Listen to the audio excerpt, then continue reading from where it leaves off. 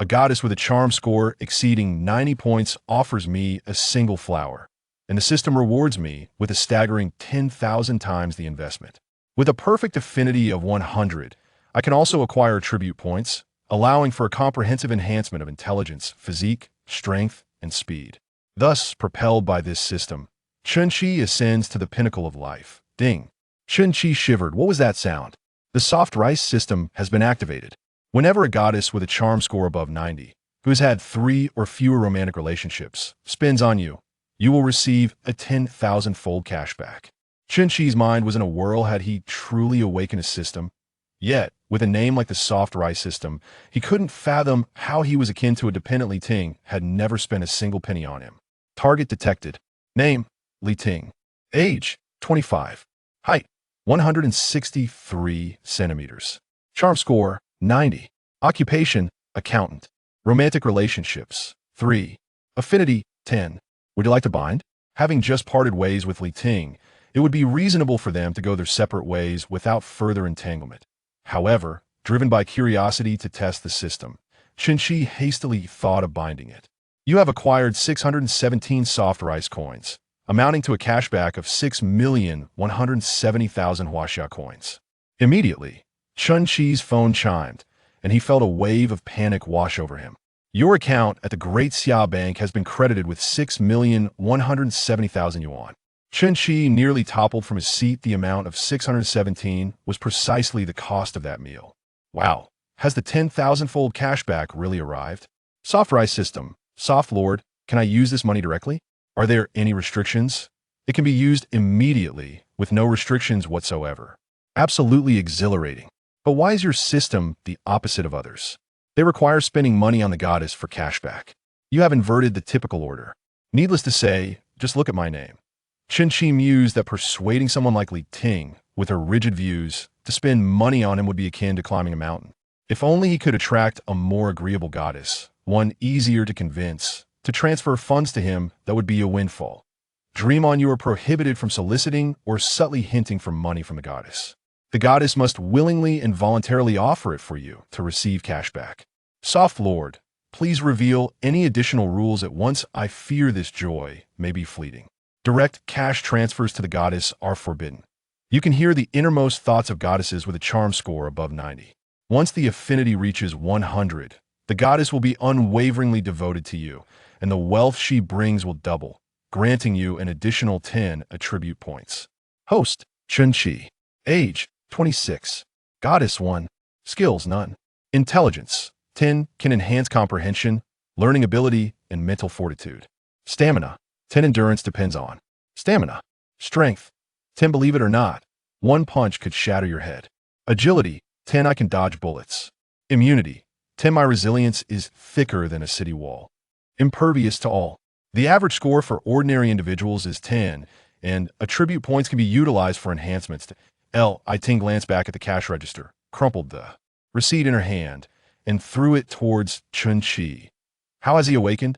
After our breakup, can he still find someone as handsome as me? With my looks, how could I possibly be single? Li Ting said nothing, yet Chun-Chi could hear her thoughts. Though Chun-Chi's family background and income were somewhat lacking, his handsome appearance was undeniable. Otherwise, Li Ting, a beauty, would not have been with him. Goodness, Soft Master, you can't possibly consider me a host merely for my looks, can you? Not all. I see potential in you for living off others. Soft Master, don't you think your cashback is a bit low? Other systems give billions directly. You only have 1,000-fold. Isn't that somewhat insufficient? Are you picky even when living off others? Should I take my leave? Wait. Soft Master, don't be angry. I was merely jesting. How could he let Soft Master slip away? Having a system was already a stroke of luck. Others wished for it and couldn't obtain it. Chun-Chi promptly ordered a 1,000 yuan serving of geoduck sashimi and an 888 yuan portion of bluefin tuna belly. The texture of bluefin tuna belly is incomparable to that of a cheap salmon. Chun-Chi quietly relished his meal alone, free from the worry of who to offer the first bite. After indulging in his feast, he headed directly to the Apple store on the upper floor of the mall. Upon entering, his first words were, "Hello, I'd like a 15 Pro Max, 1 terabyte, please." "Sir, what color would you like?" "Black." "Would you like to trade in a device?" Chen-Chi glanced at his iPhone 7 Plus in hand, which he had purchased with his own savings while working through university. Though it was quite slow now, he was reluctant to part with it. No, thank you. Soon, the clerk presented the device, priced at 13,999 yuan. Without a moment's hesitation, Chen-Chi scanned the code to make the payment, receiving a text from Daxiao Bank confirming the expenditure of 13,999 yuan. If Li Ting knew that he had just bought himself a 15 Pro Max right after she left, she would surely be furious. With a balance exceeding 600,000, if he were to live off others, he at least needed to enhance his appearance. He checked the time, it was only 8 p.m., and being summer, the mall was bustling with people. Chen-Chi followed the crowd and took the escalator to the third floor, where luxury apparel was sold. Hermes, LV, Gucci, Armani, and more, all luxury boutiques were lined up together. The mall was filled with numerous girls, but those with a charm rating above 80 were considerably fewer. He had yet to spot anyone with a score of 90. Upon reaching the third floor, Chen-Chi merely glanced around casually. No wonder the sales associates in luxury boutiques are impressive, both in figure and appearance. The closest to Chen-Chi was the top-tier luxury brand, Hermes. Half an hour ago, he wouldn't have dared to enter now. He strode confidently inside. Welcome to Hermes. Chen-Chi observed that the sales associate was quite attractive. Soft master, what is her charm value? Name, Zheng Fengyue. Age, 28. Height, 164 centimeters. Charm value, 90. Occupation, sales associate. Number of relationships, 8. Affection level, 5. Exactly 90 points, though, it is. Unfortunate that her relationship count is 8, however. It is not surprising, considering her looks are indeed commendable. Only those with 3 or fewer relationships can bind with a goddess, and Zheng Fengyue has missed her chance at fortune. Why is my affection level 5 when I haven't done anything? Clad in Li Ning and Anta, a true lowlife, she must not have seen Hermes before, entering merely to take pictures for social media. Zheng Fengyue wore a standard professional smile, concealing her inner thoughts from her expression. Chen-Chi could hear the thoughts of goddesses with charm values above 90, and now he understood why Zheng Fengyue's affection level was 5. Ah, so it is a case of judging a book by its cover.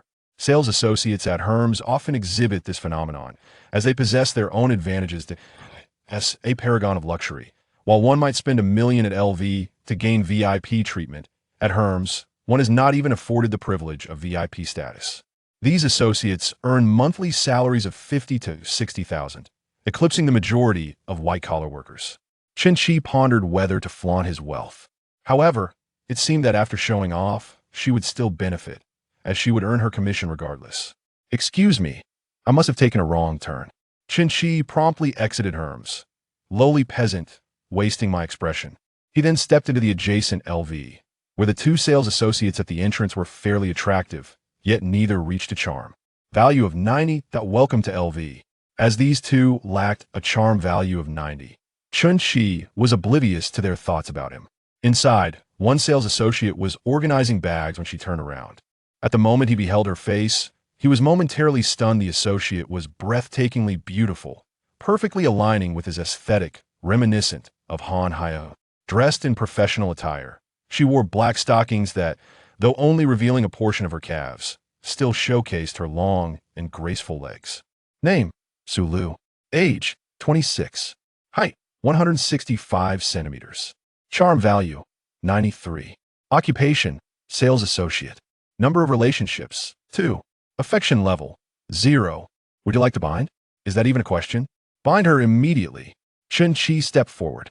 Hello, I would like to purchase a few items. Could you assist me in selecting? Hello, are you looking for a suit or casual wear? Chen-Chi did not discern any thoughts from Su Lu. She appeared to be diligently attending to her customer. Let's start with short sleeves. The 2 sales associates at the entrance whispered softly to one another. Lulu is truly dedicated, accommodating every type of guest. Perhaps it would be best for this one to browse. Alone? What do you mean? Just yesterday, she was reprimanded by the manager for poor service due to a customer complaint. Chen-Chi was only aware that luxury clothing came with a hefty price tag, astonished to discover that even a simple short-sleeve shirt cost 23,000. Goodness, does this provide bulletproof protection? Previously, he had seen online fashion videos where some influencers claimed their outfits were worth hundreds of thousands, and he thought it was an exaggeration. Today, he was enlightened. May I try it on? At that moment, Chen-Chi heard Su Lu's inner thoughts. If you try it on and don't purchase, I won't be serving you anymore. Of course, the fitting room is this way, she replied. Chen-Chi entered the fitting room with the garment and soon emerged wearing it. What do you think? Sir, you look handsome. Anything you wear is flattering. What he perceived in her thoughts was, this man is quite attractive, but his attire is too casual. Can he afford this? No, I cannot show favoritism. I was just reprimanded by the manager yesterday. The beauty says it looks good, so it must be splendid. I'll take it, Chen-Chi declared. Could you help me select 2 more pieces? Something more understated. Thank goodness I didn't show him his sour face earlier, she thought. Of course, just a moment, she replied. In no time, Su Lu returned with 2 options, 1 black and 1 white. Chen-Chi changed and stepped out once more. How do I look? Very handsome. All right, they'll take these 2 as well. Could it be that I've encountered a low-key, rich heir? These 3 short-sleeve shirts total 60,000. Please assist me in selecting some trousers as well, something loose and casual with breathable fabric. Before long, Su Lu presented 2 pairs of pants, one khaki and the other linen. Chen-Chi tried on just one. What do you think? Handsome guy, you're good-looking and in great shape. These clothes are merely embellishments on your figure. His attractiveness was undeniable, standing at 180 centimeters with a well-maintained physique. Otherwise, with a salary of 8,000, Li Ting might not have agreed to be with him. He'll take both of these. The linen pair is 38,000 and the khaki is 19,000. It doesn't matter, he'll take them both. Truly a rich heir. I almost misjudged him. Handsome. Do you need anything else? Please help me choose some shirts and suits as well. Su Lu busily attended to his requests, while 2 sales clerks at the entrance overheard their conversation. That guy is surprisingly a low-key rich heir.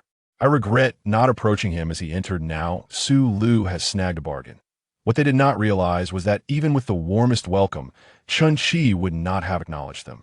He only settled for a score of 90 when it came to soft living.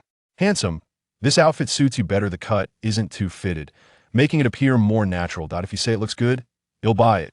Chen-Chi replied. Su Lu smiled playfully. You certainly have a sense of humor, handsome. Chen-Chi felt his heart soften at the sight of her smile. Has anyone ever told you that you resemble the South Korean star, Han Hyo? Han Hyo, she is far more beautiful and graceful than I am. Could you please assist me in selecting 2 pairs of shoes? Do you prefer formal shoes or casual ones? Let's take both types. Chen-Chi tried them on. He had little knowledge of luxury goods and only cared for comfort. Does it fit well? Perfectly. I will take all 4 pairs. He has already spent nearly 280,000. If he buys a bit more, my commission will reach 20,000. The commission for the LV sales associates is 3 on small leather goods and accessories, while clothing and bags yield 5. Oh, you need anything else, handsome? We have a tie that would perfectly complement that suit you tried on. How about a bag? We just received 2 new styles for men last week.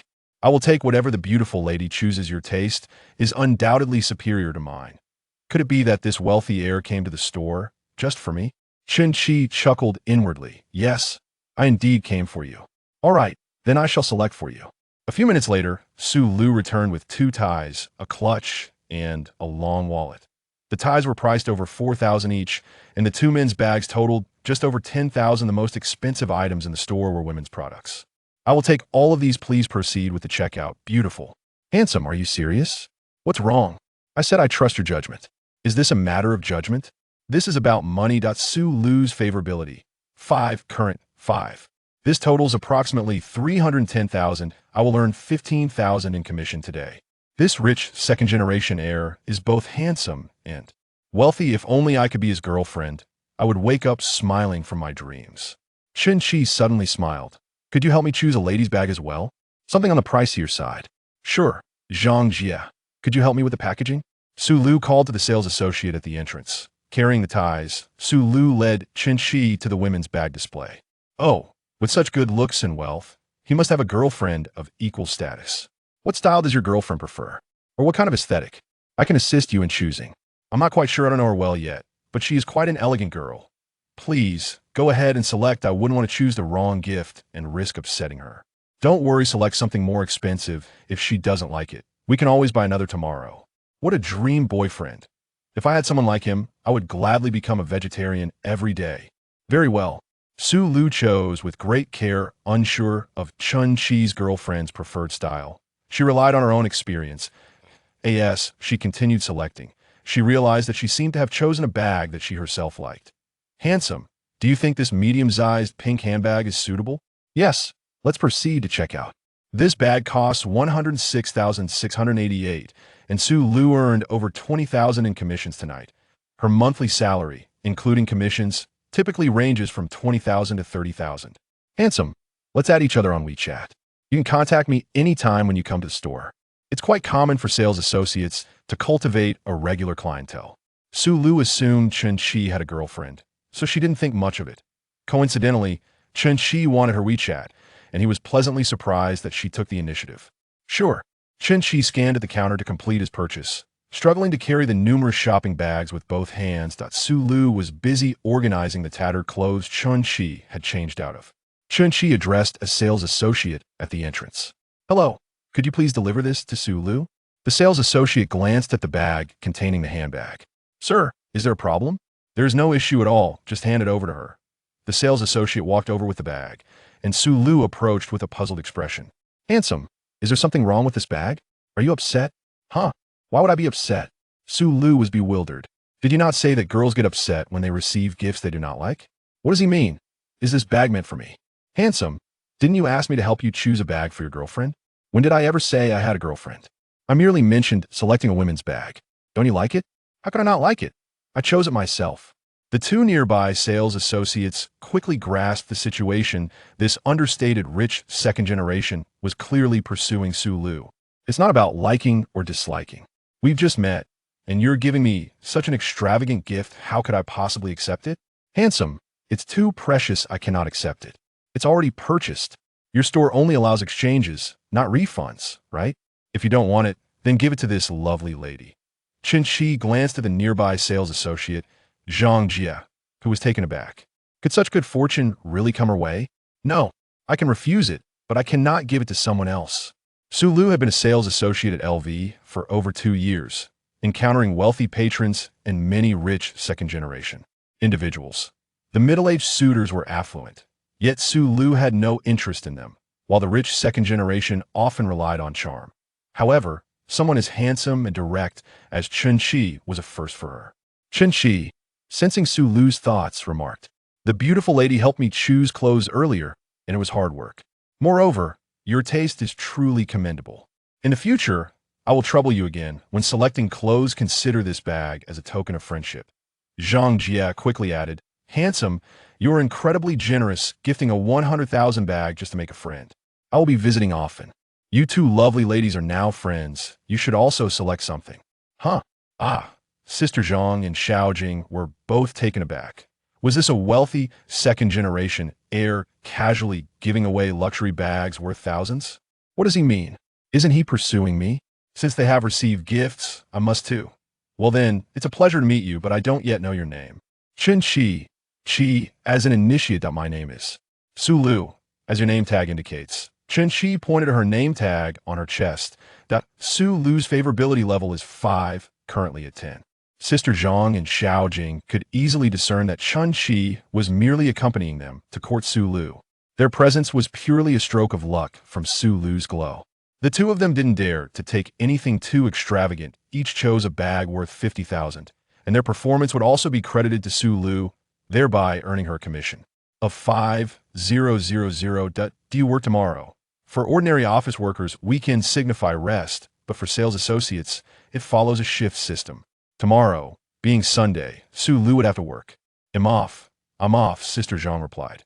Sister Zhang stepped closer to Su Lu and whispered, "Tomorrow I'll swap shifts with you. This wealthy heir is quite dashing, an opportunity not to be missed." "Oh, I'm off tomorrow," Su Lu responded. "Would it be convenient for you to accompany me to buy a few things? It's just nearby." "Buying things?" "Sure, I can be your advisor." Chun Chi intended to purchase a car. He didn't even own one. A competent soft rice man must present himself well in all aspects. As Chun Chi left LV carrying a dozen bags, Su Lu, still in the store, grabbed something from the shelf and approached Sister Zhang at the counter. "Sister Zhang, they'll take this, please check it out, and remember to use the employee discount." Su Lu dashed outside.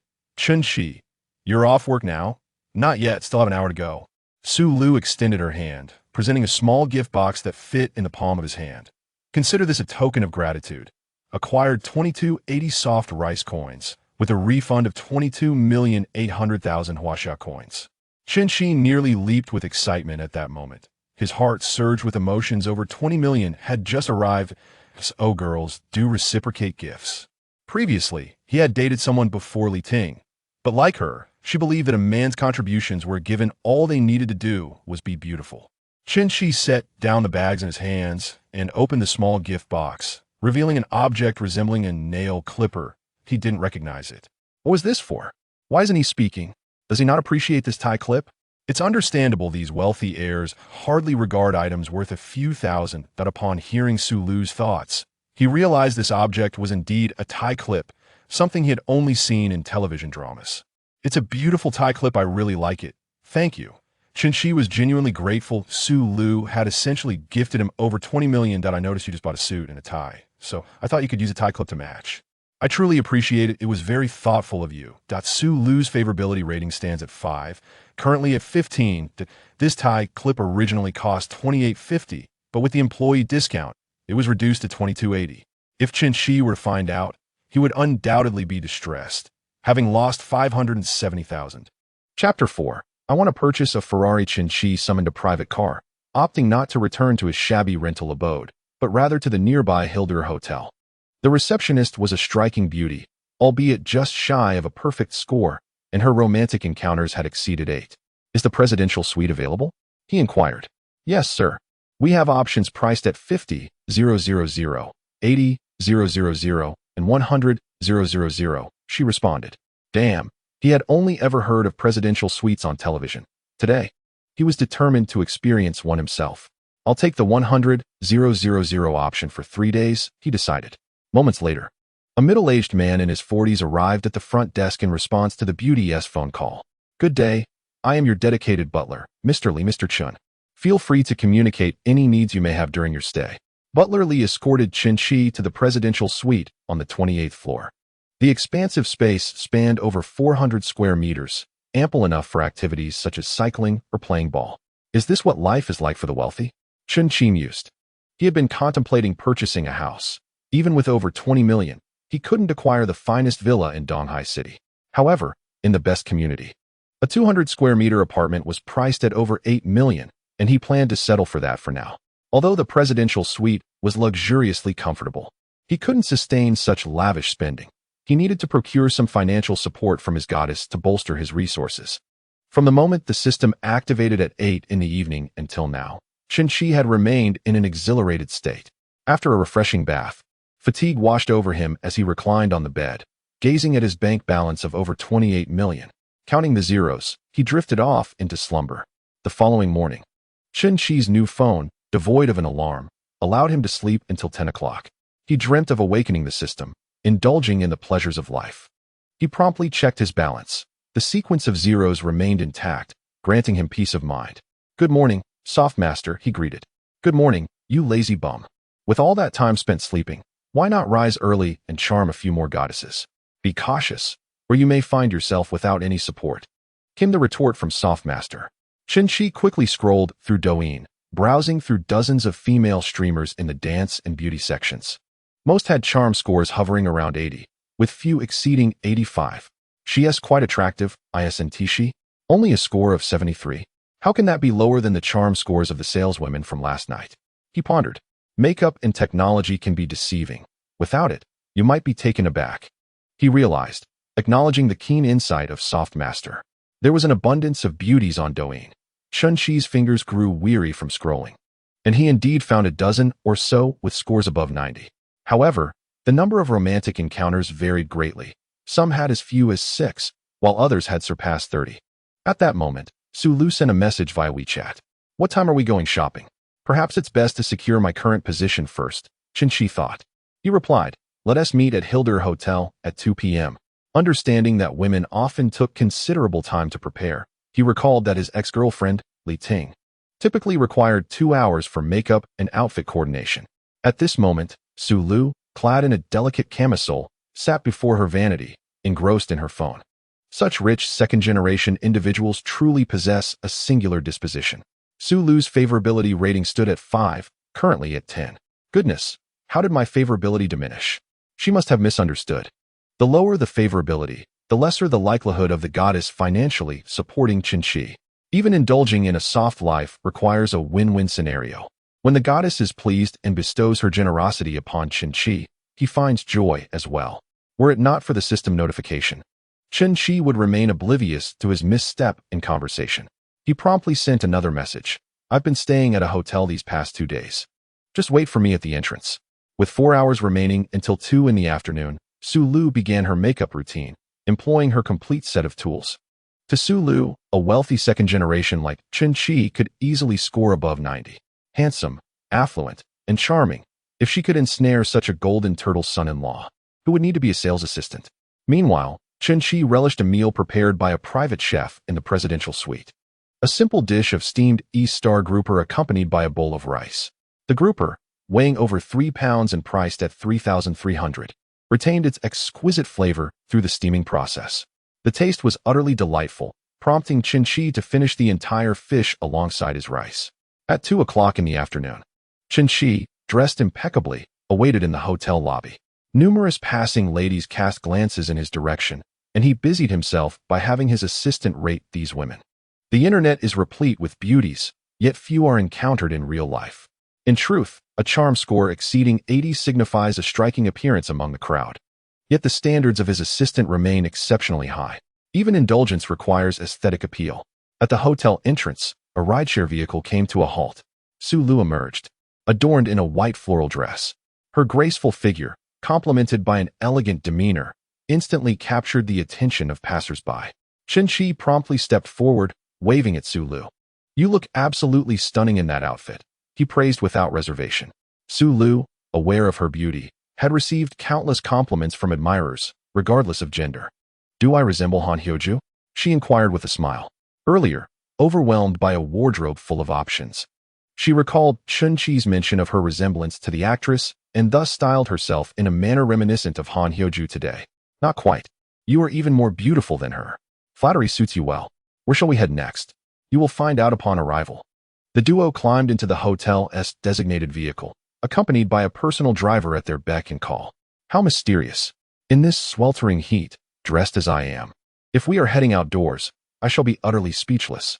20 minutes later, Su Lu beheld their destination, a Ferrari dealership. Are you planning to purchase a car? Indeed. But I lack the expertise. Your taste is impeccable, so please assist me in making a selection. The least expensive Ferrari is priced over 2 million, isn't it? Let me assist you in selecting a vehicle. Some pretentious affluent individuals frequent upscale venues to cultivate a certain persona, even hiring actors for the charade. As reported in various news articles. Upon hearing Su Lu's thoughts, Qinshi considered her to be rather cautious. However, the mere sum of over 2 million could easily be managed. As the pair entered the Ferrari showroom, a lovely saleswoman promptly approached them. This one is quite attractive. What is her charm quotient? Name, Zhang Li. Age, 25. Height, 166 centimeters. Charm, 88. Occupation, car salesperson. Number of relationships, 18. Affection level, 20. It seems she has had quite a few experiences, and her affection level is surprisingly high. That man is exceptionally handsome. His attire must cost a fortune. And the female companion beside him is equally stunning. Why can't I encounter such a dashing rich heir as my boyfriend? Good day, do you have an appointment? Typically, prospective buyers would arrange a meeting with a salesperson in advance. No, we are just browsing. Then allow me to assist you with the introductions. Zhang Li said with a radiant smile, exuding warmth. Certainly, we would appreciate your help. Ferraris are less common on the streets compared to Porsches, primarily due to their exorbitant starting prices. The most affordable model exceeds 2 million. Yet, they are undeniably stunning. Qinshi usually only admires these luxury vehicles on automotive websites. Now, witnessing the actual car before him, he couldn't resist the urge to sit inside. Noticing Qinchi's interest, Zhang Li began her presentation. This particular Ferrari is equipped with a 3.9-liter twin-turbo V8 engine, with an exact displacement of 3.9 liters.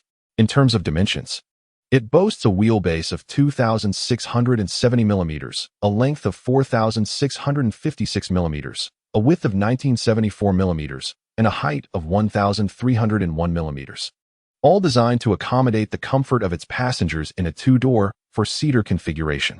May I sit inside? Chen-Chi inquired. Of course, please step in and experience it. Chen-Chi gestured for Su Lu to join him. The interior of sports cars tends to be somewhat cramped, at 1.8 meters tall. Chen-Chi found the comfort level to be adequate, but not remarkable. If comfort were his primary concern, he would have opted for a different type of vehicle. Every man harbors a dream of owning a sports car, and now that he has the means, it is only natural to fulfill that aspiration. Chapter 5. Women are attracted to strength. What do you think? Chen-Chi asked. I'm not well versed in cars and can't offer much advice, but it truly looks impressive. Zhongli replied to the two seated within the car. The white paint of this vehicle complements your aura remarkably well, exuding elegance and nobility. Chen-Chi was unaware of possessing such an aura. This model originally retails for $2.78 million, but currently, there is a promotion at the dealership, and I can arrange a price of $2.58 million. The price of $2.58 million startled Su Lu. She was unfamiliar with Ferrari. However, she recognized the Porsche 911. As the boyfriend of the sales associate at the neighboring Hermès boutique drove one, and she often appeared quite proud while seated in it. Su Lu's attention was drawn to a gleaming red Ferrari nearby. This is the Ferrari 488, Chen-Chi remarked as he gestured towards the spectacular vehicle. It boasts the most powerful 8-cylinder engine in Ferrari's history and is a special series crafted with top-tier racing technology, inheriting the brand's extraordinary sports car lineage. Its current price is $3.15 million. What do you think? He turned to Su Lu. It's stunning. Paired with you, I can only imagine how many hearts it would captivate, she replied. What do you mean by what I think? It's over $3 million. If I say yes, will you actually buy it? Don't just put on a show, she retorted. There are various types of wealthy heirs. Some merely rely on their family's wealth, always seeking handouts. They may drive their family's luxury cars to impress, but if they had to fund it themselves, that would be impossible. Then let's go with this one. What? Su Lu's eyes widened. Over $3 million, and you're saying you'll buy it just like that? Which family's son is this? I've seen many affluent heirs flaunting their wealth, but this directness is a first for me. Sir, if you are interested, you may fill out some information first, as many components of the 488 require selection. As a top-tier sports car, Ferrari's parts are notoriously expensive. A car priced at $3.15 million could easily reach $4 million with just a few chosen features. All right, let us choose the configurations, Chen-Chi said. Zhongli led them to a room and retrieved a tablet from the table, operating it before handing it to Chen-Chi. Sir, please take a look at the configurations. Show it to her, Chen-Chi instructed. Su Lu hesitated. This is a car worth over $3 million. Not just some clothing from our store that costs a few thousand. Chen-Chi, I really don't know much about cars. You boys are more adept at selecting them. Besides, this is for you to drive. Look at my outfit. You chose it so well. I trust your judgment, she replied. Zhongli chimed in. Beautiful lady. Your boyfriend trusts your taste so much that whatever you choose, she will surely love. Besides, as the passenger, you should pick an interior that pleases you. This is quite a misunderstanding. I would love to be her girlfriend, Su Lu remarked, glancing at Chen-Chi, who remained composed, sipping his tea. Since Chen-Chi had not responded, she chose not to clarify, secretly enjoying the misunderstanding. Under Zhongli's guidance, Su Lu spent half an hour selecting options, while Chen-Chi did not intervene. Mr. Chun, the final price of the car is $4.38 million. Su Lu leaned slightly closer and whispered, Have I chosen too many options? She worried that Chen-Chi might not like her selections and that the price was steep. Excellent choice. Your taste is impeccable.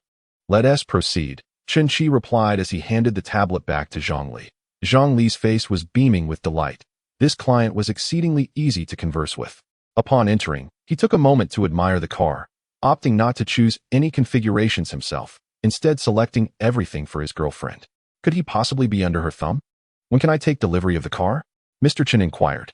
If you place a deposit today, the earliest you could take it home would be in a week. Chen-Chi, however, was not in a rush to drive a Ferrari. All right, I'll settle on this model with the specified configuration. Let me prepare the purchase contract. Will you be financing or paying in full? As if, I have over $28 million in my account. Do I really need a loan? Full payment, he declared. Zhongli promptly facilitated the purchase process, and Chen-Chi was equally efficient, transferring $4.38 million to the corporate account of the Ferrari dealership, plus an additional 10% for the purchase tax.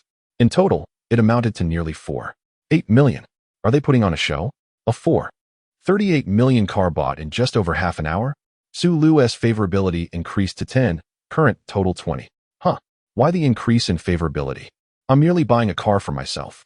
Chen Shi remained unaware that women are often drawn to strength.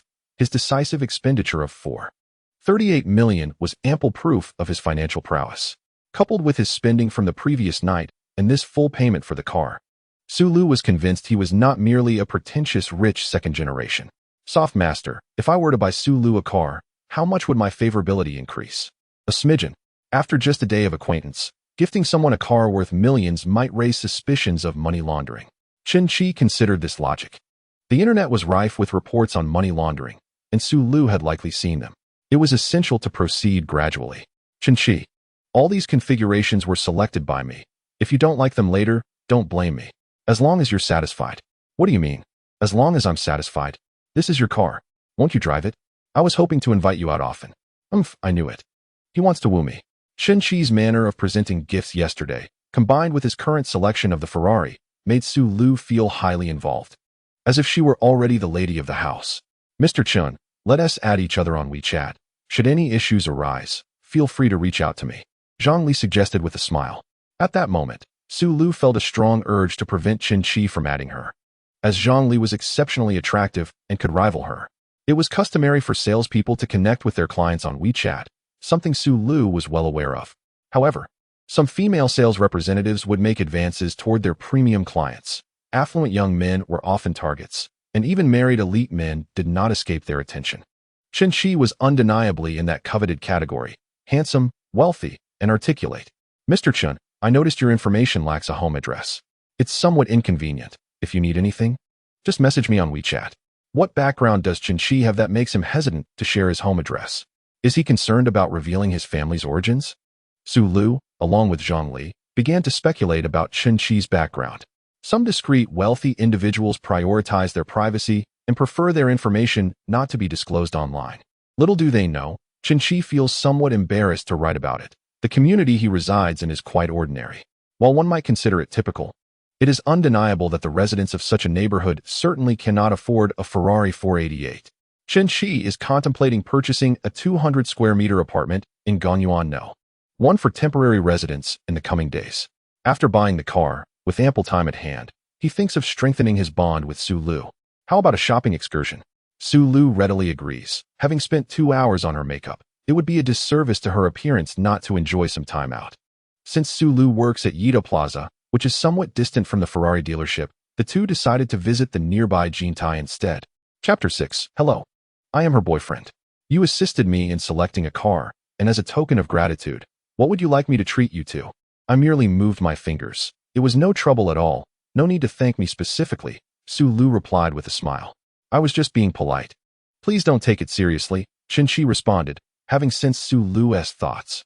Selecting configurations is quite a cerebral task. You have certainly aided me in accomplishing this challenging endeavor, and I must express my gratitude. Very well then, since you insist, let us take a stroll. While Su Lu was applying her makeup during lunch, she realized her skincare products were running low, so she took Chen Shi to the La Mer counter. La Mer, a high-end brand under Estee Lauder, is expensive. Su Lu had purchased from there a couple of times, but due to her job, she uses cosmetics and skincare products quite generously. Continuously using expensive products would be unsustainable, even with her salary exceeding 20,000. The small apartment she currently resides in was partly funded by her family, supplemented with her savings, and she is obligated to repay a mortgage of $4,500 each month. With Chen Shi offering to cover her expenses, she decided to indulge in the pricier options. After all, such a wealthy second-generation individual surely has no shortage of funds. Welcome to La Mer. The sales associate greeted them enthusiastically. Chen Shi and Su Lu, a handsome man and a beautiful woman, both adorned in designer labels. Clearly exemplified clientele with substantial purchasing power. Just last month, Chen Shi had visited La Mer with Li Ting and, after some deliberation, spent $3,000 on a bottle of body lotion for her. That month, he had subsisted on instant noodles for over 20 days in his rental apartment. As the sales associate was about to attend to the couple, another associate pulled her aside. Let me take over. She's my classmate. Xinyali approached, and upon seeing her, Su Lu felt a pang of unease. What is she doing working here? How unfortunate. Softmaster, what score does this receive? The Softmaster provided the data, noting an attractiveness score of 89 with 38 romantic encounters. Qinshi observed that women with an attractiveness score above 80 rarely had fewer than 3 romantic experiences. It is indeed rare to find someone like Su Lu, who is both attractive and has such few romantic involvements. Lulu, long time no see. Zhou Yali approached with a radiant smile, seizing Su Lu's hand, as if they shared a deep bond.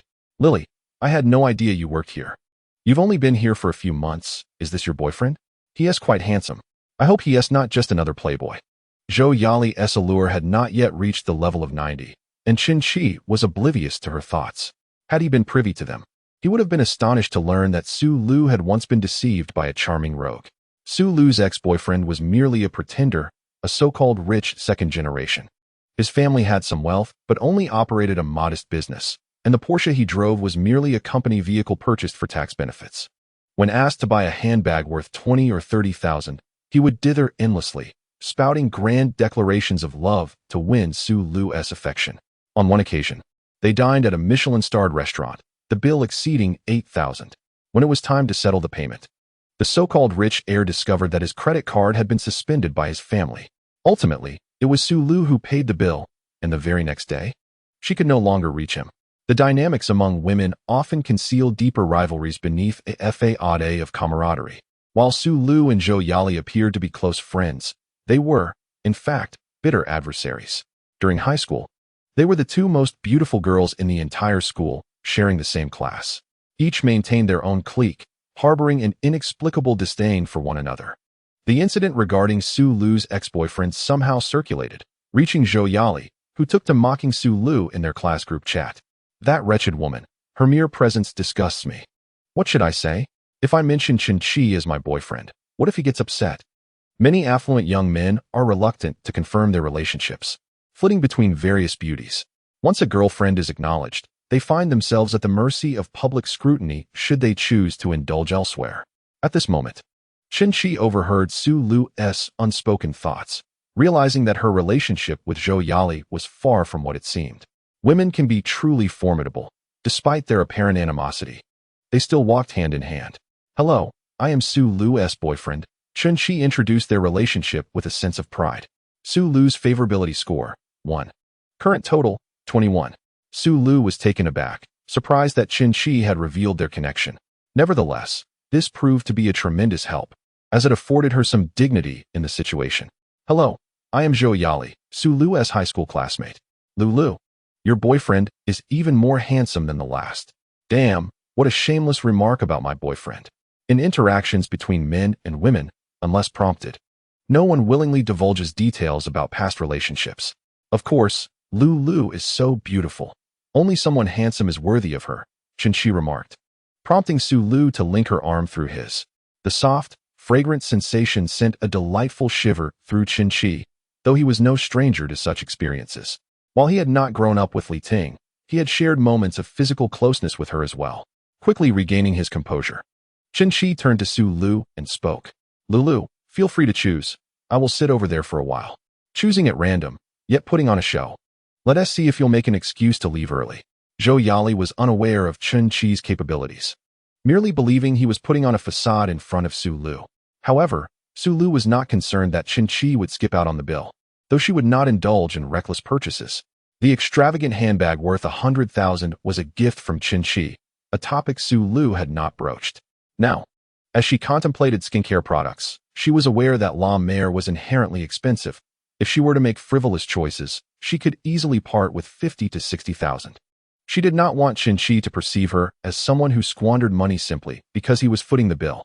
You rest for a bit, and I'll browse on my own. At this moment, Su Lu had already begun to refer to Qinshi as brother. Zhou Yali, with an enthusiastic demeanor, introduced various skincare products to Su Lu: toners, body lotions, eye creams, and serums. Lulu, your boyfriend doesn't seem short on cash.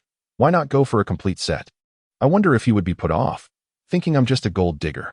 Qinshi sat on the nearby sofa, engrossed in Douyin. Having selected a local streamer, the ability to hear heartfelt confessions could only be experienced face-to-face, as it was inconvenient with streamers from afar. Couldn't they feature a few who have fewer romantic encounters? In this fast-paced society, the prevailing attitudes towards relationships between men and women have become considerably more liberal than in the past. After 10 minutes of scrolling, it was evident that none of the female streamers had fewer than 7 romantic experiences. Perhaps it would be worth a visit to the university town. Although aware that today's college students were quite extravagant, there were many beautiful girls at the school, and he might just get lucky. Chun-Chi rose from the sofa, finding Su Lu testing samples. "Lulu, how is it going?" Su Lu expressed her desire for the La Mer luxurious gilded set. "How impatient. I haven't even spoken yet. Is she trying to trip me up?" Yet Su Lu remained silent, curious to see Chun-Chi's reaction. "How much is this gilded luxurious set?" Chun-Chi inquired. 22,888, but it's on sale for 22,000 now. For over 20,000, one received merely 4 small bottles. It was no wonder it was considered a luxury skincare brand, unaffordable for the average person. Chapter 7. Brother is the handsomest. Isn't this quantity a bit too small? No way, such an excuse. These men Su Lu finds are all looks without substance. Handsome, skincare products are typically like this, Su Yao replied with a professional smile. Su Lu felt discomfort at her smile, as if implying that if one couldn't afford it, they should not make excuses. "Lulu, is 1 set sufficient? Let us get 3 sets. Chun-Chi's words made Su Lu's heart flutter. She had not anticipated him to say such a thing. She quickly grasped Chun-Chi's arm, leaning into him. "Thank you, brother. You are the handsomest." Su Lu's affection level increased by 1, current level 22. "Beautiful lady, let us proceed to check out." Chun-Chi completed the payment via scan. The sum of 66,000 was instantly credited. Su Yao felt a twinge of discomfort as she handed the receipt to Chun-Chi. Her favorability was on the rise, yet she silently wished for a token of gratitude in return. Otherwise, when her affection reached its zenith, the doubling of over 20 million would hold little significance. The reciprocation of gifts was not solely dictated by affection. Some women were solely motivated by financial gain, spend lavishly on them, and they would profess their love. Once the monetary flow ceased, emotions would revert to zero. Such is the stark reality. "Lulu, your boyfriend treats you exceptionally well. Damn, this little vixen has truly snagged a golden husband, and 3 properties. Will she even utilize them?" "Of course, my brother is the best." Su Lu intentionally raised her voice. Su Yao and Su Lu, both exceptionally beautiful and naturally graceful, aspired to marry affluent heirs and ascend into high society. However, their familial backgrounds were quite ordinary. They attended high school in the county, and their parents were just average wage earners. Wealthy heirs, when it came to marriage, placed considerable importance on the bride's family background, unless she was an exceptionally skilled tea artist. Wealthy heirs in Shanghai, such as those from the royal elite, had fallen under the spell of a seasoned tea artist from a second marriage, rumored to have received 900 million in alimony. Chun-Chi is truly remarkable. Unlike those wealthy heirs who only boast. Su Lu clung tightly to Chun-Chi's arm, the scant summer attire accentuating the softness of her touch, stirring a flutter in Chun-Chi's heart. Su Lu, in high spirits, playfully asked, "Brother, what shall we do later?"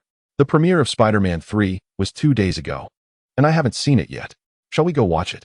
The night prior, she had intended to watch it with Li Ting after enjoying a meal of Japanese cuisine, having already purchased tickets for 182. "Sounds good. I haven't seen it either. Has Spider-Man reached its 3rd installment? I haven't watched the previous ones." In truth, Su Lu held little interest in Marvel films, occasionally encountering some highlights on Douyin. Yet, seeing Chun-Chi's enthusiasm, she felt compelled to feign interest. Chun-Chi, aware of Su Lu's sentiments, reflected on the advantages of wealth. With affluence, others would willingly alter their preferences for you. Li Ting also had no fondness for Marvel. When Chun-Chi previously suggested watching it, she had dismissed him, insisting he should go alone. It was only after much persuasion yesterday that she agreed to accompany him. "Let us go buy the tickets." They ascended to the 5th floor of the Bonus Cinema and purchased 2 tickets for 182 yuan. "Brother, please sit down. I need to use the restroom." As Chun-Chi sat, a whirlwind of emotions engulfed him. Just one night had transformed his life dramatically. The same 182 yuan ticket, which had once caused him distress, now evoked no feelings whatsoever. Su Lu had been gone for quite a while, nearly 10 minutes without return. Was she unwell? Just then, Su Lu appeared from the escalator, a Starbucks bag in hand. "Oh my, she went to buy coffee." Su Lu approached with a beaming smile. We have been out for 2 hours now without a sip of water, so I went to buy Starbucks. This cup is an oat latte. And that one is a caramel macchiato. Which one would you prefer, brother? Chen Qi's mind raced, pondering which cup was more expensive. Although he had sipped both while with Li Ting, he could not recall their prices. When Li Ting went out to have fun, she spent nothing. Chen Qi covered all expenses, including meals and entertainment. I'll take the oat latte. Suddenly, the system chimed in. You can't even handle soft meals properly. The other cup costs 34. How will you manage? Chen Qi felt helpless. He wasn't a regular at Starbucks, and he only bought what Li Ting wanted after a moment of hesitation. Couldn't he just enjoy a drink for a mere $10 at Guming? Nevertheless, Su Lu's actions unexpectedly boosted Chen Qi's favorability, adding another 300,000 soft meal coins. This girl is quite charming. Some gold diggers know how to fish. Gifting small tokens to entice men into offering more lavish gifts in return. At this moment, Chen Qi was uncertain if she fell into that category. He didn't care. As long as she could help him accumulate soft meal coins, he wouldn't mind spending a few million on her later. Lulu, you're so thoughtful, Chen Qi praised. Deep down, he understood that her kindness stemmed from his wealth, and when he compared Su Lu and Li Ting, the latter lost utterly. Shopping with me must be tiring, Su Lu said as she handed him the oat latte. Is it iced? What's wrong? Don't you like it cold? My stomach isn't great. Oh dear. Both cups are iced. Should I go buy another? Chen Qi seemed to realize something. Both are iced. Su Lu felt a sudden shyness as he repeated it. What are you thinking, brother? It's just that it's so hot. Iced drinks are more refreshing. Chen Qi mistakenly believed she was hinting at something more. No need to buy another. I'll take this one. If it upsets my stomach, you'll be responsible. Responsible? How so? Perhaps by dedicating yourself to me for the rest of your life? How ridiculous. Just for a cup of coffee, you want me to commit? Chen Qi chuckled inwardly, realizing how the wealthy could utter such nonsense without causing offense. If he were a poor fellow, he might have received a slap instead. He found himself helplessly amused. Chen Qi chose the last couple's seat at the back of the theater. The movie had yet to begin, and advertisements were playing. Brother, why did you say I'm your girlfriend at La Mer? I noticed you didn't seem to get along well with that salesgirl. So I said I was your boyfriend to help you save face. Su Lu was surprised. How did you know? I just sensed that you weren't fond of her. Perhaps it's a telepathic connection. You're so perceptive, brother. I absolutely despise her. Thank you for standing up for me. Just a moment ago, when my brother was settling the bill, her expression was utterly amusing. As long as you are happy. The film commenced, and the moment Dr. Octopus appeared, Su Lu instinctively burrowed into Chen Qihua's embrace. This is a science fiction film, not a horror one. Chen Qihua felt the warmth of her body and wrapped his arm around her.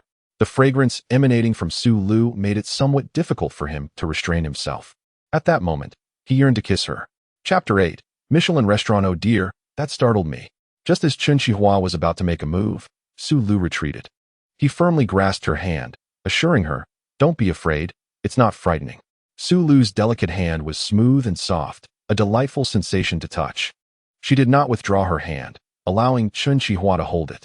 The couples in the nearby seats had already begun to indulge in affectionate displays, creating a subtly charged atmosphere. Look at them. Shouldn't we do something? Brother, they are a couple. Su Lu was not ready to progress so swiftly. Kissing on their second meeting felt premature to her. Although many women might engage in intimacy after just one encounter, Su Lu was not inclined to do so. Chen Qihua was stirred by the ambience and Su Lu's alluring scent, yet he had not reached a fervent state. The film concluded just in time for dinner. Shall we go eat? What would you like? The coffee Su Lu had ordered earlier did not quite suit Chen Qihua's taste, so she encouraged him to choose. What do you wish to eat? In truth, I have been yearning for that 2-star Michelin restaurant. Chen Qihua found it quite bothersome to be asked about dining choices. Every time he went out with Li Ting, they would deliberate for ages, dismissing one option after another. Hearing Su Lu's thoughts, he promptly responded, let us go to Socrates. The 2-star Michelin. Su Lu was somewhat taken aback. She linked her arm through Chen Qihua's. How did you know I wanted to eat there too? It seems we share a telepathic connection, Chen Qihua replied. It was not that he could not afford a 3-star Michelin meal, but rather that in Donghai City, there was only one 2-star Michelin restaurant. Su Lu suddenly remembered, brother, we need a reservation for Socrates, and it's already past 5. There surely won't be any tables available. Perhaps we should consider another place. Her previous suitors and ex-boyfriends had taken her to Socrates, and securing a table was notoriously difficult. I'll make a call to check. Chen Qihua, residing in the presidential suite at the Hilder Hotel, recalled that Butlerly had mentioned they could arrange for Socrates to deliver food if the hotel cuisine did not meet their taste. This was referred to as the high-end hotel Golden Spoon service, where Michelin restaurants collaborated with luxury hotels to cater to esteemed guests. Butlerly, I would like to dine at Socrates. Could you assist me in making a reservation? Please hold on, Mr. Chun. I will call you back shortly. After about a minute, Chen Chihua received a call from Butlerly. He smiled slightly at Su Lu. All sorted. Let us go. Brother, how impressive. You secured a table at such a difficult restaurant with just one call. Chen Chihua had hoped this would enhance his rapport with her, but he received no notification. Indeed, women of experience tend to have higher thresholds. After more than 20 minutes, the two arrived at Socrates. Chen Chi registered his name, and the waiter led them to a table by the window. Chen Chi had seen on TikTok that Socrates was designed like an aquarium. Dining within it felt akin to being submerged in the depths of the ocean. From their window-side seat, they could observe sharks gliding gracefully past, adding an intriguing charm to the experience. Chen Chi glanced at the menu and found the prices somewhat outrageous. A seafood fried rice at a 5-star hotel would cost around 300 yuan, while here it was priced at 900. Lulu, please order whatever you like, Chen Chi said, handing over the menu. Then I shall choose. If you don't like it, we can exchange it for something else. No worries, just feel free to order. Chen Chi replied generously. Su Lu, having witnessed Chen Chi's substantial means, understood that his invitation was genuine and not merely polite. I'll have the French blue lobster sashimi. The French blue lobster is a rare delicacy, said to appear only once among 2 million lobsters, a marine treasure comparable to a living fossil, exquisite yet hard to procure. The price for one is approximately 2,000 yuan, and with the expertise of a Michelin chef, this sashimi costs 4,288 yuan. Su Lu ordered 6 dishes, including Alaska king crab prepared 3 ways, Canadian geoduck sashimi, black truffles, and matsutake mushrooms, bringing her total to nearly 18,000 yuan. Brother, is what I've chosen acceptable? Of course, but it seems we need a few more. Let us add another couple of dishes. Noticing the menu was predominantly seafood, Chen Chi decided to include 2 portions of Kobe beef and a tin of caviar. Sir, our caviar is sold by weight, priced at 100 yuan per gram. Is it not available by tin? It is. A tin costs 25,000 yuan. Very well, let us have 1 tin, each for us. The waiter was momentarily taken aback. Though having worked there for 5 years, he had encountered many affluent individuals in Donghai City. Chen Chi's order, however, was not the most extravagant he had seen. 25,000 for caviar, 1 tin each. Goodness, do wealthy people indulge this lavishly? That's around 70,000. I must capture several photos later. Sir, what type of wine would you like? The waiter inquired. Chen Chi was unfamiliar with wines, let alone the high-end selections available here. Do you have any recommendations? We received a few bottles from France last week. They are from the same region as Lafite, but with a superior taste, albeit slightly pricier. How much? Chen Chi was curious about the cost. 3,038 US dollars. Su Lu quickly pulled out her phone to convert the exchange rate. That's about 22,000 yuan. Wow. A meal totaling over 90,000. Su Lu's favorability increased to 2. Current level 25. Upon hearing the system's prompt, Chen Chi mused that indeed, romance captivates a woman's heart most effectively. My apologies, I meant to say that financial prowess is what truly enchants women. At Socrates, dishes were served one at a time. Only after finishing one would the next be presented. Brother, could you help me take a photo? Certainly, let me assist you. Chen Chi held Su Lu's phone and snapped away vigorously. His photography skills, honed through the critiques of Li Ting, had improved remarkably. Yet, he no longer felt apprehensive. If anyone dared to criticize his work, he would simply cease to take pictures. Brother, your photography is truly captivating. Su Lu expressed her satisfaction with the photos, noting that with just a slight touch-up, they would be ready to share on social media. You've got it wrong. It is your beauty that makes the photos stunning. When one is as lovely as you, every angle captures that essence. We haven't even savored dessert yet, and your words are already so sweet. Su Lu promptly shared the photos in their group chat. Ladies, can anyone comprehend this? A single meal cost over 90,000. Zhang Jie, Lulu. Is it that handsome man from yesterday? Indeed. This afternoon, he took me car shopping and paid for 38 million on the spot for a Ferrari 488. Later, we strolled through a mall where he bought me La Mer worth 66 000. Now, we're dining at Socrates, where a bottle of wine costs 22,000 and the caviar is 25,000. Xiao Jing, oh my goodness. Lulu, he is the golden son-in-law among golden son-in-laws. Your luck is astounding. I truly envy you. I never anticipated this. He is so generous with his spending. Zhang Jia, is he perhaps the heir of a publicly listed company? I have no idea. He hasn't mentioned anything about his family. Dining at a Michelin-starred restaurant is an exquisite experience, as each dish is presented with a detailed introduction by the staff. The meal lasted over 2 hours, during which they admired the fish while listening to live piano music, as if transported aboard the Titanic. Chapter 9. He must be the illegitimate son of a tycoon. What will I do if he suggests going to a hotel? Su Lu found herself in a quandary. A prime specimen like Qin Shi was a rare find. Many affluent heirs were either excessively wealthy yet unattractive or already married, engaging in extravagant lifestyles rife with vice. Few could match Qin Shi's combination of intellect, physical prowess, aesthetic appeal, and financial stability. Sensing Su Lu's inner turmoil, Qin Shi refrained from pressing the matter. He preferred a relationship that blossomed naturally, fueled by deep emotional connection. Su Lu's reserve, leading to only 2 romantic encounters, could be seen as a virtue from another perspective. Let us head to Yida Plaza, he suggested. What is the purpose of going to Yida? Su Lu inquired. To purchase some clothes. After their meal, the pair made their way to the store where Su Lu worked. Upon reaching the 3rd floor, Zheng Fangyue, the sales associate from Hermes, could hardly believe her eyes. Wasn't he the same man from last night? Had he really won over Su Lu so quickly? Su Lu, linking her arm with Qin Shi's as they descended the escalator, headed straight into the shop. Zhang Jia, who was covering for Su Lu, eagerly approached them. Lulu, aren't you supposed to be off today? What brings you here? Brother Qin Shi wishes to buy some more clothing. Lulu, Mr. Qin should not require our reception. Should he? Sister Zhang, you are busy. I shall accompany Brother Qin Shi in his stroll. Lulu, feel free to select anything you fancy. We'll settle the bill together later. Su Lu is aware that Qin Shi is earnest in his intentions, possessing the capability to follow through. Although Su Lu is an employee, the clothes from her own establishment are indeed costly, and she has only managed to save a little. Thus, she purchased 3 pieces with her staff discount. As it happens, the white floral dress she currently wears is from her own store. Brother is truly wonderful. Qin Shi is rather undemanding regarding clothing. Su Lu possesses exquisite taste, and once she presents an item to him, he merely holds it up for comparison without trying it on, swiftly deciding to buy it.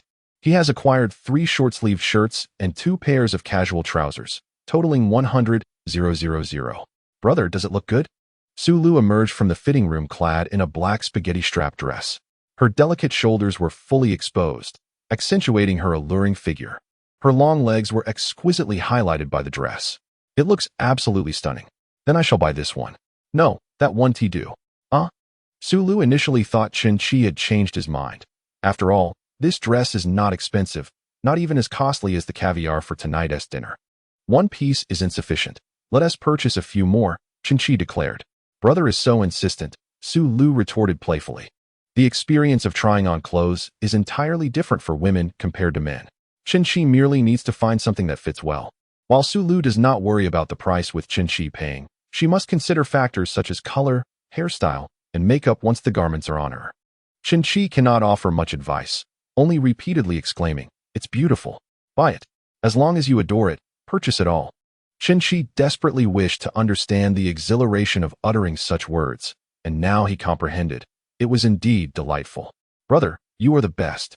Su Lu gleefully resembled a child, joyfully selecting her favorite garments. After over an hour, Su Lu had chosen 5 pieces, totaling 160,000. When Sister Zhang processed their payment, she could not help but praise Qin Shi profusely.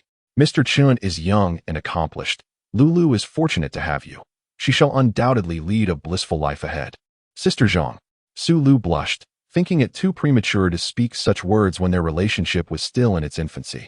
She glanced at Qin Shi, uncertain of how he would respond, feeling both anticipation and anxiety, as the sentiments of affluent heirs can be rather elusive. Certainly, with a girl as wonderful as Lulu, I would cherish her dearly. Su Lu playfully protested, how annoying. The charming flattery of the wealthy never fails to endear itself to women. It is only the absence of wealth that breeds discontent. Lulu, may I escort you home? Su Lu grasped Chen Qi's arm, saying, Brother, I wish to chat with Sister Zhang and the others for a while. Very well, I shall return home first and come to find you tomorrow evening. Chen Qi roughly guessed why Su Lu had chosen to stay behind. It was undoubtedly to hold a small meeting to discuss and analyze him. When his brother arrived home, he sent me a message. After Chen Qi departed, Su Lu immediately gathered with the other two, beginning to recount their day with Chen Qi and the expenses incurred. Sister Zhang and Xiao Jing listened as if they were engrossed in a captivating novel. 25,000 for caviar, each person a can? Sister Zhang could scarcely fathom how delectable it must be. Do you have any of that? Sister Zhang exclaimed. What are you saying? We just met yesterday. And today it's that? How could that be? Xiao Jing interjected eagerly. Lulu, if you want tea, I will. You little vixen, Sister Zhang retorted. Xiao Jing. Just forget it. Didn't you see how he ignored you when he entered the shop last night and went straight for Lulu? Our Lulu, with her beauty, figure, and poise, is truly unparalleled in Yida Plaza. Chen Qi hadn't even glanced at the salesgirls at Yida, while Zhang Fengyue from the neighboring Hermes, who possesses a charm rating of 90, is not in the same league as Su Lu. However, she had simply been overlooked too many times and failed to be chosen by the affluent young master. The luxury store on the third floor only had 2 salesgirls scoring 90, while the others on the regular floors would likely not measure up to their standards. Lulu, this golden bachelor is someone you must seize. A man of such quality is highly sought after. I know, she replied. Today, while purchasing a car, that female saleswoman Zhang Li added Chen Qi on WeChat, and the insipid Zhou Yali wanted to add him too this afternoon, but Su Lu refused. Could he be the illegitimate son of some wealthy magnate? When he came to the shop yesterday, he was dressed in cheap attire. Yet, he returned 2 days in a row to buy clothes and a car. If he were a true rich second generation, he would have had a car long ago. Xiao Jing let her imagination run wild. While it had a hint of melodrama, upon reflection, it did seem plausible. You know, perhaps it is indeed possible. When he filled out the paperwork for the car, he didn't provide an address, claiming it was inconvenient. Now he is staying at the Hildo Hotel. Su Lu continued from Xiao Jing's speculation, piecing together the information she had gathered. The three arrived at a conclusion. Chen Qi was the illegitimate son of a top-tier magnate from Donghai and had only recently returned to the affluent circle. Lulu, if that's the case and you win him over, you'll become the young mistress of a Donghai aristocracy. It's not that simple. Not every girl is named Wei Shui. Every girl dreams of living a life of luxury, but the elite is but a small group. Mere effort is insufficient to gain entry. Beauty, physique, background, education, cunning, and the essential yet elusive element of luck are all requisite, compared to the daughters of wealthy families. Su Lu, aside from her beauty, falls short in all other aspects. Yet, fortune smiled upon her. Zhang Fengyue from Hermes, who is equally as stunning, saw Chen Qi enter and exit the store immediately.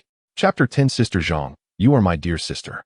Did you not mention that he was quite pleased when you gifted him a tie clip yesterday and bought him coffee today? Perhaps he is not overly concerned with money. After all, he spends it on you with remarkable ease and without a word of complaint. However, I believe he values details and thoughtfulness. You cannot possibly present him with gifts worth millions, so it would be wiser to invest some thought into his interests.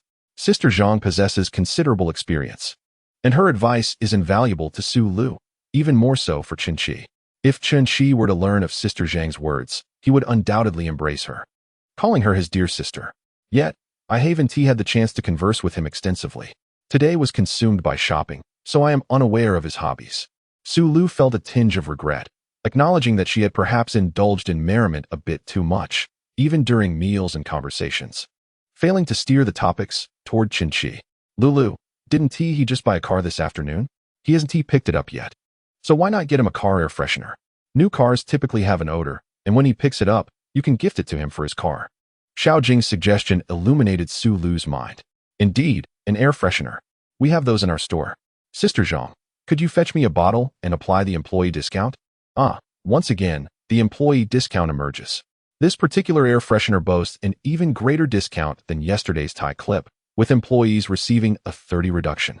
Originally priced at 4,050 yuan, it would now cost 2,835 yuan, resulting in a difference of 12,150,000 yuan when it reaches Chen Qi.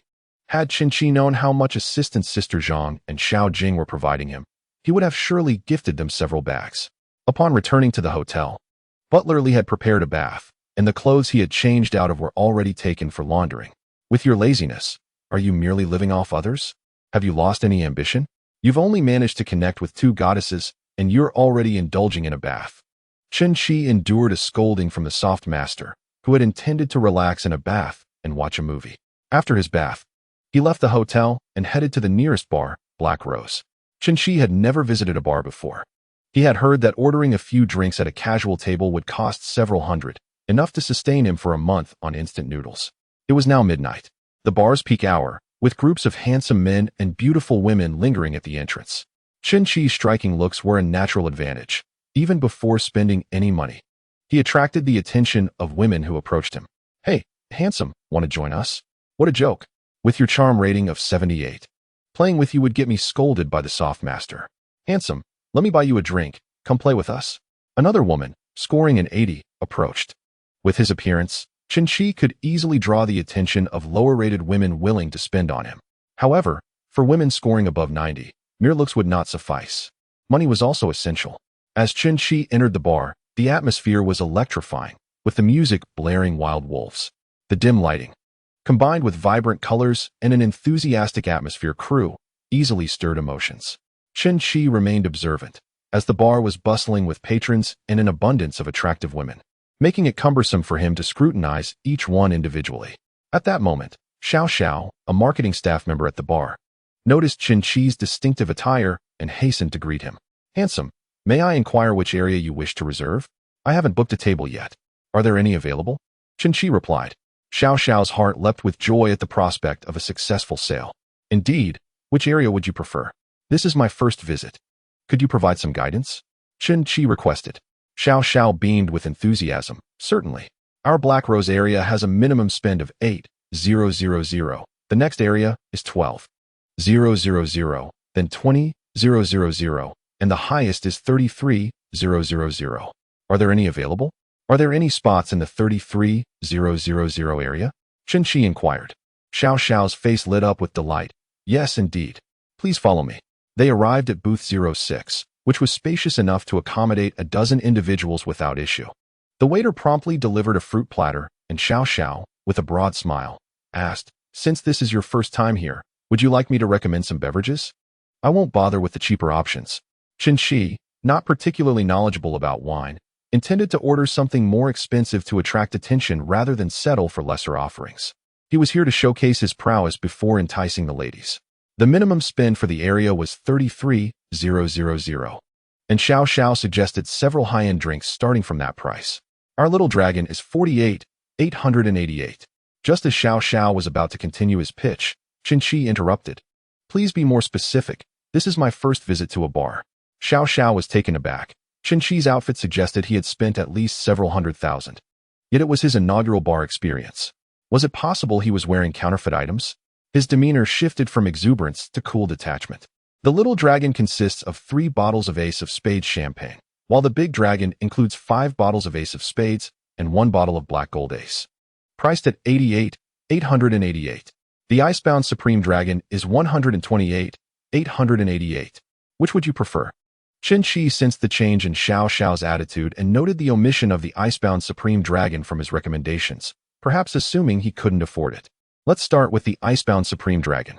Please note, we require payment in advance for premium packages," Xiao replied, requesting a payment scan. He didn't anticipate Qin's directness in ordering the most expensive option. Upon receiving the 128,000 payment, Xiao's demeanor transformed back to warmth. "Are you drinking alone? Or would you like some ladies to accompany you?" That was, after all, his intent in coming here. However, Qin understood the nature of the clientele and held no lofty expectations. Quality is paramount. If I am satisfied, I may order another Icebound Supreme Dragon. At that moment, Xiao wished he could call Qin father, for this single order would net him a commission of 12,800. In the Black Rose area, commissions ranged from 10 for sales between 30,000 to 100,000, 10 for 100,000 to 200,000, and a unified 15 for sales exceeding 200,000. Should Qin order yet another icebound dragon, he would earn a generous 15 commission, allowing him a well-deserved break for the month. At that juncture, the live performer on stage began to hype up the crowd.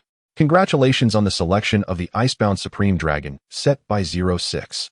Wishing the owner all their desires come to fruition, and may fortune favor them. Soon, two imposing men in suits entered, carrying a smoke-emitting liquor rack, followed by a group of alluring bunny girls. The icebound Supreme Dragon set bore little distinction from the Supreme Dragon, featuring 5 colors of spades alongside a bottle of black gold spade. The only alteration was the box containing the liquor, with the smoke emanating from dry ice, intended to evoke an atmosphere reminiscent of an icy throne. The patrons in the bar erupted in cheers, as it marked the first occasion this month that someone ordered the icebound Supreme Dragon. Although they were not the ones drinking, the ambience was undeniably invigorated. Everyone swayed in rhythm, casting their gaze upon 06. The bunny girls set off confetti cannons, scattering golden paper, immediately immersing the scene in a heady atmosphere. However, Qin regarded these bunny girls with disdain, let alone soft master. 2 bodyguards remained behind as the bunny girls were sent away. Brother, please wait a moment. I'll fetch someone for you. Xiao swiftly exited to select the most appealing members from the Atmosphere team. Chapter 11. Double Standards. The Atmosphere team was aware that they were to go to 06, and each one was unusually eager. Brother Xiao, I'll go, they exclaimed. Qin had specifically requested attractive girls, and Xiao dared not disappoint. Minutes later, Xiao returned with 4 young ladies to 06. Upon entering, the girls laid eyes on the handsome benefactor seated there, resembling Takashi Kaneshiro. How charming, and so wealthy. He reminds me of my first love. The 4 girls, all clad in short skirts and crop tops with black stockings, sported well-maintained appearances, enhanced with a hint of modern aesthetics. Softmaster, what is your rating? How can I be expected to rate this? Not a single one is above an 85. Next batch, please. Xiao, perceptive to Qin dissatisfaction, suggested, brother, why not have them keep you company? It would be rather dull to drink alone. I'll fetch more. Very well. Just then, the booth at 03 cleared out, and Xiao promptly rushed over to catch a girl. Jenny, a wealthy and handsome patron, has arrived at 06. Jenny blinked. Is he the one who ordered the icebound Supreme Dragon? Indeed, he is in need of company. I brought a few girls, but he seemed less than pleased. He is now looking at you. Jenny was one of the most beautiful members of the Black Rose Atmosphere team. Her presence typically encouraged patrons to order more and even add her on WeChat for tips or other endeavors. Xiao escorted Jenny to 06. The moment she entered, Qin's gaze fixated solely on her, neglecting all other girls. Wow, she is stunning. Jenny's figure was remarkable, boasting long, graceful legs, fair and well-proportioned. She donned a backless outfit paired with a fitted skirt. Her features were exquisite, and with her cascading waves of hair and captivating eyes, she was a sight no man could resist. Name, Jiang Jenny. Age, 24. Height, 166 centimeters. Charm level, 90. Occupation, bar atmosphere coordinator. Number of relationships, 18. Affinity level, 20 in terms of appearance. Jiang Jenny and Su Lu both possess their unique charms. However, when it comes to physique, Jiang Jenny undoubtedly excels. Unfortunately, her numerous romantic encounters have left her somewhat jaded. Qin felt a twinge of disappointment, but still invited Jiang Jenny to sit beside him. As soon as she arrived, the other girls recognized their chances had diminished significantly. Brother, you are quite impressive, arriving like the icebound divine dragon. Jenny settled closely next to Qin, causing a disorienting wave of attraction to wash over him. Su Lu, encountering Qin for the first time, held an affinity level of 0, as he had previously presented himself in a rather unremarkable manner. Now, however, he exuded the aura of a wealthy second-generation heir, and Jenny naturally found herself drawn to his charm and affluence. Not too shabby. Why is he acting so aloof? Typically, when men see Jenny, they wear a goofy grin, with their hands wandering uninvited. Yet, Qin appeared disinterested in her, with 18 previous relationships. Even if he were intrigued, he could not afford to show it. Softmaster had berated Qin, criticizing him for his lack of ambition. In this environment, no one would dare to label him a freeloader, nor would anyone perceive accepting a drink as such. However, Softmaster would certainly voice his discontent, calling him lazy and unmotivated. Brother, are you feeling down? Let me keep you company with a drink. Qin, still reeling from the scolding, had little desire to engage and contemplated a trip to the restroom. The drinks are flowing. Let me just step away for a moment. As long as the drinks are served, I fear he might order a dragon set and let it sit untouched, trying to appear sophisticated. Hurry back, brother. As soon as Qin stepped out, a few girls began to gossip about him. Have you seen him? So handsome and wealthy. Xiao Ge mentioned this is his first time at a bar. Upon hearing this, Jenny pondered, what a gem. Could he be a well-mannered rich heir? As Qin exited the restroom and passed by a scattered table, he abruptly noticed a girl who seemed out of place in the bar. Like a refreshing stream amidst a desert. She sat with 3 other girls, all clad in tank tops and short skirts, while she wore a white blouse paired with jeans. Softmaster, what would you rate her? Name, Han Linlin. Age, 23. Height, 164 centimeters. Charm level, 92. Occupation, teacher. Number of relationships, 2. Affinity level, 0. Goodness. How ironic. Efforts to cultivate beauty may go unnoticed, while unintentional acts flourish. Just stepping out for a restroom break led to an encounter with the goddess of soft living. Softmaster, you have no retort now, do you? At that moment, several men gathered around Han Linlin's table, hoping to invite her for drinks. Ladies, come join us at table 04 for a drink. We're fine enjoying our drinks alone, Lin Yuan interjected, standing by Han Linlin. More people make for a livelier atmosphere. Qin returned to the 06. At a glance, Jiang Jinny could tell that his mood had improved compared to earlier. Brother, is there something joyful to celebrate? Joyful indeed. Let us indulge in some wine. Qin poured the most expensive bottle of black gold black peach, having never tasted other champagnes for comparison.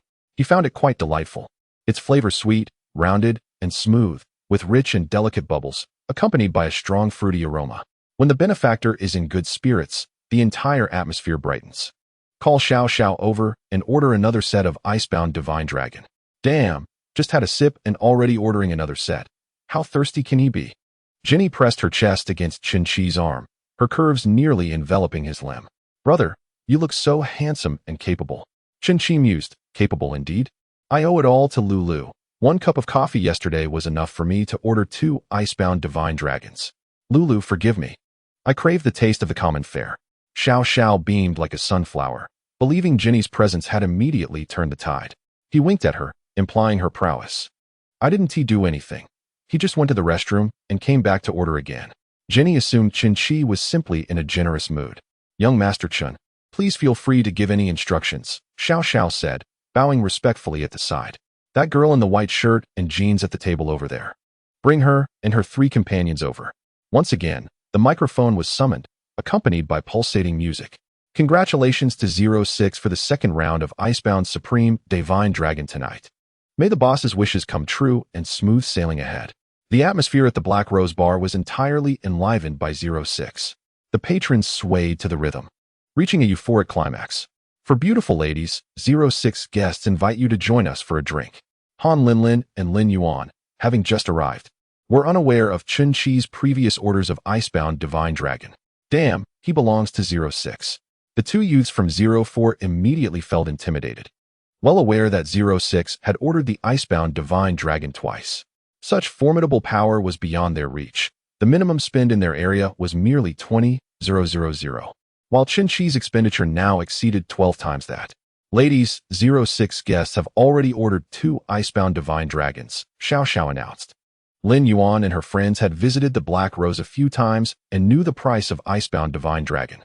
Spending over 250,000 in a single night was no small feat. Lin, Yun, Xiao Shui, let us go. People are often hypocritical. Just moments ago, when the 2 youths from 04 invited them, Lin Yuan had declined. Damn, such a materialistic gold digger. The 2 youths could only silently curse, fully aware that in a bar, wealth reigns supreme. Chapter 12. White Lotus. Yuan. Can't we just drink among ourselves? Han Linlin expressed her reluctance to join, not because she disliked wealthy individuals, but because she had observed that today's patrons seemed to be greasy middle-aged businessmen. She appreciated affluent men, but they must also be young and handsome. To put it simply, she preferred the tall, rich, and handsome type. Linlin, it would be advantageous to become acquainted with more quality gentlemen.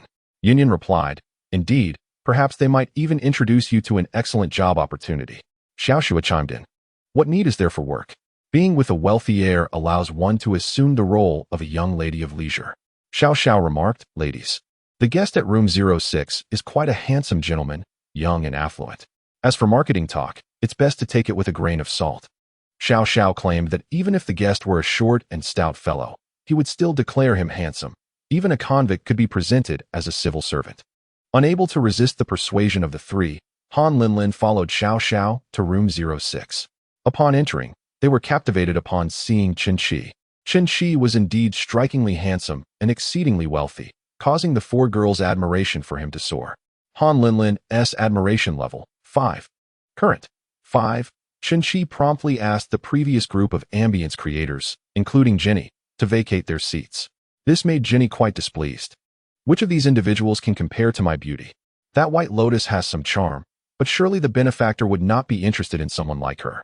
Qin Shi, sensing Jenny's thoughts, wished to convey to her that her appearance was quite appealing, yet her excessive experiences rendered her of little interest to him. He preferred beauty in all its forms, rather than solely the archetype of a white lotus. On the table lay 12 bottles of Ace of Spades, valued at over 250. 000. Lin Yuan, Yin Yuan, and Xiao Xue could not resist taking out their phones to capture the moment, eager to share it on Douyin. Such a scene is rarely witnessed, unless perhaps one among them secures a wealthy partner. Only Han Linlin sat quietly and modestly to one side. Brother, what brings us here for drinks? Lin Yuan, more accustomed to visiting bars, displayed a clear confidence compared to the others. She sat to Qin Shi's left, with Han Linlin beside her. It is simply that my sisters are all quite lovely. Am I not beautiful, brother? Jenny said playfully. You are indeed beautiful. Jenny possessed a charm score of 91, and her allure was entirely natural. She embodied a seductive type, inciting impulsive reactions from men. In contrast, Han Linlin presented a pure and demure demeanor, evoking a sense of protectiveness. Sisters, please introduce yourselves. We are all graduates of Donghai Normal University, having just received our diplomas yesterday. My name is Lin Yuan, and these three are my roommates, Linlin, Yin Yun, and Xiao Xue. Lin Yuan introduced each of them to Qin Shi. Han Linlin's roommates were all fairly attractive, comparable to the ambience creators nearby. However, to Qin Shi, they held little value, merely serving as numbers in the gathering. Linlin, let us toast. Though Han Linlin was quite reserved, when Qin Shi raised his glass to her, she also lifted her glass to clink with his. The taste of the Ace of Spades was worlds apart from the watered-down version they had previously consumed. It was rich with fruitiness and smooth upon entry. This is far superior to the fake wealthy heir's diluted Ace of Spades from last time, Lin Yuan remarked from the side. Linlin is visiting a bar for the very first time. Typically, she would decline such invitations, but having graduated recently, she has decided to indulge in some leisure. Were it not for the system, I would have believed your words. The bar is filled with seemingly innocent young women, and without a discerning eye. One would struggle to differentiate them. What a coincidence, this is also my inaugural visit. Indeed, brother, you have never been to Spade before, which has led to our acquaintance only now, Jenny remarked. Is it true? So handsome and wealthy. Aren't those rich second-generation individuals supposed to know how to enjoy themselves? I am not a rich second generation. Ah, Han Linlin exclaimed softly. Can he hear my thoughts? Qin Shi's words resonate differently in the ears of others. Jenny, with her drink in hand, squeezed closer. Young Master Chun, so you are a self-made, affluent individual. Truly impressive, I toast to you. The southeastern coastal region offers abundant opportunities. With a stroke of luck, one can establish a business and reap substantial rewards. Brother, I also toast to you, Lin Yuan interjected, unwilling to be outdone. Although she may not possess the looks or figure of Jenny, she perceives that Qin Shi shows little interest in Jenny. Otherwise, he wouldn't have summoned the four of them. Let us all drink together. Qin Shi's tolerance for alcohol is moderate, and should he be toasted one by one, he would soon find himself intoxicated. Outside, girls occasionally approach, hoping to share a drink, as it has become known that the handsome benefactor is within. However, they are thwarted by two burly men in suits. By the way, you graduated just yesterday, correct? Qin Shi inquired. Yes, brother. Does your company still need employees? Please consider us, Lin Yuan, having been misled, mistakenly believed Qin Shi to be a self-established, wealthy individual. That calls for a celebration. Let us order an icebound Supreme Dragon. Jenny, slightly baffled, pondered where she had faltered, for she had never experienced being sidelined in such a manner by other men. What entertainment could recent graduates provide? They seemed rather restrained. Han Linlin and her friends were astounded by Chun Chi's nonchalant expenditure of over 100,000. Within the span of an hour that night, they ordered 3 icebound Supreme Dragons, amounting to over 380,000. Having recently stepped into society and engaged in an internship at an elementary school with a meager salary of 4,000, they have come to truly understand the difficulty of earning money. Han Linlin's affinity level, 5, current, 10. The way he scanned the code was so handsome. Both handsome and wealthy. If I could win him over, I could live the life of a young mistress. Han Linlin comes from a standard middle-class family. Her mother is a middle school teacher, and her father is a high school teacher. With such a background, she faces no worries regarding sustenance. Although her parents' salaries are modest, she lacks for nothing. Her parents hold traditional views, believing that a couple should live a stable and harmonious life. Thus, they hope Han Linlin will find a partner within the civil service, ideally a public servant, ensuring both stability and decent income. However, Han Linlin yearns for a life far removed from her parents' mundane existence. She dreams of being a little princess, a young mistress. Indeed, the allure of scrolling through Douyin is undeniable. For the average individual, a dual-income household with ample benefits represents a commendable lifestyle. Countless aspire to attain such stability. One must not judge this young woman solely by her exterior. Chen Qi perceived the unguarded thoughts of Han Linlin. Observing her demeanor and appearance, he was led to believe in her naivety. "Linlin, do you have a boyfriend?" he inquired, taking a seat beside her. "Not yet," she replied. "What kind do you prefer?" "I'm not certain. I suppose it depends on fate." This naive flower, still clinging to the notion of fate, and here stands a wealthy, handsome man. How can she claim indifference? Jenny silently critiqued. Indeed, women possess an innate understanding of each other. Had Chen Qi not possessed his unique insights, he might have overlooked Han Linlin's true nature. "How about I be your boyfriend?" he suggested playfully. "Brother, if your girlfriend were to hear that, she might just end you." "I don't have a girlfriend. If you're willing, I could be yours." Chapter 13. You are different from them. Although you've spent 380,000 on wine, showcasing your wealth, the drinks are shared among all. I haven't gained anything substantial from it. You expect to seduce me without gifting even a modest purse? Do you take me for a fool? Brother, we've only known each other for an hour. I don't even know your name. My name? Add me on WeChat, and I'll send it to you. Upon adding each other, Chen Qi sent Han Linlin his name. Brother, I want to add you too. Lin Yuan chimed in. Me too, Jenny declared, unwilling to be left out. The other girls soon gathered around. Hold on, let us all add him. Brother. Here's a grape, Jenny said, nudging Han Linlin aside to sit next to Chen Qi, offering him a peeled grape. Chen Qi sensed that she would willingly feed him with her mouth if asked. Brother, may I massage your legs? Jenny's hand wandered over his thigh, her touch decidedly more flirtatious than innocent. 10,000 yuan was a mere trifling sum for Jenny. Those who sought her favor typically offered starting bids of 50,000. She assessed her suitors based on their appeal, and if they were unattractive, she wouldn't entertain the idea. Her active interest in Chen Qi stemmed from his wealth and good looks. While many handsome men frequented the bar, some struggled to even cover their drink expenses. As Jenny's soft hand inched higher on Chen Qi's thigh, her experience became evident. Soon enough, she had him aroused.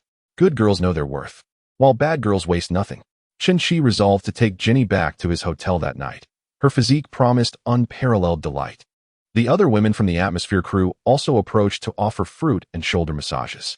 It was undeniably pleasurable, and he hadn't spent much thus far. Han Linlin's affection level, 3, current, 7. Just like other wealthy heirs, he indulges in extravagant pursuits. Chen Qi received the system notification and heard Han Linlin's unspoken thoughts, yet he chose not to halt his advances. After much effort, I finally have a system in place and the means to indulge in opulence, yet I still find myself at the mercy of a woman's whims. Han Linlin yearns for the comforts of life, yet he insists on pursuing them relentlessly. Brother, shall we play dice? Jenny proposed. Chen Qi found the idea of merely drinking unexciting. Each of us rolls a die, and we shall compare the results. If you lose, you must drink a glass of wine and give me a playful smack. But if I lose? Jenny inquired. Since there are so many of you, I shall abstain from drinking. Should I lose, I will present you with a bottle of champagne. This game seemed to offer nothing but profit, and the girls erupted in cheers. A bottle of champagne, if unopened, could be returned to the bar for a value exceeding 10,000. Indeed, Wealth does allow one to boldly seize opportunities. The others gathered around, but Han Linlin remained seated apart. Linlin, aren't you joining us? Lin Yuan asked. I do not wish to play. Han Linlin's disinterest did not deter Qin Shi, who was enjoying himself immensely. The girls had splendid figures, particularly Jenny, whose alluring curves were undeniably captivating. I rolled a 5, while you rolled a 3. I have won, Lin Yuan exclaimed joyously, having casually rolled the dice to win a bottle of champagne. Lin, come and join us. Even if you lose, it's merely a playful smack. Lin Yuan spoke of the smack as if it were as trivial as drinking water. In a public setting, such actions would provoke scorn. Yet Han Linlin felt a desire to partake, knowing she must uphold her persona and not allow herself to be so easily taken advantage of. After 2 rounds of dice, everyone had at least won a bottle, with Lin Yuan and Yun Yun winning 2 bottles each. This only deepened Han Linlin's discontent, as she believed herself to be the most attractive among them. In other contexts, the boys would have flocked to her, yet Qin Shi seemed to disregard her. He shifted and took a seat next to Han Linlin. Why aren't you playing? He asked. Brother, there are so many others with you.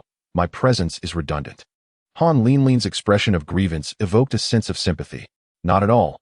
You are special and unlike the rest, Qin Shi whispered softly in her ear. How can I believe you? Han Linlin was astute enough to see through pretenses, unlike those who blindly trust. Are you free tomorrow? Let us go shopping. I have classes in the morning, but I can accompany you in the afternoon.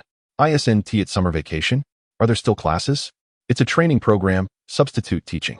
Although the school forbids teachers from working in outside training institutions, many still do so discreetly, as the compensation offered by these institutions far exceeds that of the school. Lin Yuan overheard this and expressed her desire to join Qin Shi for shopping, hoping that the wealthy heir might casually purchase a luxury handbag for her. Brother, I'm free tomorrow as well. Next time, I promise, tomorrow I will only take Linlin. As the clock struck 2 in the morning, the bar remained alive with a cacophony of voices. However, Qin Shi had other matters to attend to. Let us call it a night for now. Brother, there are still 6 bottles left, Jenny pouted, hoping to entice Qin Shi to linger a little longer. I'll store the drinks on your tab. Are you not afraid I might consume them all? Jenny replied with a playful smile. Feel free to indulge. It's merely a few bottles. Han Linlin realized it was indeed time for her to depart, as her strict upbringing necessitated a discreet return home at such an hour. Brother, we shall take our leave now. Xiao, please arrange a car for the ladies. Understood, brother. Ladies, please follow me. I will make the arrangements.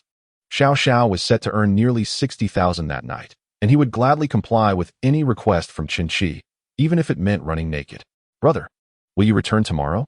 I will miss you, Jenny said, her ample bosom playfully brushing against Qin Shi's arm. Is that so? Then come along with me. How vexing. The two returned to the Hildo Hotel, and upon reaching the penthouse, Jenny was astonished to discover that Qin Shi resided in the presidential suite. Butler Li, ever diligent, stood at the door to greet Qin Shi, even at this late hour. The presidential suite at Hildo must cost around 100,000 per day. What do you do? Brother? I merely live off the kindness of others, Qin Shi replied with a jest. Jenny feigned indignation. You're such a joker. She had encountered many men who lived off others, but Qin Shi was the first soft-hearted gentleman she had met who spent over 600,000 in a single evening. People are often inclined to believe what they see. The ensemble Qin Shi wore alone was worth over 100,000, and Jenny could tell it was all authentic. The 3 sets ordered from the Icebound Dragon were indeed purchased, not rented. The drinks received from the dice game were valued at over 200,000. What kind of soft-hearted man possesses such wealth? Mr. Chun, these are prepared for you, a total of 50 varieties. Butler Li presented a large wooden box, revealing it to be filled with an assortment of condoms. The service here is impeccable, Qin Shi thought, as Butler Li anticipated his needs even before he spoke. Jenny feigned shyness. Brother, you're incorrigible. So many will surely exhaust me. Chapter 14. Even with a system, I still have to attend class. Jenny, a woman of considerable experience, understood men well, effortlessly igniting a fervor within him with her every gesture. Brother, may I massage your back? The two frolicked in the bathtub like lovebirds. Jenny, completely unclad, possessed an alluring figure, voluptuous where it mattered, with no excess flesh to be found. Qin Shi had 2 previous girlfriends, the first from university and the second being Li Ting. Having not grown together with Li Ting, He had long suppressed his desires and found himself unable to resist Jenny's enticing advances. Their playful interaction in the bathtub soon escalated to the bed and the sofa. As dawn broke, they had tossed and turned 5 times before finally succumbing to exhaustion. Han Linlin was tutoring a primary school student, glancing at her phone every couple of minutes. She awaited a message from Chen Qi, although they had arranged to meet in the afternoon. She could not shake the thought that he should reach out to her sooner. The boys who had previously courted her would inundate her with messages as early as dawn. Unlike him, who seemed to adhere to a stricter schedule. Just then, the WeChat notification chimed.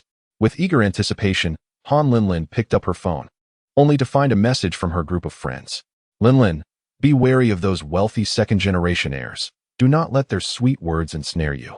Lin Yuan had won 2 bottles of Black Label last night, selling them back to the bar for a profit of 35,000. Yet she showed no inclination to defend Chen Qi. Yuan is right. Look at how extravagantly he spent last night, Yun Yun remarked. I am aware, I am not foolish. One cannot merely heed flattering words, nor should one be swayed by wealth. Money is only valuable when it is in your possession. Recently, a popular saying among the unscrupulous men circulated, a man's money is for a woman to admire, not to spend. The women of the gold-digging community vehemently condemned such statements, arguing that without spending, how could they pursue their endeavors? Chen Qi and his companions slumbered until noon, awakening to find that little Chen Qi had also roused. Brother, how annoying to wake up to you, she teased. Is it not your fault for being so alluring?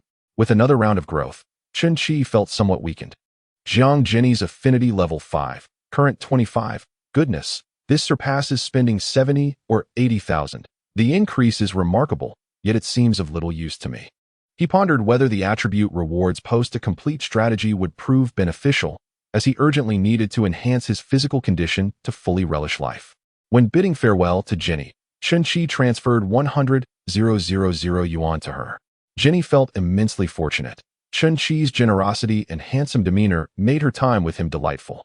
Brother, if you miss me, feel free to call anytime. After Jenny's departure, Chen Qi checked his phone. Several colleagues in the company group had mentioned him, and Manager Wang had sent a private message. You've been absent all morning. Are you still interested in your job? Chen Qi had merely enjoyed a weekend, forgetting that today was Monday and that he was expected at work. Wait, I have a system now. Why should I go to work? He replied, I quit. You think you can just quit? Can you bear the losses incurred by the new store recently handed over to you? Chen Qi, an operations manager at an e-commerce firm, had been assigned a new project last week. If he were to leave abruptly, it would indeed result in losses for the company, and they could potentially hold him accountable and even pursue legal action. While he was not particularly concerned about financial repercussions, the prospect of a lawsuit was a nuisance. I will go to the company in a couple of days. Do you think you are the boss? Get over here immediately. Your absence this morning counts as a day's leave. Reluctantly, Chen Qi resolved to return to the company. He had no valuable possessions to retrieve, but he was determined to bring back his thermos. That was the cup once used by his father, and after his father's passing, Chen Qi began to use it. This cup has likely been in service for 11 or 12 years, its surface paint all but worn away, polished to a rich patina by Chen Qi's handling. Chen Qi transferred 50,000 yuan to Manager Wang, who looked at his phone in bewilderment. What does this mean? Before he could respond, another transfer of 50,000 yuan arrived, followed by 2 more, until Chen Qi finally sent a message. This 200,000 yuan is to be considered compensation. Despite the store's losses, which amounted to only a few thousand, Chen Qi directly transferred 200,000 yuan, leaving Manager Wang astounded. Xiao Chen, have you won the lottery? Yes. Hence I'm not going to work. I thought so. How did you suddenly come into such wealth? How much did you win? It's not convenient to say, but it's quite sufficient. Manager Wang pondered that in Donghai City, quite sufficient would mean at least 10 million from a lottery win. All right, you need not worry about the store. I will handle it. From the 200,000 yuan, Manager Wang could pocket 195,000, reserving the remaining 5,000 to assign additional tasks to a subordinate to oversee Chen Qi's store. He intended to have the company recruit new staff to fill the gaps, saving him a few thousand more. I'll pack up my things at my workstation and retrieve them in a few days. Rest assured, I will personally ensure everything is taken care of.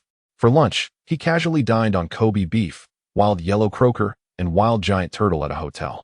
After replenishing his energy, it was already 1:30 in the afternoon. Qin messaged Han Linlin. Linlin, where are you? I'm here to pick you up. I thought you had forgotten, brother. Han Linlin sent her location. I've been fully made up, waiting hard all morning. Little did she know, Qin had also labored throughout the morning. Mr. Chun, the car is ready. A Maybach 800 was parked downstairs, designated for the transportation of distinguished guests. Linlin, I'm down here. Brother, I'm coming. Han Linlin took one last look at her makeup and outfit in the bathroom mirror. No problem, you look great. As she descended, she spotted a Mercedes and confirmed it must be Qin's vehicle. However, she felt a tinge of disappointment. Aren't wealthy heirs supposed to drive Porsches, Ferraris, or Lamborghinis? She could only recognize the logo, unaware that this Mercedes was a Maybach 800 worth over 6 million yuan, far more expensive than the entry-level Porsche or Ferrari, and far more comfortable. Qin had no intention of frequently driving his Ferrari. Should he continue to enjoy the benefits, he would prefer a more spacious and comfortable vehicle, perhaps a Rolls-Royce. Along with hiring a chauffeur, Qin rolled down the car window and called out to Han Linlin, Linlin, over here. The driver, professionally attired in white gloves, exited the vehicle and opened the rear door for Han Linlin. So it's the driver's car. Indeed, he is a son of a wealthy family. Upon entering, Han Linlin immediately realized this was not the same Mercedes she had previously ridden in. At her school, there are teachers who drive Mercedes. Yet the interiors of their vehicles pale in comparison to this one. Linlin, you look truly stunning. Yesterday, Han Linlin wore a white shirt paired with jeans, and her figure was hardly discernible, relying solely on her enchanting visage. Today, she adopts a collegiate style, donning a petite white blouse complemented by a pleated skirt and white stockings, her legs proportionate and radiant. She completes her ensemble with black loafers, paired with her sweet countenance. One would hardly suspect she is a recent university graduate. Many might mistakenly believe her to be a high school student. Wasn't she beautiful yesterday? Of course. She looked splendid. Linlin looks good in anything. Has anyone ever mentioned you resemble Yuna from Girls' Generation? That has indeed been said, a comparison made by Qin. Yuna? She is far more beautiful than I am. Qin shook his head, asserting that she lacked a proper perception of her own beauty, claiming she was more attractive than Yuna. Older brother, you are quite the smooth talker. Han Linlin holds a firm confidence in her beauty. Among the many girls at Donghai Normal University, she undoubtedly ranks among the top 3 campus beauties. Chapter 15. For now, let us settle in. Mr. Chun, where to next?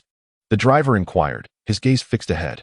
Han Linlin felt a twinge of confusion at the driver's address for Qin. Shouldn't their family driver refer to him as young master or Qin Xiao? This was how the affluent drivers and butlers in dramas addressed their employers. Could this car possibly be rented by him? Brother, why does the driver call you Mr. Chun? Qin replied candidly, explaining that the driver was assigned by the hotel, thus addressing guests as Mr. Which hotel provides a driver? Han Linlin's imagination was limited by her financial situation, leaving her unaware. In the early hours, Qin and Jenny were still in the presidential suite, playing hide-and-seek on bicycles. To Gingyuan 1. Understood, Mr. Chun. Gingyuan 1 is quite renowned in Donghai City, classified as a premier residential area. Those who reside there are either wealthy or influential. Han Linlin asked, brother, what is the purpose of going to Gingyuan 1? Home. Qin currently had no home. He was planning to purchase one. Sort of. After meeting twice. You're bringing someone home. Do you think I'm anyone special? Just because you have a bit of money, you can do as you please? Current favorability level, 5. Total, 5. Brother, weren't we supposed to go shopping today? Why are we going to your house? Goodness. Is there too much internal dialogue going on here? This is affecting our rapport. Qin clarified that they were going to buy a home. After more than half an hour, the vehicle halted at the sales office of Gingyuan 1. The office was lavishly decorated, with security personnel and receptionists all impeccably presented. Their looks and stature commendable. Sir, madam, may I inquire if you have an appointment? Upon entering, a female sales associate approached. She was quite attractive, around 30 years old, exuding a charm score of 88, with 7 romantic encounters to her name. No, it's our first visit. Please provide an introduction. Jiang Min was a seasoned sales representative, her discerning eye adept at identifying the wealthy. She could gauge affluence with a mere glance, observing expressions and demeanor. In this setting, ordinary salarymen find themselves in a peculiar situation when viewing properties. It is not that they are barred from entry, but rather that their presence often exudes either excitement or discomfort. Qinqi, adorned from head to toe in genuine luxury, is accompanied by a strikingly beautiful female companion, a common reflection of a man's stature. His demeanor is remarkably relaxed and composed, as if he were simply perusing a local market. Jiang Min deduces that Qinqi is a wealthy second-generation heir. May I inquire your surname, sir? Chun. Mr. Chun, what are your requirements? We offer 3 types of layouts: 150 square meters, 180 square meters, and 210 square meters. Naturally, Qinqi opts for the largest option. Please tell me about the 210 square meter unit. The first unit was launched 6 months ago, with an average price of 43,000 per square meter. Thus, the 210 square meter unit is priced at 9.03 million. Han Linlin experiences a momentary shock. Her family's home cost merely 2 million, and her parents' combined provident fund is still servicing a loan that will take another decade to repay. However, she swiftly regains her composure, recalling that a college classmate recently married a wealthy heir from Pengcheng, who purchased a marital home this year at a reported 100,000 per square meter, which is not even the highest price in the city. A price of over 40,000 in Donghai City ranks among the top tier, yet pales in comparison to first-tier cities. Mr. Chun, the 210 square meter layout is currently the most sought after, with only 5 units remaining, 2 on the west side, 2 in the middle, and 1 on the east side. Qinqi had previously rented a middle unit, which, despite having windows, lacked sufficient sunlight. The optimal layout is undoubtedly the east-facing unit, which, facing south, allows for a splendid view of the sun rising and setting through expansive floor-to-ceiling windows. Which floor is the east-facing unit? The 16th floor, Mr. Chun. You may view the model of the property. The orientation is excellent, offering a broad vista. And from the comfort of your home, you can gaze upon the wetland park. The 210 square meter space comprises 4 bedrooms, 2 living rooms, and 2 bathrooms, perfect for a marital residence. Qinqi and Han Linlin, a handsome couple with affluence, are effortlessly perceived by Jiang Min as a couple viewing properties. Poised to wed. What does he mean by bringing a girl to purchase a house on their first date? Shall we view the model unit? Qinqi suggested. Certainly. Please follow me, Jiang Min responded, leading them to the model unit of the 210 square meter layout. One word encapsulates the space: spacious.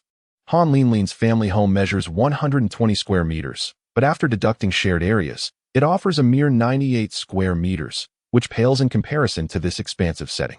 All our units are finished to the same exquisite standard as the model unit, Jiang Min explained as they walked through. Upon seeing the walk-in closet, Han Linlin felt a rush of excitement. The area nearly rivaled her family's secondary bedroom, with a glass wardrobe and display samples in the shoe cabinet, evoking a vision of her future life. Living in such a grand home would be sheer bliss. I would gladly embrace the role of a full-time homemaker. Qinqi, overhearing her thoughts, vehemently disagreed. How absurd. I rely on financial support. If you do not work, from where would the funds for my expenses come? What do you think? Linlin, it's beautiful, spacious, and the layout is impeccable. Is it possible for a property worth over 8 million to be unattractive? Even a bare shell can have its charm. This is the one then. Let us move in. Jiang Min's heart swelled with joy. She had indeed not misjudged the situation. For these affluent second-generation heirs, purchasing a home seemed as effortless as buying cabbage. Yet, she maintained a facade of tranquility. Mr. Chun, shall we sign the contract today? Is it inconvenient? No, not at all. I will arrange it immediately. Wait a moment. Han Linlin called out to Jiang Min, who was preparing to organize the contracts. She leaned closer to Qinqi and whispered, Brother, aren't you going to negotiate? Many real estate companies are offering substantial discounts these days. Buying like this seems unwise. Perhaps you could discuss the price and save a couple of million. Qinqi appeared unable to grasp the art of bargaining. When he visited the market, he never haggled. Whatever the vendor quoted, he would pay without question. Now that he had acquired the system, negotiation seemed even less necessary. Can one still bargain? That is not my forte. Is he the landlord's foolish son? Unable to negotiate, his money will inevitably be swindled away. Then let me handle it, Han Linlin offered. Despite her sweet and innocent appearance, her profession had endowed her with a silver tongue. Manager Jiang, don't you have any discounts? Other real estate companies have been quite generous in recent years. Some even offer gold with the purchase of a home. With a smile, Jiang Min replied, Madam, our price is already the discounted rate. I recognize that many properties have lowered their prices, but do consider the prime location we stand upon. This is the heart of Donghai City, surrounded by the finest amenities, medical resources, educational facilities, wetland parks, and luxurious commercial districts, attributes that other properties cannot match. Apart from two other first-tier developments in Donghai City, none possess the advantages of Yuyuan No. 1. Consequently, while other properties may be slashing prices, ours remains robust. Han Linlin refused to relent, engaging Jiang Min in negotiation for over half an hour. Finally, Jiang Min, appearing troubled, conceded, "Very well, I shall submit a request. Linlin, I never expected you to be so adept at bargaining. Brother, one must save where possible and spend judiciously." Her quoted price is evidently inflated, leaving ample room for negotiation. 10 minutes later, Jiang Min returned with the requested price. "Mr. Chun, I have secured the most favorable price of 6 million, a reduction of 430,000 was quite satisfactory for Qinqi, though Han Linlin wished to push further. If they continued to haggle, there was a risk of jeopardizing the purchase today. Chapter 16. A chance encounter with an old classmate. Let us finalize this swiftly, Jiang Min thought, her heart brimming with delight. It appeared that the decision-maker was indeed this affluent heir. The price could have been lowered further, yet the more it decreased, the lesser her commission would be. Rest assured, Mr. Chun, we can complete the purchase procedures today, although the property deed will require 20 working days to be processed. Staying at a hotel is comfortable, yet there lingers a sense of something amiss. After spending an hour finalizing the purchase agreement and other documents, Jiang Min presented a silver briefcase to Qinqi, containing 6 keys. Within it lay a pure gold badge from the Yuan 1 property, which alone is estimated to be worth around 30,000 yuan. Mr. Chun, congratulations on becoming the owner of Yuan 1. As Qinqi accepted the silver briefcase filled with keys, he contemplated the absurdity of a property worth over 8 million still relying on traditional keys. He would need to replace them with a password lock. Given that the property is exquisitely renovated, he only needs to acquire some appliances and furniture to move in at any moment. At this moment, Han Linlin was in high spirits, unsure if it was due to the successful negotiation or witnessing Qinqi's full payment of 6 million. Linlin's favorability level, 10. Current, 15. She thought he would opt for a loan, yet he paid in full. Linlin, thanks to you, we saved over 400,000. Let me treat you. Choose whatever you wish. At least he has some discernment. Well then, I shan't hold back. The two entered the car, and Qinqi instructed the driver to head to Yixiang City. Brother, isn't Yida Plaza closer? We can't go to Yida. Su Lu is working today. If she happens to see us, who knows how much of the hard-earned favorability would be lost. We also can't go to Jintai. Su Lu's rival, Zhou Yali, is there. If Han Linlin runs into her while shopping for cosmetics, it could spell disaster. Yixiang City has a Hokkaido sushi place. I crave that for dinner. All right. Han Linlin had heard of the Hokkaido sushi restaurant, rumored to have a minimum per capita expense starting at 8,000. However, for Qinqi, such prices likely equate to mere everyday fare. While seated in the car, Han Linlin sent a message to her group of friends. Girls, he just bought a Yuan 1 for 6 million in cash. Xiaoxua, did he buy it for you? Yun, how infuriating. Why can't I encounter such a wealthy second-generation heir? What are you all thinking? We've only known each other for a few hours. Do you really expect him to buy an 6 million house for me? I wouldn't dare accept it. Lin Linlin, he must be intentionally flaunting his wealth to impress you. If he can pay 6 million in cash, he must have the means. But remember, some scoundrels are unwilling to spend money on dating. He's just trying to show off his wealth to keep you around him, perhaps even to exploit you. If he doesn't present some real monetary sincerity, don't let him take advantage of you, lest he thinks you are easily deceived. He said he would take me shopping, allowing me to buy whatever I desire. Yin, just don't pretend to take a call when it comes time to pay. Lin Yuan, that shouldn't be the case. Last night, he spent over 100,000 on wine for us. In any case, Lin, don't place too much trust in his sweet words. Wealthy individuals are often quite shrewd. If they weren't, how would they amass such fortunes? Noticing Han Linlin was engrossed in typing, Qinqi inquired, "What are you so engrossed in?" Han Linlin quickly locked her screen. "Nothing, just checking tomorrow's class schedule." In this situation, even without the ability to read minds, Qinqi could discern her actions. She was undoubtedly engaging in a critique of him within her group of friends. Qinqi was well acquainted with this scenario, When he had just started pursuing Li Ting, he once took her to a fast food restaurant, spending over 60 yuan. While they were dining, Li Ting had intermittently typed on her phone, and only after they became a couple did she reveal that she was actually disparaging him in the group chat. Ladies, who understands? This guy took me to a fast food place. What kind of decent person invites someone out for fast food? At 3 o'clock, the two arrived at Yixiang Plaza. Han Linlin had a clear objective and headed straight for Chanel. Brother, as you said, I'll handle the shopping, and you will foot the bill. Of course, she wouldn't be able to deceive him. Chen Qi wished he could boldly declare, buy whatever you desire, even the entire store if you wish. But his financial situation did not permit such bravado. With only over 14 million in his account, he could hardly afford to flaunt wealth. As they entered the store, the sales assistant greeted them warmly. Chen Qi realized that since donning his new outfit, he had not encountered any opportunities to show off.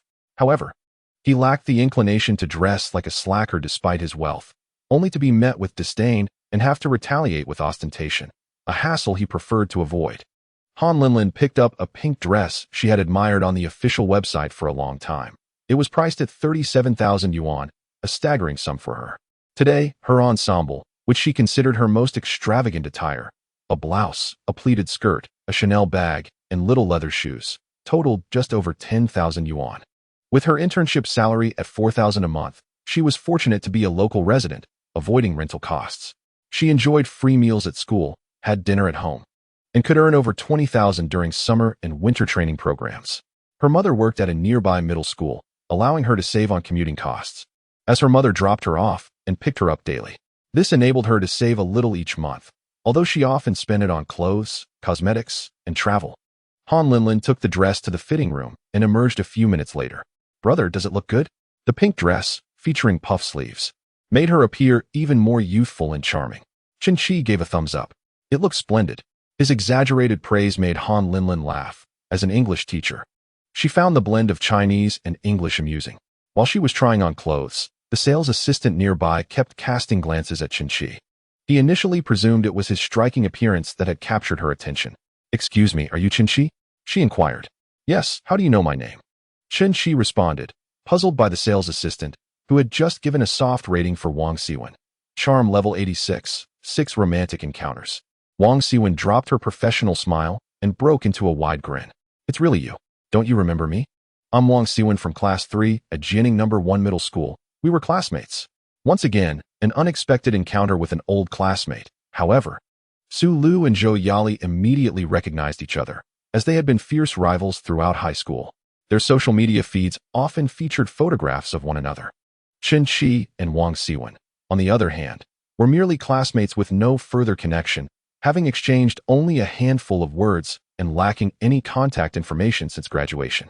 After entering university, Chen Qi never returned to his hometown, and with his parents no longer present, his family home felt like a mere shell. Earlier, when the name of Wang Siwen appeared, Chen Qi failed to realize she was a former classmate. His recollection of her was faint, remembering only that she was considered the belle of the class. Now, gazing upon her face, he struggled to match the name to the visage. Wang Siwen, yes.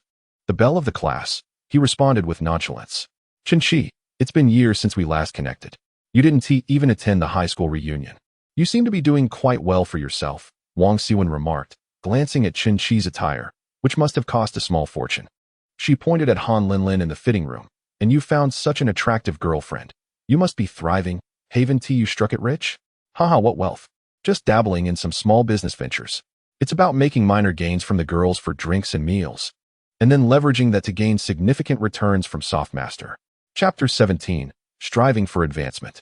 You must take care of me. I haven't made a single sale today. Wang Siwen playfully nudged Chen Qi, just as Han Linlin emerged from the fitting room. Beautiful lady, please don't misunderstand. I just realized that Chen Qi is my high school classmate, Wang Siwen explained. Is that so, brother? Chen Qi responded graciously. Yes. It has been many years since we last met. Wang Siwen immediately took hold of Han Linlin's hand. Beautiful lady, you must encourage Chen Qi to make some purchases. Han Linlin scrutinized Wang Siwen for a moment. The sales associates in luxury boutiques often possess striking appearances, and while Wang Siwen was quite attractive, she paled in comparison to Han Linlin. Your brother is quite generous, you needn't worry. Chen Qi chuckled. Linlin, feel free to buy whatever you like. Chen Qi is evidently doing quite well, Has he started a company? In a Chanel store, one cannot utter such words without a solid foundation. Beautiful lady. We received new styles last week. Let me show you, Wang Siwen offered. Sounds good. As Han Linlin browsed through the clothing, she casually inquired. Were you and my brother classmates in high school? Indeed, we were quite close back then. This was a blatant fabrication. Chen Qi had only shared a relay race with Wang Siwen during a single gym class, with no further interactions. Han Linlin, thinking that since they were classmates and had a good relationship, must surely be aware of Chen Qi's family background, asked, Is your brother a young master from a large enterprise? Wang Siwen paused. Sister, you don't know? Han Linlin, puzzled, replied, No what? Didn't Chen Qi mention it? His parents passed away when he was in the first year of high school. I wasn't aware. He never brought it up. Upon hearing this, Han Linlin couldn't help but recall what Chen Qi had said the previous night about not being a second-generation wealthy individual. Could it be that he truly had risen from humble beginnings to become a self-made success? Did he have any siblings? Wang Siwen shook her head. He was an only child. It was indeed a remarkable feat to have completed university solely on his own efforts and to have achieved such success. How long had his sister known him? Han Linlin felt a bit embarrassed to admit that, counting from last night, their acquaintance had been merely 5 hours. It was not a long time. With his sister's beauty and Chen Qi's handsomeness and capabilities, they indeed made a perfect couple, a match made in heaven. Han Linlin took her time choosing outfits, selecting 3 dresses, 2 shirts, and a pair of cropped trousers, along with 3 pairs of shoes. Brother, I'm all set. The total came to over 200,000 yuan. Coming from a modest family, Han Linlin found it hard to fathom spending such a sum on clothing in just one evening. What was still missing? She glanced at herself, pondering what could be lacking. You didn't buy a bag. Han Linlin, feeling satisfied, had momentarily forgotten about the essential handbag. The entry-level Chanel bag she carried was only around 5,000 yuan. It would be inappropriate not to acquire a more luxurious bag here. I would have forgotten if you hadn't mentioned it, but I've already bought quite a lot, Han Linlin said with an apologetic expression. Where's the excess? If you like it, just buy it. Chen Qi has been incredibly kind to you. I'm truly envious, Wang Siwen remarked. She estimated that Chen Qi's net worth was at least in the tens of millions, with a single evening's expenditure surpassing 300,000 yuan, showcasing his formidable financial prowess. Han Linlin didn't want to overindulge and ultimately selected a gray diagonal striped shoulder bag priced at 98,000 yuan. Brother, how about this one? Is it pretty? Very pretty. Old classmate, please proceed to check out. The total for the clothing, shoes, and bag amounted to 313,000 yuan, a figure that left Wang Siwen astounded. It was not that she had never encountered wealthy individuals. She had seen affluent women shopping at Chanel and bosses spending hundreds of thousands in a single night. However, witnessing her old classmate attain such wealth was an entirely different experience. She couldn't wait to gossip about Chen Qi in their high school group chat. Chen Qi, your spending power is now sufficient to establish an account at our store, Wang Siwen said promptly. Linlin, you should sign up. Next time, you can enjoy a discount. While Han Linlin adored Chanel, she knew that whether or not she signed up made little difference, even with a discount. She could not afford it unless Chen Qi brought her along again. Next time, let us buy even more and upgrade, Chen Qi suggested. He had learned from chatting with Su Lu that there were indeed additional privileges available at luxury boutiques, such as priority reservations, invitations to special events, or bespoke services.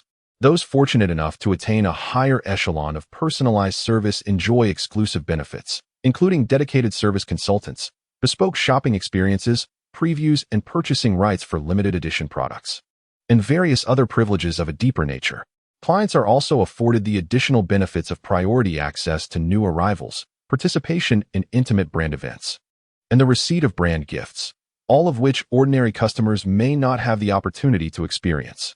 My dear sister, your old classmate is exceptionally kind to you, Wang Siwen remarked, her smile stretching from ear to ear. To reach the entry threshold for Chanel, one must spend at least $1 million. Isn't this the life of the affluent? Casually wandering through luxury boutiques and effortlessly spending hundreds of thousands, Han Linlin replied, Brother, buying so many clothes. One wouldn't even have time to wear them all. With Linlin's beauty, she ought to change outfits daily. One must still believe in the power of brands, Chen Qi reflected, noticing Han Linlin's increasing fondness towards him. My old classmate, we shall take our leave now. Take care, do visit again, Wang said as she settled the bill. Wang Siwen, upon noticing Chen Shi, inquired if he had added her on WeChat, emphasizing the importance of maintaining connections with such prominent acquaintances. Just a few steps outside, Wang Siwen stealthily captured a photo of them and promptly shared it with her group. Guess who I just ran into? Who? I don't recognize those two silhouettes. But the man appears handsome and the woman beautiful. Wang, it's Chen Shi from our high school class. Quite the recluse back then. That brooding chap? He was indeed quite dashing, though he seldom interacted. There was a reason for that. His parents passed away when he just started high school. Anyone would be affected by such a loss. Wang. He is doing exceptionally well now. I estimate his assets to be in the tens of millions. Really? How impressive. That woman beside him, she's a campus beauty. Just spent over 310,000 in my store. Wow. So wealthy. Did you add her on WeChat? We must invite him to our next class reunion. Chen Shi had lost touch with his former classmates. Even now that he had wealth to flaunt, he preferred not to dine with acquaintances he barely knew. Instead, he would rather spend time with a few ladies. Linlin, shall we go for a meal? Absolutely. Trying on clothes has made me quite hungry. Han Linlin affectionately linked her arm with Chen Shi's, and they appeared as though they were a couple deeply in love. If not for their current intimacy level being only 30, Chen Shi might have believed it himself. Such captivating and infrequently courted goddesses have high thresholds. They won't easily fall for someone merely because he has spent hundreds of thousands on them. The pair arrived at Hokkaido Sushi on the 4th floor. The establishment adorned in a distinctly Japanese style. Rumor has it that the sushi chef hails from Japan and possesses remarkable skill. Chapter 18. A kiss is not as good as buying a cup of milk tea. Do you two have a reservation? I called earlier this afternoon. My surname is Chun. The young server thought to himself. Ah, this must be the wealthy patron from earlier. Originally, the evening was fully booked with no available tables. However, Chen Shi insisted on paying an additional 5,000 yuan to secure a place. The restaurant, not wishing to forego such a lucrative patron, promptly concocted a reason to cancel the reservations of other guests, thereby creating an opening. The server escorted the pair to a private tatami room. A few hours prior, Chen Shi had already pre-ordered the menu, so now they merely needed to sit back and await the dishes. As he surveyed the surroundings, he was reminded of his dinner 2 nights prior, where a meal costing over 600 yuan had culminated in a breakup with his ex-girlfriend, Li Ting. Hello. We begin with 5 courses: hairy crab, Hokkaido sea urchin, perilla flower, black truffle mashed potatoes, and caviar, the server announced. These dishes served as appetizers, complementing their drinks. What would you like to drink? The waiter inquired. Linlin, what do you wish to have? Sake seems fitting for Japanese cuisine, but I'm not too familiar. Could you recommend something? The server, adept at discerning clientele, noticed that Chen Shi and Han Linlin were both strikingly attractive and adorned in designer attire, undoubtedly affluent science. Thus, he initially suggested the most expensive sake in the establishment. If they declined, he would present other options. We offer a premium sake, Beiwa 35, imported in its original bottle, crafted from pure titanium. Beiwa 35 is the pinnacle of the Beiwa series, made from Yamadanishiki rice and brewed with kei yeast, with a polishing ratio of 35. This level of refinement places it among the most exquisite premium sakes in Japan, ranking among the top 10 most expensive.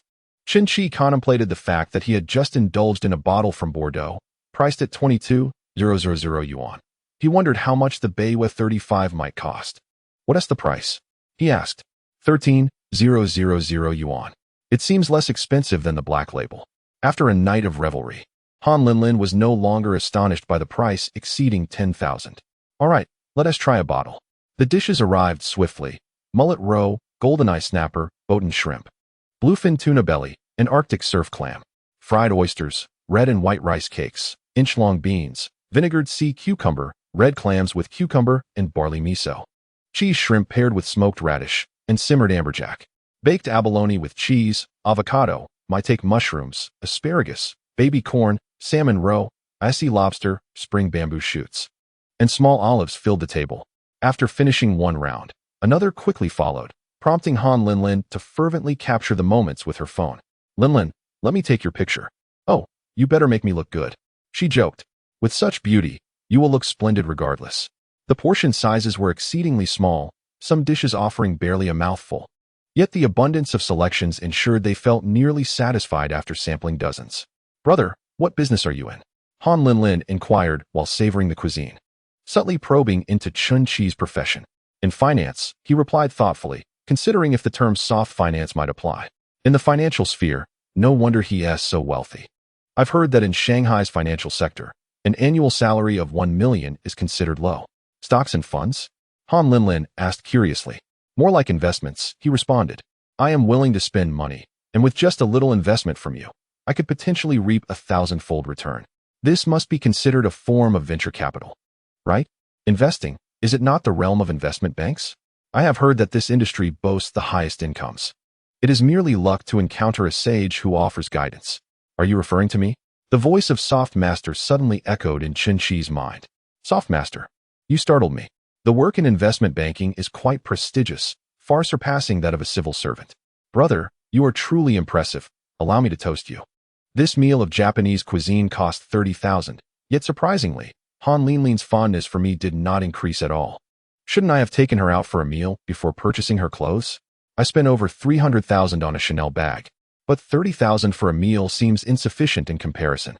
Just yesterday, Su Lu enjoyed a Michelin meal costing over 90,000 and gained 5 points in fondness. Brother, shall we stroll a bit to aid digestion? Chun Chi glanced at the time. It was only 7 o'clock, still early. Very well, let us wander. The two descended slowly from the 4th floor, taking the escalator down to the 1st floor. As they passed by Chow Tai Fook, Han Linlin tugged at Chun Chi's sleeve. Brother, let us go inside and have a look. The price of gold has surged recently, with some stores selling it for over 700 per gram. Chow Tai Fook was bustling with people, many of whom were there to speculate. Han Linlin was captivated. Which girl does not adore the glimmer of gold? This piece is stunning, adorned with diamonds. I desire it, but I have already spent too much today. If I ask for something more, would it appear too greedy, perhaps even repulsive to him? Chun Chi sensed Han Linlin's inner thoughts and glanced at the gold and diamond necklace, which was indeed beautiful, priced at 88,000. This was merely a standard design, not a masterpiece. If it were crafted by a renowned artist, the price would triple or quadruple. Hello, may I see that necklace? Chun Chi requested the salesperson to retrieve the gold and diamond piece. Linlin, do you like it? Han Linlin beamed, struggling to suppress a smile. I do like it, but it is too expensive at 88,000. If you like it, then I shall cover the cost. Brother, you have already spent so much on me today. I know you are wealthy, but earning money is not easy. Perhaps next time. Han Linlin, having finally encountered such a remarkable man, was reluctant to exhaust her resources all at once. That would be rather unseemly. She desired a gradual approach, a slow and steady engagement. If we possess the means, why wait until next time? My dear, please wrap this necklace up. Han Linlin's fondness for him increased to 40. Brother, you are so kind. Caught off guard, Han Linlin planted a quick kiss on Chun Chi's right cheek, leaving him momentarily speechless. That was rather swift. I wasn't prepared. Shall we do it again?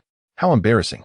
With so many people around, Han Linlin, in a playful manner, was both inviting and hesitant. She merely wished to give Chun Chi a taste of sweetness, especially after spending nearly 400,000 on clothes and gold. 400,000. With that, Chun Chi could easily attract 10 girls and engage in numerous romantic encounters. Having spent such a considerable sum, a mere kiss seems insufficient. It would be more pragmatic for you to purchase me a cup of milk tea, Chun Chi mused. When it comes to the principle of reciprocity, Lulu truly understands, gifting her a handbag worth 100,000, while she reciprocates with a mere tie clip worth over 2,000. I shall seek out Lulu shortly, seizing the moment. Having seen her 3 consecutive days should elevate my favorability towards her, shouldn't it? At this moment, Su Lu was absent-mindedly gazing out of the shop window. Lulu, stop staring. You look like a statue of a waiting spouse. He said he would come tonight, yet it's already past 7. Where could he be? Su Lu complained. Sister Zhang, don't fret. If it comes to it, why not send a message to inquire? I want tea. That would make it seem as though I'm the one pursuing him. Despite being a beauty with a charisma score of 93, Su Lu possessed commendable attributes, attracting suitors from wealthy second-generation elites to affluent older gentlemen, all of whom she could count on both hands. Although she harbored some feelings for Chun Chi, she still maintained the necessary decorum. Chapter 19. I am allergic to brand names. Chun Chi glanced at his phone. It was already 7:30. Linlin, I have some matters to attend to. Allow me to escort you home. Brother, if you have things to do, please do not let me hinder you. I can take a taxi back myself.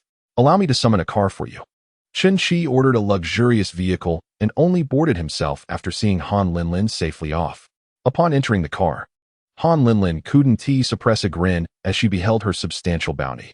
Ladies, can you guess how much he spent on me today? Yin Yuan, 200,000. Lin Yuan, perhaps 300,000. Chanel cost 310,000, and the Japanese dinner was 30,000. During our stroll, he bought me an 88,000 diamond-encrusted necklace. Lin Yuan's fingers flew across her screen. Wait, hold on, is he just throwing money around? We've only known each other for a few hours. Yesterday, I thought he was merely showing off, but tonight, he genuinely spent over 400,000 on you. Xiaoxue, Linlin, I could almost shatter my back teeth. I even ran into him with a high school classmate at Chanel. Introduce me. Lin Yuan assumed that the friends of wealthy second-generation individuals were also affluent. Introduce you to what? She is a sales associate at Chanel. I gleaned some information about him from her. He hails from Jianing County, and his parents passed away when he was in his first year of high school. Indeed, I inquired. He built his own career, claiming to be involved in investments, perhaps in an investment bank, though I'm not very well versed in it. Lin Yuan became animated, her screen seeming to heat up from her excitement. No way, he can't be a fund manager, can he? Fund managers often earn millions annually, in larger firms. They can even make tens of millions. Yin Yuan, it appears that investment bankers are even more impressive than fund managers. Lin Yuan, Linlin, he is simply extraordinary, young, wealthy, and without the burden of parental in-laws. However, with such remarkable capabilities, I've heard the financial sector can be even more indulgent than the entertainment industry. Observing his extravagant demeanor at the Black Rose yesterday, it is evident that he is surrounded by attractive women. Linlin, you must exercise caution. Our intellect cannot compete with the cunning of the financial elite, who possess myriad ulterior motives. Sisters, let me express this. If anyone were to offer me over 400,000, even if it were a mere game, I would gladly accept. Xiaoxue remarked. Lin Yuan concurred. Yunyan also agreed. He inquired whether I was available tomorrow to accompany him in selecting furniture and appliances. Sister, if you are unavailable, I am free. Lin Yuan responded. Off you go. At this moment, Chen Shi had already arrived at Yida Plaza. As he ascended to the third floor, the Hermes sales associate, Zhang Fengyue, was the first to spot him. Back again. I overheard Zhang Jie mention that he has nearly spent 700,000 in the past few days and has just purchased a Ferrari worth over 4 million. Should we invite him to the store for a look? Sir, are you here to browse Hermes? Zhang Fengyue stepped forward, motivated by her sales targets and networking opportunities. Apologies, but I am allergic to Hermes, Chen Shi replied. Upon his initial visit, he had sensed Zhang Fengyue's disdain, having arrived dressed in Anta and Li Ning apparel. It was no surprise that he looked down upon himself at that moment. Although Zhang Fengyue possessed an allure rating of 90, her romantic experiences numbered only 8, rendering any engagement unnecessary. Purchasing from her would earn her a commission and enhance her rapport, yet it would bring Chen Shi no tangible benefit. Zhang Fengyue was momentarily taken aback by his words, but by then, Chen Shi had already moved on to the adjacent Louis Vuitton. Lulu, young Master Chen has arrived. Where is he? Zhang Jie replied with a smile. She was a bit busy earlier. Right now, Lulu is having her meal. The sales associates took turns for lunch. For if they all went at once, there would be no one to attend to the customers. At that moment, Su Lu was in the staff lounge enjoying takeout. Upon hearing of Chen Shi's arrival, she promptly set down her chopsticks, wiped her mouth, and checked her makeup in a small mirror. It was nearly 8 o'clock. How could she have just started her meal? She mustn't let herself go hungry. Suddenly, Chen Shi entered the room. Typically, guests were not allowed in the staff lounge. But Zhang Jie, being astute, merely gestured towards the door, allowing him entry. Su Lu felt a warm flutter in her heart at Chen Shi's concern for her. I'm not that hungry. I only had lunch at 1:30, she responded. The staff's working hours spanned from 10 in the morning until 10 at night. So dining at 8 was not considered late. I'm having beef brisket rice, she added, glancing at the takeout on the small table. Oh, I wasn't sure what to eat, so I just ordered something at random. Will he find it distasteful? A person who spends thousands on a meal might be put off by these inexpensive pre-made dishes. Chen Shi noticed the unpeeled takeout slip, which displayed the price of the beef brisket rice. Wow, 32 yuan, so expensive. He had never dared to order such pricey takeout before. He usually settled for instant noodles or pre-packaged meals costing just over 10 yuan. Beside it sat a cup of hei tea, likely over 20 yuan. Her meal cost more than 2 days' worth of his food expenses. Lulu, do you usually eat like this? Qinshi inquired. Our work schedule does not permit us to indulge in sumptuous meals daily. We typically resort to takeout. He truly disdains my dining choices. Indeed, the disparity in our social classes is starkly reflected in our eating habits. Su Lu earns a substantial income, approximately 20,000 a month, yet her expenses are considerable, and she spares no expense on herself. The takeout usually ranges from 30 to 50 yuan, and with the addition of milk tea, coffee, and fruit, her monthly sustenance costs around 4,000 yuan. Qinshi remarked that he used to rely on takeout as well, noting its unhealthiness, and advised Su Lu against it in the future. What shall I eat then? Su Lu inquired, blinking innocently. There's a private kitchen downstairs. We can order from there in the future. Qinshi and Li Ting had dined at that establishment before, and it was quite delightful, clean, and hygienic. Though a bit pricey, 35 yuan for a plate of stir-fried greens. Su Lu remarked that it was too costly for her salary. Qinshi playfully pinched Su Lu's cheek and reassured her, "What are you talking about? With me around, you need not worry about expenses for meals. I will have a word with them. You can add their WeChat and arrange for daily deliveries." "Brother, you are truly too kind to me," Su Lu beamed. Qinshi descended to discuss matters with the manager of the private kitchen. "I apologize, but we are quite busy during meal times, and if we add delivery service, it will be even more hectic." "Sir, you may place your order through our delivery platforms," the manager suggested. However, the soft-spoken gentleman preferred not to transfer cash directly to the goddess. It would be more convenient for Qinshi to place the orders or pay on her behalf. But that seemed unnecessarily complicated. When a matter can be resolved with money, there is no need for convoluted arrangements.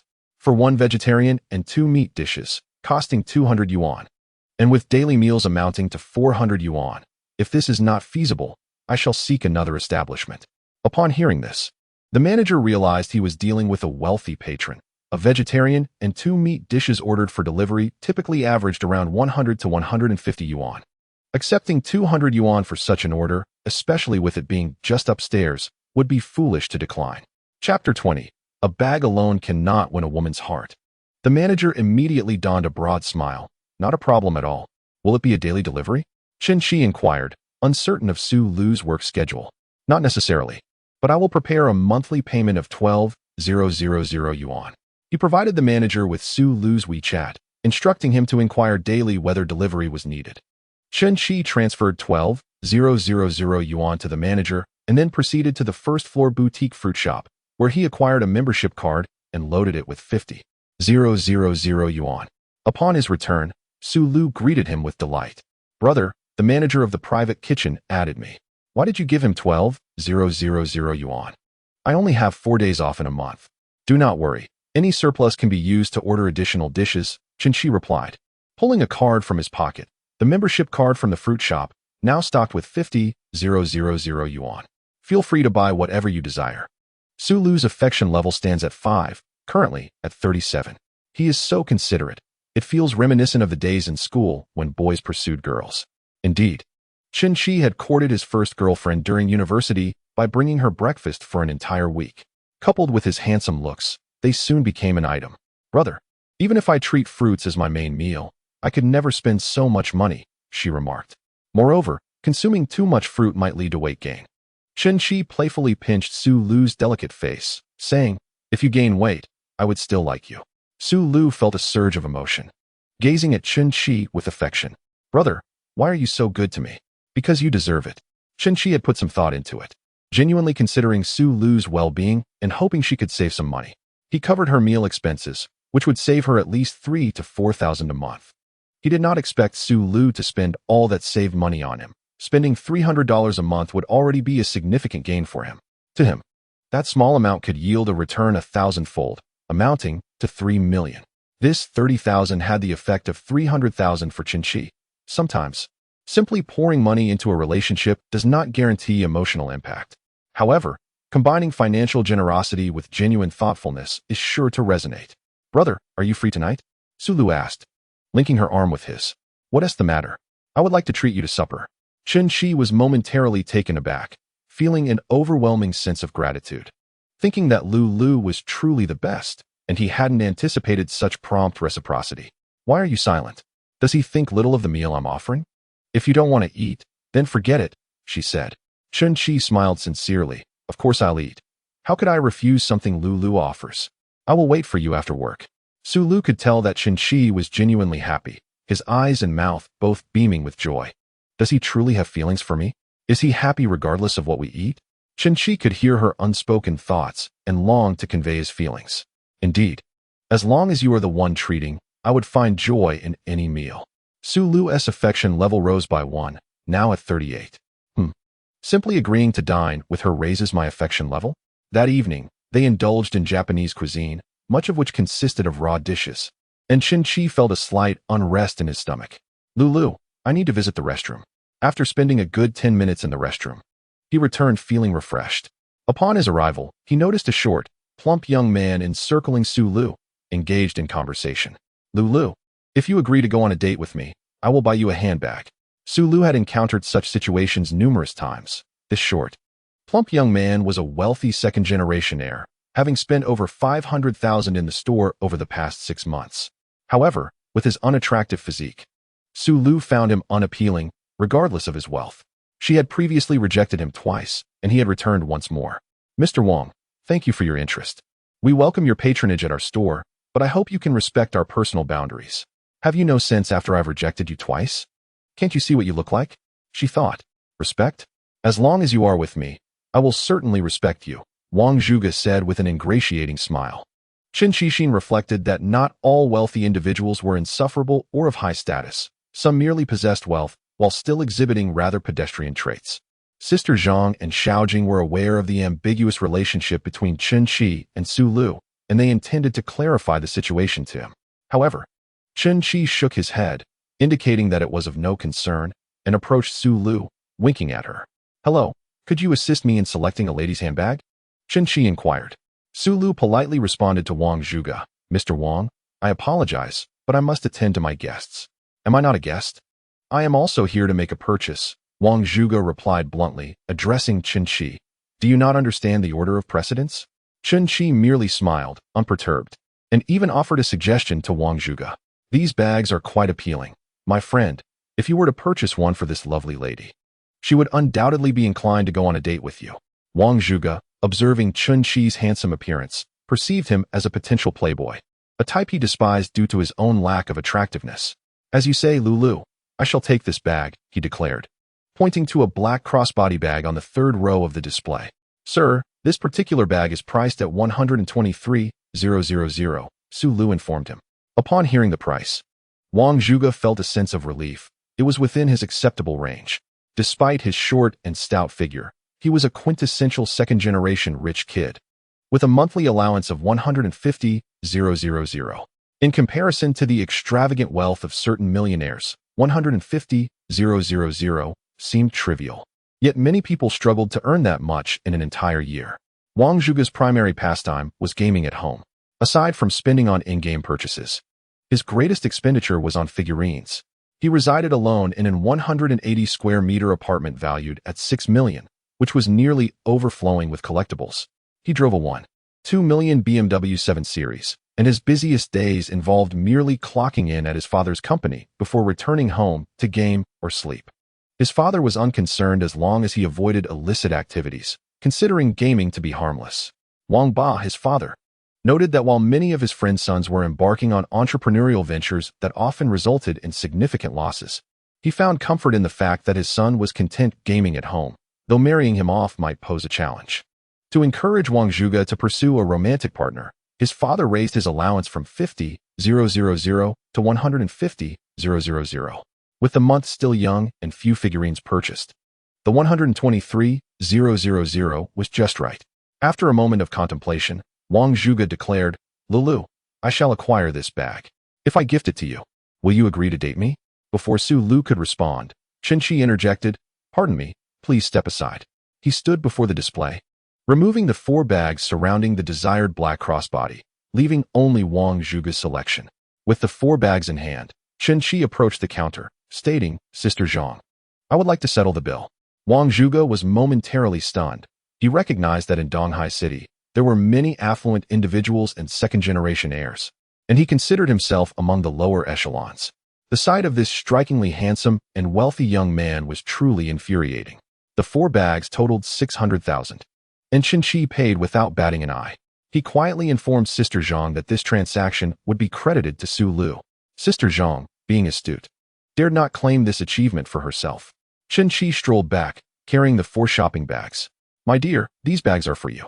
May I invite you to dinner tonight? Su Lu, initially unaware of Qinqi's intentions, now understood. He was teasing Wang Zhuge. He is so handsome and charming. Su Lu's affection level 3, current 41. Hey, what do you mean? Can't you see I'm asking her out? Wang Zhuge stammered, feeling somewhat insecure. I see, but let me tell you, my friend. You dare to ask such a beauty out with just 1 bag. Do you look down on beautiful women? Chapter 21. Lulu's late-night snack. Wang Zhuge suddenly faltered, unable to comprehend Qinqi's boldness. A bag worth over 120,000 is now so commonplace. He believed himself to be affluent. But perhaps he had been cooped up at home too long, unaware of the wealth around him. Wang Zhuge was not privy to the exact prices of the 4 bags Qinqi held, but he had visited a few times, estimating their worth to be around 500,000 to 600,000. Damn, with that much money, I could find numerous young models at a club or buy countless collectibles. Unlike the typical shut-in, Wang Zhuge was a wealthy recluse. He sought fulfillment at clubs when the need arose. However, he could never consider a club girl as a potential girlfriend, nor would his father permit it. All right, handsome, I'll treat you to a late-night snack tonight. Su Lu played along with Qinqi's performance.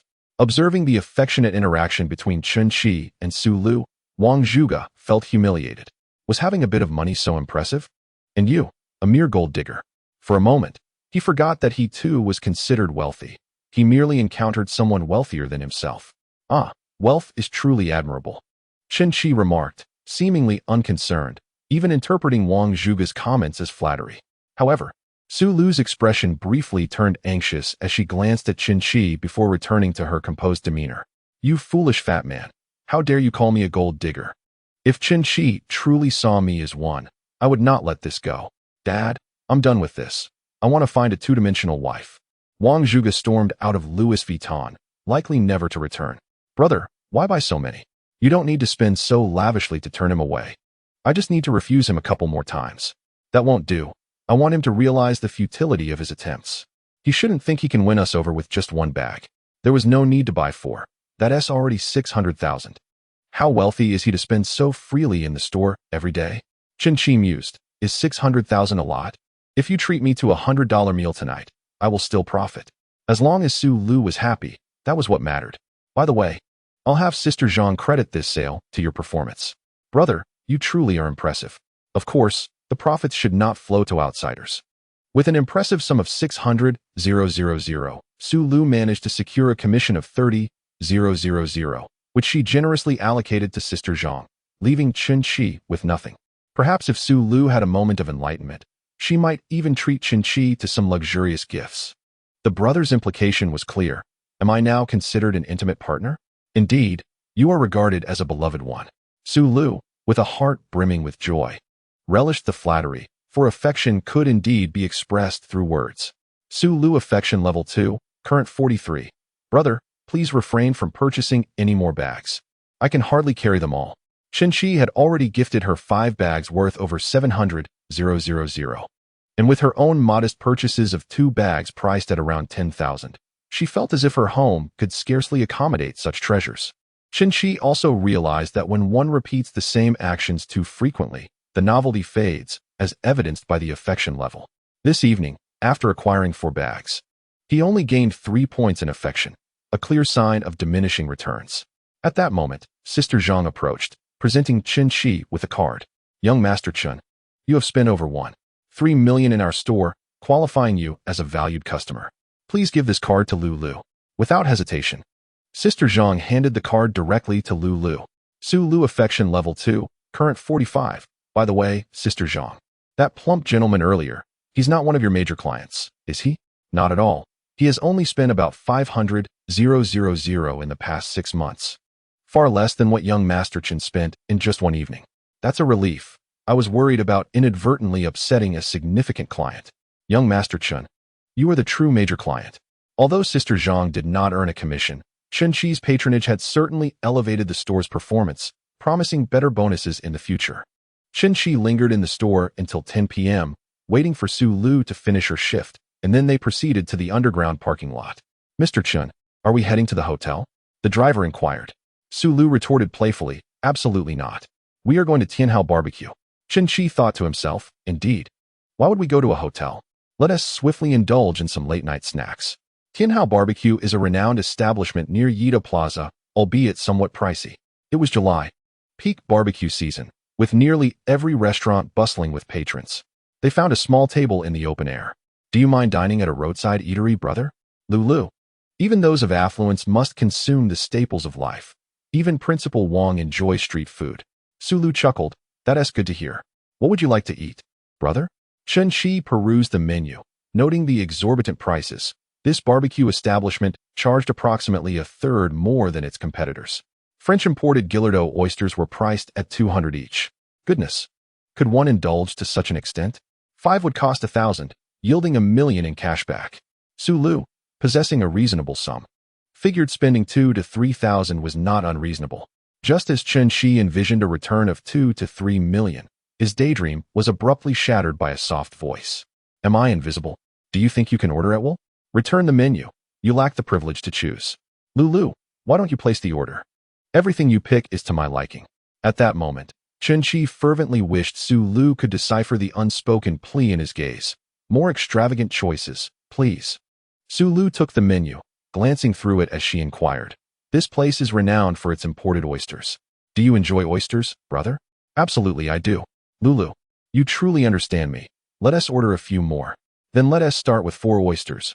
Overeating is not advisable. Why not? Chen-Chi questioned. Su Lu shot him a coy glance. Are you plotting something mischievous? Of course not.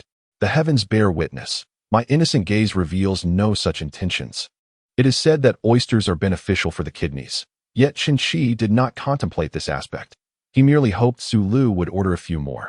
As the higher the price, the greater the cashback later. Oysters, eggplant, grilled fish, chicken wings, beef skewers, lamb skewers, grilled shrimp, and grilled leeks. Su Lu expressed her preferences.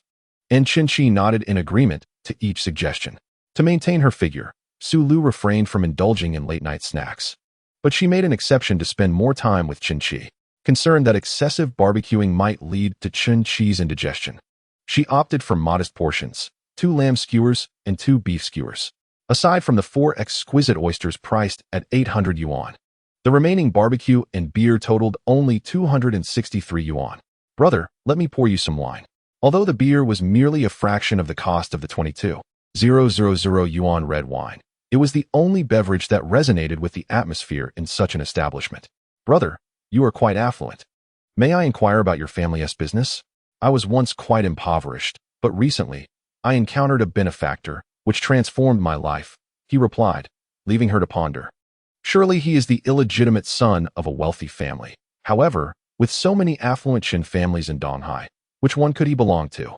She has mistaken me for a scion of the rich. Chen-Chi chose not to clarify. The identity of a wealthy illegitimate son had its own allure. As they dined and conversed, it was primarily Su Lu who spoke, leaving Chen-Chi to relax in the flow of the dialogue. What do you usually enjoy doing, brother? She asked. Just strolling about, spending money. How delightful. I wish I could shop and indulge every day without having to work. Dear Su Lu, such thoughts are perilous. It is through work that one discovers their value and alleviates the monotony of life. Su Lu pouted. Which girl does not dream of becoming a wealthy wife, shopping daily? I would revel in such a seemingly mundane life. Lulu, Chen-Chi suddenly grasped Su Lu's hand. A life devoid of purpose leads to numbness and waste. Brother, are you speaking of yourself? I am indeed a bit of a wastrel, relying on others. I am grateful for your treat. Chen-Chi and Su Lu clinked their glasses together. Su Lu chuckled at Chen-Chi's jest, insisting he should not speak so poorly of himself. After all, Chen-Chi is indeed living off his goddess. Without her income, how could he afford such luxuries? Even a modest job yielding a few thousand yuan grants one income and economic independence. He surely disdains idle women. This is his way of motivating me to pursue my own career.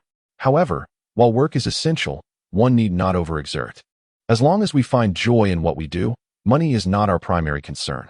After a brief respite, we can indulge in shopping, savor sumptuous meals, and embark on travels.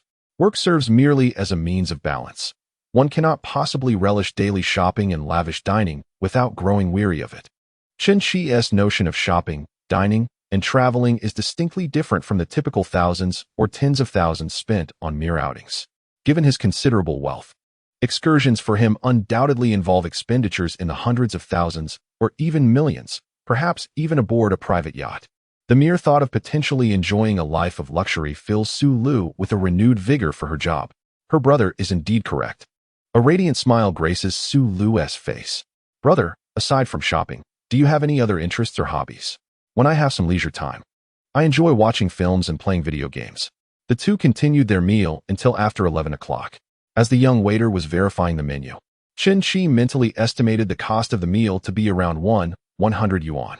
Hello, the total is 1063. You can just give 1060, he said. Rounding off is a common practice in the dining industry. Although it's merely a few yuan, it can sometimes endear customers. However, at that moment, Chen Shi felt an overwhelming urge to exclaim, "No, please, just 3 yuan. Do you think we can't afford it?" To Chen Shi, 3 yuan felt equivalent to 30,000. Although Su Lu had a decent income, she typically wouldn't splurge on a meal costing over 1,000. Nonetheless, in the past few days, her commissions from Chen Shi had already amassed to 70 or 80,000. Su Lu readily scanned the code and paid the 1060 yuan. Received 1060 soft meal coins, cashback of 10,600,000 Huaxia coins. A notification chimed on Chen Shi's phone. It was a message from the bank confirming the deposit, and he now had over 24 million in his account. For an average individual, such wealth is astronomical. Yet in first-tier cities like Magic City, Imperial Capital, and Peng City, even some elite employees can accumulate tens of millions. Chen Shi must continue to strive, expanding and strengthening his soft meal business. While Chen Shi relished barbecued delights and refreshing beer, Han Linlin, upon returning home, faced an entirely different reality. Arriving home at 8, her parents immediately noticed the array of luxury brands she carried and promptly ushered her to the sofa for an interrogation. The questioning persisted for over 3 hours, during which Han Linlin found herself quarreling with her parents. You've known him for only a few hours, yet he buys you 400,000 worth of items. What does he want from you? Her mother pointed at the pile of Chanel bags. He is attracted to my looks, Linlin retorted. Our family is just an ordinary one. You claim he is an elite in finance earning millions annually. This is a mismatch. Perhaps he is just indulging in a whim, her father remarked. Harboring a less than favorable view of the finance industry, having seen some of his students enter that field and finding their social circles rather ostentatious. Han Linlin's face fell. She felt it was futile to reason with her stubborn parents. Mom, Dad, can't you wish for something good for me? Can I discern whether it's just a fling? Spoke earnestly, expressing her concern for her daughter. I fear you may fall prey to deceit. Nowadays, some fraudsters craft intricate schemes, luring you in with sweet promises, only to ensnare you and leave you counting their ill-gotten gains. Indeed, there is merit in caution. Many scams have become exceedingly sophisticated, ensnaring individuals in layers of deception. Mother, I shall safeguard myself, reassured her. Adjusted his glasses and interjected, Linlin. The son of Director Li from the Education Bureau has sought an introduction through acquaintances. Given that we are all educators, it seems a fitting match. Before could finish his thought, interrupted. I refuse to meet him, add him, or converse. Child, have you grown wings and learned to talk back? The Li family are all civil servants, reliable and grounded. What is wrong with that? Regardless, I will not meet him. If you wish to, you may. Was unwilling to let go of a potential partner like, whom she viewed as an ideal match. After viewing a property worth 8.6 million during the day, returning home made her own house seem rather shabby by comparison. Following a quarrel with her parents, retreated to her room, neglecting her evening routine, and instead delving into her spoils from the day, contemplating her outfit for tomorrow. After escorting home, returned to his hotel well past midnight. He reclined in the bathtub, scrolling through Douyin, having nearly exhausted the local female streamers in. While there are indeed many beautiful women online, most rely on makeup and technological enhancements. Among those who scored 90 on the platform, he had only encountered a handful. None of these streamers met his criteria for a goddess. If all else fails, he thought, he might broaden his search across the entire network. Perhaps if he invested more, he could entice a suitable candidate too. As he continued scrolling, A striking beauty suddenly appeared before him.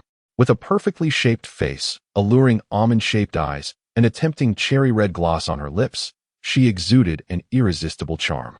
Her cascading brown waves fell gracefully over her chest, partially concealing her curves. Clad in a purple silk camisole that left little to the imagination, she had a dangerously slender waist that swayed rhythmically to the music. Her long, fair legs were the epitome of allure, harmonizing strength with elegance. Before could inquire further, the information of the streamer, Su Yao, is not sensual, flashed across the screen. Name, Su Yao. Age, 25. Height, 168 centimeters. Charm level, 92. Occupation, streamer. Number of relationships, 2. Affinity level, 0. Is she bindable? Softmaster. Is there any need to ask?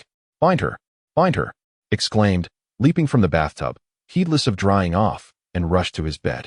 It was indeed a rare opportunity to encounter a streamer with fewer than 3 past relationships and a charm level exceeding 90 among the crowd.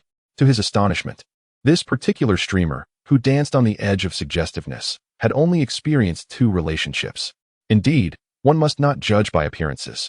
Those who seem flamboyant may possess a more virtuous demeanor than some who appear rather respectable. Su Yao, despite having a modest following of 160,000 fans, captivates with her mesmerizing dance, leaving one to wonder why her audience is so limited. As she gracefully performs the Korean girl group dance puppet, her enchanting movements evoke a stir of emotions. Shin-chi entered the live stream, where a lively crowd had gathered and the comments section was quite animated. I can hardly imagine how delightful this must be. The host is incredibly alluring. I am ready.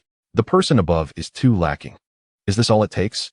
One can easily deduce the nature of comments beneath a streamer who engages in suggestive dance. Shin-chi altered his TikTok nickname, which originally mirrored his WeChat name, What Shall We Eat Later, to small portion of roast duck rice. Chapter 23. I came here to watch the dance. Shin-chi seldom indulged in TikTok live streams. In fact, he rarely viewed any short videos on the platform, preferring to spend his time on other sites. He glanced at the fan leaderboard of the live stream, where the top user was a level 67 account named Society's Dragon Brother. A level 67 account is quite impressive, having spent at least 5 million on TikTok live streams. However, Shin-chi could not see how much had been spent on Su Yao's stream. Only the host had that insight. Wiping his damp hands, Shin-chi proceeded to load his TikTok account with funds. He intended to add 1 million yuan, but due to limits, he had to do it in 2 transactions. Small portion of roast duck rice sent a carnival in the not-so-seductive live stream. A red scrolling message appeared in Su Yao's live stream, signaling the carnival event, which was also visible in other streams. Nevertheless, a single carnival was not particularly remarkable, amounting to merely 3,000 yuan. And there are plenty of affluent individuals online. Oh wow, a big spender just entered the hostess live stream. Indeed, it takes a big spender. If Yao were to rely solely on us freeloaders, she would surely starve. Even if you starve, she won't. Do you think the top user is a vegetarian? People are compared, and it can be disheartening. This alone cost me a month's salary. Su Yao, clutching her chest, leaned closer to her phone to acknowledge the carnival gift. With a sweet and sultry voice, she expressed her gratitude. Thank you, Brother Roast, for the carnival. Should I call you Brother Roast or Brother Duck? Shin-chi remained silent, as he was in the process of sending the second carnival. Being a novice at gifting on TikTok, he struggled with his speed. Moments later, the second carnival was sent. Small portion of roast duck rice sent a carnival 2 in the not-so-seductive live stream. Host, the big spender has sent 2 carnivals. Shouldn't you dance some more? Hey, did you notice that when Brother Roast entered the stream, he was just a level 1 account? I saw that. Now he is already at level 29, having sent just 2 carnivals. Is Brother Roast still here? What would you like Yao to dance to? When Chen Qigong entered the live broadcast room, the puppet show was nearing its conclusion, and he barely paid attention. Let us see the puppet show again, he thought. Su Yao, with her captivating appearance, was performing a dance from a Korean girl group, and it was truly mesmerizing. Burning Duck Brother has exquisite taste. He possesses the discerning eye of a Korean chaebol. He is certainly no ordinary person. As Su Yao began playing the accompaniment, she danced while pondering. This person must be just a bystander. I haven't heard of any arrangements by the guild tonight. Shin Kig rarely watched female streamers dancing on Douyin. He usually preferred to watch Ode Biao on a lesser-known platform. However, After watching female streamers for several days, he realized that none danced as well as Su Yao. Burning duck rice in small portions sent 3 carnivals in this not-so-seductive live room. Another viewer joined, prompting Su Yao to dance even more fervently. The count reached 60 carnivals before the screen quieted down, yet the comment section erupted. In less than 2 minutes, 60 carnivals. That's 180,000. Burning duck brother, please stop. Don't burn it all. You just burned my entire year's salary in 2 minutes. I can relate. That's 2 years for me. YISNT burning duck brother speaking. Is he laundering money? Is he a guild account? Have you ever seen a guild account with 0 followers and 0 fans? Some clicked to investigate and, indeed, found it had 0. He must be a low-profile big shot, idly throwing money around. At that moment, Qin Shigong tossed his phone onto the bed and went to dry his hair. A few minutes later, he returned to find himself ranked 5th among fans. Is it really possible to reach 5th place with just 180,000? Her fans aren't that impressive. Burning Duck Brother has even set his account to private. I can't follow him. This air of mystery only piques curiosity further. Could this be a new way to attract traffic, deliberately creating such an enigma? Su Yao had finished her dance and was waiting for Qin Shigong to speak. Burning Brother, are you not here? Did you see my private message? What else would you like to see me dance to? Qin Shigong, having overlooked the private messages, commented in the chat, can you do the catwalk? Thanks to Burning Duck Brother for this delightful experience. He truly adores Korean girl groups. Everything is on fire. Upon seeing Qin Shigong's presence, Su Yao's face lit up with a radiant smile. Burning Brother, what you requested, I can do that too. Let me change my outfit. Her top supporter, Society's Long Brother, had just entered the live stream, observing the scrolling text in other female streamers' rooms, noting someone was throwing money in Su Yao's stream. Dude, you're quite wealthy. Long Brother remarked. The top supporter has arrived. Long Brother is here. There's a hint of tension in the air. Some viewers, always eager for drama, watched the scene unfold with delight. Brother Long and Brother Roast Duck amassed 180,000 in just 2 minutes. If this continues, your top position may soon be at risk. Chen Shi persisted in his efforts, while netizens grew increasingly anxious. But Brother Roast, the host, hasn't even appeared yet. How could you have already contributed? Master, doesn't your finger tire from all that tapping? Allow me to assist. It's infuriating. Why am I not wealthy? I too wish to shower gifts. My friend, even if one possesses wealth, it is not meant to be squandered in this manner. You are investing your time here without achieving your desires. It would be wiser to switch hosts. Brother Long interjected once more. His words left some netizens perplexed, yet many discerned the underlying meaning. No way. The host hasn't even surpassed the top contributor? No wonder Brother Long hasn't gifted anything lately. I'm merely here to witness the dance. Chen Shi replied. Upon reading Brother Long's comment, he began to comprehend why Su Yao had only experienced 2 romantic relationships. Truly, she performs for the art, not for the flesh. Brother Long must have faced rejection, which prompted his remark in the comments section. Su Yao returned in a new outfit, clad in a Catwoman leather ensemble that exuded both sensuality and charm. The comments section erupted once more. Host, the tissues are ready. I'm prepared. Incredible. You're already ready before it even begins. You must seek help. Su Yao noted the incessant barrage of messages during the carnival and felt a jolt of surprise. Hastily messaging her guild from another phone, the guild promptly replied that it was not their arrangement, but merely a discreet wealthy stranger. Qin Shi had yet to respond to her earlier private message when Su Yao sent another. Thank you, Brother Roast Duck, for the 75 carnivals. Now, let us gracefully dance the catwalk. Qin Shi's carnival message scrolled across other live streams, attracting numerous viewers. The online count in Su Yao's room surged from 8,000 to 250,000 and continued to rise. Drawn by curiosity, wow, this female host is truly captivating. A high-level enchantress. Brother Long interjected again, perhaps suggesting that some could not grasp the conversation. Some speculated that Brother Long would begin to contribute as well to maintain his top position. However, before they could witness Brother Long's performance, the third-ranked Monkey entered the livestream. What a lively scene. Just as he finished that statement, viewers realized Monkey's third position had vanished. Chapter 24. No showboating or slapping faces. Monkey, you've lost your third position. Monkey has been robbed. Brother Roast Duck is impressive. He has contributed 230,000 and shows no signs of stopping. Monkey remarked, "My friend, it's time to cease."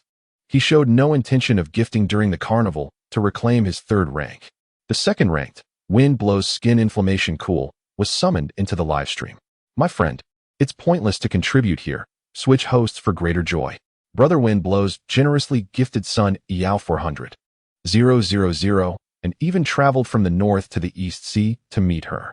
Spending a staggering 20,000 yuan on a meal merely garnered a fleeting thank you. Brother in return, prompting netizens to speculate why the top 3 patrons urged Brother Roast Duck to cease his extravagant spending. Could it be that these 3 affluent individuals encountered dissatisfaction with the streamer, leading to a rift? All 3 are wealthy and possess a sense of pride, rendering them reluctant to voice certain sentiments directly, lest they appear unable to partake in the game. Previously, in Linen City, a prominent patron had lavished 300,000 yuan on a female streamer and arranged an offline meeting. However, when the gentleman failed to achieve his desires, he became incensed and publicly displayed their chat history as a form of retribution, demanding a refund for his donations. This culminated in a physical altercation that left dignity behind. Shenxi remarked that he found joy merely in watching her dance. Meanwhile, Jin Jinlong sat in his office, seething with indignation at the foolishness of it all. He had intermittently spent 600,000 yuan in Su Yao's live stream, a sum he considered modest, and had also generously donated over 1 million to several other female streamers. However, the latter expenditure brought him satisfaction, fulfilling his intended objectives. As the top patron in the live stream, one could easily discern the motivations at play. Yet, certain truths must remain unspoken as we strive for a green streaming environment. Jin Jinlong faced obstacles with Su Yao. Upon becoming the top patron, he finally met her offline. Su Yao's beauty bore no stark contrast to her online persona. She was indeed 100% authentic and naturally beautiful. After their meal, Jin Jinlong subtly suggested that Su Yao accompany him to a hotel, promising further financial incentives thereafter. However, she resolutely declined. Thus, despite spending 600,000 yuan, he had only shared a meal, yet did not even manage to hold her hand. The second and third patrons shared similar experiences, having spent money only to be met with similar disappointments. Though Dragon Brother felt a swell of anger, he could not resort to coercion, for the consequences could be dire. Nevertheless, as the top patron, his words carried weight in the live stream, and he would subsequently caution anyone attempting to contribute to Su Yao. Jin Jinlong privately messaged Chen Qi, stating, "Even if you ascend to the top, it is futile. This woman's demands are insatiable. If you desire to be with a female streamer, seek another. Your current expenditure is unnecessary, as you could easily achieve your goal elsewhere." This development did affect Su Yao's popularity. Without a few influential patrons to set the pace, the atmosphere could not thrive. Even the guild could not perpetually support her, as there were many streamers within it, and they would prefer to devote their energies to the more prominent ones. At that moment, Chen Qi was perusing the private messages Su Yao had sent him, requesting that he add her on WeChat. His inbox was likely inundated with dozens of messages, such as, "Boss, need a massage? 5,000, can fly nationwide. Brother Roast Duck, I am your half-brother, Brother Roast. Do you like nonstop? Brother, I can dance very well. Come to my live stream, and Brother Roast, I'm very fiery, add me to see." The cacophony of messages left him feeling overwhelmed. In the bustling realm of society, "Dragon Brother, is this not the pinnacle of the leaderboard? What private message did you send me?" Chen Qi initially thought he was about to witness a display of mockery and ostentation, but upon clicking into the private message, he was met with 2 simple sentences.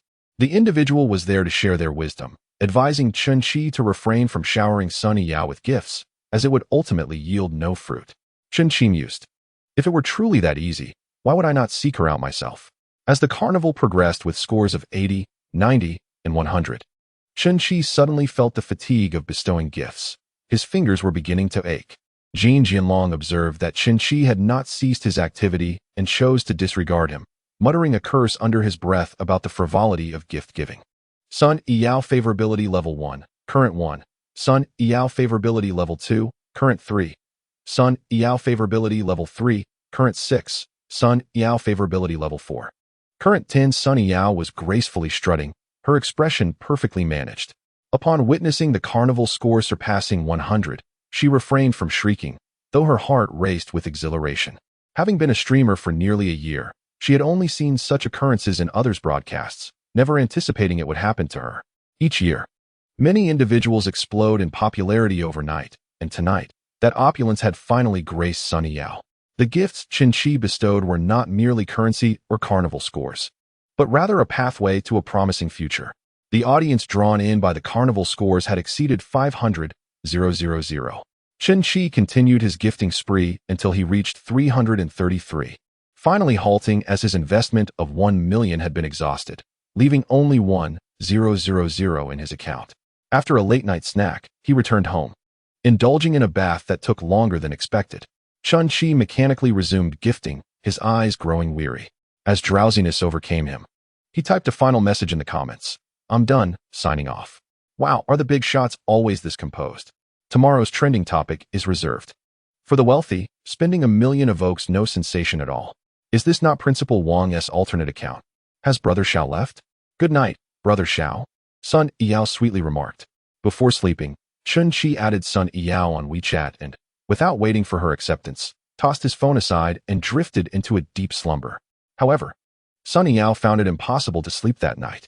Her follower count surged from 180,000 to 850,000, continuously climbing by the second.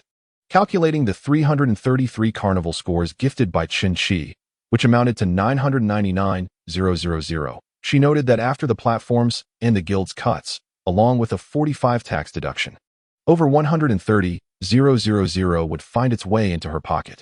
In addition to Qin's gifts, a multitude of viewers drawn in by him had also sent her presents. That night, Su Yao earned 200,000.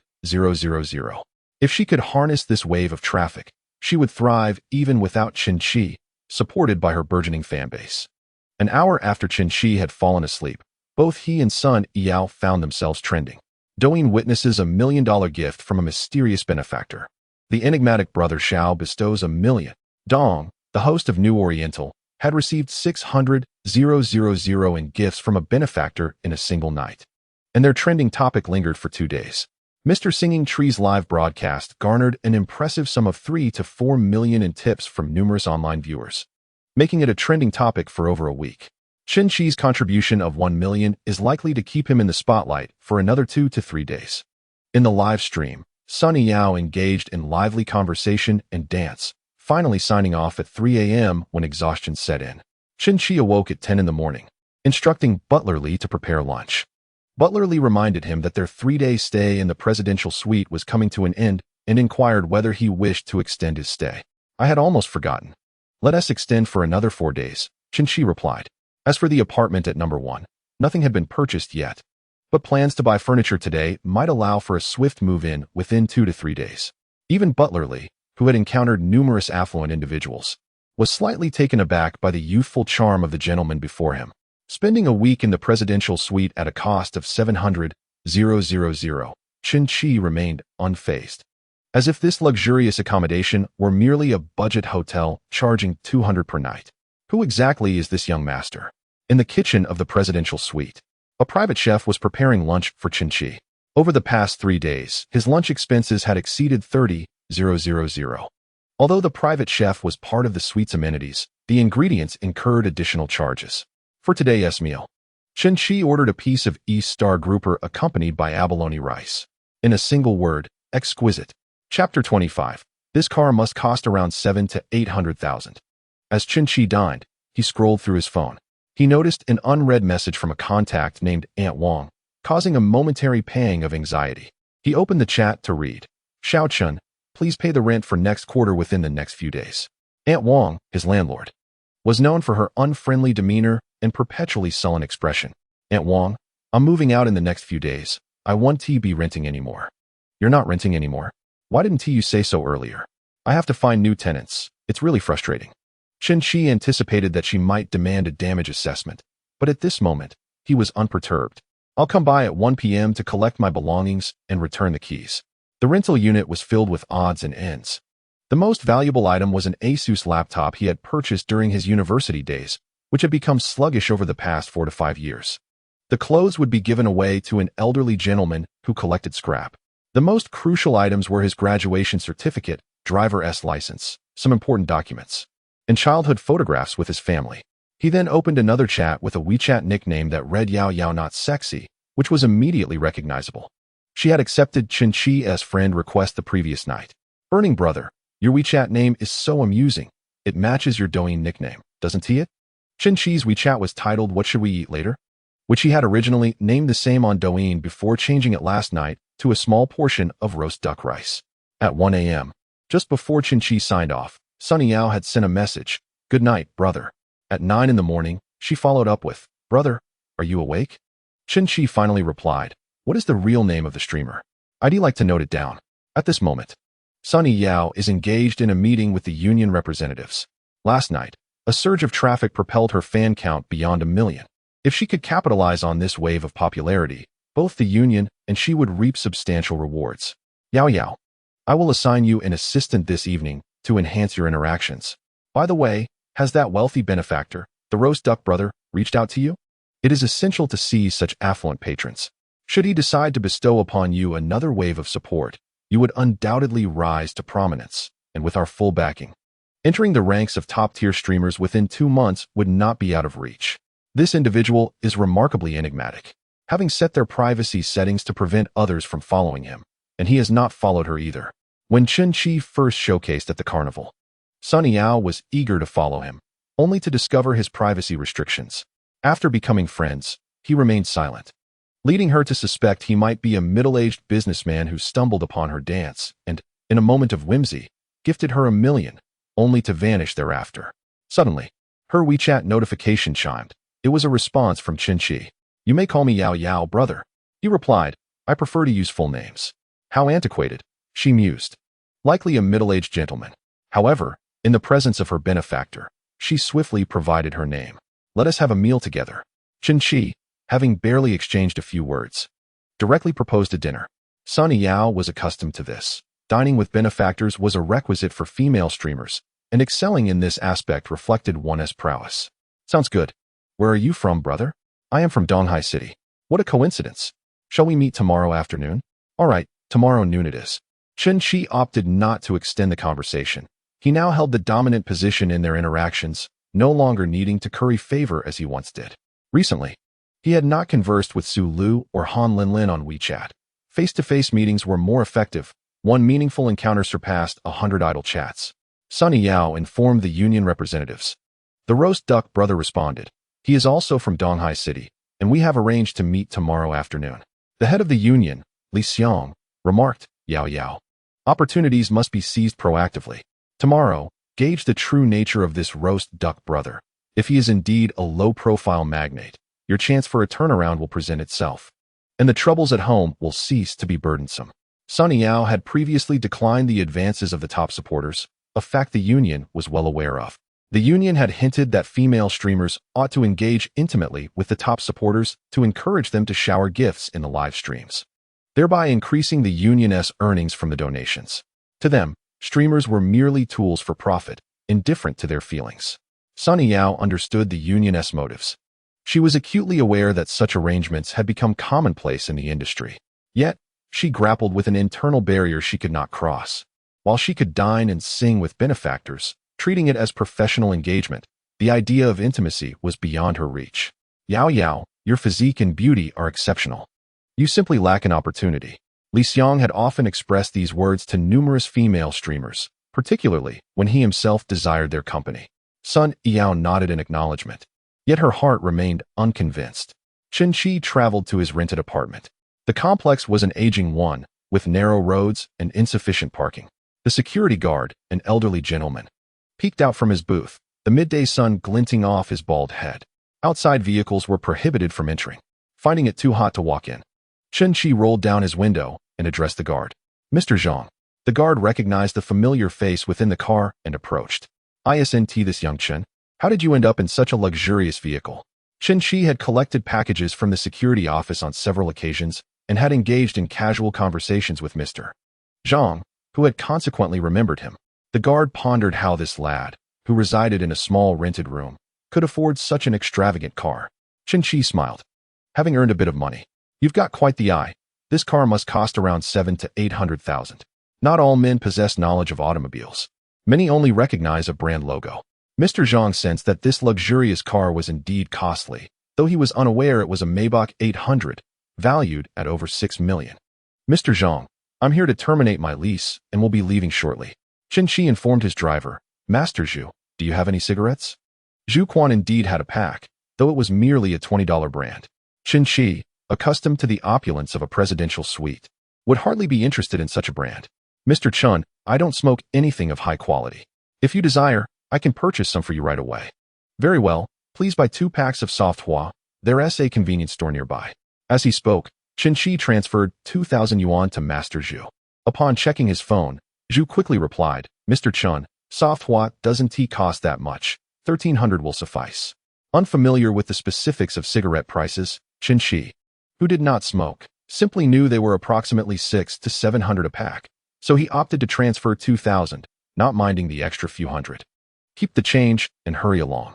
Zhu, aware that wealthy individuals often tip generously, did not hesitate and promptly exited the vehicle to procure the cigarettes. Chen Shi opened the rear door. Mr. Zhang, it's quite hot outside. Please come in. Mr. Zhang had never sat in such a spacious luxury vehicle and eagerly took a seat. The comfort of the leather seats was 1,000-fold superior to the plastic benches of a bus. The air conditioning was robust, accompanied by an unfamiliar yet delightful fragrance that calmed the restless spirit during the summer heat. Chapter 26. I am wealthy, yet not a fool. Ah, young Chun. This Maybach is indeed comfortable, Mr. Zhang exclaimed. Mr. Zhang, I need to go inside to tidy up and gather my belongings. Would it be possible for the car to enter? Mr. Zhang appeared troubled.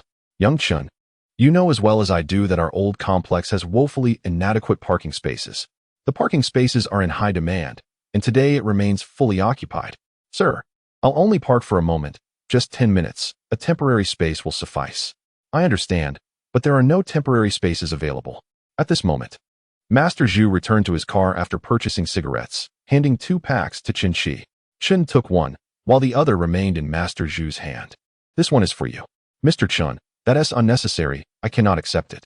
He had just received 700 as a courier fee from Chen Shi, and the soft pack of cigarettes was 650. He felt reluctant to take it. For the past few days, Master Zhu had been Chen Shi's private chauffeur, accompanying him almost around the clock. The places they frequented most were various parking lots, and sitting in the car for extended periods could be rather exhausting. Since he had already bought cigarettes, he decided to buy an extra pack for him. If you want it, just take it. A presidential suite at 100,000 a night was merely pocket change for these affluent individuals. With this thought, Zhu Quan expressed his gratitude twice and accepted the pack of cigarettes. Chen Shi then passed his pack to Old Man Zhang. Mr. Zhang, I previously troubled you several times to collect my packages. Now that I'm moving, I don't have much to offer, but please accept this cigarette. Old Man Zhang was overjoyed, surprised that young Chun had earned a fortune and still remembered the old man.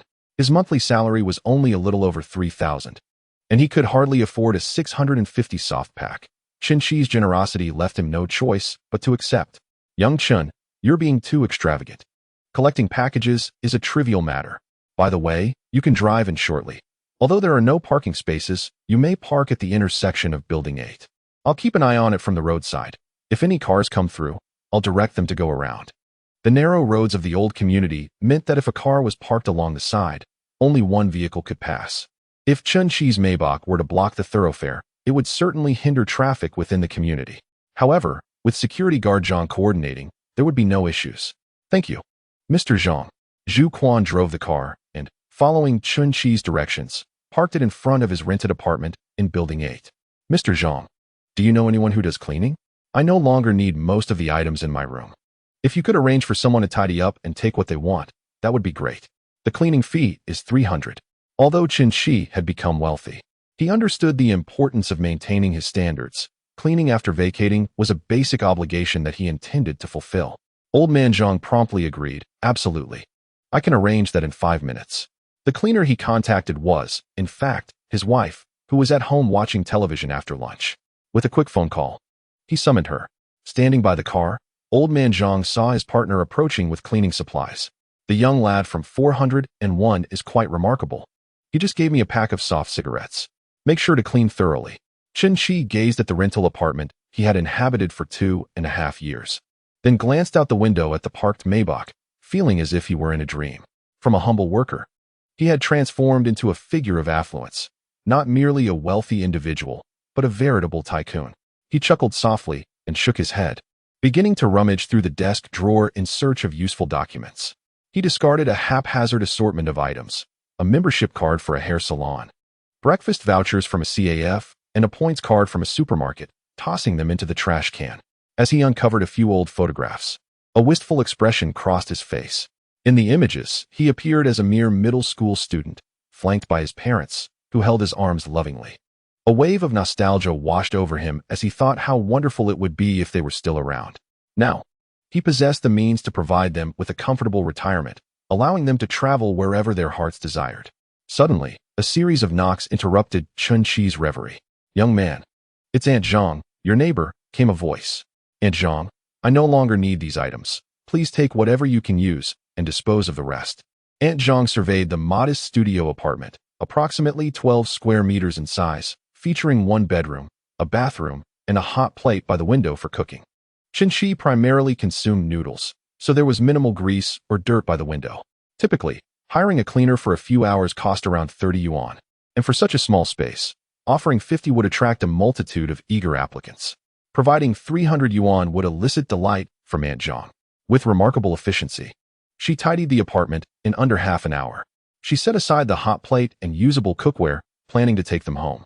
Chun-Chi also gifted her his antique laptop, having diligently erased all study materials to prevent Aunt Zhang's young grandson from being influenced negatively. The dozens of study documents vanished with a mere flick of his fingers, but Chun-Chi felt no regret. He had gained practical experience and no longer required further academic pursuits. At 1 o'clock, the landlord, Aunt Wang, arrived punctually at the apartment. Sporting a stern expression, she remarked, "You should have informed me earlier about your decision to vacate. I cannot refund your deposit under such circumstances." The deposit was equivalent to 1 month's rent, a mere 1,200 yuan, which Chun-Chi casually acknowledged. "Since it was a last-minute decision, you can keep the deposit." As he returned the keys to Aunt Wang, she called him back. "I haven't inspected the apartment yet. Why the rush?" With that, Aunt Wang retrieved a flashlight from her bag under the sweltering midday sun, leaving Chun-Chi speechless, though it was indeed an action he had come to expect from her. She began to examine the furniture and appliances for any damage. However, there was little to inspect, just a table, a bed, and an air conditioner. The fan, hot plate, and simple wardrobe were all purchased by Chun-Chi himself, now being taken away by Aunt Zhang, who had prepared them in the hallway. The room was impeccably tidy, and Aunt Wang feigned a meticulous inspection for several minutes, but failed to uncover any faults. Undeterred, she proceeded to the bathroom, turned on the faucet, and flicked the light switch, both functioning well. However, when she activated the heater, a triumphant expression graced her face, as if she had finally found a flaw. "This heater is damaged, it needs to be replaced. Excluding the security deposit, you owe me an additional 1,500. The mere mention of the heater ignited a surge of indignation within Chun-Chi. "Aunt Wang, when I moved in, I discovered the heater was already broken and informed you about it. I called you several times to fix it, and you always told me to wait." With hands on her hips and an air of defiance, Aunt Wang retorted, "What do you mean broken?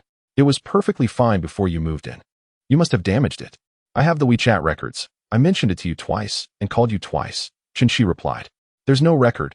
I changed my phone." She countered, adopting a petulant demeanor, determined to ensnare Chun-Chi in her trap, insisting on the 1,500. Chun-Chi was indifferent to whether it was 1,500 or 15,000. Yet he refused to be taken for a fool. In Chapter 27, titled The Community Mercenary, he reflected on how he had endured 2.5 years of winter showers without complaint, and now she had the audacity to demand compensation for the heater.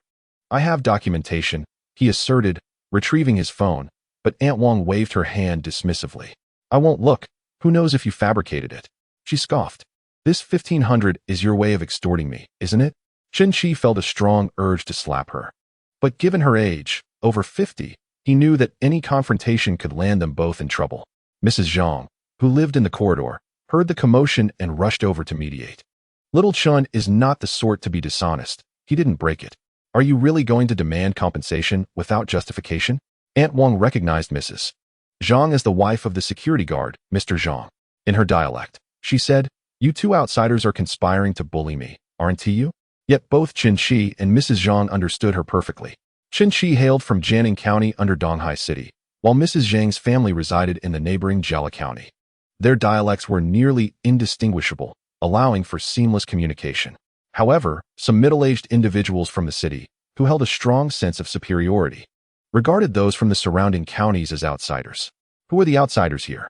It's clearly you, making this community a chaotic mess. Mrs. Zhang, incensed, was about to confront Aunt Wang when Chen Shi discreetly pulled her aside and whispered a few words. What are you whispering about? Don't meddle in my affairs. I need that 1,500 today, he insisted. Mrs. Zhang nodded, promptly heading downstairs. Chen Shi had plans that afternoon to accompany Lin Lin to the furniture market and had no time to waste with the troublesome Aunt Wang. But he was resolute in not paying her. After approximately 5 minutes, Mrs. Zhang returned, accompanied by 2 other women who appeared quite formidable and not to be trifled with. Wang Zuilian, are you being unreasonable? Does that young man truly care about your 1,500? He did not damage it, so it is not his fault. Do not attempt to deceive others. Lu Hong, why are you everywhere? Just go away. This does not concern you. Aunt Wang glared at Aunt Lu with displeasure. What do you mean it does not concern me? I am part of the neighborhood committee. Whenever there is a dispute in the community, it is my duty to intervene. Lu Aunt declared with her hands on her hips. However, is there really a chance for fairness? The neighborhood committee has always been known for muddling through. Today, are they actually going to uphold justice? Earlier, Chen Shi had prevented Zhang Dama from arguing further, fearing she might lose the argument. He quietly suggested to her to recruit 2 more elderly ladies, offering 2,000 each to assist in berating Wang Zuilian. Zhang Dama thought to herself that today she would strike it rich. Chen Shi was actually hiring people to argue, 2,000 per person. This was easy money. She immediately fetched Lu Hong, who was one of the more formidable ladies in the community, known for her prowess in arguments. She also called upon Li Dama, a good friend of Zhang Dama, thinking that with such easy earnings, she ought to bring her sister along. The 3 of them teaming up against Wang Zuilian would surely lead to victory. You still want to act tough? You think I fear you just because you wield your position in the neighborhood committee? Wang Zuilian, with a flair for verbal dueling, placed her hands on her hips and raised her voice. Wang Zuilian, do not raise your voice at me. Let us stick to the matter at hand. What matter? What are we discussing? It was your actions that ruined my heater. Chen Shi cleared his throat, stating, I shall not argue with you. I have matters to attend to. So I must take my leave. Xiao Chun, if you have business, go ahead. We will handle this, Zhang Dama said. Lu Hong rolled up her sleeves, declaring, young man, this shrew is unreasonable. Allow me to enlighten her. As Chen Shi descended the stairs, he anticipated an impending fierce battle. As he reached the first floor, he heard a cascade of high-level expletives emanating from above. Retreat, retreat. Wang Zuilian had become incensed. Lu Hong was already her equal in combativeness. And with the addition of 2 allies, she stood no chance and was reduced to tears. Zhang Dage, resting in the shade under a tree, noticed Chen Shi descending and hurried over. Xiao Chun, is everything sorted? Yes, all set. Thank you, Zhang Dage, but I must be on my way, Chen Shi replied. All right, let me open the door for you. Zhang Dage jogged to the security room to lift the electric gate. He had just learned that Chen Shi had spent 6,000, hiring 3 elderly ladies to confront Wang Zuilian. Do wealthy individuals truly have such whims, hiring people even for arguments? Chen Shi departed from the community he had inhabited for 2.5 years, likely never to return.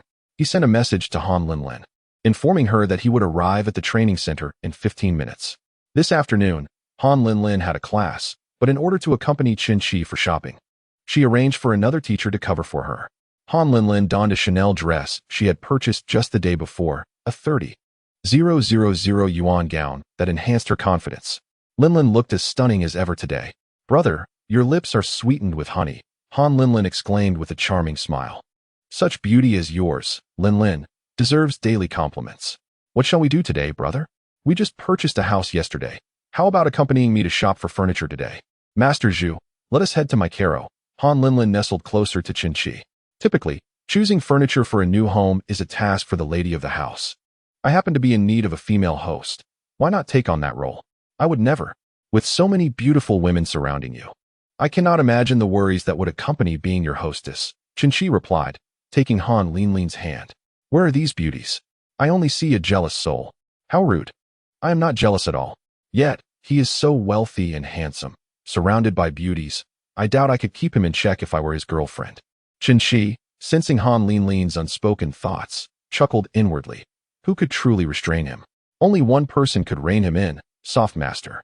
Before long, the duo arrived at Maikaro Home Furnishing City, a veritable treasure trove of furniture, appliances, boards, and interior decor materials. Let us first explore the beds, Chen-Chi suggested. Is he hinting at something? He found himself at a loss for words. This girl had quite the imagination, while he simply intended to browse for beds. The most renowned brand of bedding at Maikaro was H. Stens on the 4th floor. Chen-Chi could hardly fathom that a mattress could fetch millions. Brother, look, H. Stens. Everyone sleeps on these mattresses. They are incredibly expensive, Han Linlin exclaimed, her interest piqued by the celebrity gossip she often indulged in. She stepped into the store, eager to discover the comfort of a mattress favored by stars. A female sales representative greeted them. Working in H. Stens was no less prestigious than selling Porsche or Ferrari, and she might even earn more than them. Some purchase cars for prestige, opting for lower models just to flaunt the emblem. However, furniture is confined to one's home. One cannot drive a bed around, and few would take out loans for such an item.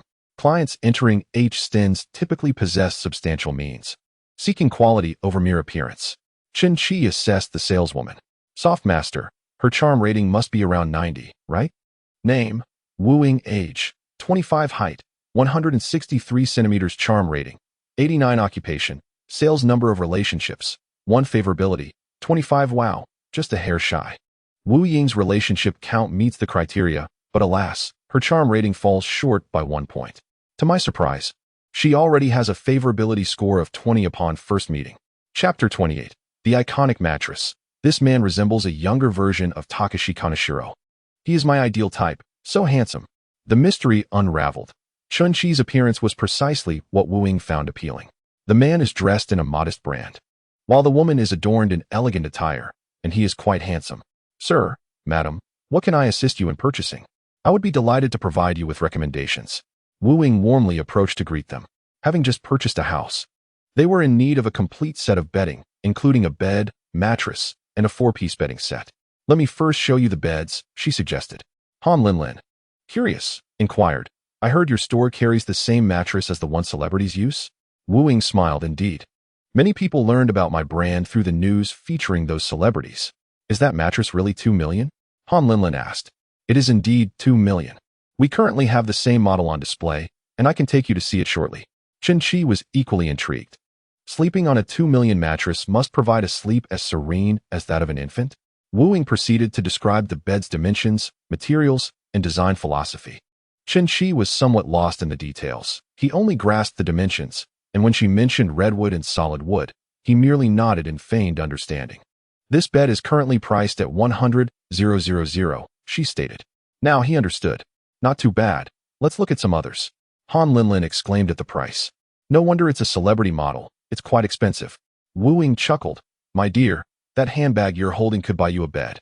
Han Linlin touched her newly purchased 98,000 Chanel bag, a wave of vanity swelling within her. Carrying such an expensive bag was indeed for show, to garner compliments. If no one noticed, the bag would be no different from a plastic bag. Saying that, the bed doesn't seem so pricey anymore, she thought, attempting to downplay her concern for the handbag's cost, as if it were a casual item. Should I have Chen-Chi buy me 2 more bags? If I only carry this one for photos, others might think I only have this one to flaunt all day. Chen-Chi remarked, the price is somewhat reasonable. Let us continue browsing. Looks like we have big clients. They must be selecting furnishings for their marital home. You might consider this model. Many newlyweds from our Gonyuan No. 1 and Yalongfu have chosen this as their wedding bed. Oh really? Do tell us more. Chen-Chi took Han Linlin's hand, providing no explanation, seemingly inviting misunderstandings about their relationship. Han Linlin's affection level, 1, current, 41. Brother, why don't you explain? You haven't explained either, Chen-Chi replied. Han Linlin was momentarily speechless, having wanted to speak but held back earlier. Deep down, she hoped to be with an elite like Chen-Chi, who was both handsome and wealthy. Wu Ying led them to see the celebrity model mattress. Can we try it out? Han Linlin asked. Of course. Wu Ying replied with a smile. Let's lie down and see.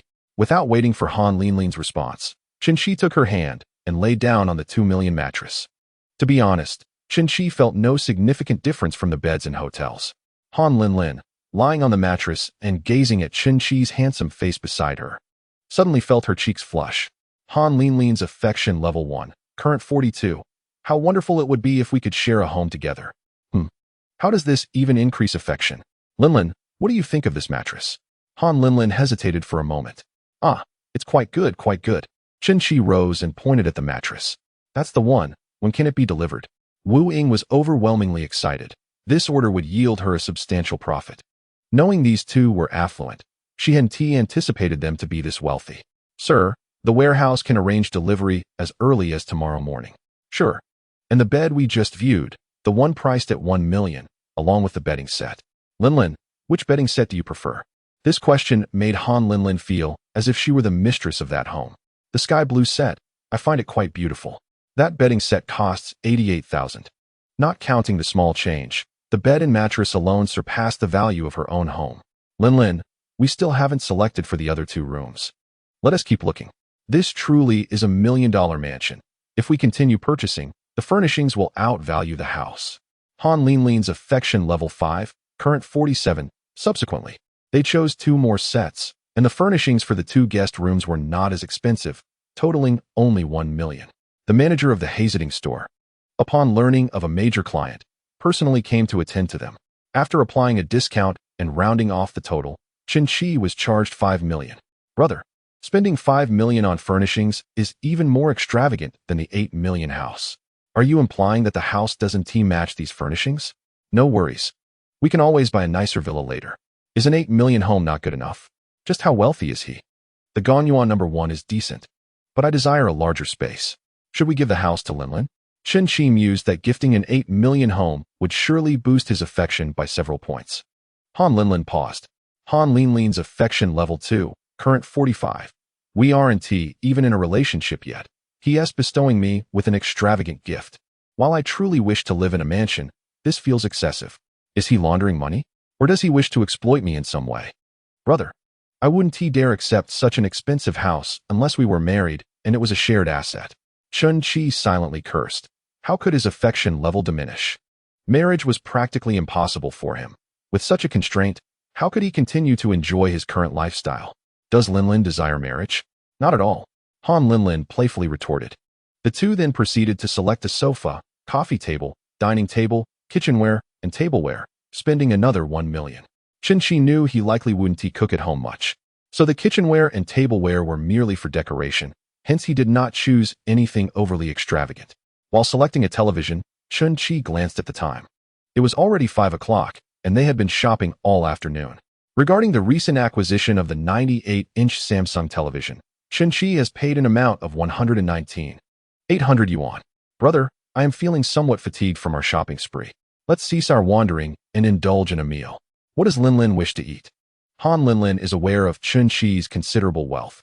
He has spent over 6 million yuan on furniture and appliances within a single afternoon.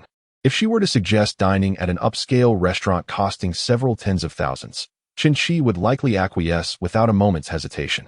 Brother, I desire to savor hot pot, specifically from the newly opened Daba Shu hot pot restaurant. The online reviews have been quite favorable, with numerous bloggers having evaluated it. Since Linlin wishes to eat there, we shall go. Such sentiments, expressing desires to eat or buy, were previously unthinkable for Qin, yet in recent days, he has relished the freedom to voice them. Wealth may dispel worries, yet it brings forth joy. Upon arriving at Daba Shu hot pot, Qin instructed Zhu Quan to park nearby while he addressed their dinner plans and would summon him when they were ready to leave. A long queue had formed outside Daba Shu, with many patrons gathered around small tables engaged in card games. Chapter 29. Directly to the table, Qin glanced at the time. It was July 9th, Tuesday, 5:15 p.m. It was barely past 5 o'clock. Were people not working? Brother, it is summer vacation, hence the crowd, families with children and students alike. He had forgotten it was summer break. The throng was more exaggerated than at Haidi Lao. Newly opened establishments tend to attract such crowds, especially with the influx of influencers promoting them, leading to even greater interest. Qin retrieved a ticket, securing a small table numbered 222. At this rate, it was questionable whether they would even be able to dine by 9 o'clock. Han Linlin, however, seemed unperturbed. Belonging to the type of person willing to wait for a meal, she often visited popular eateries with Lin Yuan and others, waiting 2 to 3 hours in line. When Chen Qi was with Li Ting, he detested such establishments. Regardless of the food's quality, the mere act of queuing soured his appetite. Additionally, the presence of scalpers and hired patrons left him with an even poorer impression of these trendy spots. Yet, during his time with Li Ting, he lacked the means to afford scalper tickets. Now that he is financially secure, the thought of waiting in line is utterly intolerable. Having obtained a number, Chen Qi refrained from queuing, instead standing aside to observe. A rather disheveled young man approached him. "Friend, are you in need of a ticket?" "What ticket?" Han Linlin momentarily failed to comprehend. "The dining number.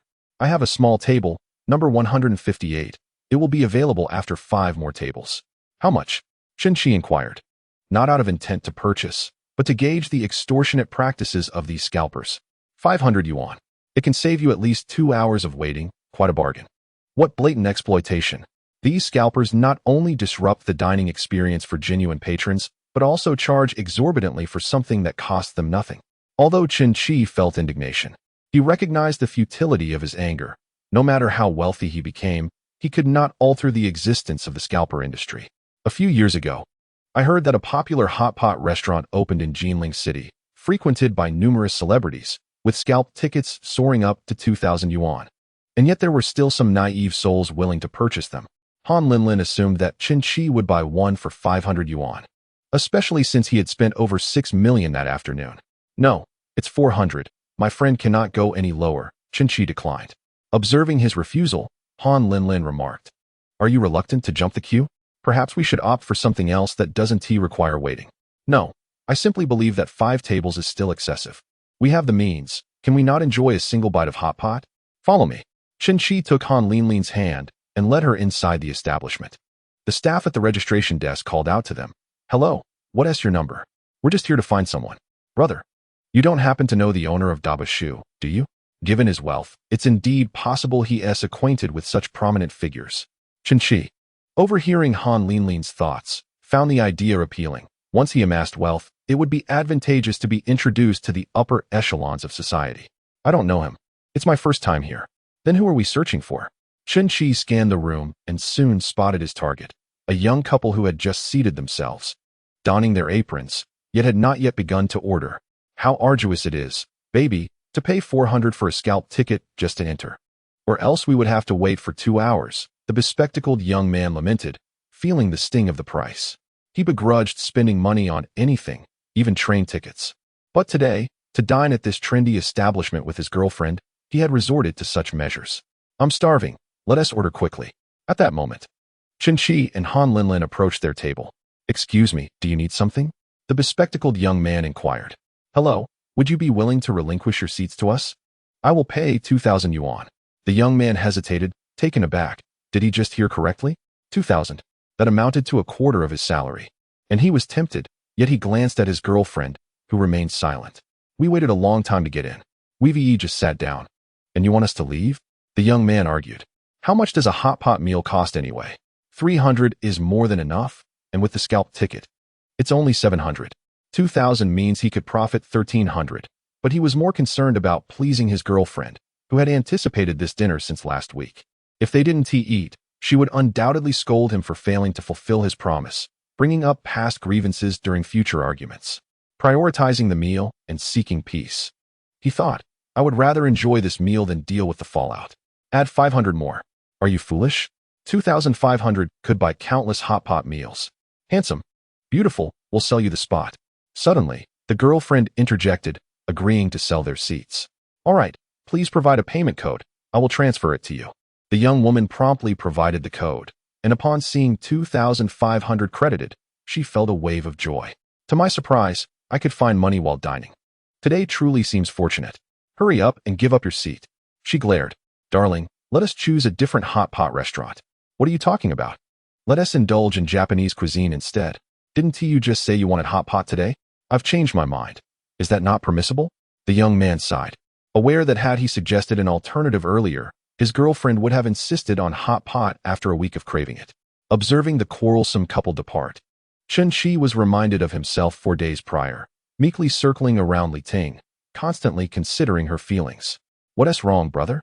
Han Linlin called out as she noticed Chen Qi lost in thought. "It's nothing, let us order." I thought you might know someone inside. Turns out this is how it works. The financial prowess is quite remarkable. The scalper at the entrance, witnessing the young couple exit, pondered why they returned so swiftly after just entering. Hey, why are you back so soon? Not eating anymore. No.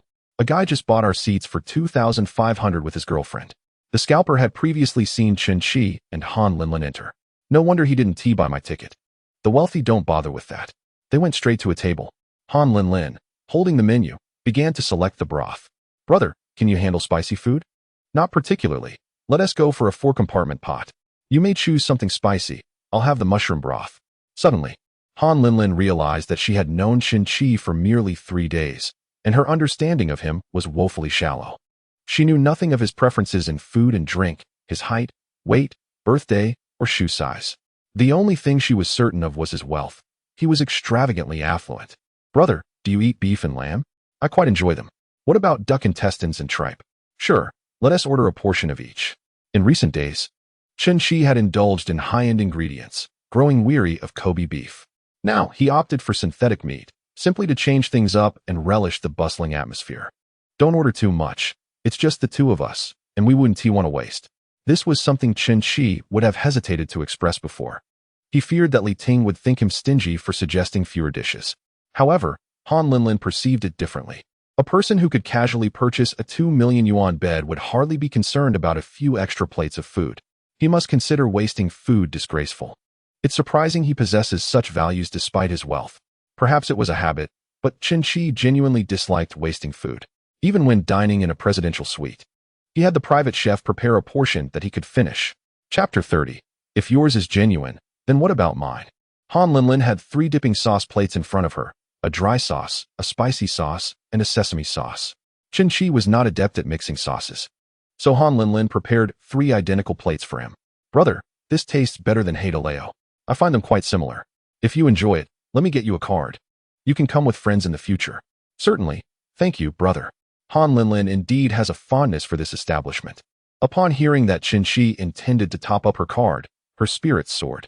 Although shopping with Chen Qi is delightful, dining out with friends offers an entirely different experience.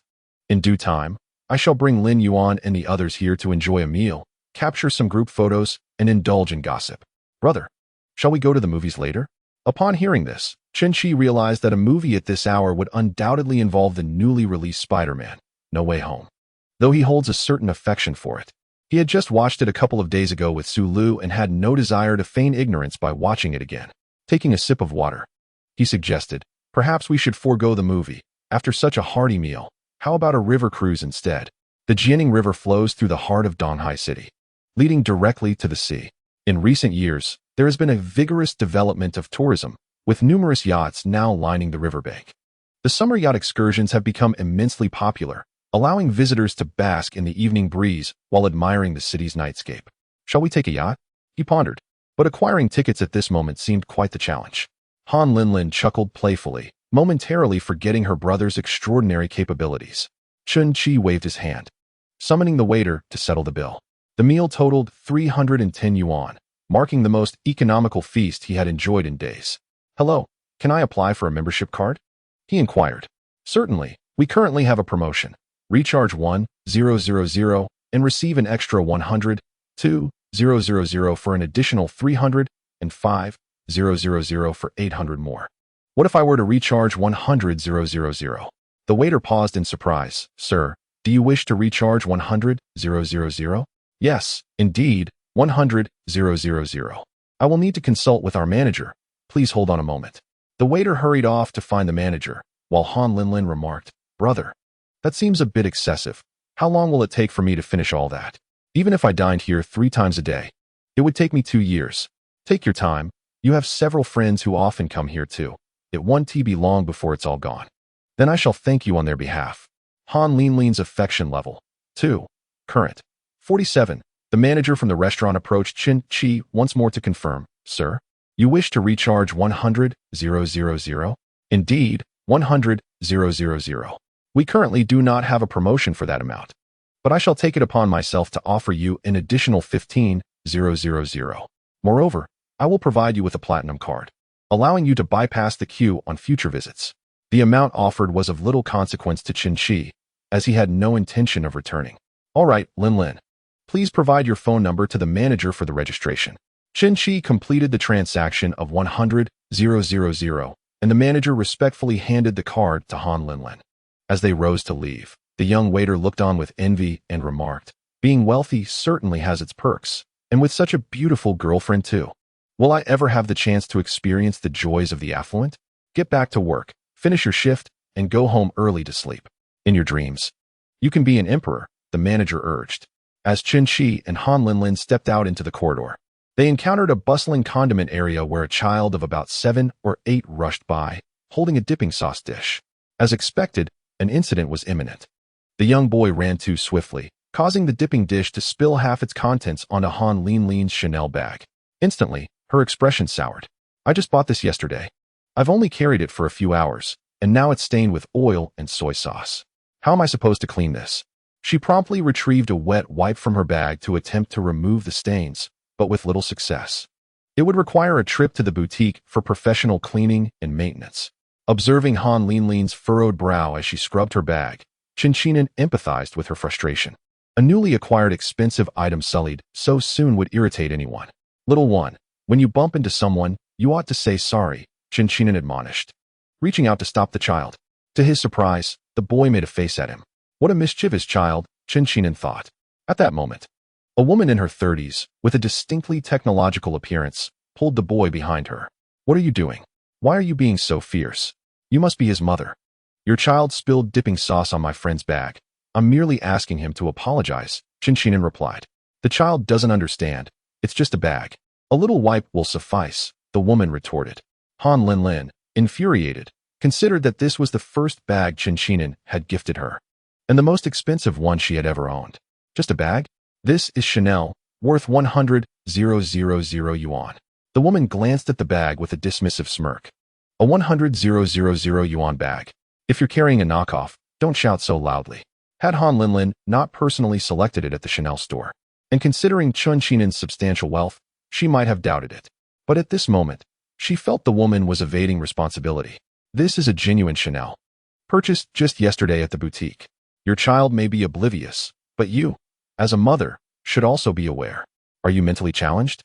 Chen-Chinan retorted without holding back. The woman, incensed, shot back, "Who are you cursing at? Dressed in counterfeit brands. Do you really think you're someone important?" The manager, alerted to the commotion, hurried over to mediate, immediately tensing upon recognizing his esteemed customer. "Mr. Chun, what seems to be the problem?" Chen-Chinan succinctly recounted the incident. "I don't have any extravagant demands. It's merely a stained bag. The child should apologize, and that would suffice." The manager, having just received Chen-Chinan's substantial payment, knew that someone who could spend 100,000 yuan on a meal would never gift a counterfeit bag. "Madam," he addressed the woman, in public spaces, "parents must supervise their children. Young ones have limited self-control and should be monitored continuously." "What do you mean? Are you implying my child lacks upbringing? How absurd. We are dining in your establishment, and my child cannot move freely?" The woman was unreasonable, making it difficult to counter her. Chen-Chinan contemplated deploying his financial prowess to hire someone to escalate the situation, but this was a public space. With so many onlookers, he feared that someone might record the altercation and post it online, potentially making headlines. This is inconsistent with his understated style. Moreover, if Su Lu were to see him with another woman, his appeal would undoubtedly diminish. The beautiful woman's handbag is authentic, and her dress is also a genuine piece from the brand. The handsome man is equally adorned in genuine articles. At this moment, 2 young women stepped forward to speak. Both hail from affluent backgrounds. They frequent luxury boutiques and have even established a review account together. Their knowledge of luxury goods may well surpass that of the sales associates in the stores. "Oh, you truly mean it," they exclaimed. "We specialize in evaluating bags and clothing. With a following of 500,000 on Douyin, we can discern authenticity from imitation with ease." The woman, however, felt a pang of anxiety.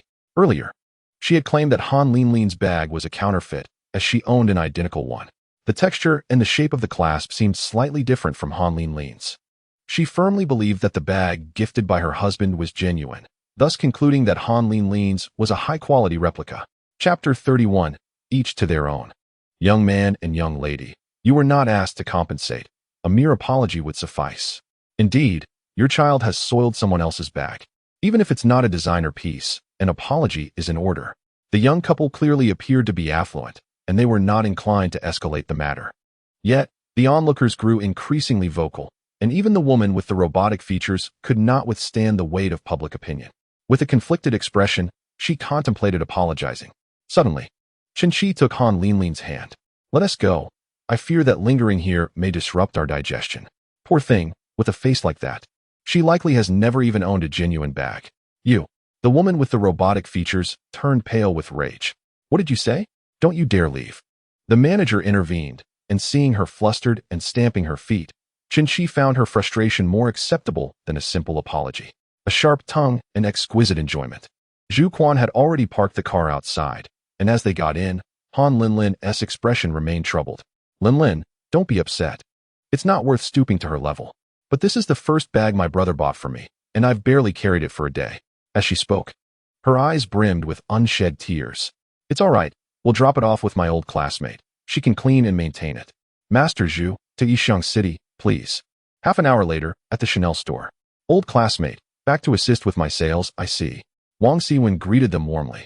"The bag I bought yesterday got dirty, and I came for maintenance." Han Linlin handed over the bag. "Oh dear, how did this happen? It's all greasy." "Don't mention it, sister. Can it be cleaned?" "That's no problem. Just come pick it up tomorrow afternoon." Qinshi added, "Linlin, why don't you choose 2 more bags to alternate with?" "Old classmate, you really spoil your sister." Upon hearing this, Han Linlin's mood brightened considerably, her furrowed brow relaxing. Current affection for Han Linlin, 1. Current level, 48. Han Linlin and Wang Siwen are engaged in a conversation while selecting handbags. "Sister, what was Qinshi like in high school?" In truth, Wang Siwen had little to no interaction with Qinshi, but now that he has amassed considerable wealth, she feels compelled to establish some connection. She assumes Han Linlin is Qinxi's girlfriend. By cultivating a good relationship with her, she hopes to gain access to Qinshi. Yesterday, she mentioned Qinshi in their group chat, and several friends expressed a desire to add him on WeChat. Wang Siwen shared his WeChat contact card with them, but they were unable to add him. It is evident that Qinshi has set his account to private, allowing only him to add others. Oh, Qinshi was so handsome in high school.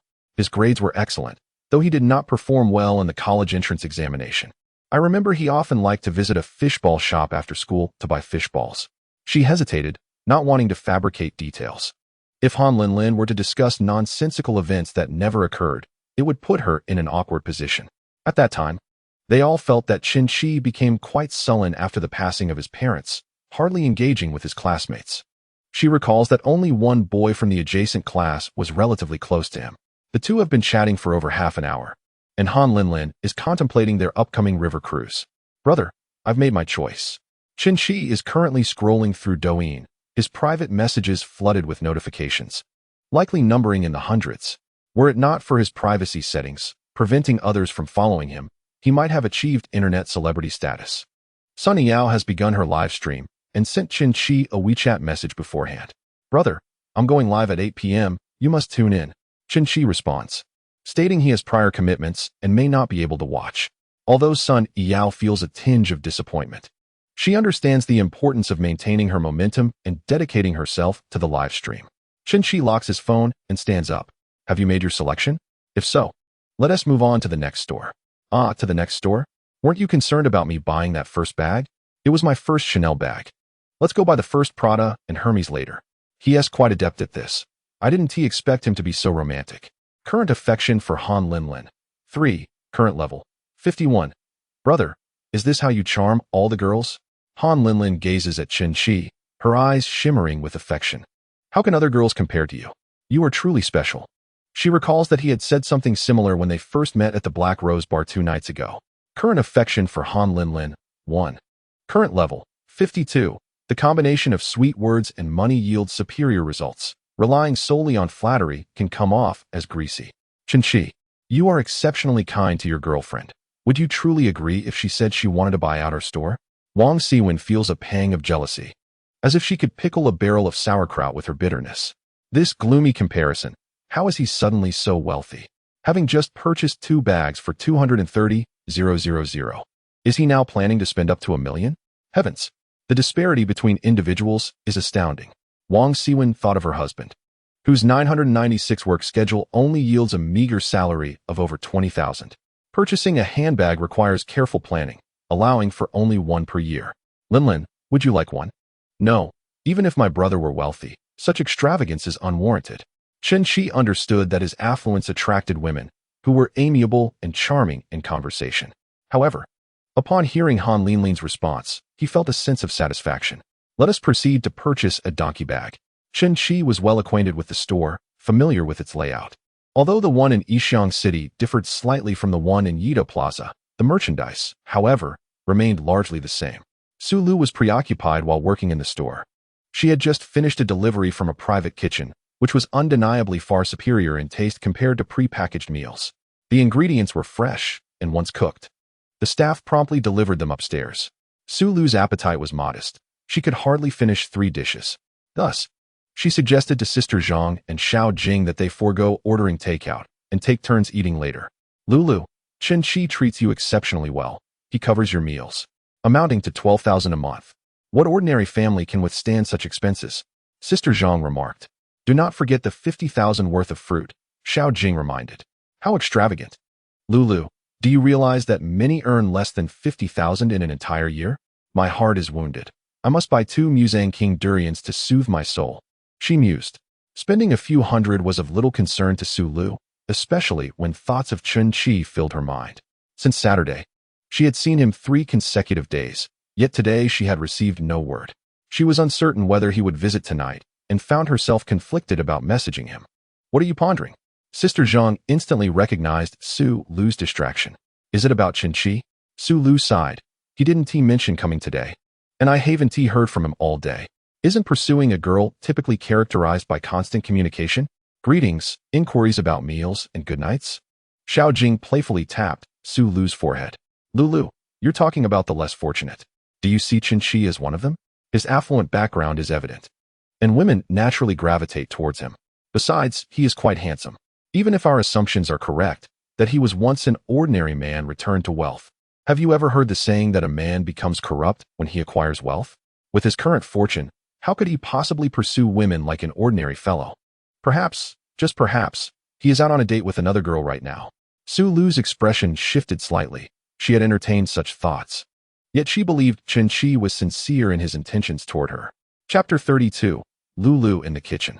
Observing Su Lu's altered demeanor, Xiao Jing quickly retracted her statement.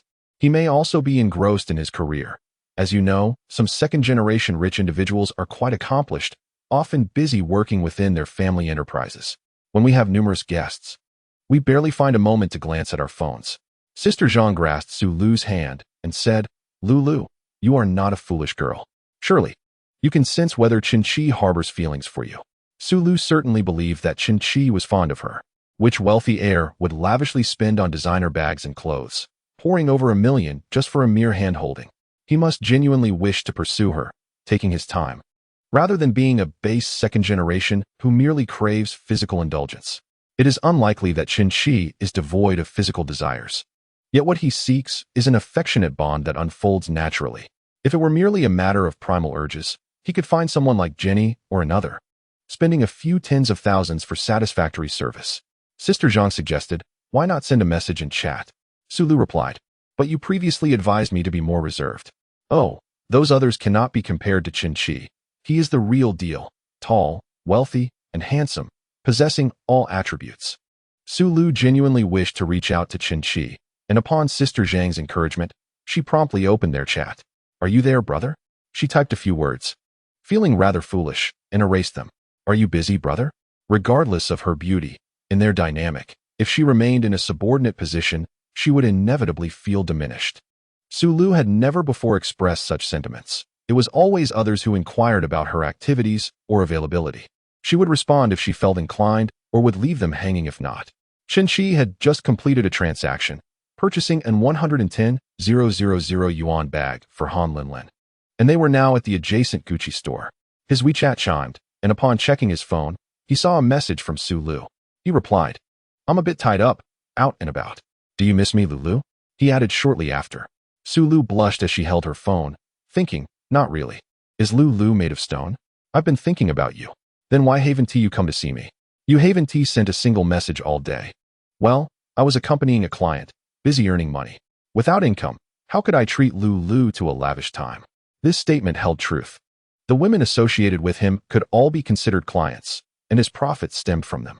Accompanying Han Linlin for shopping could also be seen as attending to a client.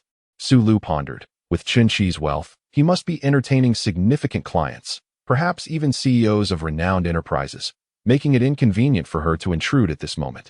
Then I shall let you be. Will you be free the day after tomorrow? She continued. Chen Qi contemplated, recalling his dinner with the live streamer Su Yao tomorrow, but he had no engagements the day after. I'll be free. What would you like to do, Lulu? I have a day off then, and wish for you to accompany me all day. I'll cook for you. Chen Qi felt a surge of joy. It seemed he would once again enjoy the luxuries of her company. Lulu can cook as well? Certainly, my culinary skills are quite remarkable. During my leisure time, I often indulge in the art of cooking. It seems I shall have the pleasure of your company soon, as dining out has grown somewhat tiresome. In fact, the day after tomorrow, my brother will be visiting my home, and I shall prepare a grand feast for you. Chen Qi was engrossed in his phone, typing away, when Han Linlin leaned in, prompting him to immediately lock the screen. Is your brother occupied? She inquired. Not at all. Meika from the electronics store is checking if it's convenient for me to have a television installed tomorrow. Han Linlin grasped Chen Qi's hand, her eyes sparkling with excitement. A colossal 98-inch television. May I visit your brother's house to watch it? With just the two of you, aren't you concerned? Chen Qi teased with a mischievous grin. My brother would never act inappropriately, she replied confidently. If he merely wished to spend the night, he could have made demands after purchasing me gifts worth 400,000. He must genuinely desire to pursue a serious relationship, Chen Qi mused silently, understanding her unspoken thoughts. Indeed, I aim to engage in a meaningful romance with you both. After leaving the Prada store, Han Linlin was now carrying an additional bag, a more affordable one priced at 88,000. They then entered the prestigious Hermes boutique. The sales associate was momentarily taken aback upon seeing Chen Qi and Han Linlin. Have they perhaps purchased out the neighboring stores? Han Linlin carried shopping bags from Gucci, Prada, and her attire, dress and shoes, were all from Chanel. Chen Qi donned a casual outfit, complete with sporty shoes, all from the same high-end brands. Are they collectors of luxury goods? Chen Qi glanced at the sales associate and nonchalantly rated her. Name, Lin Hui. Age, 25. Height, 168 centimeters. Charm level, 88. Occupation, sales associate. Number of relationships, 3. Affection level, 10. Alas, she fell short by 2 points in charm. Welcome to Hermes. How may I assist you today? Lin Hui's demeanor was far more amiable than that of Zheng Fangyue from the Yida Plaza store. Chen Qi surmised that this was likely due to his affluent appearance. Let us take a look at that bag. I have seen it online, and it is truly exquisite. The bag belonged to a rather upscale Hermes collection, typically priced around 300,000. Furthermore, this popular model could not be purchased directly. One must first acquire other items in the store to reach a total of 300,000 before being eligible to buy the bag. Online discussions suggested that this practice was a form of bundling consumption, designed to filter out submissive clients. If one does not comply with the store's rules, they may as well refrain from making a purchase. However, there are always the affluent who are indifferent to such constraints. To them, the difference between 300,000 and 600,000 is negligible. Chen Qi was previously unaware of these intricacies, but learned about them from Su Lu and Sister Zhang during their conversations about the luxury goods industry. Dear lady, you might consider these shoes. They complement the bag beautifully. Lin Hui subtly indicated that in order to purchase the bag, one must first acquire equally valued merchandise, employing a delicate suggestion rather than an outright statement. Han Linlin's presence on Douyin and Xiaohongshu is not merely for show. She understands the tactics of luxury brands like Hermes. She glanced at Chen Qi. Buy clothes, shoes, and bags, he generously offered. Han Linlin's favorability too, current 54, then. Dear brother, you must take a seat for a moment. Selecting takes time. Chen Qi found a stool in the store, settled down, and began watching Su Yao's livestream on Douyin. To be candid, the young lady's physique and looks are indeed captivating. If she were to replace Daji, King Zhou would surely be entranced. This evening, he did not intend to engage in the carnival. He had a basic understanding of the live streaming rules. The platform takes half, and if there's a guild involved, one must consider the revenue-sharing contract between the guild and the streamer. Larger streamers tend to receive a greater share, while smaller ones typically split 50-50, with taxes further diminishing the amount. Hence, the actual sum reaching the streamer is considerably less. For instance, the 1 million he spent yesterday would yield less than 150,000 in Su Yao's hands, barely enough for a Hermes bag. Furthermore, after spending $1 million, Su Yao's favorability increased by a mere 10 points, illustrating that spending in person is far more effective for enhancing favorability than online expenditure. One must spend wisely, avoiding frivolous expenses. While Han Linlin perused the bags, she cast a glance at Qinqi. She returned the shoes to the shelf and said to Lin Hui, "Please hold on for a moment." Han Linlin took out her phone, opened Matewan, and searched for nearby delicacies. This one will do. It was a renowned fishball shop, famous for its exorbitant prices. While ordinary fish balls cost merely a few yuan per bowl, the most expensive ones here were priced over 100. A few moments later, Han Linlin placed her order and completed the payment, with delivery expected in 15 minutes. Chapter 33. Finally indulging in Linlin's soft meal as Qinqi immersed himself in Su Yao's girl group dance, an unfamiliar number called. "Hello, this is the delivery." "Delivery? I didn't order anything," Qinqi replied, puzzled. "Is this Mr. Chen from Hermes? I'm already on the escalator." Half a minute later, a delivery person in a yellow outfit approached, carrying an appealing takeout bag. "Mr. Chen?" "Yes, that's me. Here is your delivery." Just as Qinqi was about to speak, Han Linlin rushed over to interrupt him. "Brother, it's my order. I noticed you didn't eat much during dinner. And since you're accompanying me to buy bags, I was worried you might be hungry." Qinqi was deeply touched. The young lady was quite considerate. During dinner, Han Linlin had asked for his phone number, mentioning that if there were issues with WeChat, she would call him. At that moment, she hadn't intended to order food for him. She merely wanted to save his contact. "Linlin, how thoughtful of you. What did you order?" "Fish balls." Han Linlin replied with a smile. "I heard from Wang Siwen that you enjoyed fish balls in high school, and there happens to be a delicious shop nearby, Jinning Fish Balls." Han Linlin, a local resident of the city, has roamed its streets since childhood, often exploring new shops with her friends. She possesses an exceptional knowledge of the best culinary delights around. Qinqi, hailing from Jining County, is familiar with the renowned fish balls of his hometown. The handmade fish balls he ordered from this establishment are widely recognized for their exquisite flavor, albeit at a premium price. He had inquired about these delicacies with Wang Siwen, which genuinely touched him. Although the price of the fish balls was not exorbitant, Han Linlin's willingness to treat him marked a promising beginning. Upon receiving a system notification, his emotions deepened, and he reconsidered his earlier perception of the fish balls' cost. Acquired 163 soft rice coins, cashback of 1,630,000 Huaxia coins? Goodness. What kind of fish balls cost 163 for such a small bowl? In the past, he enjoyed purchasing fish balls at the school gate, where they were merely 3 yuan per bowl, and he had never encountered anything so extravagant. A glance at the delivery order revealed that the handmade fish balls made from grouper were priced at 158, with a delivery fee of 5, totaling 163 yuan. No wonder the price was steep. They were made from grouper. How extravagant. They even used grouper for fish balls. The fish balls themselves were quite sizable, but there were only 6 in a bowl, equating to approximately 27 yuan each. Qinqi had earned 1.63 million. This exceeded the cost of his evening purchases, and he hoped Han Linlin would continue her generosity. Seeing Qinqi's joy brought happiness to Han Linlin as well. She worried that now that he had money, he might no longer indulge in such modest treats. "I should converse more with Wang Siwen to learn about my brother's past," Qinqi thought to himself. Although it was a noble idea, he barely knew Wang Siwen, their acquaintance limited to a mere nod. Han Linlin, in a rare act of generosity, decided to spend her 4,000 yuan internship salary on hot pot and bubble tea, feeling it was worth the expense. Living at home, her only costs were meals at home and school, leaving her with little else to spend on. However, treating herself to a 158 yuan bowl of fish balls would be out of the question. Yet, treating Qinqi was a different matter, especially since he had already spent nearly $1 million on her. Even offering him a bowl of fish balls priced at 10,000 yuan would not be excessive, though her funds were limited. Currently, her savings totaled just over 10,000 yuan, and she had many more expenses to consider in the future. During their conversation over hot pot, she learned that Qinqi's birthday was in 2 months, and she resolved to prepare a gift worthy of the occasion. She had spent 610,000 yuan at Hermes on bags, clothing, and shoes, in addition to 2 Chanel, Gucci, and Prada bags.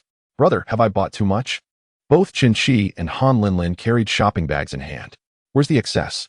It's merely a few bags, she replied. Han Linlin's favorability level, 3, current, 57 tonight.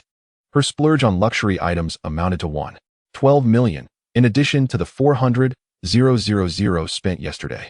She had surpassed Su Lu in expenditures, though the cashback from Su Lu was significantly greater. Brother, it sounds as if you're buying groceries instead of luxury items, Han Linlin chuckled. Let us depart and load our belongings onto the vehicle. We are bound for a river cruise. It is just past 9 o'clock, and the last yacht departs at 11 in the evening. However, Chen Shi checked the ticketing website and discovered that all tickets have long since sold out. The two proceeded directly to the yacht dock, where the next boarding time is at 9:30. A considerable queue has already formed, with dozens of eager patrons waiting. Unlike a hot pot restaurant, Chen Shi cannot simply board the yacht and purchase a spot. One must present a ticket at the checkpoint before gaining entry. Affluent individuals have a penchant for acquiring yachts, and the wealthy of Donghai City are no exception. Linlin, do you think I should buy a yacht? He inquired. Yachts are quite expensive, are they not? Yet, with your wealth, I would believe you could even purchase an aircraft, she replied.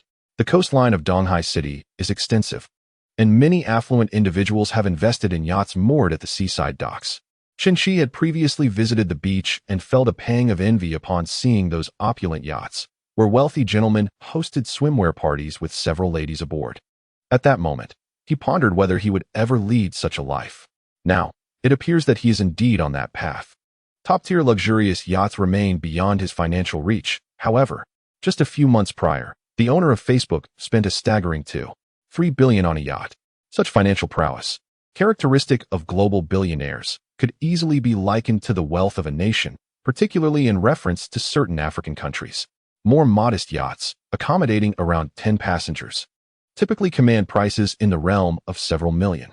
I shall take you to the seaside sometime to witness the yachts and perhaps consider acquiring one ourselves, he suggested. Cruising on a yacht is undeniably a favored pastime of affluent ladies. Han Linlin naturally dreams of gliding across the azure sea aboard a yacht. Imagining the life of a wealthy matron, one would awaken from such dreams with a smile. What would she teach then? Dealing with bothersome parents day in and day out would be exhausting. Chen Shi mused internally. This notion of yours is perilous. Having just tasted the fruits of my labor, I rely on your continued support.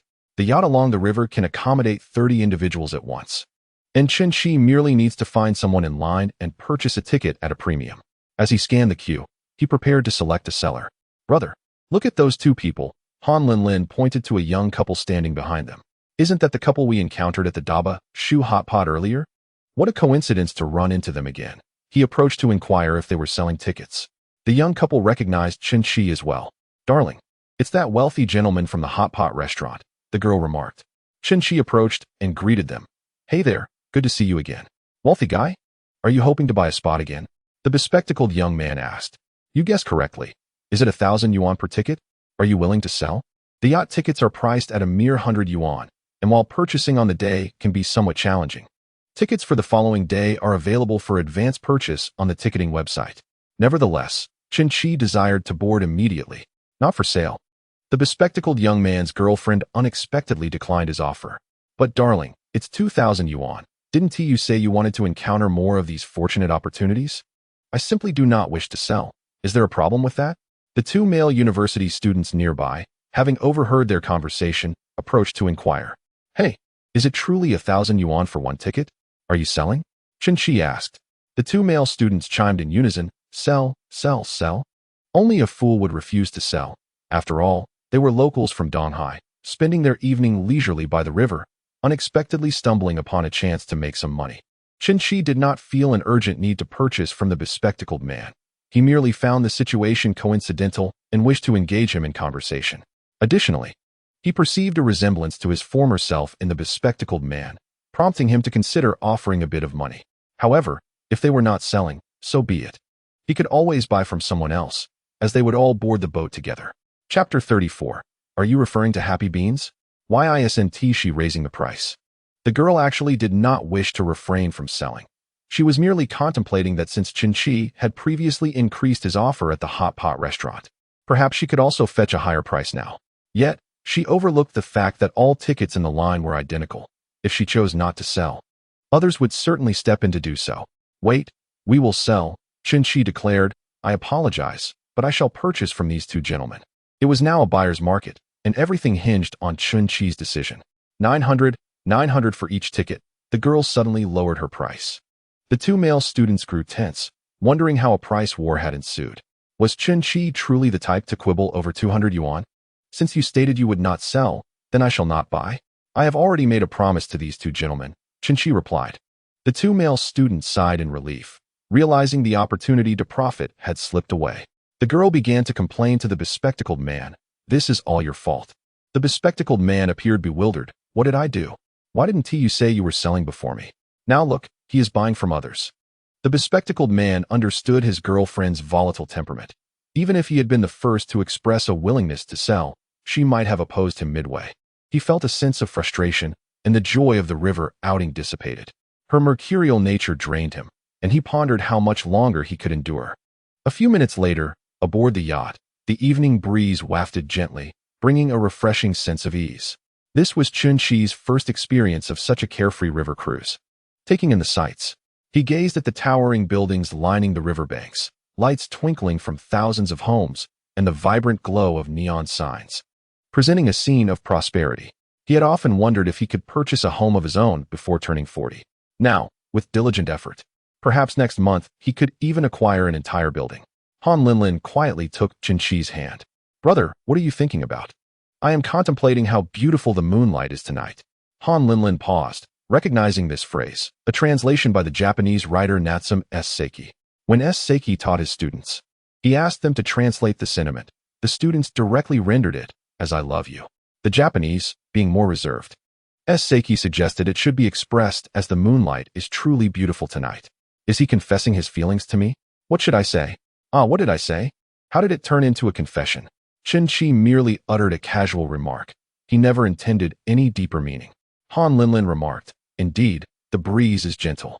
If the other party shares the sentiment, one could respond, the breeze is gentle. However, after Han Linlin spoke, Qinqi remained unresponsive, simply gazing silently at the riverscape. Am I overthinking this? Is he merely commenting on the moon? After disembarking from the yacht, Qinqi accompanied Han Linlin back home. Upon arrival, she hurried to her room, closed the door, and lay on her bed to initiate a group video call. Can you guess how much Qinqi spent today? Lin Yuan queried. You must have gone shopping at Michael today, right? After pondering, Lin Yuan mused that to match Qinqi's 6 million yuan residence, acquiring furniture and appliances would require at least 2 million yuan. 2 million? That's somewhat accurate. A mattress alone cost 2 million. The three of them were left speechless. As if time had frozen, Yun Yun incredulously asked, a mattress that costs more than my house? What kind of mattress is that? Surely, it can't be the same as everyone else's? It's just a popular brand. The total for furniture and appliances exceeded 6 million. Goodness, is this the extravagant lifestyle of the wealthy? If we sold all three of us, we still couldn't gather 6 million. Lin Yuan gritted her teeth. Xiao Shui inquired curiously. Linlin, did you only buy furniture, or did he get you anything else? Wait a moment, I'll show you, but prepare yourselves. Han Linlin said as she turned the camera to reveal her spoils from the evening. 6 bags from different brands, a dress, a pair of shoes, and a hat. Oh my heavens. I don't want to speak anymore. You all take it from here, Lin Yuan exclaimed. Yun Yun remarked, an Hermes bag? How much does that cost? The bag was 320,000. Before that, I had to buy other items, including the dress and shoes, which amounted to 610,000 at Hermes. What about the other 5 bags from Chanel and Prada? That totaled 510,000. Is there no sense of morality left? Spending 12 million in a single night. Wait, are you talking about Chinese currency? I don't even have that many joy beans, Xiao Shui retorted. Yun Yun reminded, don't forget. There was also 400,000 from yesterday. Are we using the same currency? Why do I hesitate for ages over a 20 yuan milk tea, while you all treat 1 million yuan luxury items as casually as buying cabbage? Lin Yuan lamented, I'm filled with envy and resentment. You should sell 1 bag and treat us to milk tea for the next decade. Yun Yun, with all those bags, let me borrow 1 to carry. Xiao Shui chimed in. Han Linlin scolded, "You're all crazy. Sell a bag? We're dining at Dabashu tonight." He topped up a card for me with 100,000 yuan. "I'll take you all out to eat." 100,000, 100,000, 100,000. Is it really possible to spend money so freely when one is wealthy? Lin Yuan's eyes sparkled with excitement. "Dear sister, does Qin Shi have any single friends? Please introduce them to me." Han Linlin, having only known Qin Shi for 2 or 3 days and having met him alone, had no knowledge of his acquaintances. As for female friends, she was unsure if Wang Siwen counted. "I'll inquire about it later," she replied. "Sister, you've married into wealth. Do not forget your old friends," Lin Yuan remarked. Outside the door, Han's mother knocked softly before entering. Upon seeing the lavish shopping bags strewn across the floor, she was momentarily taken aback. "Linlin, did this man purchase all these? Who else could it be?" Linlin responded. "Tell me, how much did all this cost?" "Today and yesterday, it totaled 152 million. Despite being 50 and having a wealth of life experience, Han's mother had never encountered someone like Qin Shi, who spent so extravagantly. "Did he give these to you freely? Did he ask for anything in return?" "Mom, what are you saying? He is not that kind of person. My dear, I am not rigid. I do not insist you marry a civil servant. If you can find a good family, I will be happy. However, I must caution you. Wealthy individuals can be quite inscrutable, especially those in finance. You must keep your eyes wide open, particularly regarding whether he has other women around him. You wouldn't want to discover your situation too late." These past 2 days, Han Linlin had been somewhat infatuated, not thinking too deeply, only feeling that Qin Shi treated her exceptionally well. "I understand. Mom, could you please ask Dad not to arrange any blind dates for me? Your father can be stubborn and old-fashioned, but I will try my best." In just 2 days, Qin Shi had not met Han Linlin's parents or exchanged a word with them, yet he had managed to shift Han's mother's attitude. Though he remained silent, the money spoke volumes. Qin Shi luxuriated in a milk bath, lying contentedly in the tub while watching Su Yao's live stream on his phone. Curious about the experience of public performances, he looked forward to their meeting the following noon. Currently, the 2 young ladies were quite different. Su Lu exuded an air of elegance, while Han Linlin embodied purity. Qin Shi had previously had a superficial encounter with someone like Su Yao, named Jenny, but their interaction had lacked any profound connection. Chapter 35. Come to my house to see the bed on Wednesday, July 10th. The weather turned from cloudy to sporadic rain. Today, Qin Shi woke up early. Having already begun his morning routine by 9:30, he needed to go to Gonyuan No. 1, as furniture and appliances were set to arrive, and he wanted to oversee the delivery. Gonyuan No. 1, Unit 8, 16th floor. Qin Shi stood before the floor-to-ceiling window, gazing out at the wetland park. The house feeling rather empty in the absence of furniture. 210 square meters is quite spacious for a residence. However, after only a few days in the presidential suite, Qin Shi felt the transition from 400 square meters to 210 acutely. He mused that he would eventually need to purchase a villa with a large courtyard, or perhaps even a manor would be preferable. The first to arrive was the team for the television installation, but they were halted at the community's entrance. After a conversation with the security personnel and completing the necessary registration, the installation technicians were permitted entry. At 10:30, Qin Shi began receiving a series of calls from various service providers, those installing electronic smart locks, curtains, and delivering sofas, television cabinets, and wine cabinets, all converging at the base of Building 8. He organized them methodically, allowing for an orderly ascent to commence their work. After more than an hour of waiting, the delivery of the bed finally arrived. Yet Qin Shi found himself unable to oversee their progress as he had to depart for Socrates, where he was scheduled to have lunch with Su Yao at noon. However, he realized he could not leave without supervision, so he placed a WeChat call. "Manager Jiang, are you available now?" Jiang Min, who was having takeout at the sales office, quickly cleared her throat upon receiving Qin Shi's call. "Yes, Mr. Chun. How may I assist you? Could you come to my place now?" Qin Shi inquired. Jiang Min's imagination began to race. What could he mean? Did he have an interest in her? Would he be inviting her over for something more intimate?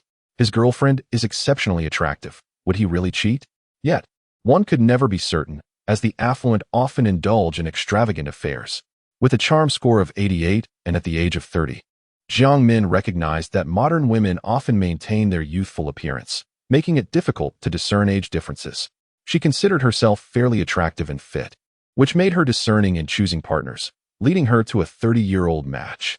"All right, Please wait a moment, she responded, quickly touching up her makeup before appearing at Chen Chi's door a few minutes later.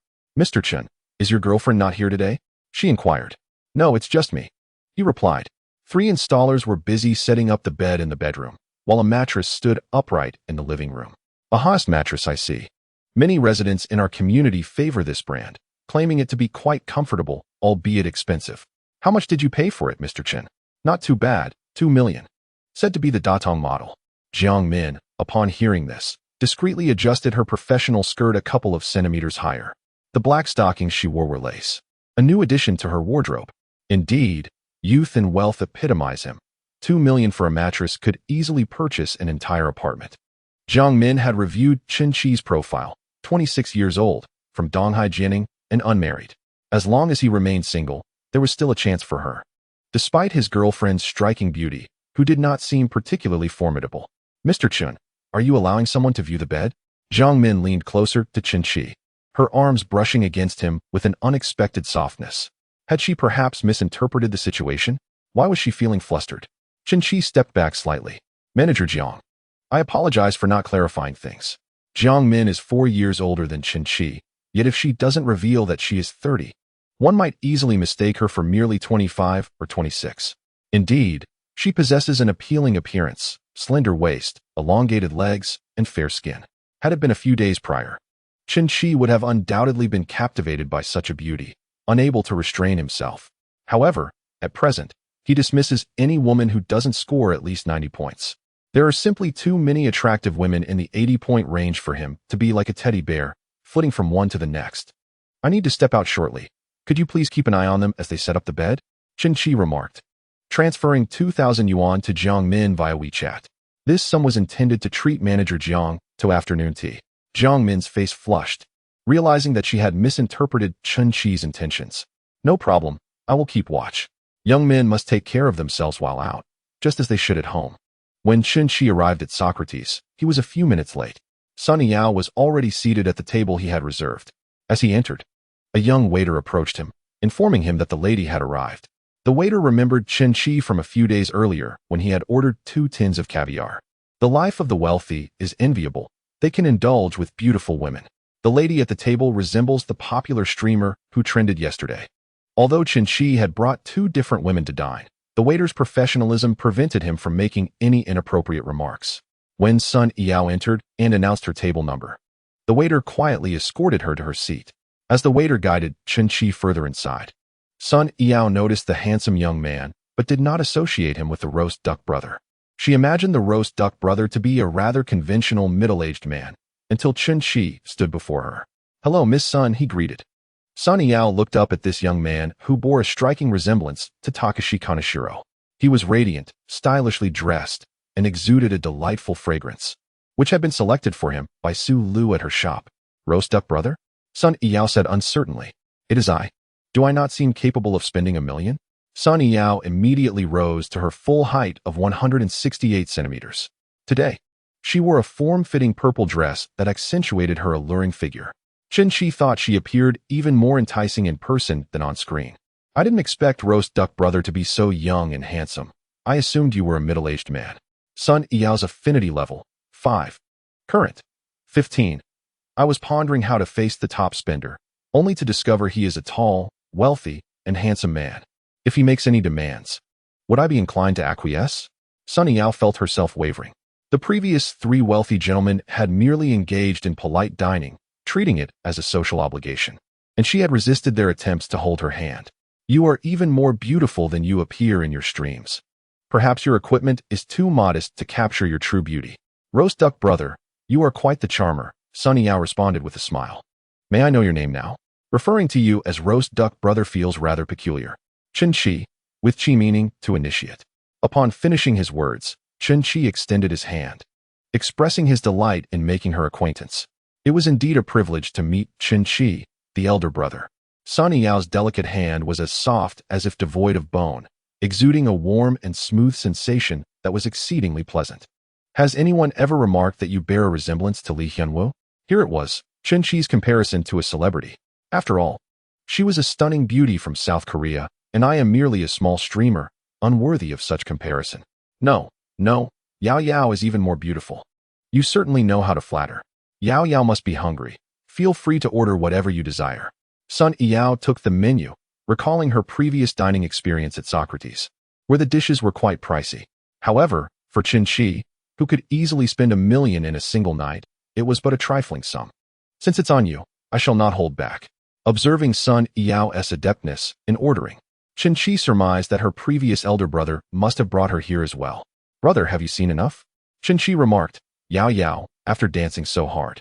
It must be exhausting. You should indulge in more meat. Let us add some Wagyu beef, shall we? As usual, he ordered 2 cans of Ostra caviar, which indeed had a remarkably delightful taste. Yao Yao, would it be all right to have a drink at noon? If you wish to drink, I can join you. The last bottle we ordered with Su Lu, priced at 22,000, was quite enjoyable, prompting Qin to inquire with the waiter if there were other fine wines available. Chapter 36. A gambling father, a sick mother, a studious brother, and the fragmented her. Young man, do you have any good wines lately? Qin inquired. Sir, you arrived at a fortunate time. Our boss just returned from France this morning, bringing with him 6 bottles of Romanicani white wine, priced at 43,500. Qin nodded in acknowledgement. Open a bottle. This meal surpassed the one he had with Su Lu in expense, totaling 120,000. Are you knowledgeable about wines? Not really. I just enjoy a casual drink. After all, an expensive wine is unlikely to taste poorly. A meal costing over 100,000. His financial capacity far surpassing that of his previous elder brothers. Su Yao's affinity level, 3, current, 18. What is your profession, brother? You seem quite affluent. I dabble in investments, living off the earnings from women. Is it in the realm of e-commerce, women's fashion, or cosmetics? Living off women in such a lucrative manner. Su Yao could only think of these 2 avenues. The major streamers peddling goods are also exploiting the most profitable segment of the female market. According to a survey on consumer spending power in Huaxia, the rankings are as follows. Young girls first, women second, children third, the elderly fourth, dogs fifth, and men sixth. In essence, money from women is the easiest to earn. That seems about right, thought Qin, as he invested millions in purchasing designer clothes and cosmetics for goddesses, reaping substantial returns. Do you often watch live streams? How should I put it? Whenever you are live, I tend to watch frequently. What a dubious claim. However, you haven't even followed me, and I can't follow you either. Qin picked up his phone and remarked, I usually maintain a low profile. My Douyin settings are private. Brother, could we follow each other now? Of course. Done. You're my only follow now, Qin Dao. Then brother must always support Yao Yao. Be her one and only, and not send grand gifts to other streamers. That's hard to say. If he finds another streamer who meets his standards, he might still send gifts, though likely under a different account. But for now, in front of Su Yao, sweet words were necessary.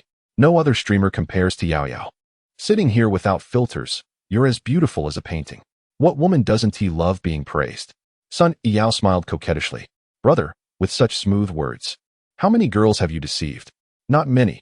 Just one. The one asking me how many girls I've deceived. Su Yao's favorability 1. Current. 19. Yao Yao dances so well. Have you trained professionally? Even Qin Dao, who rarely watched dance streams, could tell Su Yao far surpassed those who merely swayed their hips. I majored in dance in university. Before streaming, I was a dance instructor at an art institution. No wonder. A perfect match for your expertise. I've always wanted a girlfriend who studied dance, performing just for me at home.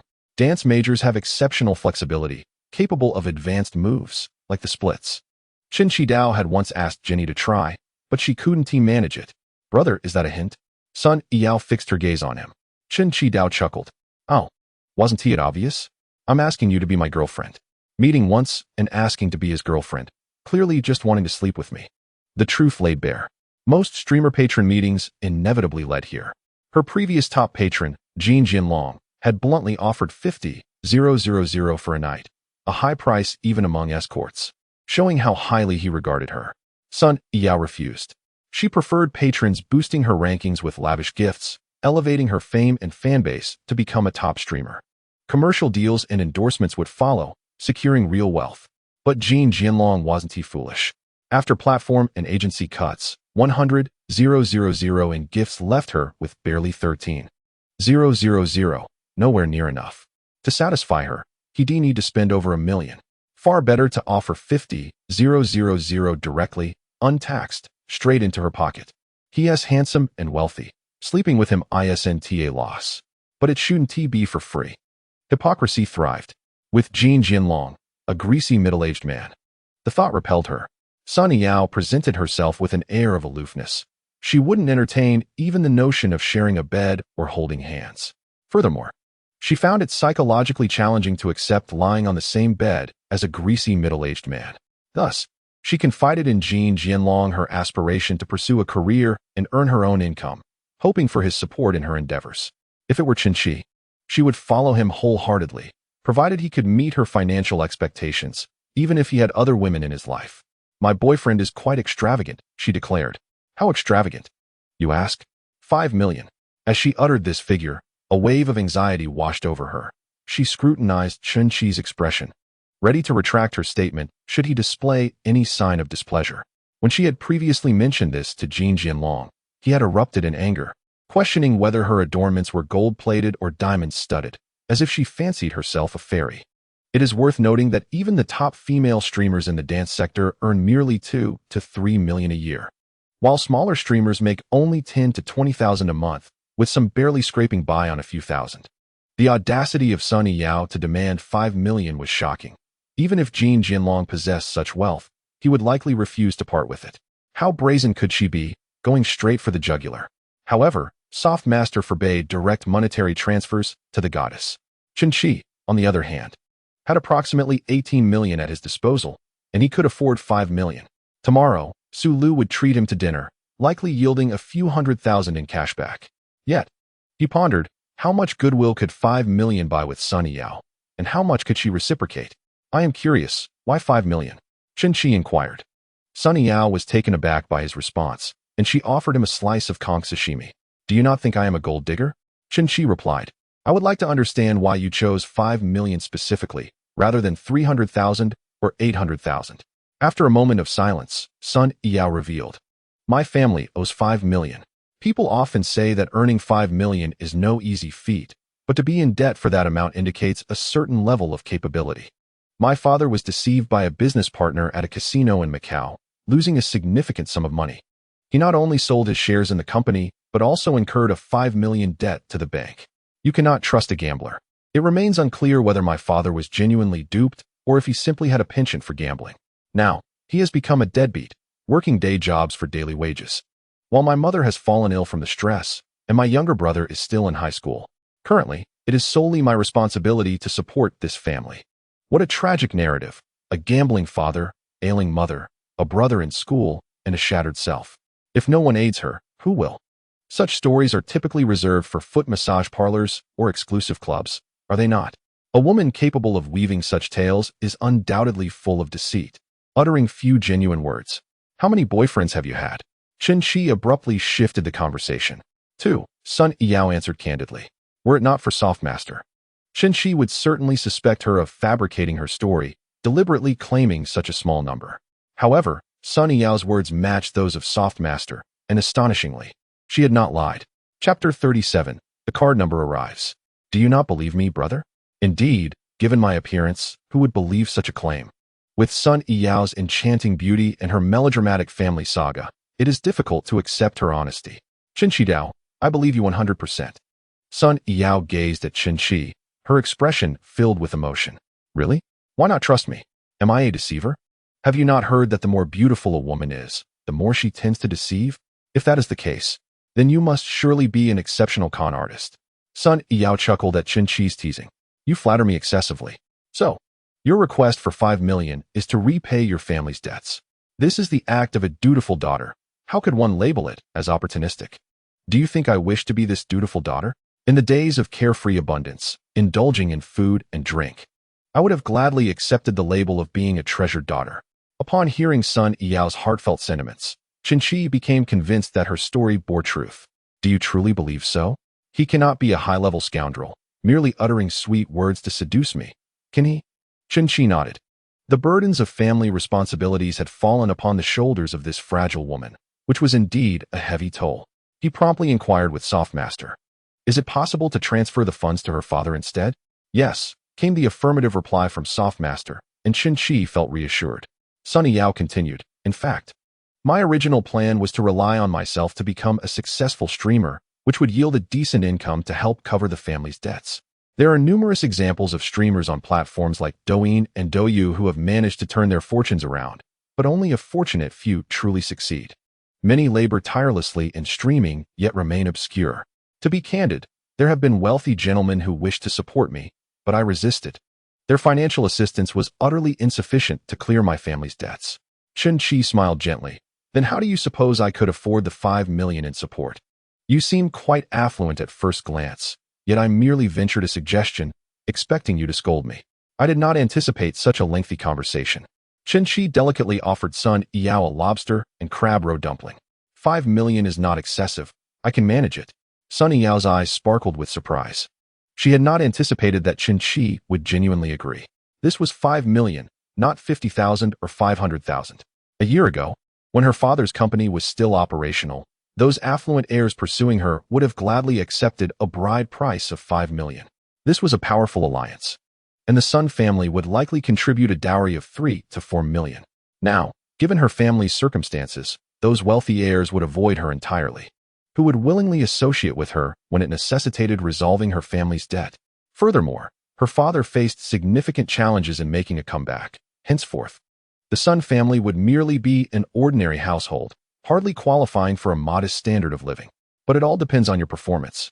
This is nothing but the rhetoric of a scoundrel seeking to exploit, isn't it? Brother, are you suggesting that I should accompany you for a few days, satisfy you, and then you will part with your money? Qin inquired. Do I appear to be that sort of lecherous individual? He added, observing that it did seem somewhat plausible. Send me your father's card number, Qin requested. What for? Su Yao exclaimed in surprise. Naturally, to transfer the funds. Fine, I'll send you the card number. Let's see what you can pull off, she replied. Before long, Qin received a message from Su Yao via WeChat. He copied the card number and entered 1 million into the Daxiao bank system. 1 million is not excessive. Han Linlin had already spent over 1.5 million, while Su Lu had spent around 900,000. Qin contemplated how much this million would enhance Su Yao's favorability towards him. Moments later, Su Yao received a call from her father. Yao, I just noticed 1 million was credited to my card, but the bank has deducted it immediately. Do you know what this is about? Her father was already a focus of the bank's attention. Any funds that entered his account were swiftly withdrawn. Their house had been auctioned by the bank, and they were currently residing in rented accommodation. Over the past year, Su Yao had sold her BMW to cover family expenses. Su Yao held the phone in a daze, staring at Qin. 1 million just like that? Not even a hint of hesitation? Her favorability towards Qin surged to 40, now totaling 57. Qin himself shuddered, startled by the system notification. Wow, a direct increase of 40 points. This million was well spent. Yet, in Su Yao's eyes, this was more than a mere million. It represented a promise of 5 million. She believed that Qin was not merely mouthing empty platitudes and would indeed transfer the remaining 4 million to her in due course. This was a lifeline for her family of 4. Brother, did you really send 1 million? Su Yao's voice quivered slightly. This was unlike the 1 million gifts on Douyin, where she would only receive a fraction. This was a full cash transfer, undiminished, directly into her father's account. Your father must have mentioned it to you, she continued. Aren't you afraid that I might be a fraud? That I could concoct a tale to deceive you? Qin set down his chopsticks and gazed earnestly into Su Yao's eyes. The eyes are the windows to the soul. Hers conveyed truthfulness. An inner voice suddenly chimed in Qin's mind, teasing him. Did I not warn you? You've got an eye for this. Truth be told, had it not been for the ability to hear her innermost thoughts, one might hastily judge her by her enchanting appearance, presuming her to be a gold digger. How could someone who resembled a courtesan have only had 2 boyfriends? Su Yao was deeply moved by Qin's heartfelt words, having experienced the vicissitudes of life. Once close friends had turned their backs on her, refusing even to answer her calls, fearful that she might ask to borrow money. The man, Qin, whom she had only met for half an hour, unexpectedly transferred 1 million yuan to her family. Su Yao was moved to tears, her eyes glistening with emotion.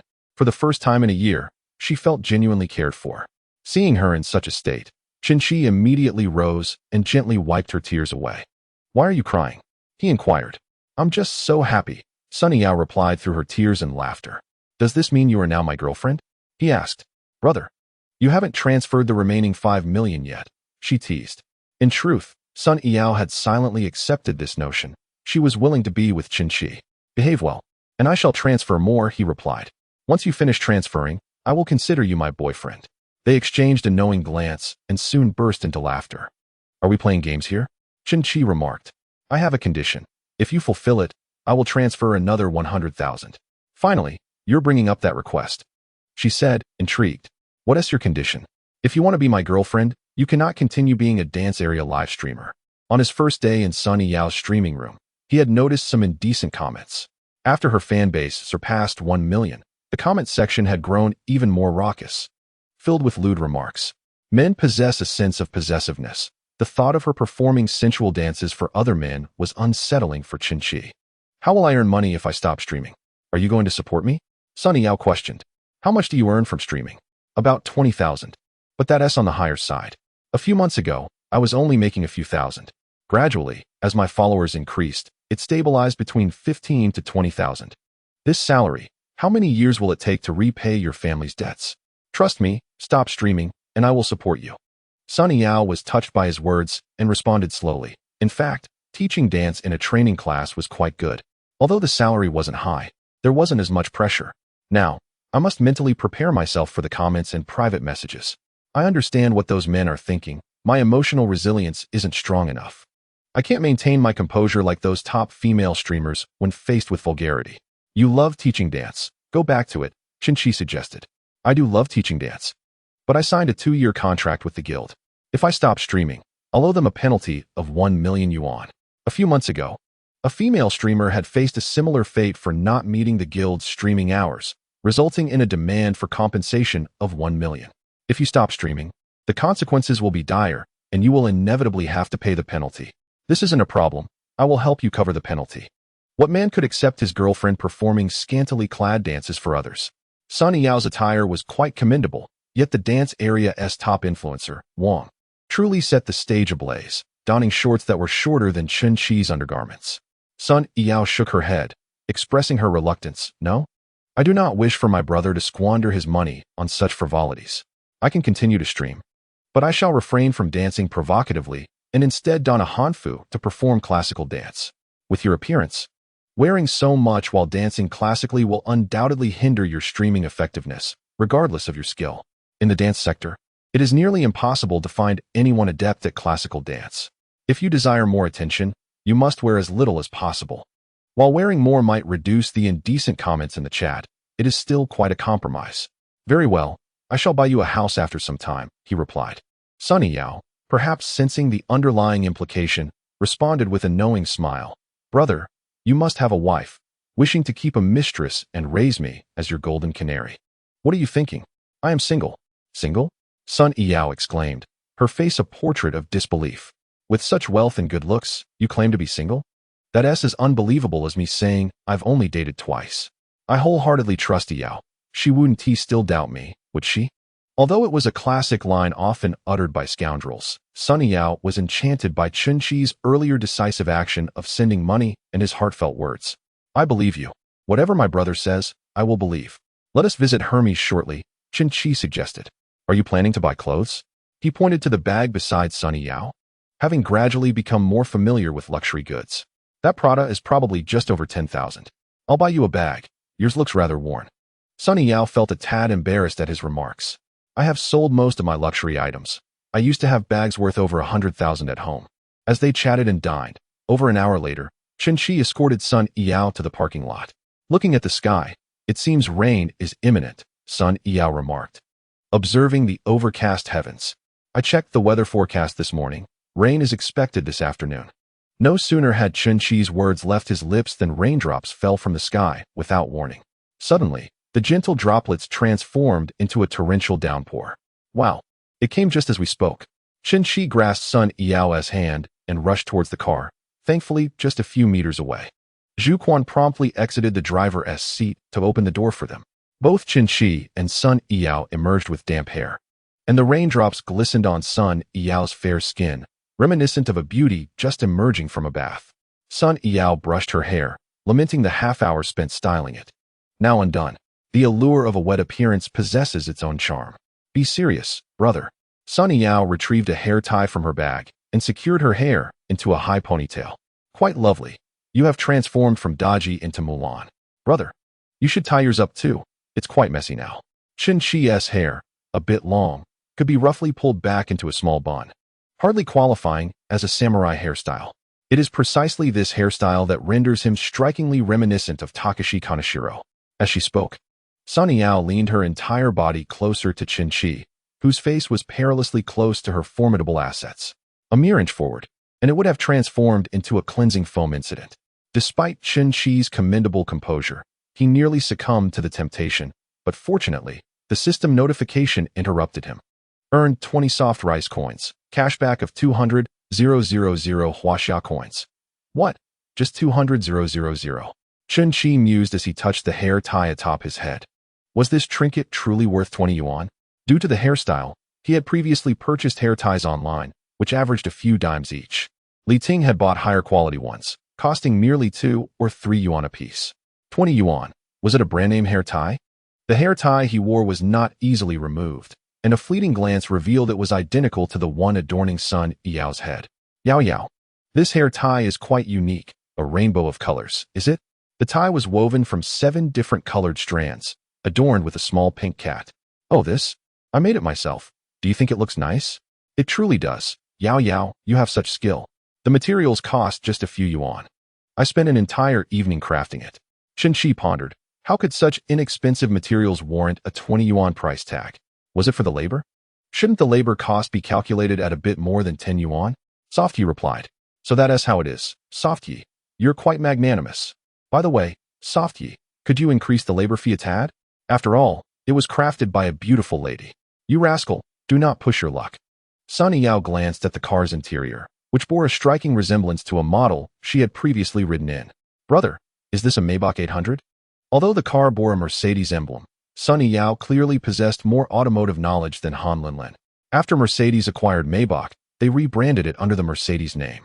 Her father's friend had previously owned such a vehicle. You're quite knowledgeable about cars, I see.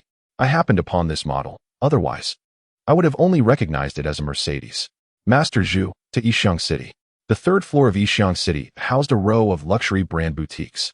In her family's prosperous days, Su Yao often visited with her friends, but now she could neither afford to shop, nor had she sold off her collection of handbags. Brother, are you really going to buy one for me? It's just a bag, but you've already given my father 1,000,000. That's one matter. Purchasing a bag is quite another. Receiving a definite answer, Su Yao said, then I'll head to Chanel first. Just as Qin-Shi was about to acquiesce, he abruptly recalled that Wang Suwen was at Chanel, and she appeared to be conversing amiably with Han Linlin. If she were to divulge this to Han Linlin, it could lead to complications. If we're buying, it should be the top-tier Hermes bag that would befit our style. Su Yao chuckled and tugged at Qin-Shi's clothing. But, brother, you're dressed head to toe in Louis Vuitton. Personal preference, that is inconsequential. When it comes to buying a bag for Yao, we must certainly procure the finest. His entire outfit was essentially selected by Su Lu, indicating that he must frequently alternate between various brands. Otherwise, others might mistakenly believe he only has a penchant for Louis Vuitton. Chapter 39. Is there imported milk tea? Welcome to Hermes. How may I assist you? Lin Hui approached to greet them, instantly recognizing Qin-Shi. Didn't he just purchase a bag yesterday? Today, yes, with a different girl. And this one has an even better figure. These wealthy second-generation individuals truly have an abundance of beautiful women at their disposal. Lin Hui, being perceptive, refrained from acknowledging Qin-Shi directly and instead treated the two as if it were their first encounter. Qin-Shi nodded in her direction, signaling her commendable performance. Hello. I would like to see some bags, Su Yao stated. She leaned closer to Qin-Shi and whispered, Brother, this bag costs 320,000. Is that all right? There is no question of whether it's all right. If you like it, buy it, he replied. I'll just take a look first. I've only seen it online and haven't assessed the actual item yet. With a bright smile, Lin Hui said, Beautiful lady, this way please. The girl he brought along seems to share the same taste. Yet another bag. Qin-Shi's clothing had also absorbed some moisture, prompting him to select 2 shirts at Hermes. Su Yao's ensemble, including her bag, clothing, and shoes, totaled 630,000. Su Yao's affection level, 3. Current.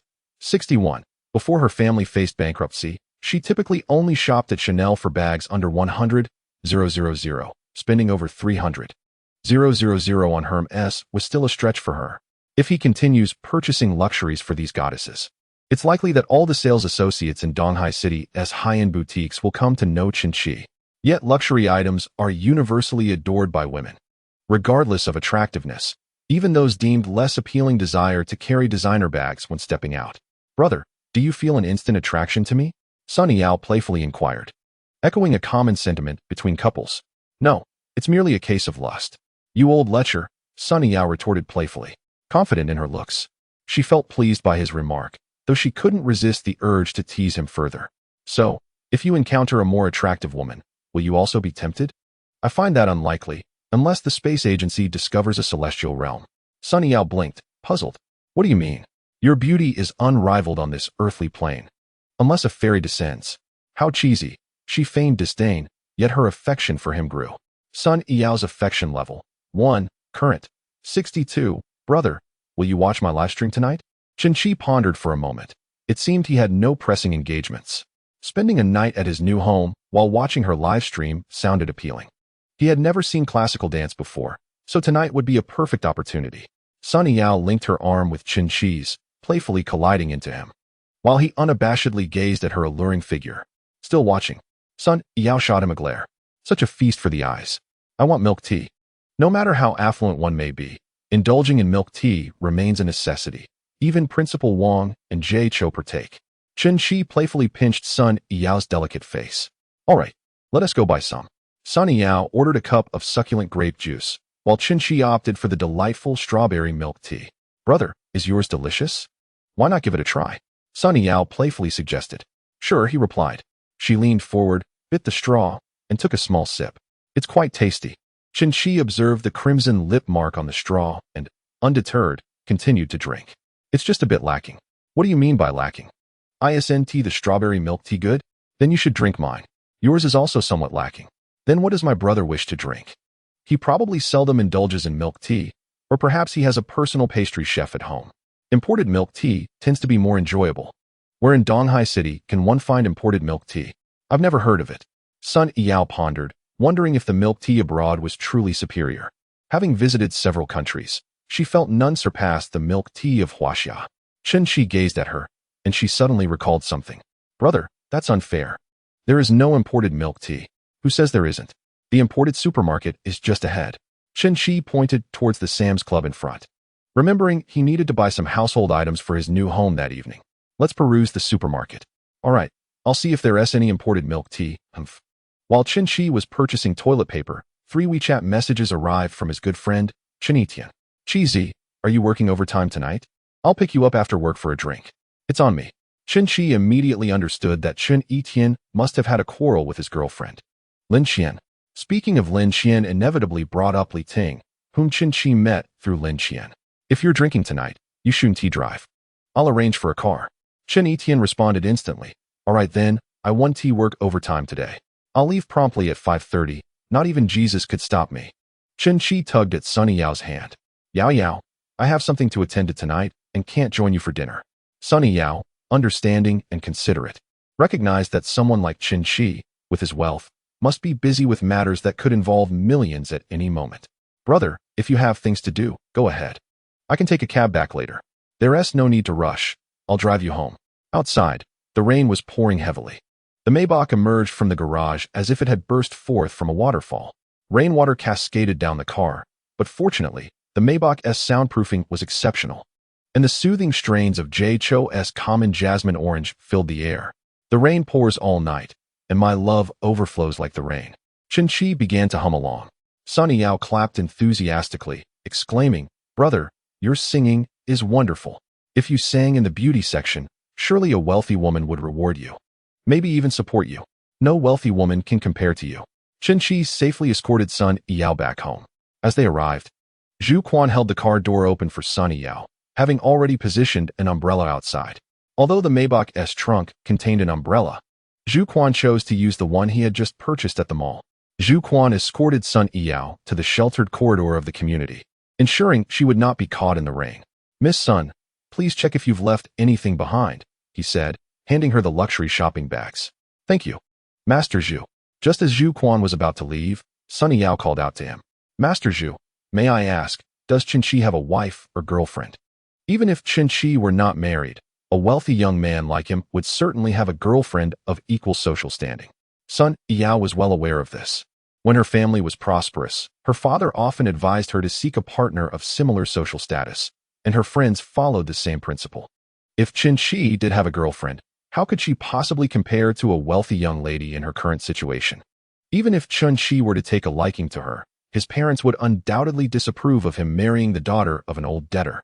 However, Zhu Quan's response relieved her. "I am not too familiar with Mr. Chen's affairs, but as for a girlfriend, I believe there is none. The only lady I have been escorting is you, Miss Sunday." "Thank you. Now, Master Zhu, you should hurry back. Qinshi is waiting for you." Upon returning to the vehicle, Zhu Quan recounted his conversation with Su Yao to Qinshi. "This girl still does not trust me. Master Zhu, you spoke quite well." Qinshi replied, promptly transferring 5,000 yuan to Zhu Quan. "Thank you, Mr. Chen." Zhu Quan felt elated. Working for a boss like Qinshi was indeed a comfortable affair. Chapter 40. Are you a succubus? Upon returning home, Su Yao found herself in a modest 3-bedroom apartment, shared with her parents and younger brother, each occupying their own room. Her father had gone to the labor market in the morning to seek day work, but returned home empty-handed when the rain poured at noon. Her younger brother, Su Yao, was a sophomore in high school and had just begun his summer vacation a few days prior. Meanwhile, her mother had been at home nurturing her health. Having once been a wealthy lady who did not work, her declining health made it impossible for her to seek employment now. "Yao Yao, how could you buy Hermes bags? Are you not aware of our family situation?" her mother exclaimed upon seeing the 4 or 5 Hermes shopping bags, her anxiety prompting immediate reproach towards Su Yao for her extravagant spending. Sun's father, meanwhile, grasped Su Yao's arm and inquired, "Yao Yao, what was that 1 million yuan about at noon?" Su Yao had refrained from elaborating on the phone, suggesting they discuss it at home instead. "That money was transferred by my number 1 brother." Su Yao, a high school sophomore, was surprisingly perceptive for his age. "Sister, have you in him?" Su Yao shot him a fierce glare, warning, "Mind your words, or I'll give you a beating." "Sister, that number 1 roasted duck brother must be quite impressive.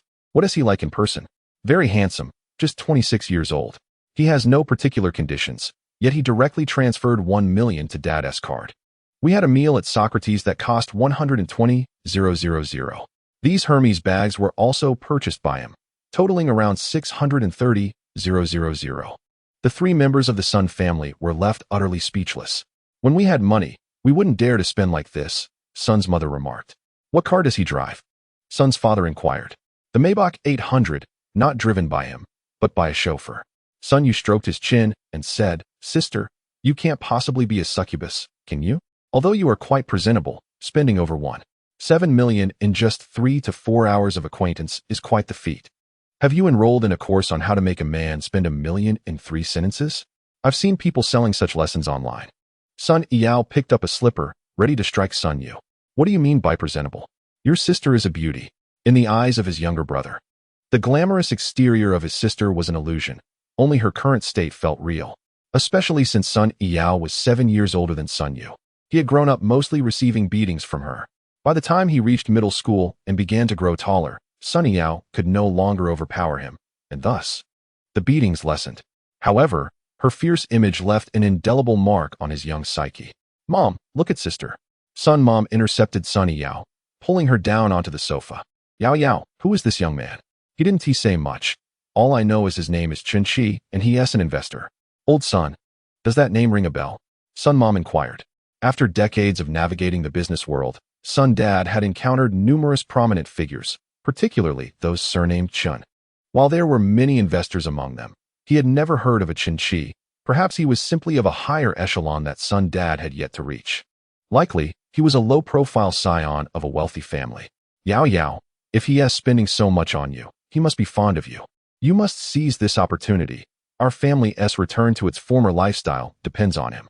Sun Mom lamented their current living situation in this modest 110 square meter apartment, contrasting it with the villa they once inhabited, complete with a garden. "If he could assist your father in business, he could surely help us rebound." Su Yao felt immense pressure. Her entire family seemed to rely on her, and her parents appeared to view Chen-Chi as a source of financial relief. While she desired to help clear their debts, her parents' words made her uncomfortable. Sun Mom whispered in Sun Yao's ear, "Yao Yao, if you two become intimate, you should forego any precautions. If you conceive, you will hold leverage over him." Mom. Sun Yao was taken aback, angered that her mother would suggest such a thing.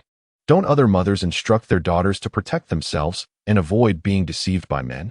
At that moment, Chen-Chi was nearing the office building where Chen Etian worked.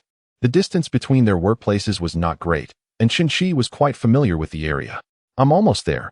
Wait for me by the greenbelt," he texted. "I'm heading down too." "Damn, it's raining again. How annoying." Chen Etian stood by the greenbelt, watching as a ride-hailing vehicle approached from the east. Just then, a Mercedes-Benz drove up, and without a second thought, he glanced away to continue watching for the ride-hailing car. Chen-Chi rolled down the back window and called out to Chen Etian, "Etian." Chen Etian turned his gaze towards the source of the voice and beheld Chen-Chi in the car, exclaiming, "What the hell? You rascal. Riding in a luxury vehicle like a Maybach. Let me take a ride too. Hurry up and get in." Chen Etian stowed his umbrella and entered the Maybach. "You could have just taken a taxi. It seems you have money to spare. Why the extravagant choice?" Chen-Chi chuckled. "It doesn't cost much." As Chen Etian settled into the back seat, he glanced at the interior and sensed something amiss. This was far more opulent than an ordinary Mercedes. "Driver, what kind of car is this?" Zhu Quan replied, "Maybach 800. Chen Etian's eyes widened in astonishment. The boys often joked about purchasing Maybachs or Rolls Royces when they became wealthy, yet here he was, actually riding in one. "Chi, how much did you spend? You're actually riding in a Maybach." Chen Etian was well aware of Chen-Chi's financial situation. To ride in a Maybach with that salary seemed utterly insane. Suddenly, a thought struck him, and he scrutinized Chen-Chi. "Wait a minute, you haven't struck it rich, have you? A few days ago, a high school classmate mentioned you splurged over 300,000 at Chanel and said you were investing, worth millions. I didn't believe it at first, thinking they must have mistaken someone else. Don't tell me it's true that you've hit the jackpot." Chen-Chi understood the wisdom of discretion regarding wealth. He recalled a news story about a man who won a lottery worth millions but never disclosed it to anyone, including his wife. He continued to live his ordinary life, driving his old second-hand car, while secretly purchasing a house near his workplace, retreating there alone to indulge in lavish dining. His family remained oblivious to any changes in his lifestyle. Chen-Chi did not wish to live in such secrecy. He preferred to embrace his fortune openly. If friends sought financial assistance, he simply would not lend them money. He had no parents or relatives to worry about, and he was unfazed by gossip.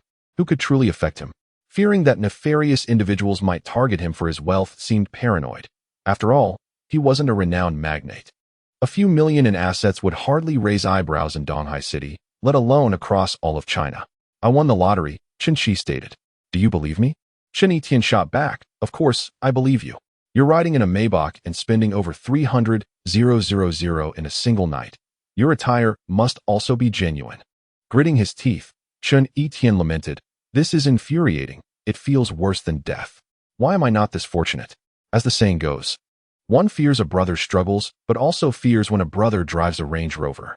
It is acceptable for good friends to share joys and hardships.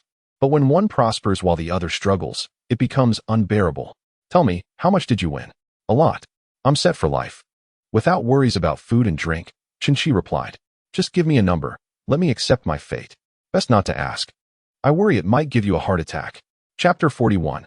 Missing a zero. Chen Etian placed his hands on Chen-Chi's shoulders and shook him vigorously. Achieving wealth yet remaining silent to friends, fearing they may request loans, despite my earlier promise to treat everyone tonight. Chen-Chi felt dizzy from his friend's incessant shaking. He insisted, "Stop swaying. I will treat tonight, I insist."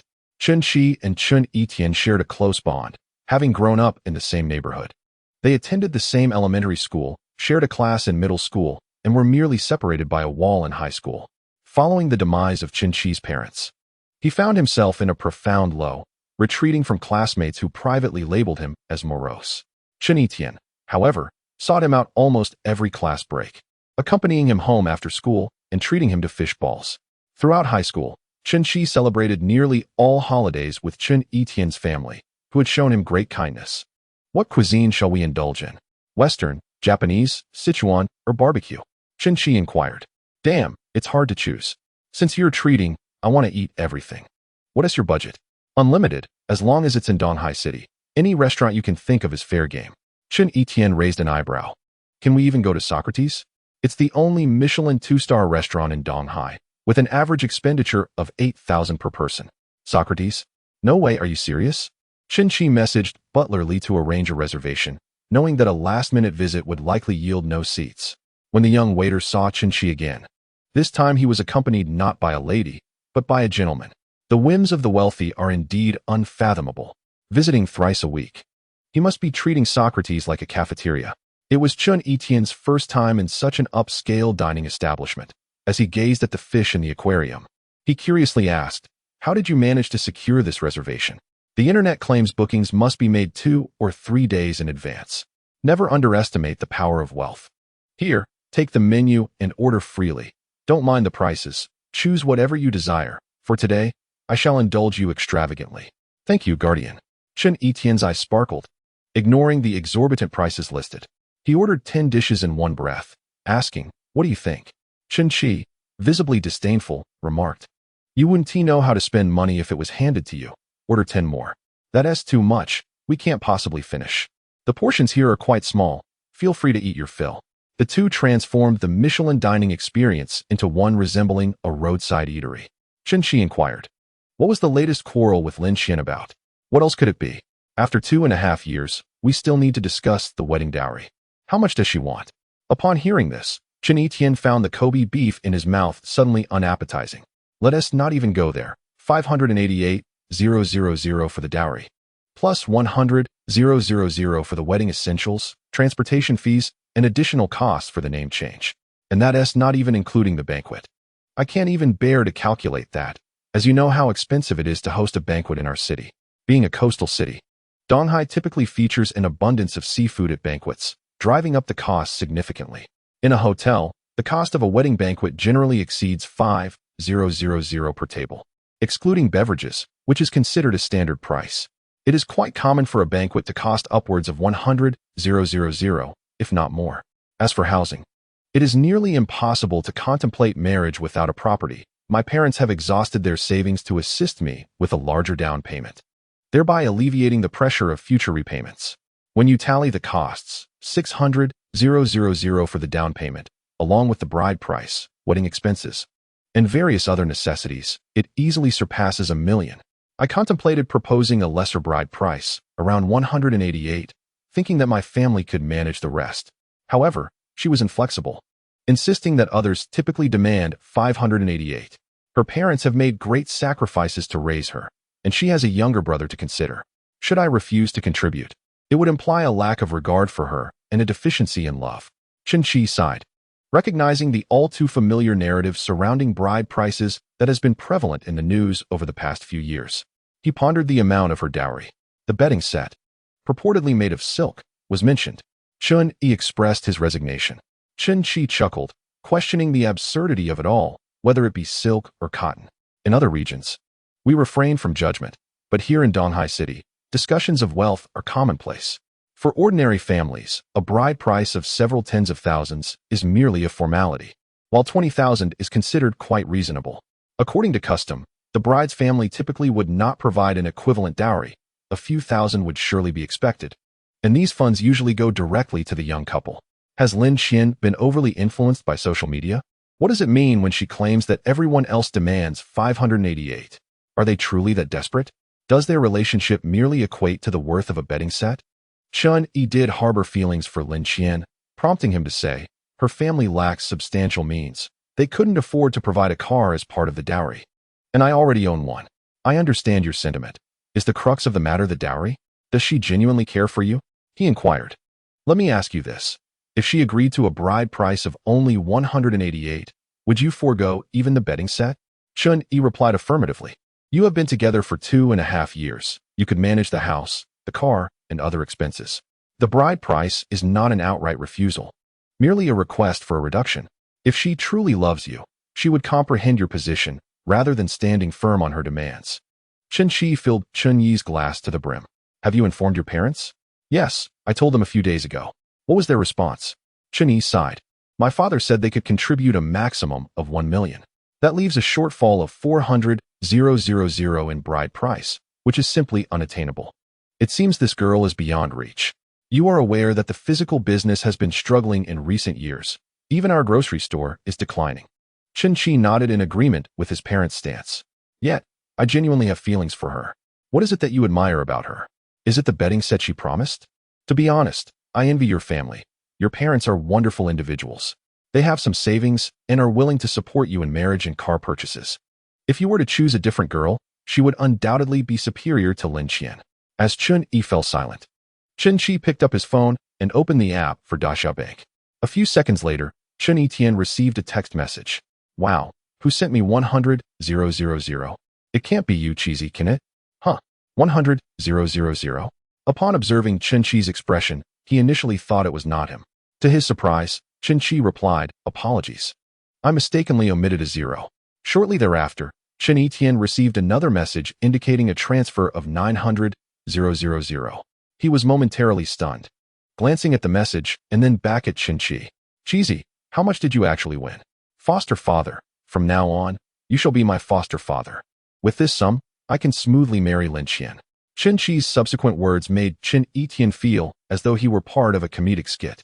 The 1,000,000 is not for you to marry Lin Qian. It is meant for you to part ways with her. You cannot handle such a zero-sum game. If you stay with her, you shall endure hardship. I shall not be responsible for your suffering. If your uncles and aunts become a burden to you at your age, I will not allow it. Wait, isn't this a scenario where the wealthy daughter's father gives money to the impoverished youth to distance him from her? You decide whether to break up or not. If you choose not to, return the money to me. Chen Tian found himself in a brief quandary. Chapter 42. Has the power of cash lost its efficacy? 1,000,000. He could subsist on tap water alone and sleep under a bridge. Yet it would take him 9 years to save such an amount. 1,000,000, combined with the 600,000 down payment from his parents, would allow him to purchase a modest 2-bedroom apartment outright in the city. Break up. That's the spirit, Chen-Chi remarked with a satisfied smile. You don't think I'm being greedy, do you? To part with my girlfriend merely for money?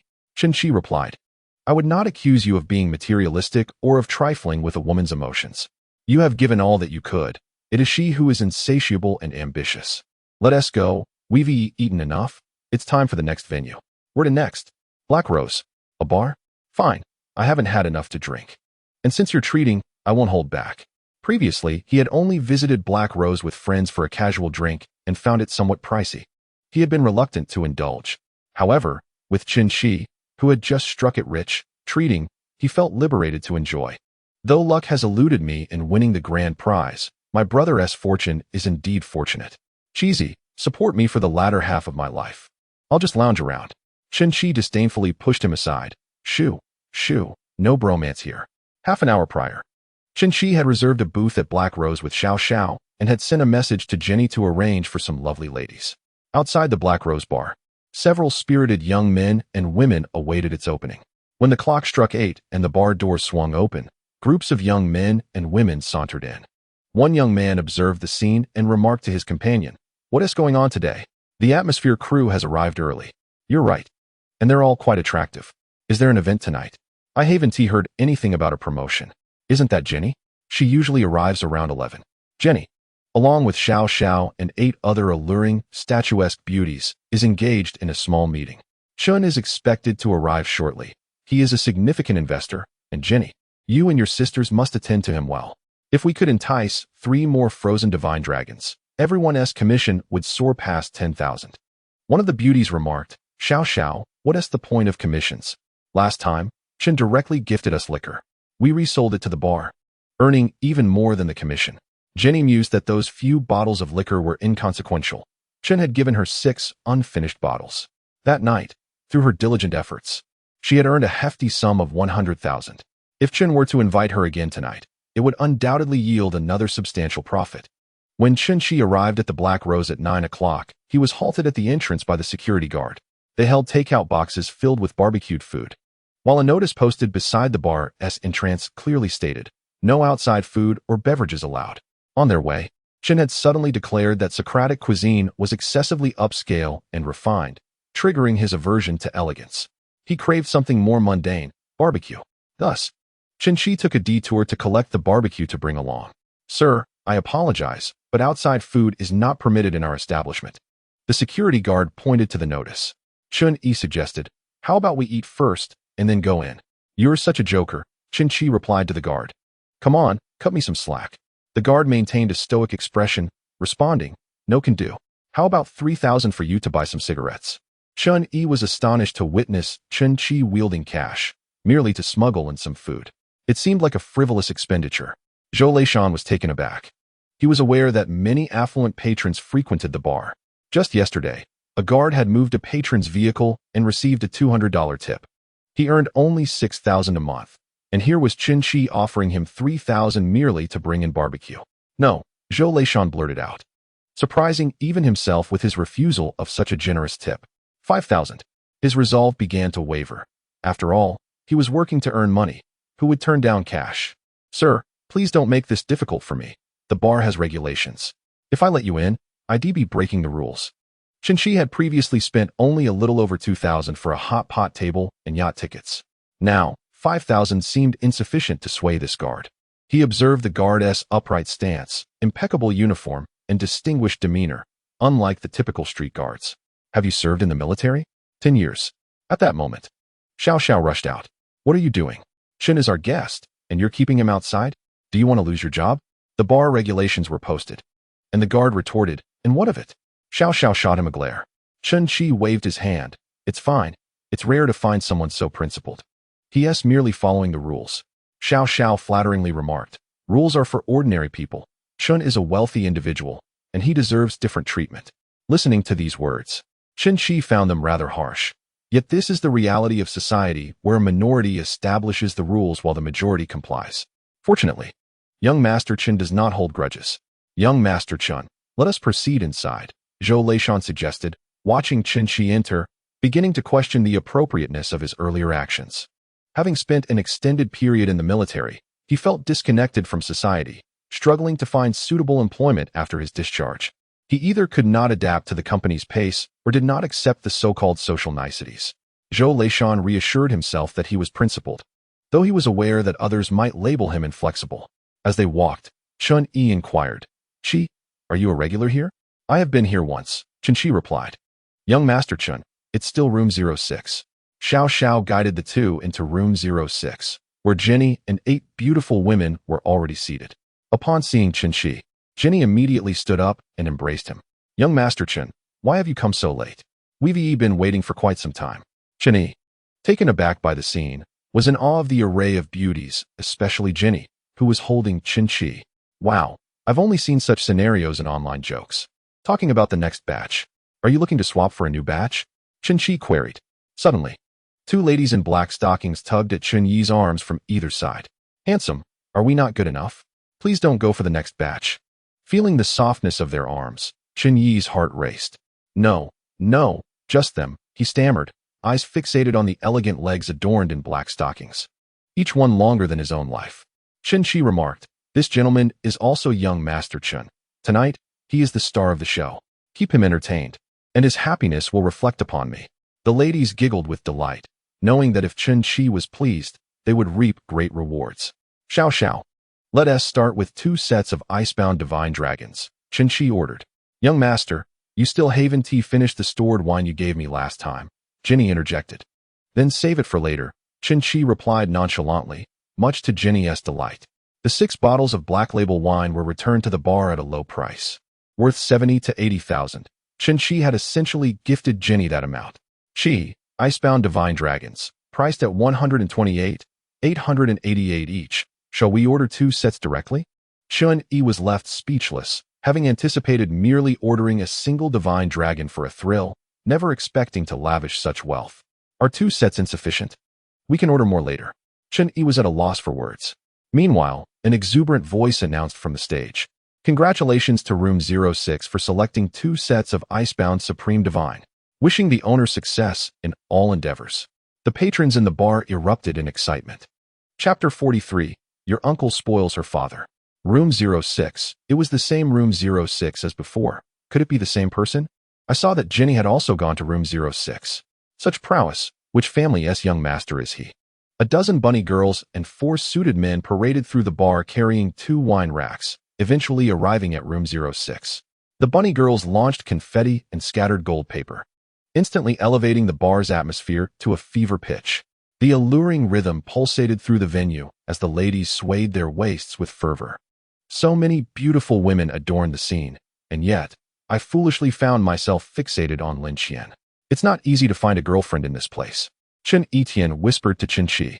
Enjoy the revelry, but do not entertain such notions, he cautioned. Why not? Just look at them, each one more stunning than the last. With slender figures and shapely legs. How many of those who frequent bars are genuinely good? Chen Qi responded. These are all players. If you seek a girlfriend among such women, tread carefully, lest you find yourself played. Chen Etian, for the first time, felt the intoxicating atmosphere surrounded by such beauty. But that may not be the case. One cannot dismiss the possibility entirely. There are indeed good girls out there. Are you particularly skilled in mathematics? My math is rather average. As you know, replied Chen Etian, perplexed by Chen Qi's implication. Then you should consider probability. Indeed, there may be some girls who come to bars out of curiosity. But what do you think your chances are of meeting a good girl amidst so many players? Remember, enjoy the moment, but do not expect anything beyond that. After a while, Chen Qi felt the urge to relieve himself and hurried to the restroom. Sitting on the toilet, he opened his phone and entered Su Yao's livestream. Dressed in a delicate light blue hanfu gown, she gracefully performed a classical dance. It must be said, even in a burlap sack, she would still be captivating. However, the audience in the comments section was less than approving. Chen Qi glanced at the comments, noting the significant decline in both vulgarity and viewership, while insults and criticisms surged. What is the streamer doing? Wasn't she dancing seductively just yesterday? We came to see those long legs and stockings. What else with the attire? Isn't this a scam? The streamer has lost her appeal. Yao is no longer alluring. I'm out.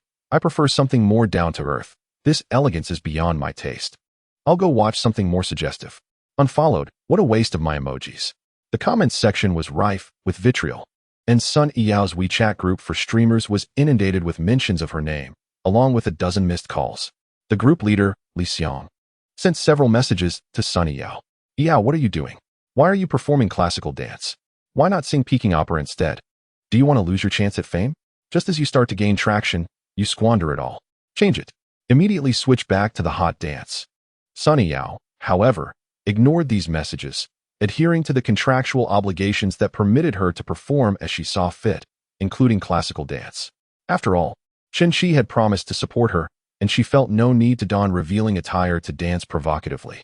Yet, the agency thrived on the streamers' popularity. The more successful they became, the greater the rewards for the agency. Just as Su Yao began to show signs of potential fame, she extinguished it herself. Seeing that Su Yao was unresponsive, Li Xiong called the assistant assigned to her the previous day. The new university student assistant received a stern reprimand from Li Xiong. The assistant, feeling aggrieved, remarked to Mr. Li that Yao declared she would no longer perform provocative dances. Instead, she opted for a rather insipid classical dance. And in the dance area, there were only a handful of classical dancers. One could question her about the debts at home that she seemed disinclined to address. The assistant was currently residing in a rented apartment owned by Sun Yang. Upon her arrival today, she observed that the Sun family was in high spirits. They had ordered takeout for dinner, with fruit likely costing around 700 to 800, which hardly resembled a state of indebtedness. Sun Yang's choice to livestream classical dance did not constitute a breach of contract, provided the streaming duration met the requirements. Although this might lead to a decline in her follower count and revenue, she remained indifferent. Li Xiong, with a brooding gaze, fixated on the live stream of Sun Yang. If she were to remain obscure, it would be one thing. However, now that an opportunity for fame presented itself, her actions were jeopardizing the union's financial lifeline. Within a span of 2 hours, Sun Yang's followers plummeted from 1 million to 700,000, and the decline continued unabated. There were hardly any broadcasters specializing in classical dance. Usually, they were instructors promoting their dance institutions, with follower counts of 200,000 to 300,000 considered substantial. Chen Qi did not wish for Sun Yang to dance provocatively, yet classical dance had its own charm, albeit the audience was less than pleased. The vitriol, slander, and sarcastic remarks in the comments section did not escape Qinqi's notice. Being a broadcaster was no easy feat, no matter the endeavor. There would always be those ready to criticize.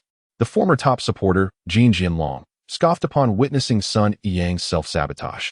Did she truly believe herself to be significant, floating above the fray, doing as she pleased? Qinqi deposited another million into Douyin and subsequently typed a few words in the comments section. Not bad. Oh. Look who has appeared in the comments. Roast duck brother, your uncle dotes on her father. What is there to admire about classical dance? Is this a new method of attracting attention? Reverse marketing? Are we also a part of this? There are plenty of beautiful female streamers online. There's no need to waste time here. I'm heading to Douyin. Now, Sun Yang's follower count had dwindled to 600,000. Qinqi, driven by contrarian instincts, thought, if you dislike classical dance, I shall invite those who appreciate it. A small portion of roast duck rice was sent to the uninspiring live stream of Yao Yang. Just a moment ago, Sun Yang had not noticed Qinqi's comments, but upon seeing the celebration notification, she realized he had come to watch the stream. Hadn't he claimed to have other matters to attend to tonight? She had assumed he wouldn't tune in. Sun Yang felt a surge of joy, approached her phone, and, smoothing her hair, said, "Thank you for the celebration, roast duck brother." After donning her hanfu, her voice was no longer strained. But really, what is there to admire? Watching classical dance on Douyin, I might as well tune into CCTV. A performer of provocative dances now pretends to be pure? Qinqi did not engage in argument, but instead unleashed a torrent of celebratory messages in a rather uninspiring livestream. A small portion of roasted duck rice was presented amidst the continuous excitement of the carnival. This time, the fervor was more cohesive than the day before, with no interruptions in between. After an impressive display of 333 contributions, he ceased his spending of the million he had charged. Qinqi's account level ascended from 55 to 60, with the next milestone of level 61 requiring an additional 200,000, which he was yet to fulfill. During that half hour, Sun Yao's live stream soared to the top of the national hourly rankings, earning a recommendation from the platform itself. Her follower count, which had initially plummeted, surged to an astonishing 1.6 million. The demographic of her audience shifted dramatically from predominantly male viewers of Risku dance to a majority of female admirers. Your sister is so beautiful. This hanfu is stunning. Is there a link? The classical dance evokes dreams of the Tang dynasty, and Sun Yao's favorability is at 5. Currently 67, filled the comments. Sun Yao had previously messaged Qinqi, inquiring about his substantial expenditure. While engrossed in the carnival, he hadn't responded, but now he did. Seeing the comments harassing her, he felt compelled to defend her. They don't appreciate her talent, but I do. Yao Yao's dance foundation is exceptional. She looks splendid in any performance. Brother, you really need to mind them, came a comment. Chapter 44. Your money is loaned. Isn't it? Sun Yao had initially not wished for Qinqi to incur a loss of 100 in penalties, which spurred her to continue the live stream. She now felt no obligation to please the audience, opting instead to dance for herself, planning to conclude the stream once she fulfilled the required duration. It's just a little money. Dance as you please, but don't overexert yourself. Then tomorrow, I shall perform a folk dance. Fine, as long as you're happy. In her school days, Sun Yao excelled in classical and folk dance, while also being adept in ballet and Latin. Modern dance was a breeze for her, and streaming Risku dance was merely a necessity, given the current online preferences. With financial concerns alleviated, engaging in the dances she adored felt quite delightful. Pursuing one's passions invariably uplifts the spirit. Initially, the guild was quite upset, but now they were all smiles. Li Xiang remarked to several staff members that Yao Yao had evidently allied herself with a powerful benefactor, as roasted duck brother possessed considerable resources. Thanks solely to Qinqi's generous tips, the guild reaped an impressive 250,000 that evening, accumulating a total of 300,000 with additional donations from passersby. Unexpectedly, the small streamer Sun Yao had transformed into the guild's golden goose. Suddenly, a cunning thought crossed Li Xiang's mind. After squatting on the toilet for half an hour, Qinqi returned to his table only to discover an unfamiliar woman. Initially, he assumed it was someone Qin Etian had invited. As he approached, he realized it was none other than Lin Qian. More than half an hour ago, Qin Etian shared a short video on his social media, complete with a location tag. The table was adorned with 12 bottles of black label champagne, surrounded by alluring women. The caption read, "Thank you, Father, for indulging me in this extravagant lifestyle." Lin Qian, upon seeing the post, was infuriated and rushed over, searching through each booth until she finally located Chen Yitian. "You are quite the character, Chen Yitian," she remarked, claiming you can't afford a lesser betrothal gift due to financial constraints. Yet here you are, reveling in excess. Chen Yitian had already resolved to end his relationship with Lin Qian, and thus he responded, "Lin Qian, you said if I couldn't provide the betrothal gift, we would part ways. So let us end this. I cannot afford it." Lin Qian scoffed. "You can splurge on tens of thousands worth of drinks, but can't muster a betrothal gift of over 500,000. Is this what you call love? How foolish of me to have been with you for 2.5 years." Chen Shi, standing behind, patted Lin Qian on the shoulder. "You are mistaken. The drinks are on me." Lin Qian turned around, mocking him. "You? Don't make me laugh. I know your income well. You broke up with Li Ting not for any other reason but your lack of funds." Lin Qian and Li Ting were close friends, sharing everything. And Lin Qian was already aware of Chen Qi's breakup with Li Ting, though she refrained from informing Chen Yitian. "You and Li Ting have parted ways." Chen Yitian was taken aback. Jenny stood up to defend Chen Qi. "Chen has no shortage of money. He has spent 60 or 70,000 just on drinks tonight. If he is lacking funds, then Li Ting must have been looking for a wealthy suitor." Lin Qian dismissed this, her tone dripping with sarcasm. "Chen Qi, just because Li Ting found you lacking, you now pretend to be wealthy? All this show, yet you're merely renting drinks and hiring a party crew." Jenny, unable to contain her frustration, pointed at the drinks on the table. "Does Chen still need to rent drinks? What a joke. He receives bottles freely." "Indeed. You must not have seen it before. The entire ensemble is worth tens of thousands." Lin Qian remained skeptical. "All right, Chen Qi, you're truly going all out to impress. I suppose you've taken out loans to squander, haven to you?" Chen Yitian, observing Lin Qian ridicule his friend, could not help but interject. "Lin Qian, why must you take such pleasure in others' misfortune? Go try to secure a loan for a few million and see if the bank will grant it to you." Lin Qian hesitated, realizing Chen Qi owned neither a house nor a car and would not qualify for much credit, at most 50,000 in unsecured loans. Suddenly, a thought struck her. Was it Chen Qi who suggested the breakup with Li Ting? "Did you win the lottery, Chen Qi, which prompted your split with Li Ting? Afraid she would spend your money?" Chen Qi admired Lin Qian's imagination, acknowledging that such scenarios were not unheard of in society. "How much did you win?" Lin Qian's eyes sparkled with intrigue. "Why should I divulge that to you?" Chen Qi retorted. "Chen Qi, you are such a selfish person. Li Ting was right to end things with you." This remark ignited Chen Qi's anger. He had devoted himself entirely to Li Ting, and the term selfish had no place in his character. Chen Qi chuckled. "I can be quite generous. Just earlier, I transferred 1 million in a single day. Don't believe me? Here, let me show you the balance on my phone." Chen Yitian thought it unnecessary to provoke Lin Qian further, yet Chen Qi called out once more, reminding him that he was the one who initiated the transfer. Chen Yitian opened the Daxiaobank app and browsed through the transaction records, revealing 2 transfers, one for 100,000 and another for 900,000, totaling precisely 1 million.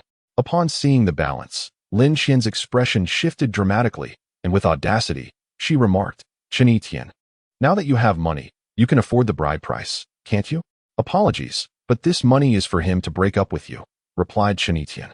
Lin Qian's eyes widened in disbelief, unleashing a torrent of curses at Chen Qi. "Chen Qi, how malicious can you be, sabotaging others' relationships? I thought you were a brother." Chen Qi retorted, "Then ask him if he still wishes to marry you." All eyes turned to Chen Yitian. Chen Qi looked at his brother, hoping that the multitude of words shared over dinner would resonate with him. If he chose to plunge headlong into this situation, Chen Qi would wash his hands of it, counting the million as merely a contribution. Chen Yitian stared at Lin Qian, the dim lights of the bar casting an unfamiliar shadow on her face. Had she always spoken so cruelly? "Is the bride price of 588,000 non-negotiable?" he inquired. Lin Qian, astonished, exclaimed, "Chen Yitian, now that you are affluent, you are only willing to offer 588,000? Is spending money on a woman not an expression of love? The bride price is 688,000. At the mention of that figure, Chen Yitian's heart sank. He had not anticipated Lin Qian's insatiable greed for an increase. "You may leave. I will not pay this bride price." Lin Qian scoffed. Is this what you call love? You have the money but refuse to spend it on me. So, your intention was merely to secure the bride price, and my presence in your life is insignificant. If you are unwilling, fine. Chen Etian, do not come begging me. Lin Qian seized the wine glass from the table and splashed its contents across Chen Etian's face. She attempted to douse Chen Shi as well, but a burly man in a suit at the entrance restrained her and carried her out. A blonde young woman took hold of Chen Etian's hand and sat beside him, using a tissue to wipe his face. Young Master Chen, your ex-girlfriend does not understand you at all. What if you offer a little less for the bride price? The remaining money, after marriage, will still belong to her. She does not view you as family. What is yours, and what is hers. She simply seeks to extract more from you. To raise the price at the last minute is outrageous. My brother said his bride price would only be 288,000. Personally, I believe 188,000 would suffice. The blonde girl was astute, recognizing Chen Etian's wealth and, more importantly, his affluent friend, Chen Shi. It was evident that their bond was exceptionally strong, as Chen Shi could effortlessly transfer $1 million. If she could win Chen Etian's affection, following Chen Shi's lead would ensure a life devoid of financial worries in the years to come. Chen Etian remained silent, while his blonde-haired younger sister, though slightly frivolous, had indeed echoed his thoughts earlier. He had taken $1 million from Chen Shi, yet he still considered the bride price of 588 too exorbitant. If Lin Qian could take his feelings into account, he would be willing to transfer the remaining funds to their joint account post-marriage, allowing Lin Qian the freedom to utilize them. However, Lin Qian seemed solely focused on the bride price and her own family, particularly her brother. The sudden increase in the price had completely dashed Chen Etian's hopes. Jenny, let's order another ice-sealed divine dragon, Chen Shi suggested. Just as Lin Qian reached the doorway, she overheard him ordering yet another ice-sealed divine dragon set. It seemed Chen Shi had indeed struck it rich. She promptly retrieved her phone to call Li Ting. Li Ting had just finished having her nails done with friends and was returning home with takeout barbecue. Ting, guess who I just ran into, she said. How could I possibly guess? Who? Your ex-boyfriend, Chen Shi. Why mention him? That poor guy wouldn't even buy me a phone. He.S. just good-looking. You're unaware. Aren't you? He can afford not just one phone, but 100 now. Li Ting scoffed lightly. You must be talking about model phones. He hit the jackpot. Recently, he splurged 60 to 70,000 at the Black Rose. Li Ting stood up in shock. What? He won? How come I didn't know? How much did he win? I estimate at least 10 million. He transferred 100,000 to Chen Etian. Li Ting murmured. No wonder. That person was indeed him. What do you mean, no wonder? When I went for my nail appointment last night, I saw a handsome guy getting into a Benz by the roadside. His silhouette resembled Chen Shi's. But I thought there was no way he could afford a Benz. Ting, do you think he won while he was with you, keeping it a secret, and only began to indulge himself after your breakup? Upon hearing this, Li Ting's mood soured. This meant she could have been a millionaire. Instead, Chen Shi had played her for a fool, feigning poverty regarding a phone, merely to enjoy himself. Li Ting ended the call and immediately sent a WeChat message to Chen Shi. She hadn't deleted him, nor had he deleted her. However, Chen Shi had erased all previous moments and set his posts to be visible for only 3 days. A few minutes later, Chen Shi noticed a new message from Li Ting. He was not surprised. Lin Qian must have said something to her. Chen Shi replied with a childish question mark emoji. He understood that Li Ting's question mark signified her inquiry about his newfound wealth. Intentionally, he responded with a childlike emoji because Li Ting had previously expressed her disdain for childish things. He had refrained from sending such emojis after being scolded for it before. Seeing the emoji, Li Ting instantly felt anger rise within her and sent another question mark. Chen Shi comprehended her message. It was a rebuke, questioning why he would send an emoji he knew she disliked. Li Ting furiously typed, "Are you incapable of conversing? I do not have time to play charades with you. You won the lottery. Why did you not inform me? Why should I tell you? We have already broken up. You must have won before our breakup. Deliberately ending things to flaunt your newfound freedom. Do you suffer from delusions? Or have you gone mad with dreams of wealth? Who told you I won the lottery? Lin Qian said you spent 600 to 700,000 at Black Rose, and I saw you driving a Mercedes. If I did not win, how could I have such money? What if I told you I am being supported by a wealthy woman? Would you believe that? Chen Shi, are you truly this petty? Afraid I might spend your money. You concoct such absurd excuses?" Chen Shi, feeling helpless, realized that even his honesty would not be believed. He set his messages from Li Ting to do not disturb and chose to ignore her. He now possessed the capability to show off in front of Li Ting, but he deemed it unnecessary. That chapter was closed. Soft Master, Li Ting was the first goddess I bound. Is it acceptable to neglect her? Soft Master replied. It is a concern, as she occupies a goddess position. Wait, there is a goddess position? You never inquired. It was you who sought to bind her. Qin sighed. That was because there were no other goddesses available at the time. I wanted to test the system. How many goddess positions are available? 10. Qin pondered. Having already bound 4, with Su Lu yielding the most. Han Linlin and Su Yao were just beginning. Can I unbind? Of course. I am not a tyrannical system with draconian clauses. Qin thought. Soft Master is surprisingly humane. Then I shall unbind Li Ting. You may. But your affinity must reach 100 for that to happen. Qin was taken aback. Isn't that a hidden trap? He was reluctant to engage with Li Ting again. Yet avoiding contact would prevent his affinity from increasing, and without reaching 100, unbinding was impossible. Soft Master, if I unbind her after reaching 100, will her affinity reset?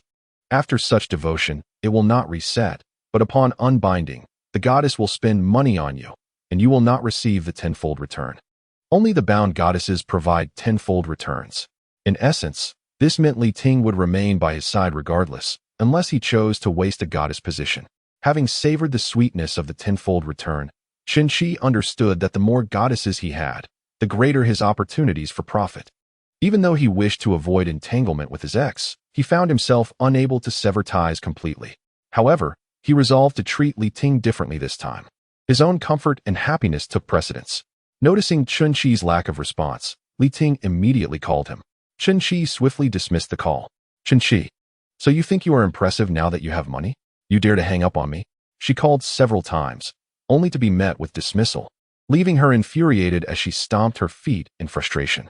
I know you're at the Black Rose. I shall seek you out and clarify matters. Qin remained unresponsive, yet he had no desire to encounter Li Ting, as it would spoil the evening's mood. One day, it was nearly time to leave.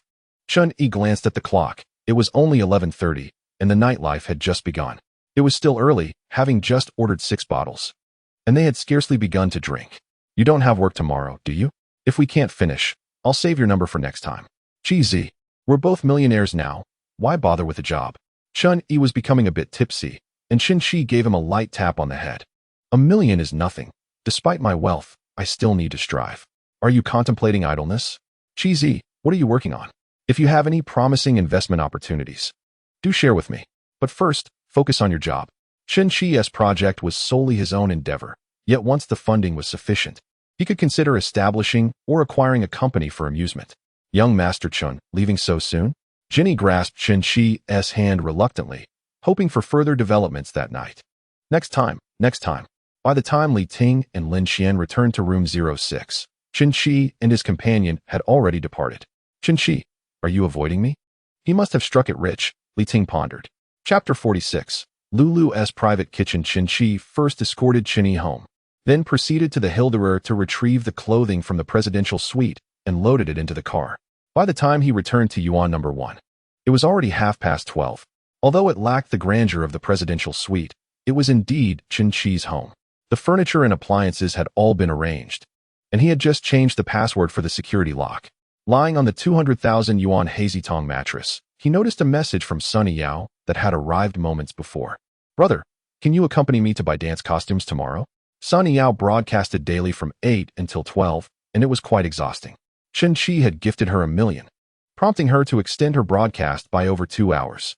Now, having concluded her stream on time, she had already freshened up and applied body lotion. That evening, Qin had bestowed upon her $1 million, elevating her to the top of the hourly leaderboard. However, half an hour later, she was dethroned by another streamer's benefactor. There were indeed many affluent individuals in Huaxia. I have some matters to attend to tomorrow and cannot accompany you, Qin replied. Su Yao felt a tinge of disappointment, but responded, That's all right. I'll go on my own. Will you still watch my stream tomorrow night? It depends. If I'm not busy, I shall.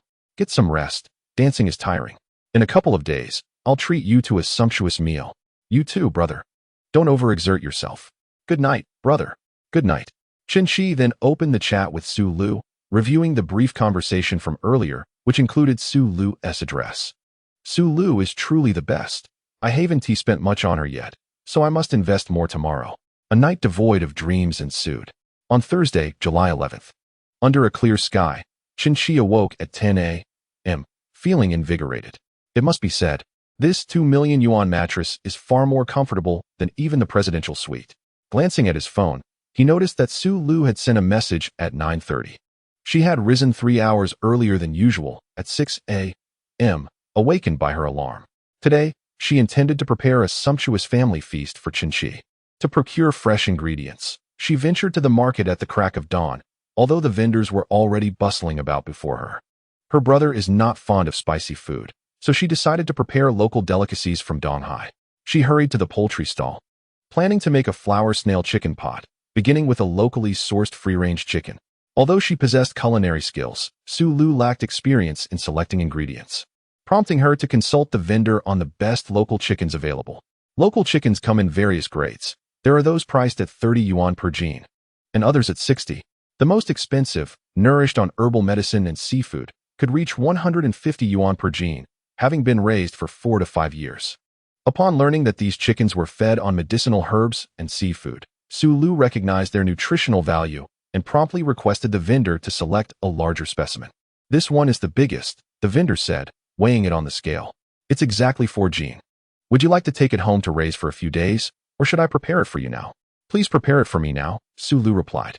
The vendor, displaying remarkable skill, had the old hen cleaned within 5 minutes. Previously, Su Lu would never have considered spending 600 yuan on a hen, thinking ordinary chickens would suffice. However, now that she was cooking for Qinshi and had more money in her pocket, she was determined to select only the finest ingredients for this meal. How much for the flour snails? She inquired. 100 yuan per gene, all fresh and large. The vendor responded. While the price for the flour snails was reasonable, it was worth noting that if they were wild-caught, they could fetch up to 200 yuan per gene. All right, please weigh me a gene, and they must all be alive, she instructed. At 11 a.m., Qinshi arrived at the entrance of Su Lu's community. Outside vehicles were prohibited from entering. A young security guard approached and tapped on the passenger window. Qinshi opened the rear window and said to the guard, "Hey, could you let me through? I'm just here for lunch." As he spoke, he handed the guard a soft pack of cigarettes. The guard's eyes lit up at the sight of the full pack, and without hesitation, he accepted it. Wealthy individuals certainly have a generous way of treating others. This pack cost 650 yuan, a luxury he would only dare indulge in during the new year. It seemed that being a security guard was a wise choice. Not only avoiding 40 years of hardship, but also enjoying the occasional smoke. The guard asked, "Just for one afternoon, right? You'll definitely be out by then." "Of course," Qinshi assured him. "Could you help me find a parking spot?" "Sure, follow me." After Zhu Quan parked the car, Qinshi allowed him to roam free, instructing him to return once the meal was finished. Following the address, Qinshi found Su Lu's residence and pressed the doorbell. Su Lu had long been seated in the living room, eagerly awaiting Qinshi's arrival. Upon hearing the doorbell, she dashed to the entrance. "Brother, you're here. Here are the slippers I just bought." To Qinshi's astonishment, the slippers came with a cashback offer. He had never imagined that even slippers could yield a return. "What kind of slippers are these?" As he bent down to examine them, he noticed a small indentation on the side. It turned out they were Nike. Overwhelmed by the delightful surprise of the cashback, he scarcely noticed Su Lu's alluring attire. She wore a delicate white silk camisole adorned with lace, subtly revealing a hint of her figure, her long, slender legs exuding an exquisite allure. "Lulu, did you summon me for a meal or for something else?" Su Lu crossed her arms playfully and retorted, "How rude. Of course, it's for dinner. Please, have a seat for a moment. The lamb chops will be ready shortly." She poured Qinshi a glass of water and cast the god of cookery on the television, recalling his previous mention of enjoying Stephen Chow's films during meals.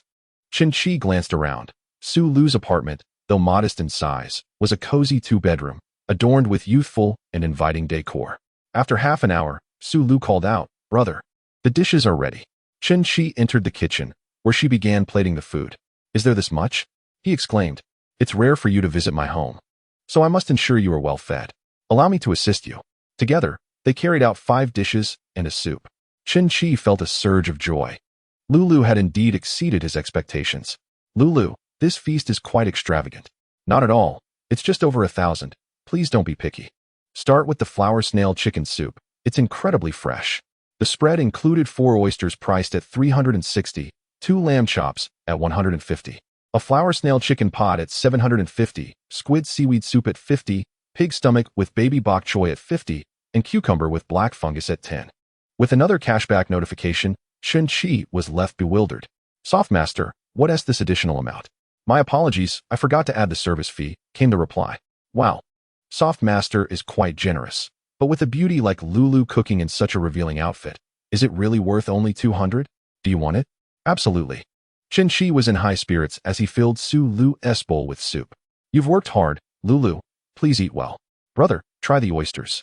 These gelato oysters are just like the ones from the barbecue place the other day. Can you guess how much each costs?" The barbecue place charged $200. They should be cheaper at the market, right? Maybe $100? They're $90 each, quite a bargain. Indeed, the barbecue place was a gold mine. Su Lu added a chicken leg to Chen-Chi's plate, and he found it exceptionally delicious. "Lulu, what kind of chicken is this?" "The meat is tender, exquisite, and richly fragrant, far surpassing the taste of ordinary chicken. Of course, this is a free-range chicken raised on traditional Chinese medicine and seafood, priced at 150 yuan per pound. Such an expense." Chen-Chi, after acquiring Softmaster, has yet to indulge in chicken dishes. If this chicken were sold at Socrates, it would surely fetch 2,000 to 3,000 yuan. Chapter 47. The luxurious mansion acquired, not too pricey really. A meal with my brother could easily cover dozens of such dishes. With Lulu's remarkable culinary skills, did she learn from Stephen Zhou? Chen-Chi glanced at the television, which was currently showcasing the finals of the Culinary Master competition.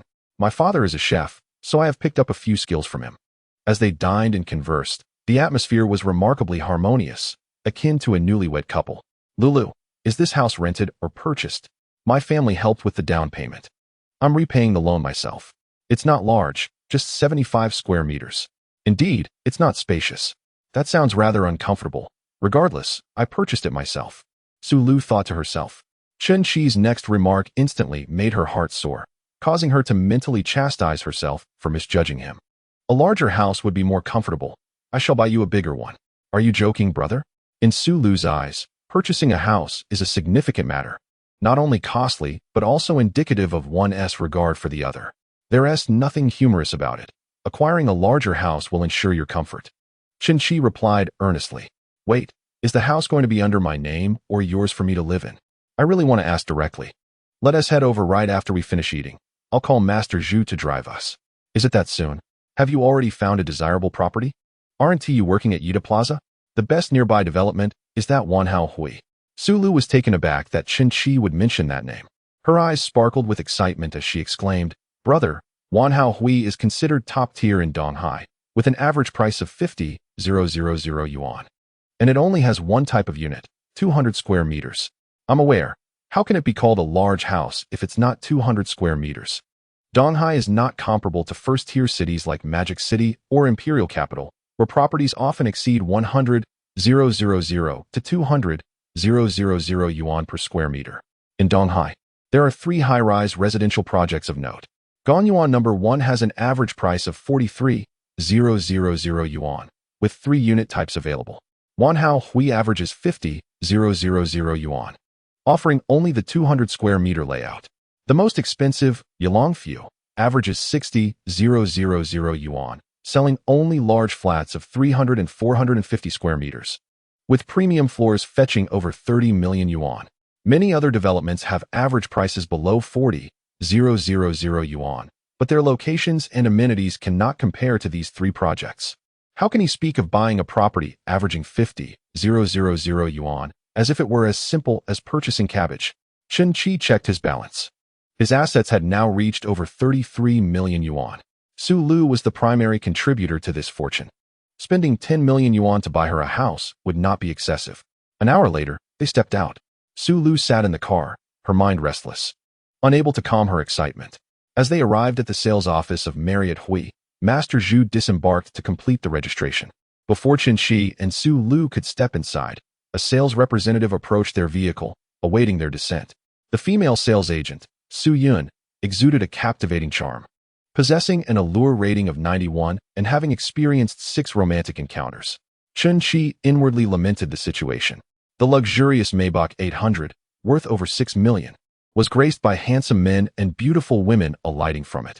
It was likely that affluent scions were here to purchase a matrimonial abode. Good day, sir and madam. May I inquire if you have an appointment? Is an appointment necessary to view the property? Indeed, premier developments typically require prior reservations for viewings. However, it also depends on the sales staff's availability and disposition. While appointments are generally essential, I happen to have time at the moment and would be delighted to assist you. Thank you for your kindness. Please, lead the way. Su Lu had passed by this property during her commutes, but had never ventured inside. Accompanying Chun Shi into the building felt akin to stepping into an upper echelon of society, a true leap across class boundaries. May I ask, Mr. Chun, Ms. Su, are you considering this as a residence for your marriage?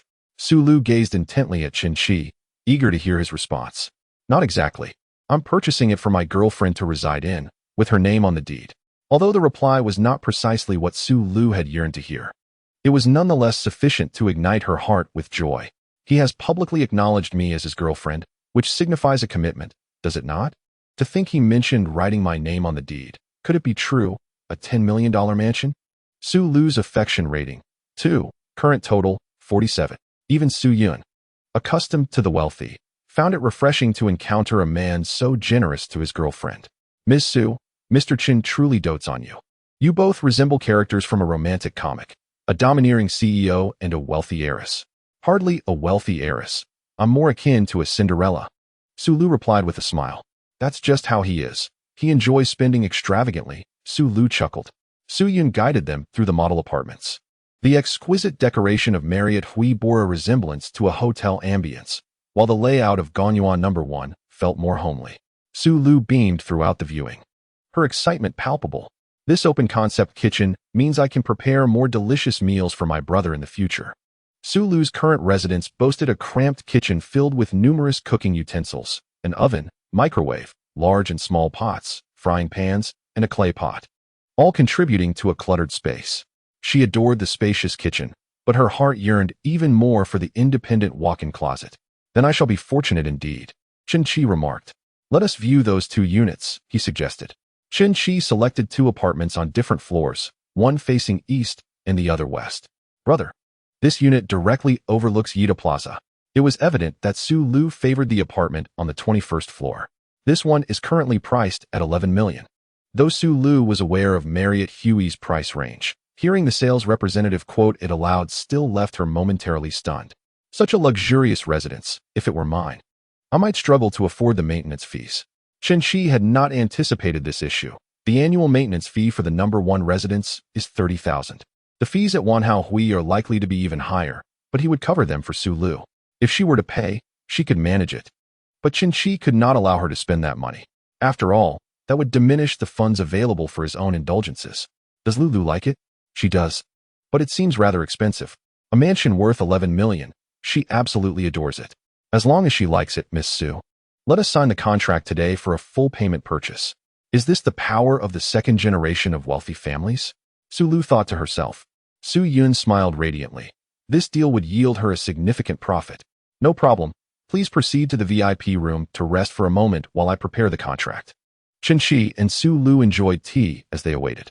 Su Lu remarked, Brother, the maintenance fees at Wanhao Hui are quite high. I fear I may not be able to afford them. Do not worry, I will cover it for you shortly. You are so considerate, Su Lu said, kissing Chen Shi on the cheek.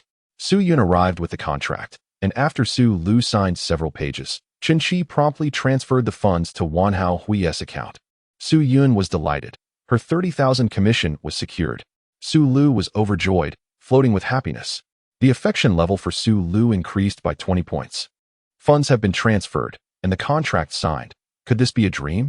I have truly become the owner of a mansion worth millions. The affection level has risen by 20 points. It appears that spending generously is indeed effective. However, Chen Shi must ensure Su Lu's affection does not escalate too rapidly. Once it reaches 100, her expenditures on him would yield a double return. He still needed her to spend on him. Miss Su, congratulations on becoming the owner of Wanhao Hui. Here is your key. It was a silver briefcase, quite similar to the one he received from the No. 1 residence. Chapter 48. The Perks of Luxury Living. Brother, could you help me move today? Wanhao Hui is also exquisitely furnished, but unlike the No. 1 residence, It comes with appliances and furniture included. If the residents do not fancy them, they can replace the furnishings with their preferred choices, although complimentary. These are all brand-name appliances and furniture, far superior to what Su Lu currently owns. She is quite enamored and has no intention of replacing anything. Of course, I will arrange for a moving company. Su Lu had little to move, mainly her newly purchased handbags and clothing, as the rest held little value. This kitchen is so spacious. I need to buy a larger oven and a 4-tier steamer. Su Lu had already begun fervently adding items to her shopping cart on Taobao. The moving company dispatched a small cargo van, which ended up transporting not a bed or appliances, but merely 3 suitcases and 5 plastic storage boxes. This move was arguably the easiest they had experienced in their careers. By 4 o'clock, Su Lu was already organizing her wardrobe in her new home at Wanhaohui. I yearn to hold your hand and never let go. Su Lu hummed a tune, her spirits soaring. Brother, once the new kitchenware arrives, I shall prepare a grand feast for you. Chen Qi's eyes sparkled with anticipation. I can hardly wait. Brother, this evening I desire to dine at Socrates. Not a problem. I shall call to reserve a table immediately. Having visited Socrates thrice, Chen Qi had become adept at securing a reservation without assistance from the hotel staff. Su Lu was curious. With a mansion worth 11 million, what sort of abode did he inhabit? In Donghai City, the only residences more expensive than the Marriott were the Royal Dragon Mansion. There were a few villa developments as well. Brother, I still do not know where your home is. Which home do you refer to? Su Lu was momentarily taken aback. Indeed, with such wealth, it was implausible for him to possess only one property. How many houses do you own? Difficult to say. I simply purchase what I find appealing. Truly, this is outrageous. Does his property deed rival the thickness of a dictionary? If I were to marry him and bear a child, it would be akin to inheriting a throne. Su Lu's affection level, 1, current, 68. Chen Qi was surprised. Her whimsical musings could enhance her affection level. Brother, when can I pick up the Ferrari? I wish to sit in the passenger seat. Chen Qi playfully pinched Su Lu's cheek. You can collect it the day after tomorrow. Your exclusive passenger seat is reserved solely for you. Lu, do you possess a driver's license? Su Lu shyly shook her head. I failed the second driving test 5 times. The validity of my exam has expired, and if I wish to retake it, I must reapply for the first subject. Then perhaps it's best not to pursue it. I intend to drive this Ferrari for you. Su Lu crossed her arms in protest, declaring, absolutely not. I shall never attempt to obtain a driver's license again. Besides, it only takes a few minutes to walk to work, and when we go out, you can always drive me. Brother, do you find me bothersome and wish to cease the pickups? Chen Qi chuckled. How could that be? It is my honor to escort Miss Su. You are quite the charmer, Su Lu giggled. Su Lu's affection level, 1, current, 69. Chen Qi was taken aback. Was Su Lu in a particularly sensitive phase? It seemed that even the slightest compliment could elevate her affection. Perhaps residing in this 11 million mansion granted her a boost in her feelings. Chen Qi was indeed correct. Su Lu was immensely thrilled to be living in a luxurious home, one that bore only her name. While many couples fight over adding a name to a property during marriage, Su Lu had known Chen Qi for less than a week. Despite his kindness and wealth, she had not anticipated such generosity, gifting her a mansion so effortlessly. Brother, at the time of signing the contract, you mentioned it was a gift for your girlfriend. So, what does our relationship entail now? Chen Qi pulled Su Lu onto the sofa, where she sat sideways upon his lap, their bodies pressed closely together. What do you think our relationship is? Su Lu pouted, feigning confusion. I don't know. Chen Qi gazed at her alluring lips, their posture dripping with ambiguity. In that moment, his mind went blank. Instinctively, he leaned in to kiss her. Su Lu shivered, as if electrified, a wave of tingling sensation enveloping her entire being. She had not anticipated that Chen Qi would kiss her so boldly. Upon hearing the system's notification chime, Chen Qi snapped back to reality. Damn, I can't let it increase any further. Su Lu had already spent over 5,000 on him, which translated to tens of millions for Chen Qi. To achieve a favorability score of 100, the system promised a cashback of 100 million. That sum felt rather meager, even with 100 million. One would struggle to rank among the top 100 wealthy individuals in Donghai City. Su Lu was currently his most favored and understanding goddess. And if she were to spend more, her favorability could be gradually boosted. In time, a double cashback yielding tens of billions would not be out of reach. Chen Qi ceased his playful exchanges with Su Lu. She lay languidly across his body. Brother, are you staying over tonight? Su Lu surprisingly suggested that Chen Qi spend the night. Indeed, he was tempted by her physique. However, in pursuit of greater scores and higher cashback, he had to decline her invitation. A mere kiss had already increased his favorability by 2 points. If he were to stay and explore further, he would at least aim for a 5-point increase. After all, Chen Qi was confident in his ability to nurture growth. During his previous engagement with Jenny, her favorability rose from an initial 20 to 25. Although each woman experienced physical sensations differently, if a seasoned woman like Jenny could yield a 5-point increase, surely Su Lu could achieve 7 or 8. Tonight, I have a meeting with a client to discuss some matters. Brother has important business. Let us save it for next time. Chen Qi dreaded the type of women who discussed emotions with the wealthy, but finances with the less fortunate. Fortunately, Su Lu was sensible. Had it been Li Ting, she would likely have asked, "Is the client more important than me?" When they dined at Socrates, the young waiter appeared utterly bewildered. This wealthy fellow truly treated it like a cafeteria, with every meal starting at a minimum of 100,000. Heavens! One might think Socrates had turned into a 10-yuan cafeteria. As they enjoyed their meal, Su Lu spoke up. "Brother, I wanted to ask at lunch. Why are you wearing Hermes? I thought you only liked it." "It's just clothing. I wear whatever." Su Lu responded, "They say women are like clothes. Does that mean you are indifferent towards me? Do you know why I buy so many? It's because you're there." Su Lu continued her playful banter. "So, does that mean someone special is in your life when you wear Hermes? That's unfair. If Lu doesn't like it, I won't wear it in the future." Chen Qi had yet to finish his sentence. "I won't wear it when I meet you." Su Lu chuckled. "I'm not teasing you anymore. Wear whatever you wish." "My dear brother, I am not the type of girlfriend who restricts your freedom of attire." At that moment, Chen Etienne's voice call came through. "Cheesy, help me." Chen Qi's heart sank. Could it be that they had fallen victim to a financial mishap yesterday? What happened? "Lin Xian and Li Ting are blocking my doorstep." Since he didn't respond to Li Ting's messages, she came with Lin Xian to confront me. Upon hearing this, Chen Qi felt an urge to reprimand Chen Etienne. "What nonsense! I thought something serious had occurred. Just ignore them. You should switch to another place tomorrow." "All right, I've had my fill of this small studio anyway. I'll find a serviced apartment tomorrow."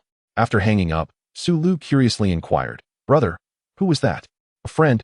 Nothing to worry about, just some idle chatter." Su Lu, having sensed the tone of the conversation, presumed it was one of Chen Qi's close friends. "Brother, I haven't met any of your friends yet. I'll make time to introduce you." A boyfriend introducing his girlfriend to his friends signifies a recognition of their relationship. Su Lu felt a surge of happiness at Chen Qi's agreement. Chapter 49. Sun Yao's little surprise upon returning to the Marriott at 8 o'clock. Su Lu's video call had been incessant. First, she showcased her luxurious 11 million mansion to Sister Zhang and Xiao Jing in all its glory. "He has publicly acknowledged me as his girlfriend and even mentioned introducing me to his friends," she exclaimed excitedly. "Lulu, if I weren't already married, I would be vying for your man," Sister Zhang remarked. Xiao Jing, nearly grinding her teeth in disbelief, exclaimed, "In just one day, you're stepping into the upper echelons of society? No way, Lulu. I'm staying at your place tomorrow." "Which home are you referring to?" Su Lu playfully teased Xiao Jing. Finally you've caught on to this joke," Sister Zhang commented. "What about your house? Is it vacant now? I plan to rent it out to help alleviate some of my mortgage payments. I can also eventually host my parents there." Su Lu's property could easily rent for 2,000 a month, while her mortgage was 4,500, thus saving her a considerable amount. Lulu, having married into wealth. "Don't forget your less fortunate friends," Xiao Jing quipped. "I have no idea which affluent family he belongs to. He is quite low-key. Throughout these days, he hasn't mentioned anything about his family. Let me look it up." Xiao Jing searched for the list of wealthy individuals in Donghai City. The Chen family with a son like Chen Qi must be in their 50s or 60s. These two wealthy individuals seem similar. One is worth 5.8 billion, and the other 9.1 billion. You might want to subtly glean some information from him next time.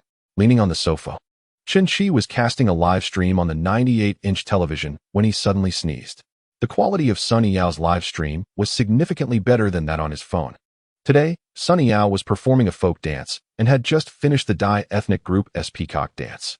To prepare for tonight's live stream, she had spent the day visiting the cultural street with her brother, Sun Yu. Here, various ethnic garments and ornaments are sold. As they wandered into a store selling Tibetan attire, Sun Yao prepared to purchase some beads and chains as accessories. Wow, sister, look at this Z bead. A mere tiny piece is priced at 280,000, even more expensive than gold. The Z bead is a unique ornament among the Tibetan people, essentially dyed agate. With no distinction between authenticity, only between new and old.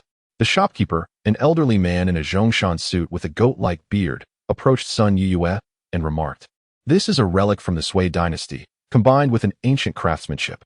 Young man, 280,000 is not excessive. What are you two looking for?" Sun Yao had already purchased a Tibetan dance costume and now sought some Tibetan accessories. The shopkeeper specialized in Tibetan folk items, showcasing an array of peculiar goods that the siblings had rarely encountered. Sun Yao was captivated by a bright red bracelet displayed in a glass case. The astute shopkeeper noticed her gaze fixed on the red bracelet and promptly stated, "This is a bloodstone bracelet from the Yongle period of the Ming dynasty, blessed by high monks from Tibet, capable of enhancing fortune and ensuring safety." Coming from a family that previously ran a business and practiced Buddhism, Sun Yao found herself intrigued by such items. Upon learning that the bracelet had been blessed by Tibetan monks, she couldn't help but look at it a few more times. The shopkeeper, sensing her interest, immediately retrieved the bloodstone bracelet from the cabinet. "Miss, hold it and take a closer look." Despite his age, the shopkeeper was quite savvy, often browsing Douyin and aware of the various trendy figures, including those who feigned devotion to Buddhism, visiting temples merely for photo opportunities. Many such individuals frequented his shop, easily deceived, allowing him to sell a bracelet worth a few dozen yuan for 10 times its price. The exquisite bloodstone displayed vibrant red hues with smooth, flowing patterns, high integrity, and clear, delicate textures. "This bracelet is indeed one of the treasures in my shop." While the bracelet was genuine and indeed high-quality bloodstone, the claim of it being from the Ming dynasty and blessed by monks was mere deception. On Taobao, similar items sold for a maximum of 3,000 yuan, often accompanied by various maintenance products. "What is the price?" "If you are sincerely interested, it's 50,000. Upon hearing this price, Sun Yao was not particularly shocked. Having come from a wealthy background, her mother owned several bracelets priced at over 100,000. However, times had changed. Although she had earned over 200,000 from her recent live broadcasts, spending 50,000 on a bracelet felt excessive. "Sister, 50,000 is too expensive. It's just for the live stream. It's unnecessary. We could easily buy several for a few hundred." Sun Yao replied, "It's not for me." "Then who is it for?" Returning to the present, Chen Shi had little interest in ethnic dance. Yesterday's classical dance had a certain charm reminiscent of watching performances, but ethnic dance was not to his taste. He commented in the discussion section, "Not bad. Brother Roast Duck is here." Upon the appearance of Chen Shi, Sun Yao speculated that he must be free at the moment, so she picked up her phone to send him a message. Chen Shi, noticing Sun Yao engrossed in her phone during his live stream, surmised that she was indeed messaging him. As anticipated, a mere 2 seconds later, he received a WeChat notification from her. "Brother, are you free tomorrow? Did you miss me?" As if. Sun Yao retorted defiantly, continuing, "After wearing Hanfu for my live stream yesterday, I have already been contacted by a Hanfu manufacturer for a collaboration." Chen Shi acknowledged the sharp instincts of these merchants, knowing full well that given Sun Yao's current situation, it was inevitable that businesses would reach out to her. "Congratulations, Yao. You're on the brink of making a fortune. Don't tease me, brother. It's just a small business. The advertising fee isn't even enough to cover one of your meals." In truth, the merchant had offered a substantial advertising fee of 200,000.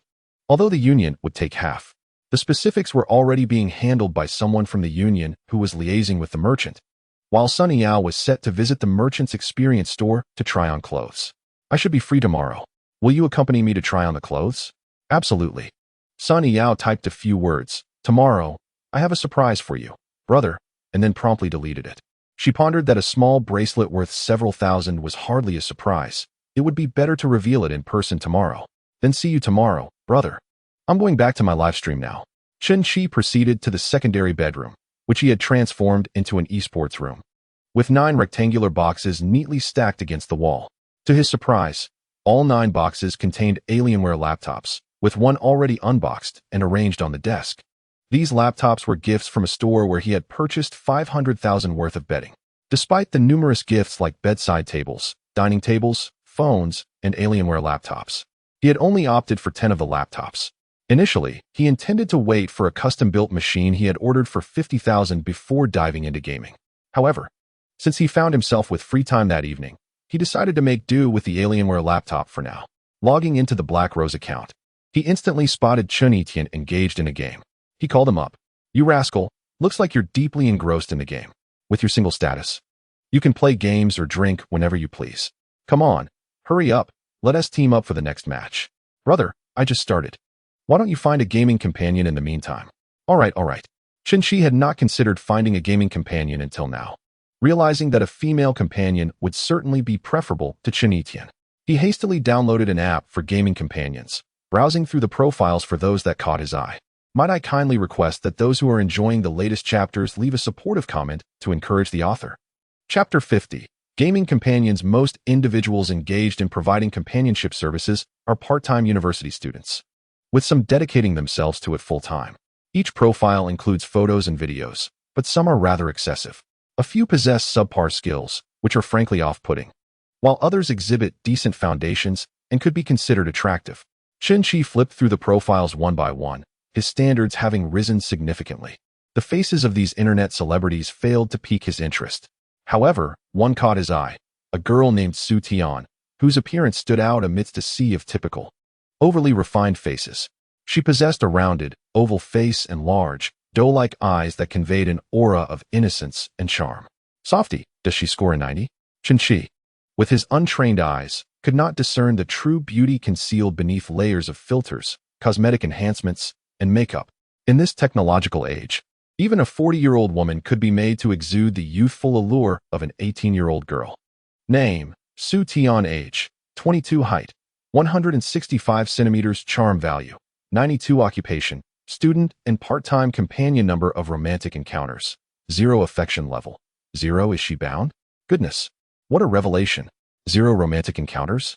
A stunning university student like her has never experienced love? Bound. It is not that such girls do not exist. They certainly do. But they are undoubtedly rare gems. In today's society, the relationship between men and women is not as sacred as it once was. The notion of finding one person to love for a lifetime is increasingly antiquated. Perhaps the one who professes their love to you tonight may find themselves in another's arms by tomorrow. Chen Shi felt a surge of excitement as he glanced at Su Yao's pricing. Online companionship was priced at 60 per hour, while offline companionship, which included esports, board games, and murder mystery games, was set at 200 per hour, strictly in public venues. Chen Shi had never ordered companionship services before and was unfamiliar with the pricing. However, at this moment, he was unconcerned with costs. He placed an order for 1,000 offline hours without a second thought. Having just completed her junior year, Su Yao had begun her internship this summer. She had recently been persuaded by her roommate to take up part-time companionship work. Su Yao's appearance and voice matched her name. Both were undeniably sweet, garnering her considerable attention from clients. However, her skills left much to be desired. Clients sought companions to enhance their gaming experience, and naturally, they hoped for proficient players. While good looks and a charming voice were advantageous, poor performance meant few would choose her again. If a client were merely driven by lust, they would not spend money on companionship.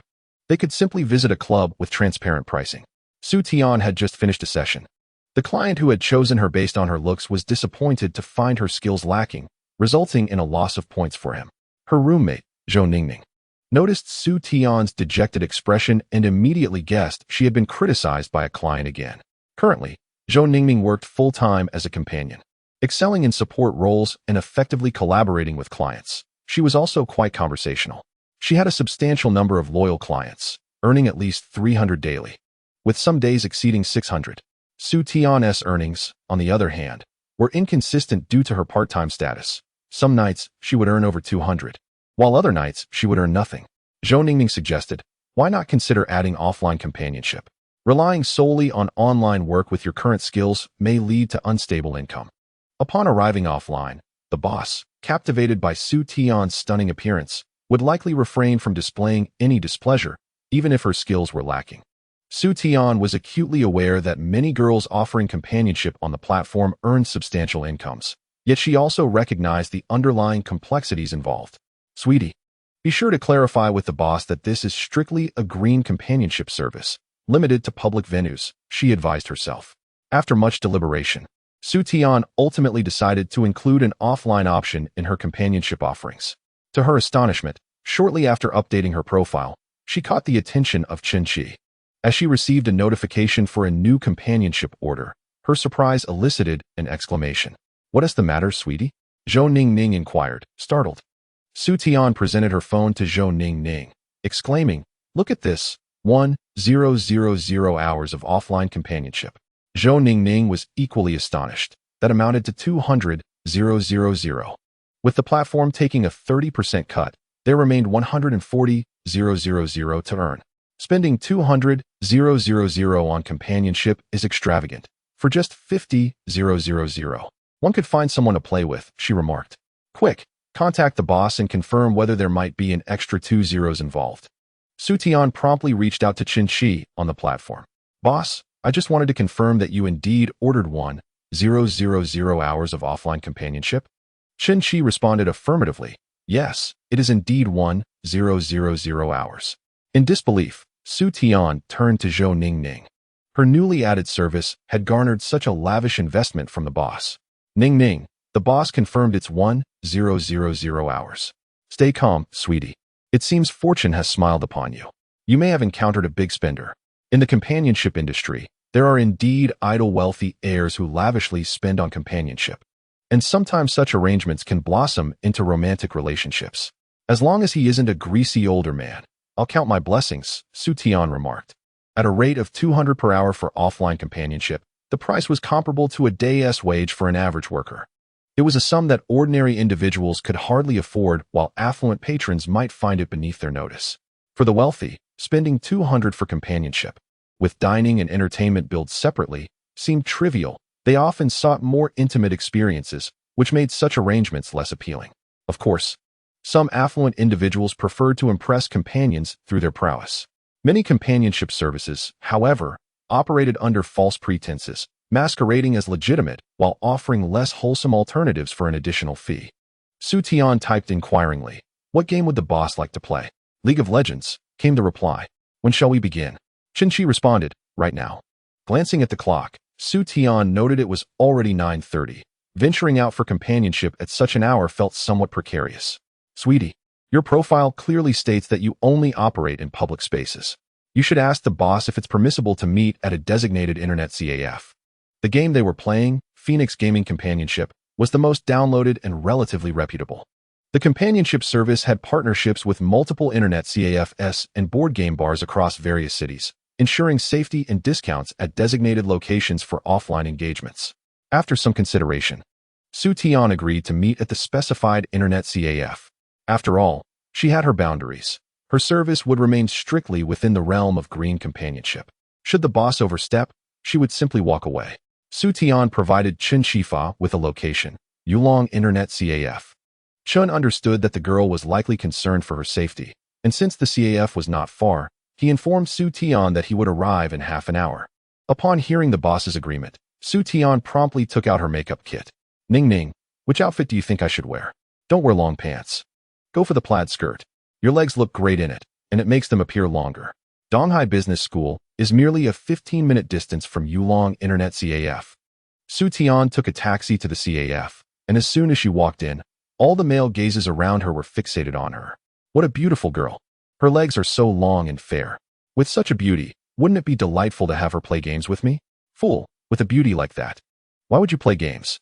Enjoy her company instead. Let me see who she is here to meet. Su Tian stood at the entrance and messaged Chen Shifa. "Boss, I've arrived." The message was instantly marked as read, yet there was no reply. Su Tian stared at the chat box, thinking that Chen Shifa was typing. But after waiting for 7 or 8 seconds without a response, she heard, "Tian Tian." Chen Shifa had suddenly appeared before her. Su Tian was startled by his unexpected presence and looked up to find that he was quite handsome. "The boss with 1,000 hours of experience?" "Yes, it's me. Why do you look so surprised?" Chapter 51. Does he find it dirty? Su Tian inexplicably felt a rush of nervousness. Why is my heart racing? Su Tian's favorability.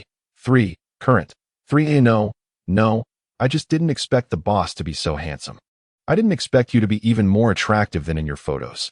You somewhat resemble Lee Ji-eun. The comparison to a star resurfaced. Not at all. Lee Ji-eun is incredibly beautiful. Chen Shifa gazed at this exquisite girl who had yet to grow in maturity, her eyes shining with clarity.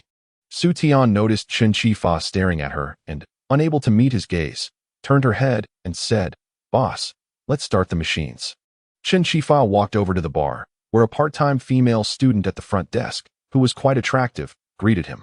Having seen nothing but losers all day, it's rare to encounter a handsome guy. "Beautiful lady, reserve a private room for us." "Handsome sir, do you have a membership? Recharge 1,000 and get 200 extra, plus complimentary drinks." The front desk girl's attitude was enthusiastic, entirely different from how she treated other boys. The group of boys seated near the front desk looked on with disdain. Face worshippers. It's not that girls aren't proactive. It's just that we're not handsome enough. Chen Shifa, while pulling out his phone, said, "All right, I'll recharge 1,000 and reserve a private room." The front desk girl glanced at the recharge amount and exclaimed, "Handsome sir, did you make a mistake? You recharged 3,000. Chen Shifa responded, "No, just proceed with the 1,000 recharge. The other 2,000. Please help me replace the mouse and keyboard in the private room and bring some snacks and drinks." Tian, what would you like to drink?" Su Tian stood there in astonishment. Is he a rich second-generation heir here to experience life? The expense of 2,000 yuan for a new keyboard and mouse raises the question of cleanliness. Although the private room's environment is significantly better than that of the main hall, the keyboard and mouse remain subjected to countless hands. Chen Shi, with a small expenditure, seeks to enhance his comfort. The receptionist, encountering such a request for the first time, finds it quite delightful. Internet CAFs, in their quest for cost efficiency, are reluctant to frequently replace keyboards and mice, as these are consumable items that, if replaced too often, would incur substantial costs. Since he mentioned only recharging 1,000 yuan, I could refund the extra 2,000 for myself and spend a few more hundred to purchase new peripherals for him. With this thought in mind, the receptionist readily agreed. "Sure. Handsome, I'll have new mouse and keyboard ready for you in room 3. Su Tian, coming back to her senses, replied casually, "Just some mineral water will do." The nearby college students were astonished. "Did you hear that? Is this the power of a wealthy guy? If he finds them dirty, he could play at home. What do you know? Perhaps he desires a particular ambience. The world of the affluent is beyond my comprehension. This beautiful girl seems somewhat familiar. Is it just because she's attractive that she seems familiar? No, doesn't she resemble that fashion designer?" Chen Shi and his companion entered the private room, which was decent enough. The rate for the room was 20 yuan per hour, which, to be honest, felt a bit pricey. During his university days, Chen Shi had visited Internet CAFs a few times, but eventually deemed it a waste of money and opted to play in his dormitory instead. Su Tian inquired, "What should I call you?" "Chen Shi, the character for start." "I'm Su Tian. What champions do you play?" "I play Yasuo." Su Tian was speechless. During her time as a gaming companion, she found that players who excelled with Yasuo were either exceptionally skilled or terribly inept, with the latter being far more common. "I usually play Sona and Lux, but I'm not very good." Su Tian issued a gentle warning to Chen Shi, preparing him for what was to come. Whether one plays well or poorly is inconsequential. However, perhaps a name change is in order. Chen Shi replied, "Name change? Oh, don't find my skills lacking. Just play casually. The important thing is to enjoy." At that moment, does the game even matter? Faced with such a captivating goddess, it is imperative to learn more about her. Noticing Chen Shi's Black Rose account, she borrowed an account to play along. "Are you still a student?" "Yes. At Donghai Business College, about to enter my senior year, just starting my internship." "What is your major?" "Fashion design." "What do you do?" "I dabble in investments." "Investments?" "In finance." "You're truly impressive."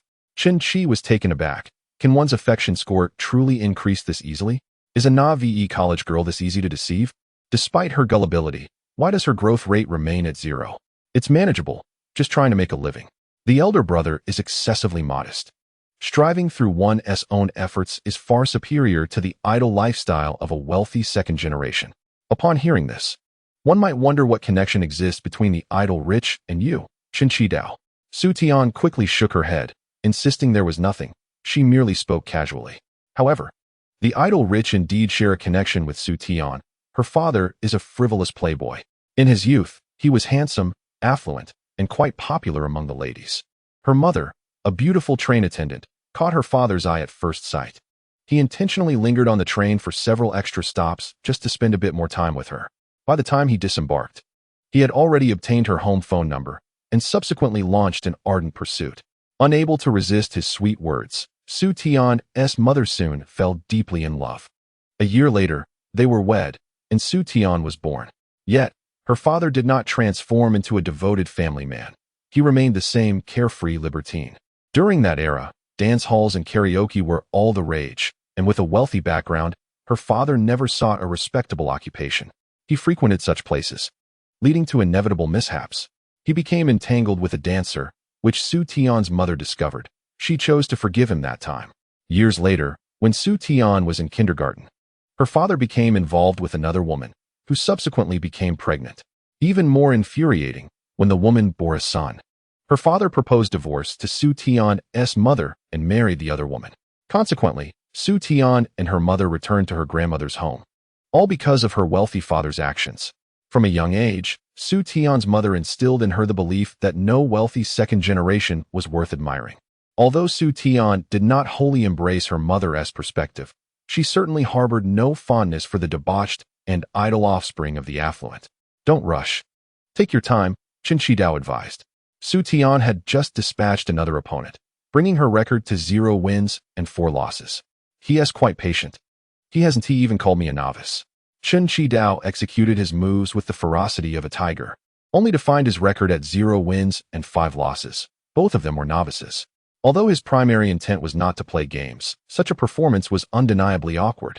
Consequently, Su Yao enlisted 3 skilled companions from a gaming service, who effortlessly elevated their gameplay.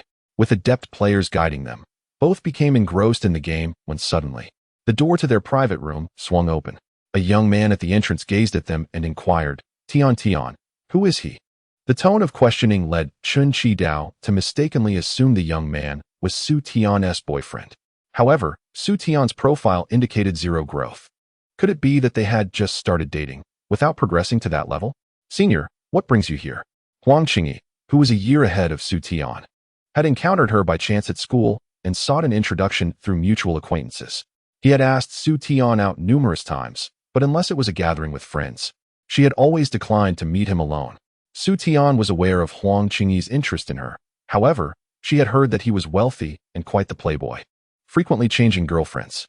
Such a person was immediately disqualified from her criteria for a partner.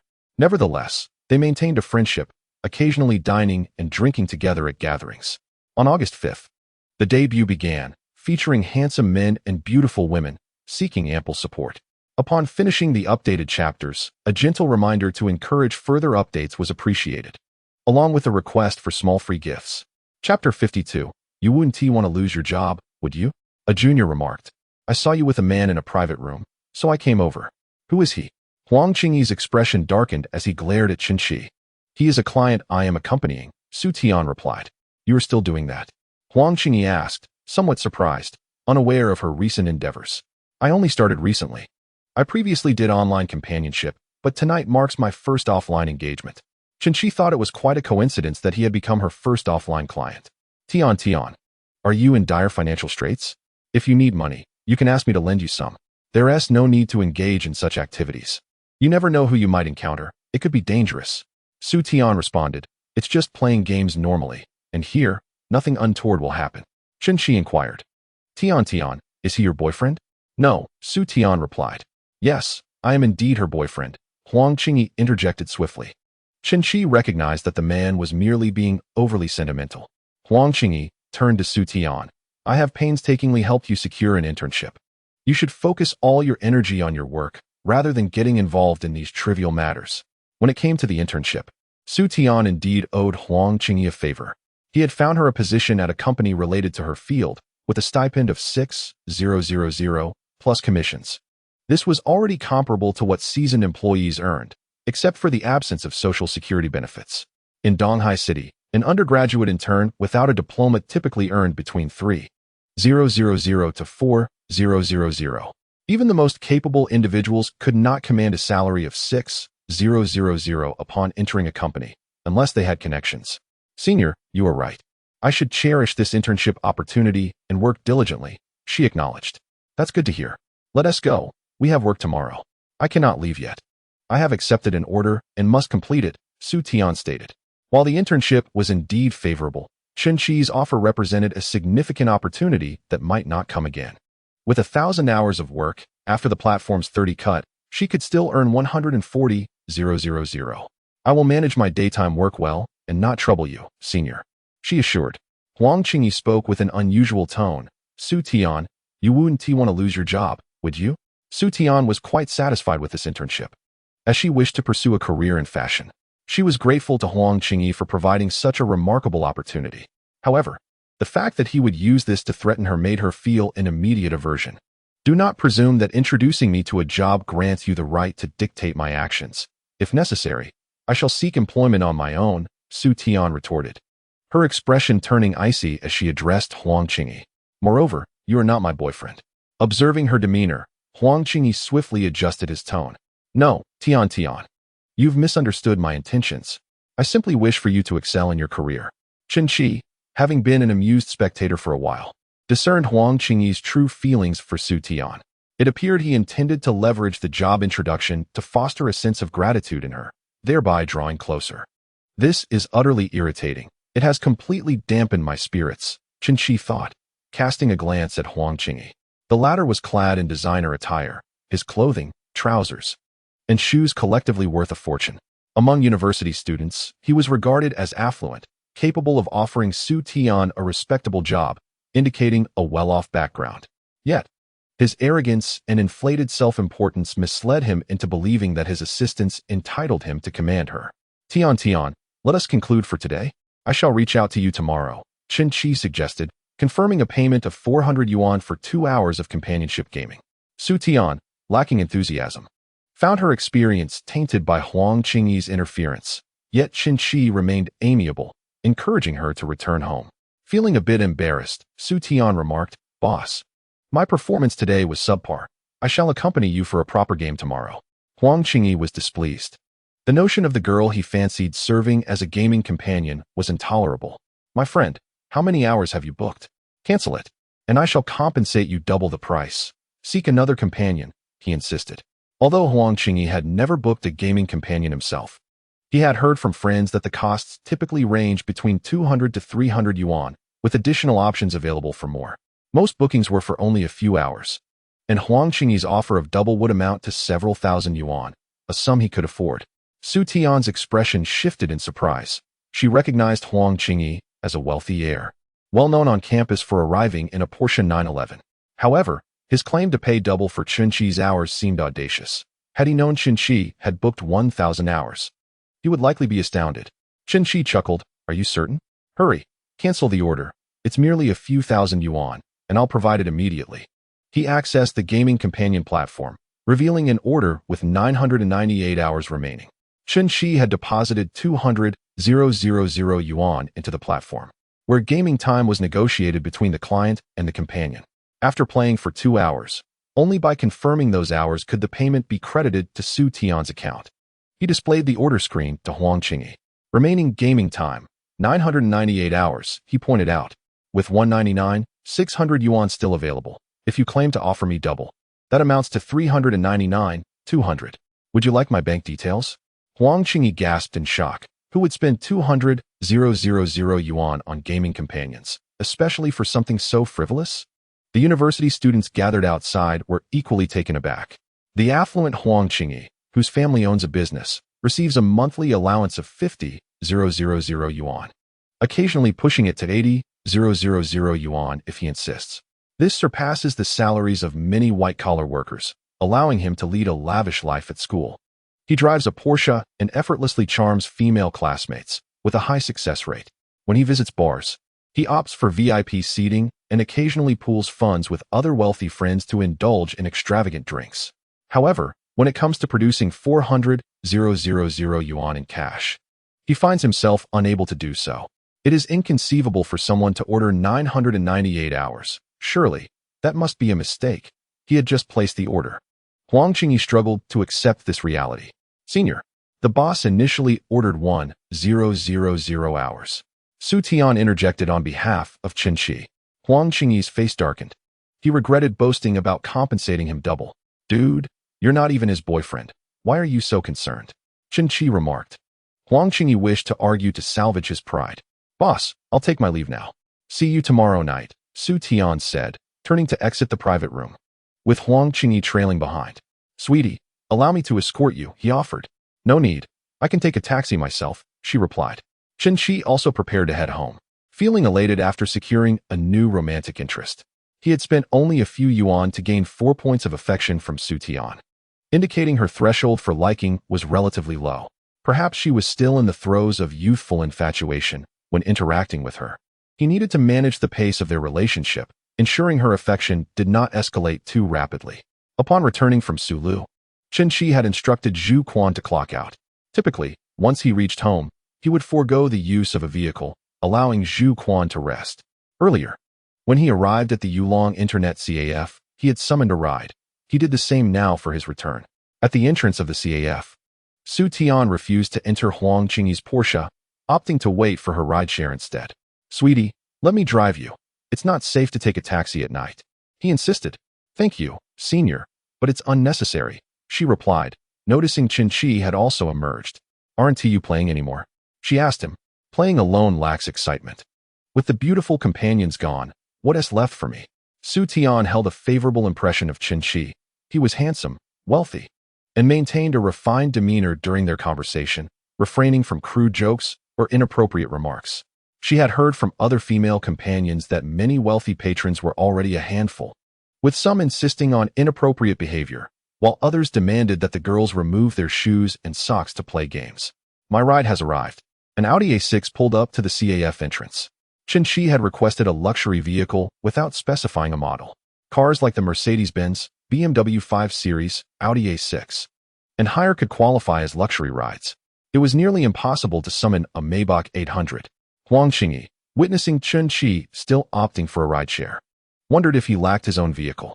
Do not deliberately invest all your money into hiring companions, pretending to be wealthy, deceiving girls, and then applying for a refund from the platform. Huang Qingyi spoke loudly, ensuring that both Qin Shi and Su Tian would hear. Su Tian had indeed heard from the girls on the platform about such tactics. Some people do pretend to be affluent. However, during her conversations with Qin Shi, he never boasted about his wealth, not once mentioning money. Those who feign wealth tend to brag about their expenses, sharing how much they have spent on various girls. Is it truly so? Su Tian gazed at Qin Shi, curious about his reaction. Qin Shi sighed inwardly, lamenting the superficiality of society, where one must own a luxury car to speak confidently. He approached the Audi driver, exchanged a few words, paid him, and sent him on his way. Returning to Su Tian, he suggested, if you're not in a hurry to leave, I can drive you in my Maybach. A Maybach? Stop boasting. It seems I've hit the nail on the head. You're starting to put on a fade, Huang Qingyi remarked, now more convinced that Qin Shi lacked significant wealth and was merely using the platform to deceive girls. News spread in the internet CAF, with whispers circulating that the wealthy man was about to arrive in a Maybach. The onlookers, not accustomed to such luxury, flocked to witness the spectacle. Boss, my car is just 100 meters away, Su Tian mentioned. Moments later, a Toyota 11 came to a halt at the CAF entrance. Qin Shi hurried over, exchanged a few words, and handed the driver 500 yuan to leave. The car is gone, just ride with me. Su Tian, albeit reluctantly, was curious to see what a Maybach looked like, having only seen it online before. All right then. At that moment, Zhu Quan received a message from Qin Shi and quickly dashed out from the staff dormitory of the Zierda Hotel. As long as Qin Shi had not checked out, he remained a distinguished guest, and Zhu Quan was obliged to provide excellent service. He collected the car keys from Butler Li and headed towards the Yulong Internet CAF based on the location provided. Where's the car? It's been over 20 minutes. Stop pretending, Huang Qingyi remarked. Don't worry, it will arrive shortly. His confidence suggests he must have something substantial, Su Tian thought. Despite having received 1,000 hours of orders and generously recharging her account at the CAF. However, Qin Shi had not spent much. After 2 hours of companionship, the platform settled 400 yuan, with her receiving 280. Recharging 3,000 yuan was indeed generous among university students. But how much does a Maybach cost? Su Tian wasn't entirely sure. But it must be at least several million. far beyond what an average person could afford. 2 minutes later, a luxurious vehicle adorned with the Mercedes emblem parked in front of the Yulong Internet CAF. The observing students, with their phones in hand, began to speculate. Isn't that a Mercedes? You might not know, but Maybach was acquired by Mercedes and now sports their emblem. Is this really a Maybach? Let us take a picture and check on the Car Enthusiasts app. Huang Qingyi instantly recognized the vehicle before him as a Maybach 800, a car that could purchase him 6 Porsches. Yet, he found it hard to believe that this car belonged to Chen Qi. Zhu Quan exited the driver's seat and opened the back door for Chen Qi. Mr. Chen, are we heading home now? The scene appeared strikingly reminiscent of a television drama. To put it bluntly, it felt overly contrived, almost theatrical, arriving in a Maybach and employing a gloved chauffeur, only to utter lines that seemed painfully awkward, was simply ostentatious. This is not how one should flaunt wealth, Huang Qingyi remarked. Onlookers had already ascertained the price of the vehicle. Wow, a Maybach 800? Its base price is 6 million. Su Tian was equally taken aback by the figure. The wealthy second-generation individuals she encountered at school were mostly of Huang Qingyi's ilk, typically driving Maseratis or perhaps Porsches, BMWs, or Mercedes, all in the realm of a few $100,000. She had never heard of anyone at school owning a Maybach. Boss, is this your car? No. Huang Qingyi chuckled heartily. I knew it. It must be rented. Even renting it for a day costs around 8,000 to 9,000. You must be feeling the pinch. You really went all out to show off. Chen Qi replied, it's the hotel's car, and the driver is also from the hotel. The hotel's car? Are you staying in the presidential suite? Zhu Quan, a perceptive individual, grasped the situation quickly and interjected, Mr. Chen is our esteemed guest in the $10,000 presidential suite at the Hildo Hotel. He has been staying with us for 6 nights, and I have been at his service. Huang Qingyi commented, the lines sound a bit forced. Zhu Quan continued, Mr. Chen is a valued guest at our hotel, and we have a responsibility to ensure his transportation needs are met. As for the rental, it is entirely unnecessary. This Maybach 800 is owned by the Hildo Hotel, with a value of 680,000. Here is my employee ID. If there are any doubts, you may verify my identity at the hotel. Presenting his employee ID, Zhu Quan earned the trust of the gathered university students. Wow, a $10,000 presidential suite. Even if that car isn't his family must possess vehicles that are equally impressive. This rich guy treats the presidential suite like a budget hotel. How can someone be this wealthy? Su Tian mused, a $10,000 suite. He's like a domineering CEO from a drama. She looked at Chen Qi and wondered, boss, with such wealth, do you still need to seek companionship? A man of such fortune should be surrounded by beautiful women, especially given his striking looks. He shouldn't lack for attention. Su Tian couldn't fathom why he would want to engage with a companion for entertainment, particularly one who was purely innocent, not seeking companionship. How else would I have met you? What does he mean by that? Let's go. I'll take you back to school. Huang Qingyi watched as the two entered the Maybach, his teeth clenched in frustration. From a young age, he has always been the center of attention at school, akin to a star surrounded by admirers. The boys are his followers, while the girls compete for his affection. In the school environment, everyone caters to his words. Who would dare to challenge him? Today, however, he experienced his first slap of reality. Chapter 54. Sun Yao's gift, sweetie. Wasn't that just now your boyfriend? Chen Qi inquired. Not at all, she replied. He is merely a senior I met during a gathering. A few days ago, he introduced me to an internship opportunity, for which I am quite grateful. However, he did threaten me with it earlier, and I am contemplating whether I should seek a different job. Chen Qi chuckled. Then why not become a full-time gaming companion for me? Absolutely not. I still need to maintain my job. While a full-time gaming companion could indeed yield a substantial income, the notion itself is hardly respectable. Moreover, the idea of being a full-time companion for Chen Qi sounds suspiciously akin to being kept. Her grandfather is a stern old teacher, and her mother is prone to tears. They would never permit her to engage in such work. Doing it part-time as a side gig is one thing, but making it her primary occupation is something she cannot accept. You need not worry about work. If necessary, I can recommend you to better opportunities.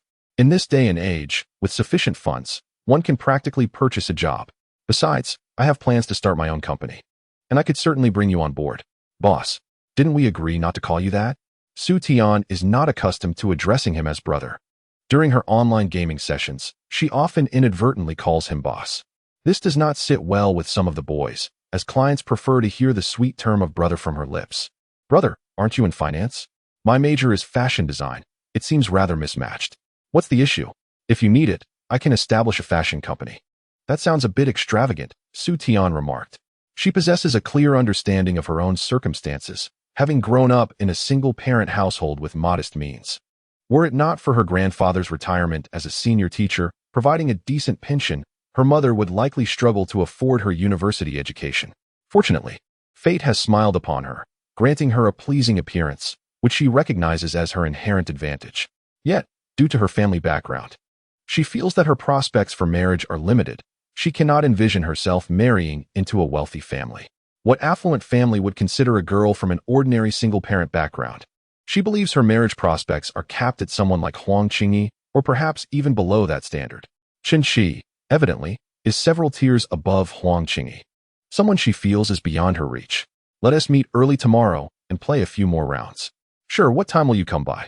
Chen Shi pondered for a moment, recalling that he had promised Su Yao to accompany her for a fitting, followed by dinner together. How about 8:30? Then I'll see you at 8:30 tomorrow. Upon returning to her dormitory, Su Tian was eagerly intercepted by Zhou Ningning, who inquired about her benefactor. Guess what? Su Tian replied with a mischievous smile. Look at you, such a handsome fellow, are you not? Not only handsome, but also immensely wealthy. While Su Tian was joyfully chatting with her friends, Huang Qingyi was seething with rage. He had just scrolled through Douyin and came across a video titled Maybach Dominates Porsche. It was clearly filmed by some university student at the Yulong Internet CAF. Most of the comments below the video were from students of Donghai Business School. Isn't that Huang Xiao from Business Administration? I know that beauty. She is Su Tian from Fashion Design. Who is that guy resembling Takashi Kaneshiro? Is the Maybach his? Looks like two guys are vying for the beauty. The one with the Porsche has won her over. Porsche is not even worth driving. If I had money, I'd drive a Maybach. Huang Qingyi's face burned with embarrassment. This public humiliation had made its way online, utterly ruining his reputation. He could not swallow this indignation. He absolutely forbade Su Tian from seeing that man again. After Chen Shi returned home, he watched a bit more of Su Yao's live stream, and, before he knew it, dozed off. On July 12th, Friday, under clear skies, Chen Shi awoke unusually early. By 8 o'clock, he found himself unable to sleep any longer and initially contemplated taking a stroll downstairs for breakfast. However, with the sun blazing at that hour, he opted for convenience and ordered takeout instead. At 9 o'clock, Su Yao sent him a message. Brother, will you come pick me up? Wait for me for an hour.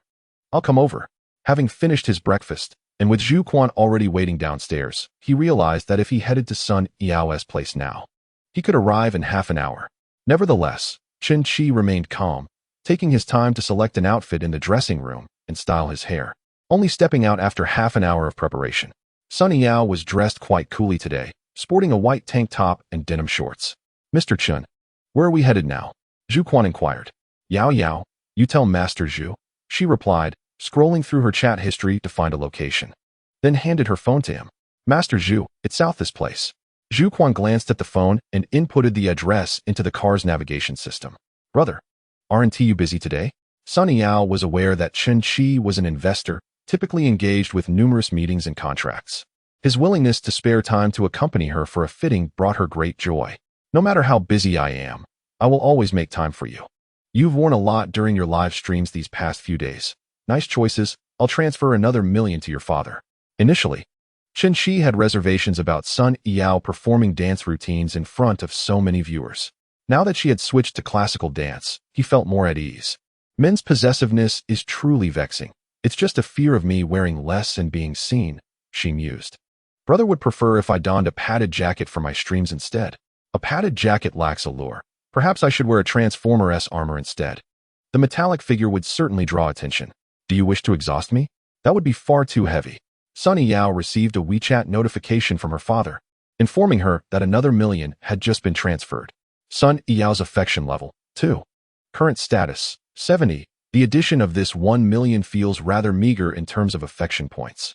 When Chen Shi agreed to assist her family with a repayment of $5 million, it directly increased her affection by 40 points. Although that was essentially an advance on future goodwill. Now, Chen Shi is merely honoring his promise, gradually helping her settle the debts.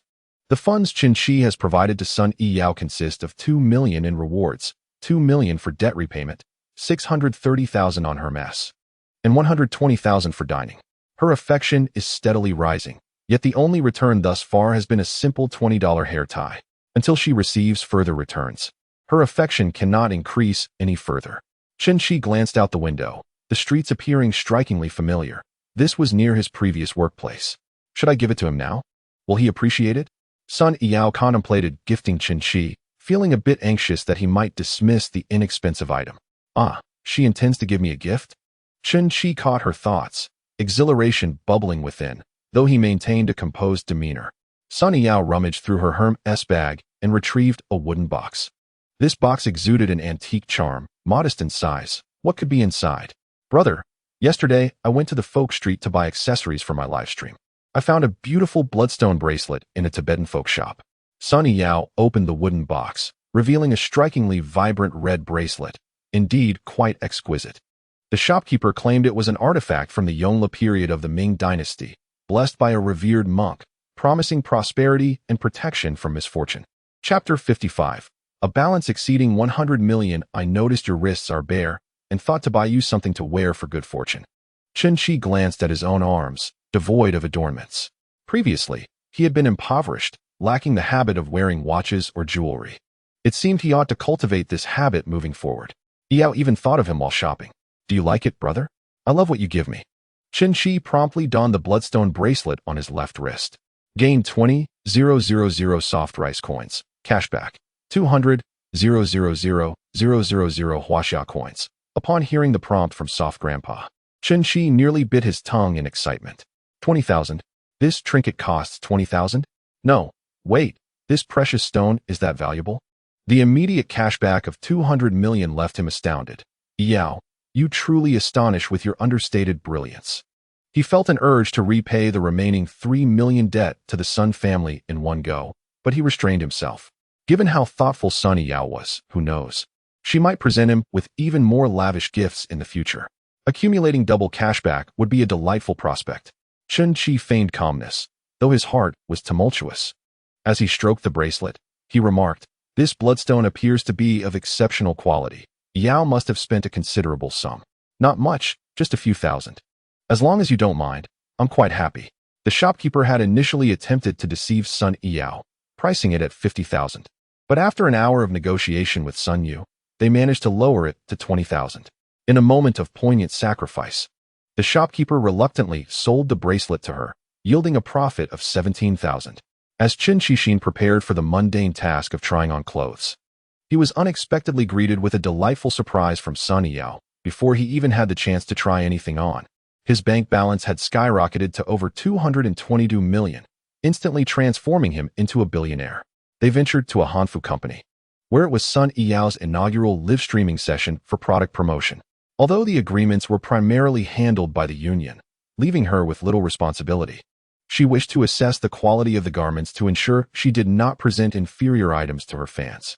Chen Shixin, in high spirits, eagerly engaged with whatever Su Yao said, providing ample emotional support. Brother, which is more beautiful, this green gauze or the pink gilded one from earlier? The green gauze, undoubtedly. Its texture exudes elegance, and the design of the waistband is more flattering, enhancing your fair complexion. Typically, Chen Shixin would only offer simple affirmations like both are lovely or you look good in anything, but his good mood prompted him to elaborate. Su Yao had several more Hanfu outfits to try on, and as she did, Chen Shixin gazed out the window.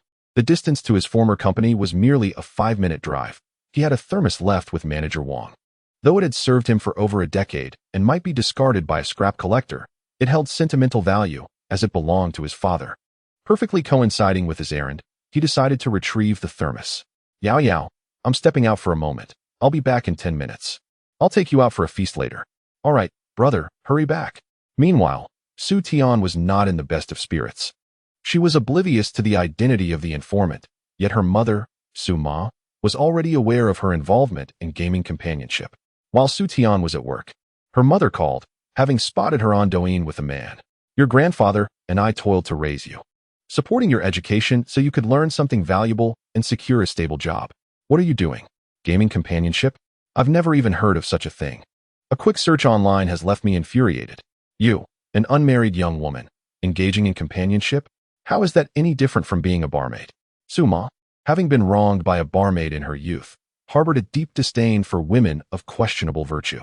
Mom, what do you mean by barmaid? I'm a green companion. Green? I don't understand your terms. Regardless, you must cease this immediately. If this gets out, how will your mother and I face the world? If your grandfather learns of this, he might suffer a heart attack. Su Tian was well aware of her grandfather's temperament. The elderly man was in poor health. Mom, please don't tell Grandpa. I promise I'll quit. All right, you must come home tonight and see him. As Su Ma ended the call, Su Tian, who resided in the suburbs of Donghai City, preferred staying in her school dormitory for proximity to work. Meanwhile, Huang Qingyi lurked outside the stairwell door, eavesdropping on Su Tian's conversation, and upon hearing her compliance, a sly smile crept across his face. Huang Qingyi is the son of the company's owner, yet he refrained from disclosing this to Su Tian. A few days ago, he began working at the company as well. The reason for his silence was to allow Su Tian to believe that he had exerted considerable effort to secure an internship position through connections. Consequently, Su Tian would feel grateful to him, and he could justify his presence at the company under the guise of changing jobs. In reality, Huang Qingyi merely had a brief conversation with his father, facilitating Su Tian's entry into the internship with relative ease, and the remuneration was indeed quite generous. Huang Qingyi worked in the Human Resources Department. When Su Tian joined, she had listed her mother as her emergency contact. He discovered her mother's number from the onboarding documents and subsequently searched for her on Douyin, sending a private message containing a video to her. This ultimately led to Su Tian's mother calling in a fit of rage. After some deliberation, Su Tian decided to send a message to Chen Shifa. Brother, I apologize, but I cannot participate as a gaming companion due to some family matters. Chen Shi received the message with a hint of surprise, yet it bore no significant impact. It's all right. Losing a gaming companion means gaining a friend, which is equally delightful. Will you be online tonight? Sure, let's aim for a 10-game winning streak. Chen Shi put away his phone and entered his former company, where the receptionist greeted him with astonishment. Chen Shi, why did you leave so abruptly? One seeks higher ground. I found a better opportunity, he replied. As he entered, he encountered several colleagues, though none were particularly familiar, so he refrained from greeting them. He proceeded directly to the operations department, where old colleagues stood up upon seeing him. Look who has arrived, the star of the operations department. It was indeed a prominent position, they remarked. Chen Shi, your departure was rather sudden, they inquired, curious about his new endeavors. Only one slightly overweight young man with round glasses expressed discontent. Chen Shi, you are quite inconsiderate, leaving so unexpectedly. You left behind a mess for me to clean up. Zhang Ding wore a disgruntled expression. Manager Wang had assured him that he would handle matters. Yet he ended up transferring the newly established store that Chen Shi managed to Zhang Ding. Manager Wang pocketed 200,000 yuan from Chen Shi, but only allocated 3,000 yuan to Zhang Ding as overtime pay. Due to the lack of proper handover from Chen Shi, Zhang Ding found himself juggling both his own store's responsibilities and the need to reorganize data for Chen Shi's store. He often worked until the early hours of the morning. Had he known that Manager Wang had taken 197,000 yuan, he surely would have quit on the spot. It's tough work. I owe you a drink when I have the chance, Chen Shi remarked. Upon entering Manager Wang's office, he discovered him engrossed in a television drama. Who is it? Don't you know how to knock? Manager Wang looked up to see the fortunate Chen Shi, who had struck it rich overnight. Chen Shi, you could have at least given me a heads up about your visit. I was merely passing by and came to retrieve some belongings. Manager Wang rose and approached the sofa, picking up a small cardboard box. This contains everything that belongs to you. There are only 2 notebooks, 3 pens, a sticky note, a pair of headphones, a packet of tissues, and a thermos cup, all of which I have personally gathered for you without omission. I apologize for the trouble, Manager Wang. Chen Shi, however, took only the chipped thermos cup and left everything else behind. Manager Wang scrutinized Chen Shi and noted that his attire likely amounted to over 100,000. This young man must have struck it rich, though there has been no news coverage, leaving one to wonder how much he truly won. Chen Shi, what have you been occupied with lately? Nothing much, just investing, he replied. It is common for people to boast about their investment ventures, claiming involvement in various projects. But such statements often lack substance. However, Manager Wang believed Chen Shi's words. You must have won quite a bit in the lottery, Chen Shi. I have an excellent project in the works, nearly ready to go. I just need a bit more funding. If you're interested, we could discuss it. Chen Shi nonchalantly responded, "Sure, let us meet up another day to talk. I have some matters to attend to." "All right. Take care, and let us catch up when you have time," Manager Wang replied. The transformation of status does not require fanfare. Just a week prior, Chen Shi was Manager Wang's subordinate, and now he had become the object of Wang's flattery. As Chen Shi exited the manager's office with a thermos cup in hand, he coincidentally encountered Manager Chao from the Human Resources Department, who was there looking for Manager Wang. This individual, Chen Shi, was widely disliked throughout the company. Manager Chao, being the boss's brother-in-law, thrived on asserting his presence. Those who have worked in e-commerce know well that during events like 618 or 11, he would become excessively busy weeks in advance, analyzing data, adjusting prices, and launching advertisements. In one particularly outrageous instance, on the morning of 618, he called everyone together for a so-called safety meeting, leaving customer service completely unattended. Every month, the performance evaluations were the responsibility of the Human Resources Department, and Manager Chao would invariably create issues. Chen Shi had previously been a victim of his antics, having had several hundred yuan deducted from his salary. Upon spotting Chen Shi, Manager Chao was taken aback. When Chen Shi resigned, he had done so silently, failing to complete any necessary paperwork or handover, and had not even informed the HR department. Only Manager Wang was aware of his departure. Manager Chao, having learned from Manager Wang about Chen Shi's resignation, had scolded him for lacking decorum. Now, should Chen Shi seek his resignation certificate, it was certain that Manager Chao would deny him. Manager Wang had not mentioned to Manager Chao that Chen Shi did not require a resignation certificate, as he had already achieved financial freedom. "Chen Shi, what brings you back to the company? Surely you're not here to collect your salary?" Manager Chao sneered. "Don't even think about it. Your abrupt resignation has caused losses to the company, and I intend to hold you accountable."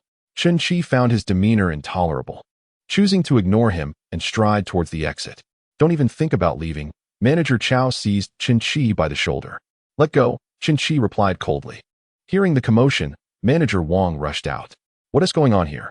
"Chen Shi's departure was communicated to me in advance, and the store he managed has been seamlessly handed over to another individual, thus incurring no losses."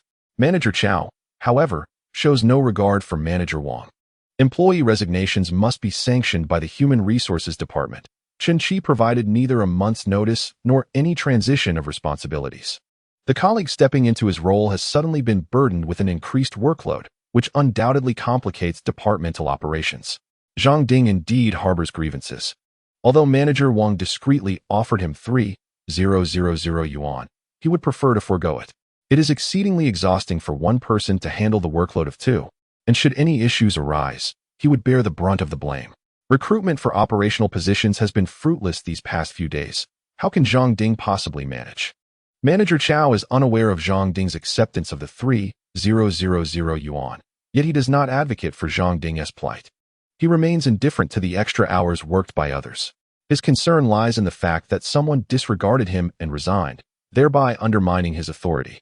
Ideally, an employee should resign and then privately consult with him, allowing him to counsel them before they return to work. The commotion within the operations department swiftly permeated to other departments. Huang Qingyi from Human Resources heard that a previously departed employee was causing a disturbance and immediately rushed over. Upon arriving at the operations department and spotting Chen Shi, he was momentarily taken aback. Huang Qingyi inquired of a colleague in the operations department. "Is he the one who resigned before?" "Yes, just before you joined the company." Huang Qingyi felt an overwhelming sense of joy. Was this not fortuitously aligning with his plans?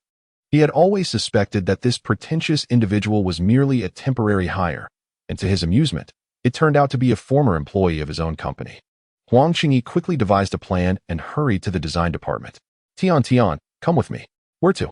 Su Tian asked, her mood not particularly bright. "To the operations department." Chen Shi looked at Manager Wang. "Didn't you say everything was handled?"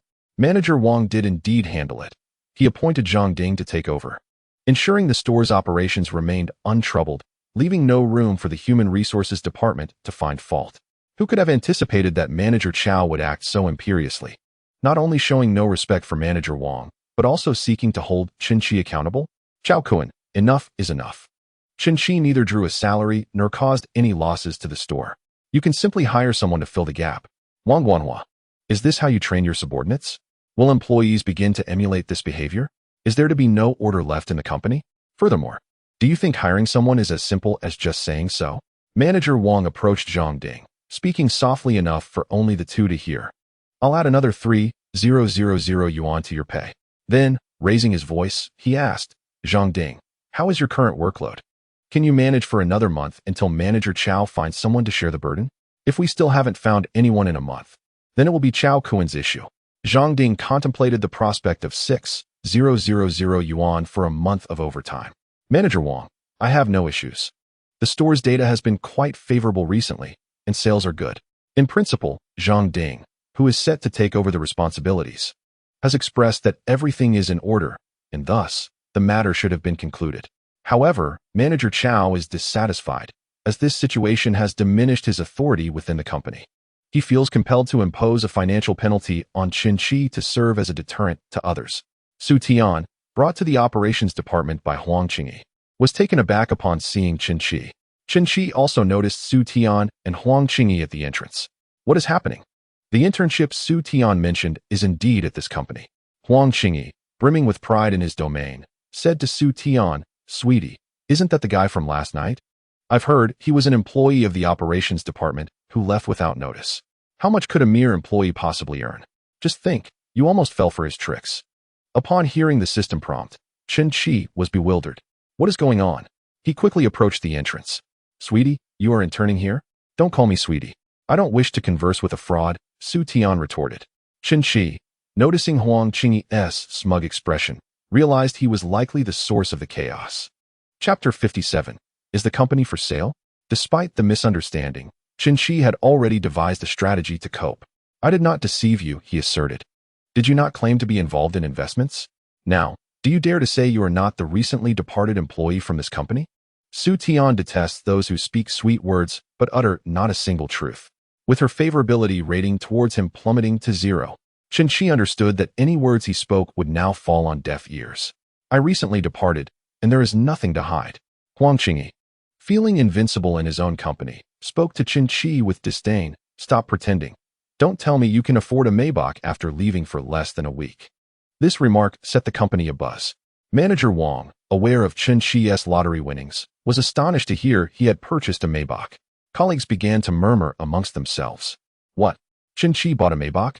No wonder he left. Could it be he won the lottery? What? Didn't you grasp Huang Qingyi's insinuation? He likely doubts that Qin Shi purchased it. Qin Shi exchanged a knowing glance with Manager Wang. Manager Wang, could you accompany me to see Director Huang? I have a project I wish to discuss. Wang chuckled. Who do you think you are, just because the boss wishes to see you? However, he was convinced that Qin Shi's financial standing was substantial enough to warrant a serious discussion with the boss regarding a significant project. If Qin Shi were to establish a connection for him, he would undoubtedly reap the rewards. Move aside, Huang. Qin Shi has legitimate matters to discuss with the boss. He has a rather serious matter at hand. Just a pretentious fool, still putting on airs, and there's a project involved. Xiao Huang remarked, speak civilly, not crudely. How can you address others like that in the company? Huang Qingyi replied without restraint, what's wrong? I speak like this at home. This is the company, not your home. You've only just joined, yet you act so arrogantly. Wang Guanhua turned to Chao Kuan, Manager Chao. Is this the kind of person you oversee? Huang Qingyi's subsequent comment left everyone speechless. My father is the boss. Do you think this company is my home? Qingyi, I've told you to be modest at work. Chao Kuan admonished. Uncle, I must teach this pretentious brat a lesson. Wang Guanhua felt a pang of unease. I can't believe you're the boss's son. You should have mentioned that earlier to avoid this awkward situation. Qin Shi whispered to Wang Guanhua. Manager Wang, the reward I received is substantial. Accompany me on this trip, and your life will improve significantly afterward. Observing Qin Shi's calm demeanor and recalling the moment he had given him 200,000 without hesitation, Wang Guanhua chose to side with Qin Shi. Let us go meet Director Huang, he said. Go ahead. I want to see how you'll be scolded by my father. Huang Qingyi retorted. Su Tian looked at Qin Shi, feeling a sense of discomfort. She had thought him to be a dignified and capable elite, only to discover he was a boastful charlatan. Senior, why didn't you tell me this was your family's company? I was afraid you would overthink it. Huang Qingyi initially refrained from mentioning his background, wanting Su Tian to believe that he had put in great effort to secure the job, thus fostering her gratitude. He also aimed to conceal his identity, establishing a persona that would allow him to thrive in the company, leading Su Tian to believe he had achieved success through his own hard work. In the chairman's office, Wang Guanhua stood awkwardly to the side. Chen Qi stood before the desk, surveying the office environment, which was new to him. Huang Guerong shot an irritated glance at Chen Qi. Wang Guanhua, who have you brought in? Director Huang. This is Chen Qi. He was previously an employee at our company and wishes to discuss a project with you today. Huang Guerong fumed. Get out, get out. Chen Qi interjected. Director Huang, let me be direct. I wish to acquire this company. What? Wang Guanhua was taken aback. He hadn't realized the major project was an acquisition, rendering him a traitor guiding the enemy. Get out, get out. Wang Guanhua, throw him out immediately. Or you can leave the company too. Huang Guerong erupted in fury. How could he not be enraged when a former employee approached him, demanding to acquire his company? 60 million in cash. Today, I will become the owner of this company. 60 million? Can you even scrape together 60,000? Keep causing trouble, and I'll call security. How could Huang Guerong have imagined that Chen Qizhen possessed 60 million? He merely regarded Chen Qizhen as someone causing a ruckus. Mr. Huang, Chen Qizhen has won the grand prize. The jackpot. Wang Guanhua confirmed that Chen had not merely won millions, but rather an amount exceeding 100 million. Lottery? How much could that possibly be? It's rather complicated to disclose the exact figure, yet rest assured, I can afford 60 million, Chen Qizhen replied. You may contact any lawyer you trust to draft a contract. Seeing Chen Qizhen's unwavering composure throughout the conversation, Huang Guerong speculated that he must indeed have won an extraordinary sum, granting him the confidence to engage in this dialogue. Wang Guanhua, a shrewd individual, had been with Huang Guerong for many years. Since Wang personally brought Chen Qizhen, it was highly probable that Chen possessed a substantial fortune. Are you serious about acquiring the company? Huang Guerong inquired. I am indeed serious, Mr. Huang, and I hope you will treat this matter with the same gravity. If you have doubts, feel free to consult a lawyer or accountant you trust. Sometimes, business transactions can be finalized with just a few words. It is not as complicated as one might think. As long as the interests align, Huang Guerong could readily sell the company. 100 million. I will not accept less. Chen Qizhen responded with a smile. Let us not engage in trivial disputes. I was once part of this company. I am well aware of its circumstances. Manager Wang oversees operations. The lifeblood of the company lies within that department, and he knows precisely how much profit is generated each year. Huang Guerong regarded Wang Guanhua as if he were a traitor. Wang's gaze faltered, unable to meet Huang Guerong's eyes. A few years ago, e-commerce was thriving, with the company netting profits between 8 to 10 million. However, with the rise of platforms like Douyin and Pinduoduo, the e-commerce landscape has become increasingly cutthroat, and profits have plummeted. Especially as the company specializes in women's apparel, the competition has intensified. During the last 2 years, 618 and Double 11 sales events, the sales figures were disheartening. The company's profits dwindled to between 4 to 5 million, nearly halving. Huang Guerong scrutinized the financial statements, noting the decline year after year, which filled him with apprehension regarding the future. The next decade remained uncertain, especially as the government has recently been heavily promoting renewable energy. He contemplated shifting to a different sector. Should Chen Qizhen genuinely possess the capability to acquire the company, he would be willing to sell.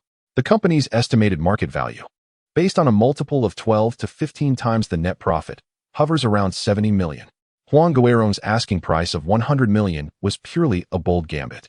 Mr. Huang, you must be aware of the current state of the women's apparel industry and how fiercely competitive it has become, leading to diminished profits.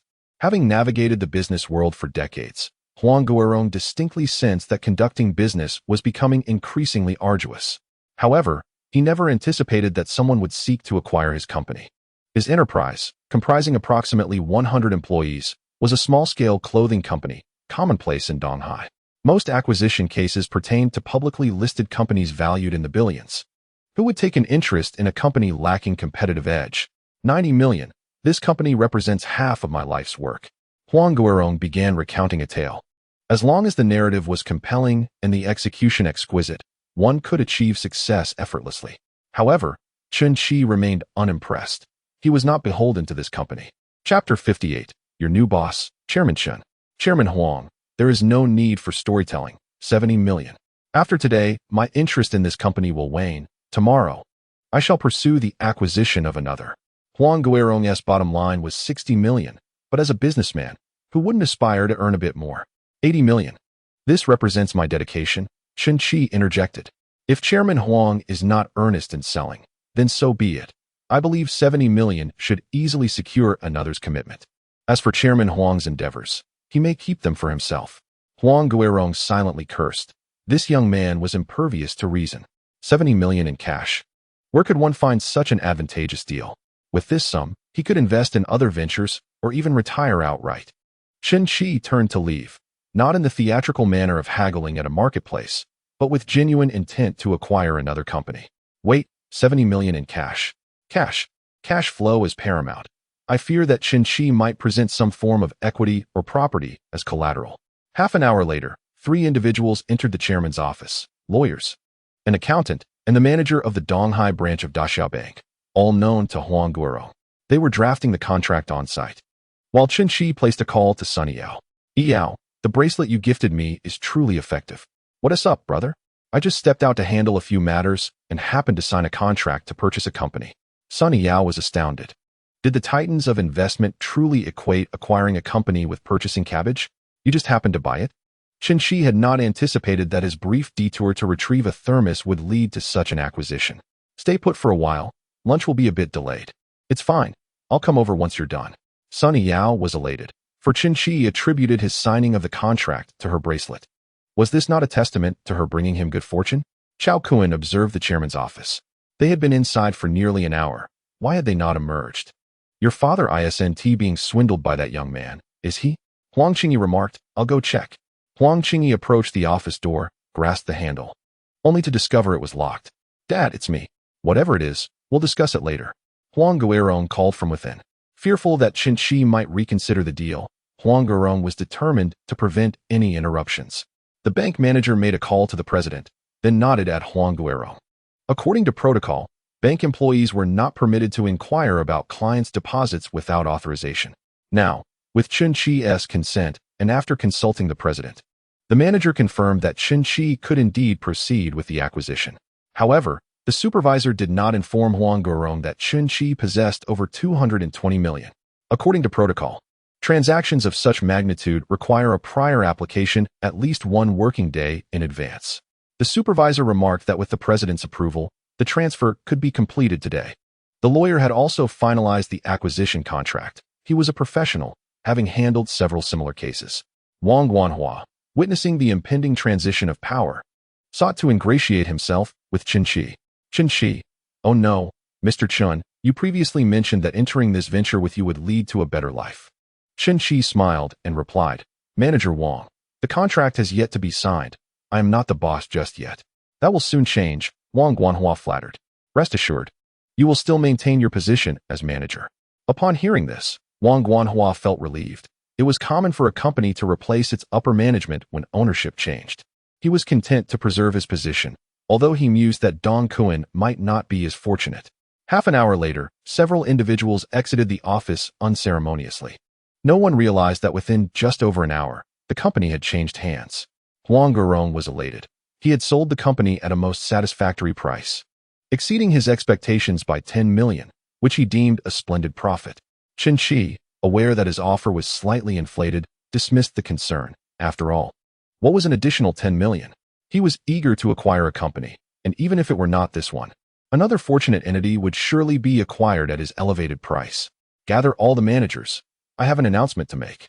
Huang Guirong opted not to convene in the conference room, as per Chen Qi's request, and instead addressed them from the open office area. Soon enough, all 8 managers gathered in the hall, accompanied by dozens of employees at their desks, all eyes fixated on Huang Guirong. From today onwards, I, Huang Guirong, am no longer the owner of Donghai Xingrong Clothing Company, Limited. The company was acquired an hour ago. The new owner is Mr. Chen. A profound silence enveloped the room. The information was sparse yet explosive. Zhang Ding, with his chubby hands, patted his chest, relieved that the company had not collapsed. In his previous job, the day prior, everyone had been burning the midnight oil, and the boss had even ordered takeout for the team. Upon arriving the next day, he found the company had vanished, with computers and furniture cleared away. Zhang Ding had yet to receive his salary from that month. Now, with the sudden acquisition of this company, Though bewildered, he realized that it was merely a change of ownership, albeit with a surprising twist. The new owner was a former colleague. "Dad, you must be joking. What did this kid say to you?" Huang Qingyi was taken aback. How had his family's company suddenly become someone else's? Especially to a pretentious individual? Just moments ago, he had boasted that the owner of this company was his father, and now did that mean Qin Shi was his father? Sis-in-law, what on earth is going on?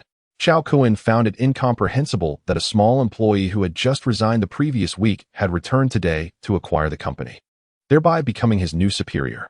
Wasn't this the sort of plot one would find only in novels? Huang Qingyi stepped forward, seizing Qin Shi by the collar and shouting fiercely, "What tricks did you employ to convince my father to sell the company?" "Qingyi, release him," Huang Guerong admonished. Qin Shi merely smiled faintly, responding, "No tricks at all, just a straightforward transaction." A straightforward transaction? Nonsense. Although Qingyi was a second-generation rich kid accustomed to asking for money, he was nonetheless aware of the substantial sum required to purchase a company. How could this pretentious individual possibly muster tens of millions? "If you do not let go, I will file charges against you for creating a disturbance, and as luck would have it, there is a lawyer present," Qin Shi stated. The lawyer interjected, "Mr. Chun has acquired Donghai Xingrong Garment Company, Limited for the sum of 70 million. All contractual documents are complete and legally binding." Wang Guanhua approached and gripped Huang Qingyi's hand. "If you do not release him, you are jeopardizing your position by attacking Mr. Chun in his own company." This statement was essentially futile. With Qin Shi now in charge, it was clear that Qingyi would be the first to depart. Whispers erupted among the colleagues. What is happening? A loser-esque comeback, a face-slapping moment? 70 million? Has Qin Shi won the lottery? With a new boss, would they be safe? Su Tian's head buzzed amidst the crowd. He wasn't deceiving me? He really is an investor? How could I have spoken to him in such a manner? What should I do? I can't even bear to look at him now. Chapter 59. Are you playing workplace politics? The managers from various departments felt betrayed by Huang Guerong. After so many years of loyalty, he had silently packed up and sold the company. However, Huang Guerong had made a significant profit and cared little for camaraderie. "Qingyi, let us go," he said. "Huangdong, what exactly is going on? We deserve an explanation," the procurement manager demanded. Wang Guanhua, on the other hand, was least concerned. He had aligned himself with the right party, and under the new ownership, he would continue with his usual routine. "Manager Liu, do you not understand? The company has been acquired by Mr. Chun. Huang Guerong has effectively sold all of us to him," a colleague explained. The Huang father and son had abandoned the company and departed. Xiao Kuan, merely a sycophant, had just offended Qin Shi and now found himself without a place in this new hierarchy. Only by clinging to Huang Guerong could he scrape by. The remaining managers and employees were filled with trepidation. There was a shared understanding among them that following the acquisition, there would be a significant turnover or layoffs. Particularly in this challenging economic climate, finding work after being dismissed would be daunting. Under the anxious and expectant gazes of the gathered crowd, Qin Shi finally spoke. "Managers, please come to the conference room. The rest of you may return to your duties." The company consisted of 8 departments: operations, customer service, design, procurement, administration, human resources, finance, and warehousing. The human resources manager has departed, leaving 7 individuals in the conference room. As they are all seasoned colleagues, I shall dispense with pleasantries. It is understandable that you are all feeling anxious regarding the company's personnel changes.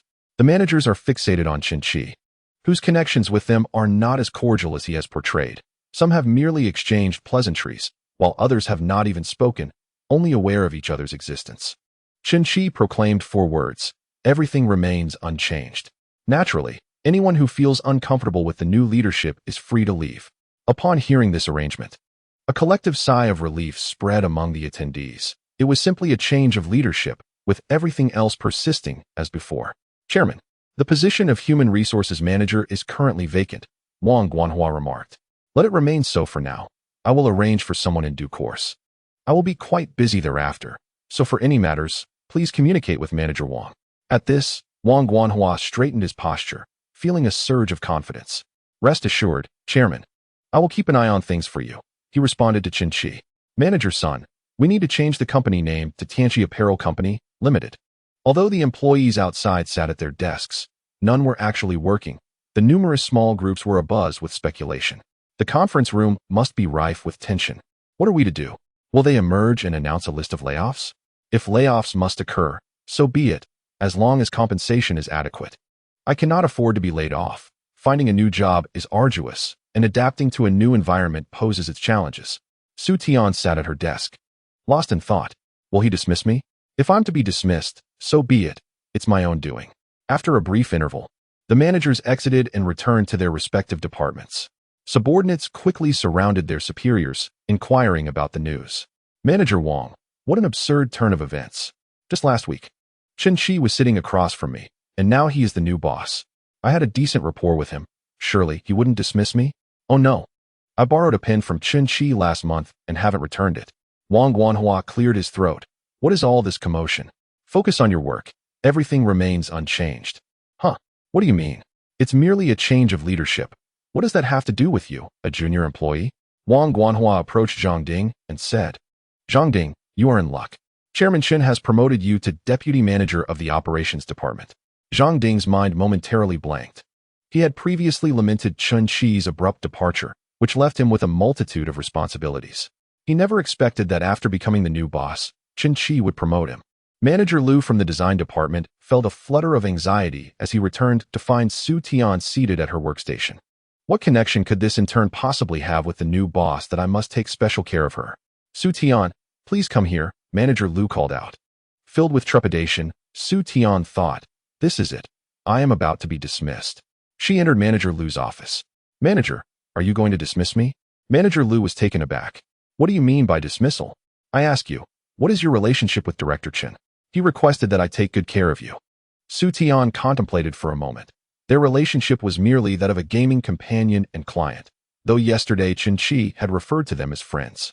Indeed, friends. He actually did not dismiss me, but instructed Manager Liu to look after me. Su Tian's favorability level, 10, current, 10. Chen Shi received a system notification, astonished to discover that her favorability had increased so significantly. It seemed that an ineffectual explanation was no match for a decisive action. Seated in the chairman's office, a battered thermos stood out conspicuously on the desk. He picked up the landline and called the administration department, requesting a complete overhaul of the office furniture and decor. Just then, a WeChat notification chimed. Boss, I was wrong earlier. I should not have questioned you. Still calling him boss. Yet now, you are indeed my superior. Call me boss again, and I might just dock your salary. Brother, please don't dock my pay. I am but a humble intern. You cannot bully me. Chen Shi found himself amused by Su Tian's plea. All right then, I want to deduct your salary. I will have Manager Liu personally guide you. Learn well, and I will increase your pay. Thank you, brother. Chen Shi reflected that Su Tian was merely a struggling student, lacking funds and savings. Expecting her to purchase gifts for him posed a financial challenge. Softmaster, may I have Manager Liu increase her salary? It doesn't count as directly giving the goddess money, does it? Certainly, you can raise it by 100,000, or even 1,000,000. Softmaster replied. Is that truly appropriate? Increasing it too much would be excessive. About 50,000 or 60,000 should suffice. You're quite calculative. If you don't want the number, just do it this way. Chen Shi sighed. It's not as if I'm directly transferring money to her. What is the difference between having someone else transfer money to her and you doing it directly? Are you trying to outsmart me? My position as chairman seems rather ineffective if I cannot even increase an intern's salary. I am not unreasonable. But you cannot say it outright. However, you can hint to Manager Liu, Softmaster suggested. Chen Shi considered this viable, as the boss. If his subordinates received his subtle cues, those with a modicum of sense would act accordingly. Thus, he summoned Manager Liu to his office once more. Manager Liu, I've observed that the intern in your department has been performing quite admirably. Manager Liu was speechless. You just returned to the company today. How could you ascertain that the intern is doing well? Are you too involved in some workplace intrigue? We are all a part of your team. Su Tian does possess commendable abilities. She is currently handling some graphic design tasks and, in due time, could be entrusted with independent design work. What is her current internship salary? 6,000 base salary plus 2,000 performance bonus. This was a privilege granted to Su Tian through a backdoor arrangement by Huang Qingyi, as typical interns usually earn no more than 4,000. Chen Shi thought to himself, goodness, that is quite high. When I interned in college, I only earned 3,000. Her internship salary was now comparable to that of other seasoned employees. Chapter 60, Yao Yao became famous. I observed that the young lady was quite diligent, and a salary adjustment would be appropriate. Chen Qi remarked. Manager Lu was in a dilemma. How much should be added? You are her direct supervisor. I leave that to your discretion, he replied. Chen Qi could not speak openly, but that was sufficient for the moment. Manager Lu felt overwhelmed, internally expressing his frustrations. What do you mean by leave it to me? An intern earning 6,000 is already quite high. How much more can I possibly increase? Should I, as her manager, take care of everything for her? You can afford to pay 70 million, yet you puzzle me over a few thousand in salary. Aren't you making this difficult for me? Manager Lu said, all right, I will consult with the HR department. Chen Qi glanced at the time. It was already noon, and it was time to leave. Su Yao was waiting for him. As he descended the stairs, several employees saw Chen Qi getting into a Maybach. Within moments, the entire company was aware that Chen Qi drove a Maybach. This was far more impressive than the former chairman's 2 million Mercedes-Benz 600. It was lunchtime. Yet Manager Lu had no appetite for food. The first task assigned by the new boss had to be executed well, otherwise, it would be challenging for him to remain in the company. With the HR manager gone, he could only consult Supervisor Feng regarding Su Tian's salary. Manager Lu, can you reveal the nature of Su Tian's relationship with the new boss? Supervisor Feng inquired. How would I know? It certainly seems unusual, Manager Lu replied. Su Tian was attractive. I suspect they are likely involved. Manager Lu glanced around and whispered, Shu, don't speak carelessly. Be cautious lest it reaches the boss's ears. Supervisor Feng remarked, the boss wishes to increase Su Tian's salary but is vague about how much, which complicates matters. Let us do this. Offer her the base salary of our design department's supervisor, 8,000 plus performance bonuses. You can evaluate the performance later. Exercise some discernment, Manager Lu suggested. Supervisor Feng responded, I'm not foolish. The performance will be full marks. Manager Lu conveyed the new salary information to Su Tian, who was astonished by this unexpected joy. No company in Donghai City offered such treatment to interns. This surpassed the salaries of many professionals with 5 to 6 years of experience. Su Tian knew that Chen Qi must have facilitated this increase. She messaged Chen Qi, thank you, brother, for the raise. Chen Qi thought to himself, Manager Lu is quite swift. How much was added? He inquired, feigning ignorance. I'm not sure. It was Manager Lu who adjusted it. You don't know? Let me tell you, my salary is now quite high. Base salary of 8,000, plus 2,000 in performance. After all was said and done, Manager Lu had merely added 2,000 to the original amount. Chen Qi found this amount insufficient. It should be at least 20 or 30,000. However, Manager Lu believed this was already an outrageous salary for an intern who had yet to receive her diploma from a second-tier university. Su Tian's income far exceeded that of Han Linlin and Li Ting. Returning to the Hanfu company, Su Yao had changed back into her own clothes and was seated on the sofa, awaiting Chen Qi's arrival. Upon seeing him enter, she approached and linked her arm with his. Brother, what company did you acquire? A small e-commerce firm specializing in women's clothing. Women's clothing? May I have a look? When I have time, I'll take you to see it. You must be hungry. Let us go eat first. Chen Qi had no intention of taking her there. The two of them, hand in hand, entered the company, much to Su Tian's dismay, likely diminishing her fondness for them both. I am a bit hungry, brother. Let us have Cantonese cuisine. All right, whatever you wish to eat. There aren't many Cantonese restaurants in Donghai City. Although they are coastal, the flavors should be somewhat similar. However, the most popular cuisines remain Hunan, Sichuan, and Jiangxi dishes. Chen Qi found a Cantonese restaurant, highly rated by many influencers, named Dragon and Phoenix Pavilion. It had opened 5 years ago, featuring Jackie Chung as a guest at its grand opening, where he sang congratulations and prosperity. It had been incredibly popular back then, requiring reservations a week in advance for a meal. Although it was no longer that extreme, it was still difficult to get a table during peak hours. As Zhu Quan slowed the car, Chen Qi beheld the elegantly styled, 3-story Dragon and Phoenix Pavilion. Su Yao leaned forward to take a look and noted, indeed, there are many people. I dined here once before. It was immensely popular. Brother, let us go to Li Ji instead. Their Cantonese food is quite authentic. We never had to queue when my family dined there. Chen Qi replied, now that we're here, it's 12:30. If we circle around, I'll be starving. With his financial means, he thought, a little expenditure would ensure they wouldn't go hungry. Chen Qi alighted the car with Su Yao. The line at Dragon and Phoenix Pavilion extended from the restaurant out to the street, and in the midday heat, people showed no signs of discomfort. A few young girls, still of school age, were wearing hanfu, and Chen-Chi worried they might suffer from heat stroke. They seemed to be internet celebrities, he remarked. Who? The ones who danced in hanfu a few days ago and received millions in tips. The girls in hanfu were discussing among themselves. Just as Chen-Chi and Su Yao prepared to enter, a few of the young girls approached them. Sister, you are Yao, right? You look so beautiful. You are even more stunning in person than in the videos. Your classical dance in hanfu is simply exquisite. May we take a picture together? Su Yao's follower count had reached 1.6 million. While it paled in comparison to the major influencers, she was still a notable broadcaster with a significant following. She was somewhat taken aback that she had been recognized by fans while walking down the street. Only a few days prior, she had been a small streamer with just a few 100,000 followers, and this sudden shift in identity was something she was still adjusting to. A photo? Sure. Chen-Chi, with an understanding demeanor, stepped aside to allow the young girls to take pictures with Su Yao. Among the queue of onlookers, there were even male fans of Su Yao who rushed over to snap a photo. Once the photos were taken, Chen-Chi jested, "Incredible. I am standing beside a major celebrity." "Celebrity, you must grant me an autograph shortly." Su Yao playfully pinched Chen-Chi's arm.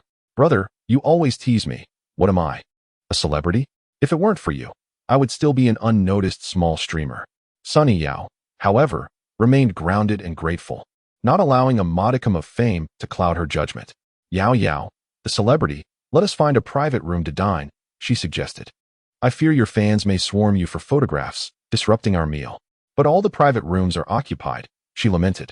She had never witnessed Chen-Chi's audacious ability to bypass the queue. He approached the table with an air of confidence that required no waiting. At that moment, a family of 4 was being led upstairs by a server. Chen-Chi called out to them, "Excuse me, are you heading to a private room on the 2nd floor?" The family, comprised of a middle-aged couple with 2 middle school daughters, replied affirmatively, "Yes, we are in line." "Hello, let us negotiate. I will offer you 3,000 yuan if you vacate the private room for me. What do you think?" The prices at Longfeng Tower exceeded those at Dabashu, and previously, Chen-Chi had offered 2,000 yuan for a spot. This time, he aimed a bit higher. The middle-aged man glanced at his wife, clearly eager to accept the offer. Although he was a company manager earning nearly 20,000 yuan monthly, he did not wish to miss out on such an opportunity to bypass the queue. The wife, practical in nature, realized that their meal would likely cost around 700 to 800 yuan. 3,000 yuan could afford them a more upscale dining experience. "Is it truly 3,000? She inquired for confirmation. "Indeed, 3,000. I can transfer it to you immediately." "All right, the private room is yours," she acquiesced. 3,500 for the private room. A sudden voice interrupted their transaction. A neatly coiffed middle-aged man accompanied by a flamboyant woman approached. Upon seeing him, Su Yao tightened her grip on Chen-Chi's arm. Noticing her unease, he inquired, Yao, what is the matter?" In a hushed tone, Su Yao replied, "That is my former top donor from the livestream, Yang Daji, who spent over 200,000 yuan in my stream. After arranging a meeting, he became overly forward, leering at me throughout our meal. I made an excuse to leave, leaving him infuriated. Despite spending so much, he didn't even get to hold my hand." The middle-aged woman felt a surge of elation. What a fortuitous day it was to have someone offer money to skip the queue and even engage in a bidding war. Chen-Chi found the situation amusing. It was his first encounter with someone competing for queue jumping. "Sister, I will offer 4,000. The woman suddenly grasped her husband's hand, overwhelmed with excitement. The server stood in disbelief. Did affluent diners truly need to shower money even before their meal commenced? Yang Daji scrutinized Chen-Chi and then remarked to Su Yao, "It seems the host has struck up a connection with a wealthy heir. He must be that roast duck brother who has tipped over 1 million. Little did Yang Daji know, Chen-Chi had already lavished 2 million in total. He had only witnessed Chen-Chi's initial tip during a live stream. Since then, he had scarcely logged onto Douyin, instead spending 200,000 on a female streamer, the very one beside him now. This female streamer had flown a considerable distance to meet him in Donghai, and the two had not only held hands, but had also engaged in strenuous physical activity over the past few days. When she heard Chen-Chi offer 4,000, she immediately acquiesced. "All right, I'll give it to you."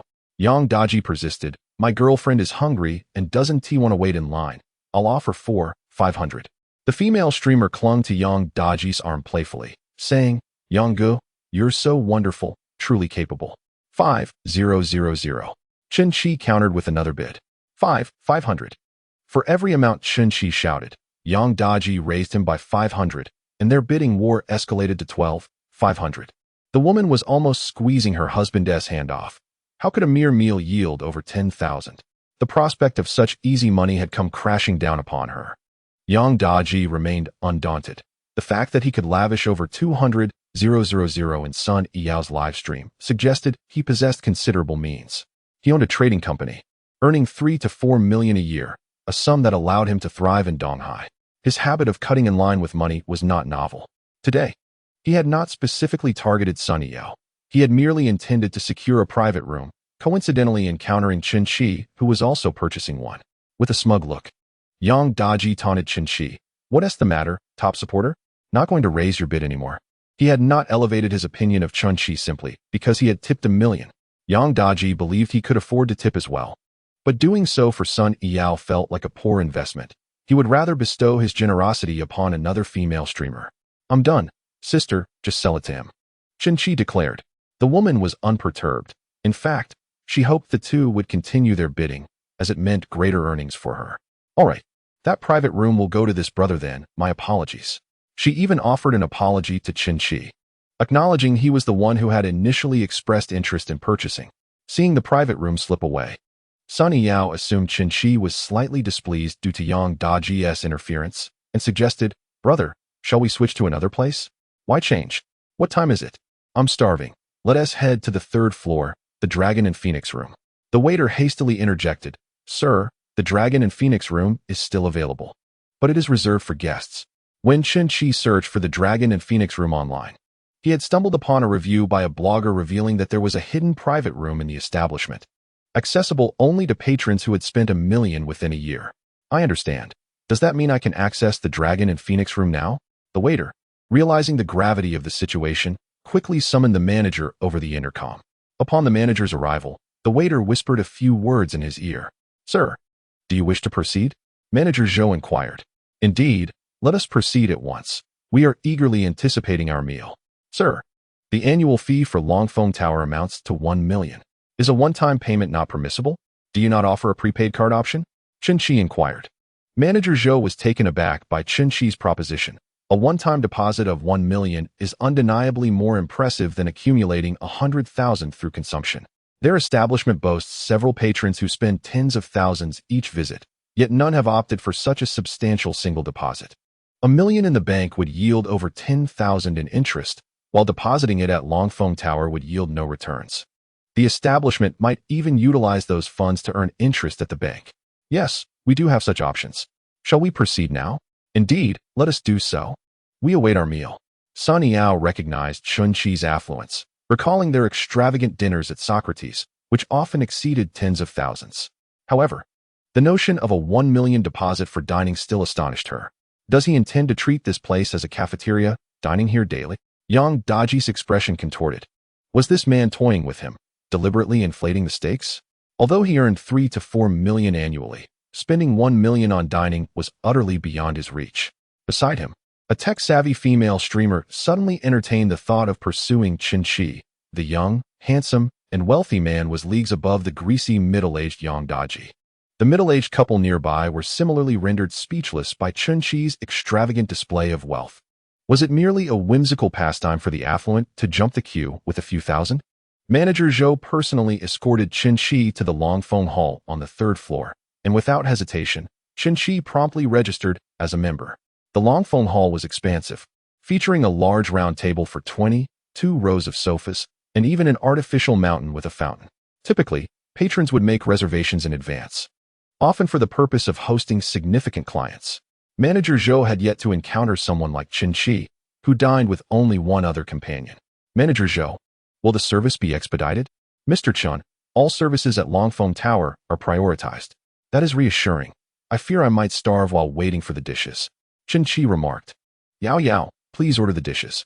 Su Yao replied. Brother, have you always been this extravagant? Not quite. I used to be more low-key. It wasn't by choice, as I lacked the means.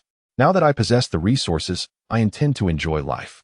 Su Yao selected several signature Cantonese dishes: white-cut chicken, braised pigeon, honey-glazed char siu, crispy roast pork, pepper and salt mantis shrimp, lobster baked with broth, steamed Asian sea bass, abalone, sea cucumber braised in abalone sauce, and boiled geoduck. 10 dishes in total. Though not excessively large in quantity, should suffice for two. Qin had risen early that day, having only consumed a basket of crab roe buns for breakfast, which had already been digested. Observing Qin's hearty appetite, Su Yao took a few bites herself before assisting him with peeling shrimp and serving fish. Chapter 62. Yao Yao's ability to live well. This was the first time Qin had tasted such exquisite Cantonese cuisine, and perhaps due to the novelty, he found it even more delectable than the Michelin 2-star establishment, Socrates. Brother, try the shrimp. The meat is so tender. Indeed, it is quite good. You should have some as well. The meal was surprisingly affordable, costing merely 30,000 yuan. Qin was already quite full, with several dishes remaining. Enough to serve 3 or 4 more diners. Not wanting to be wasteful, he decided to ask the waiter to pack the leftovers for Zhu Quan.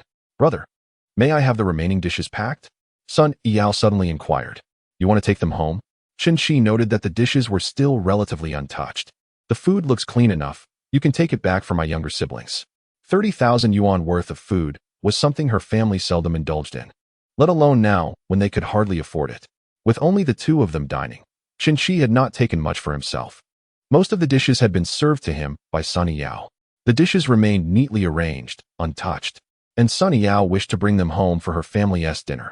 Oh no, won't he think my request is too cheap, will he? How could I dare to mention packing in front of him? Hearing Su Yao's silent thoughts, Qin found her quite resourceful. All right then, let us just take 2 of the mantis shrimp, and I'll order another plate. Su Yao sighed in relief and joyfully replied, No, that's not necessary. There are still plenty of other dishes. That won't do. There are 3 people in your family. What will 2 shrimp mean? Qin handed his membership card to Su Yao. Keep this card. Whenever you have time, bring your family here to dine. The food is quite nice. Initially hesitant to accept, Su Yao considered Qin's generous nature, always spending lavishly, whether it was repaying her family's debts or giving her rewards.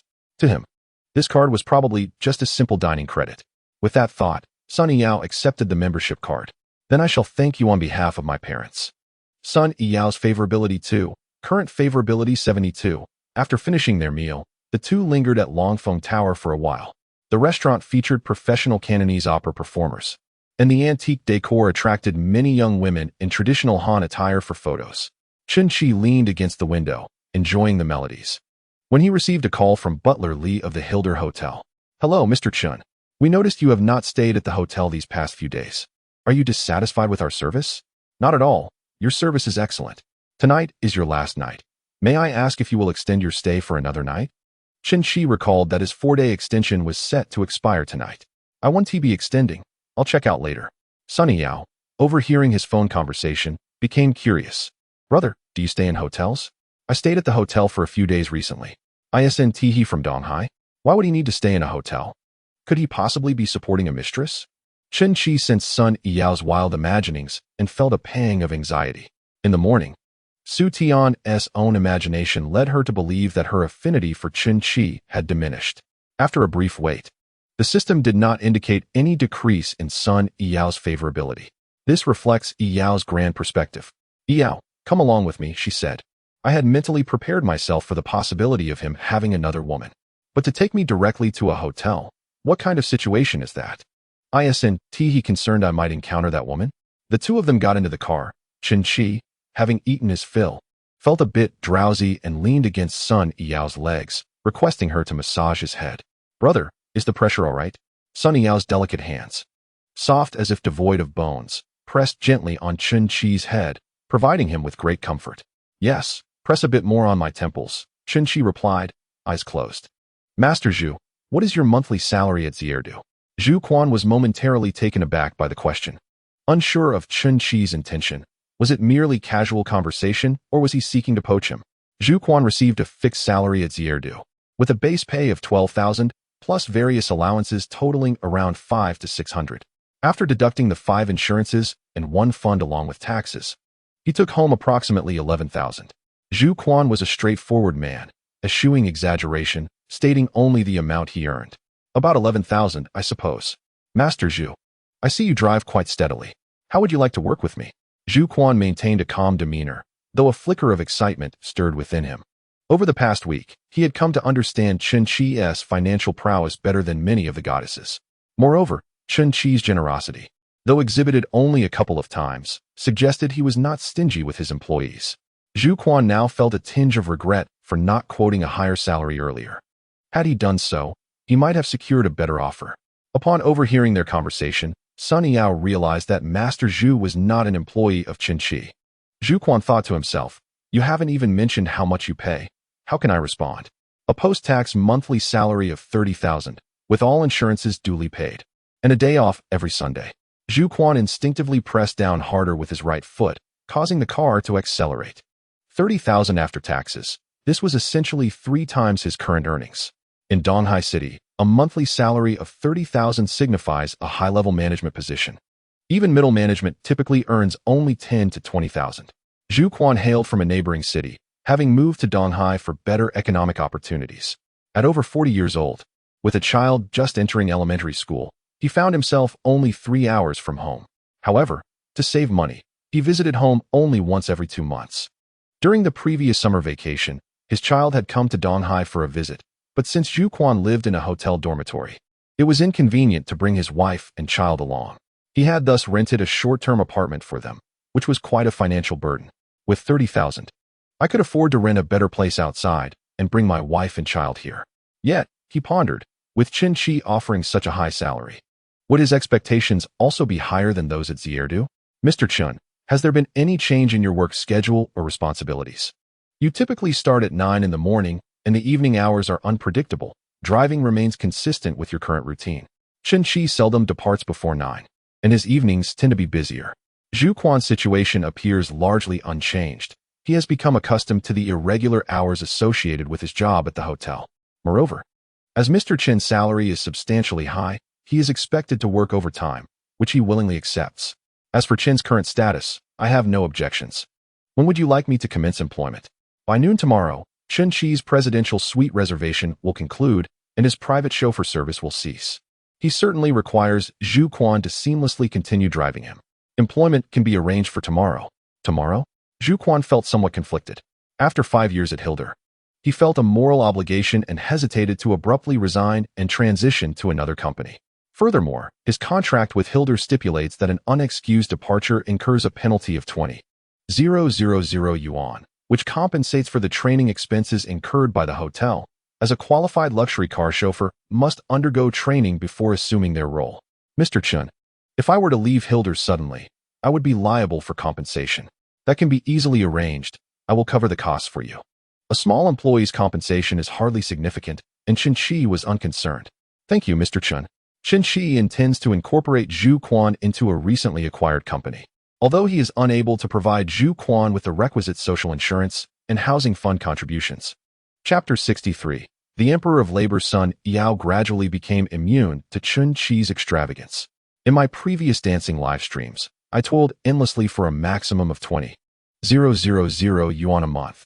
He hires a chauffeur for 30,000. Perhaps I should consider being his driver instead. Chen Qi, having overheard Su Yao's thoughts, inquired, Yao, what are you contemplating?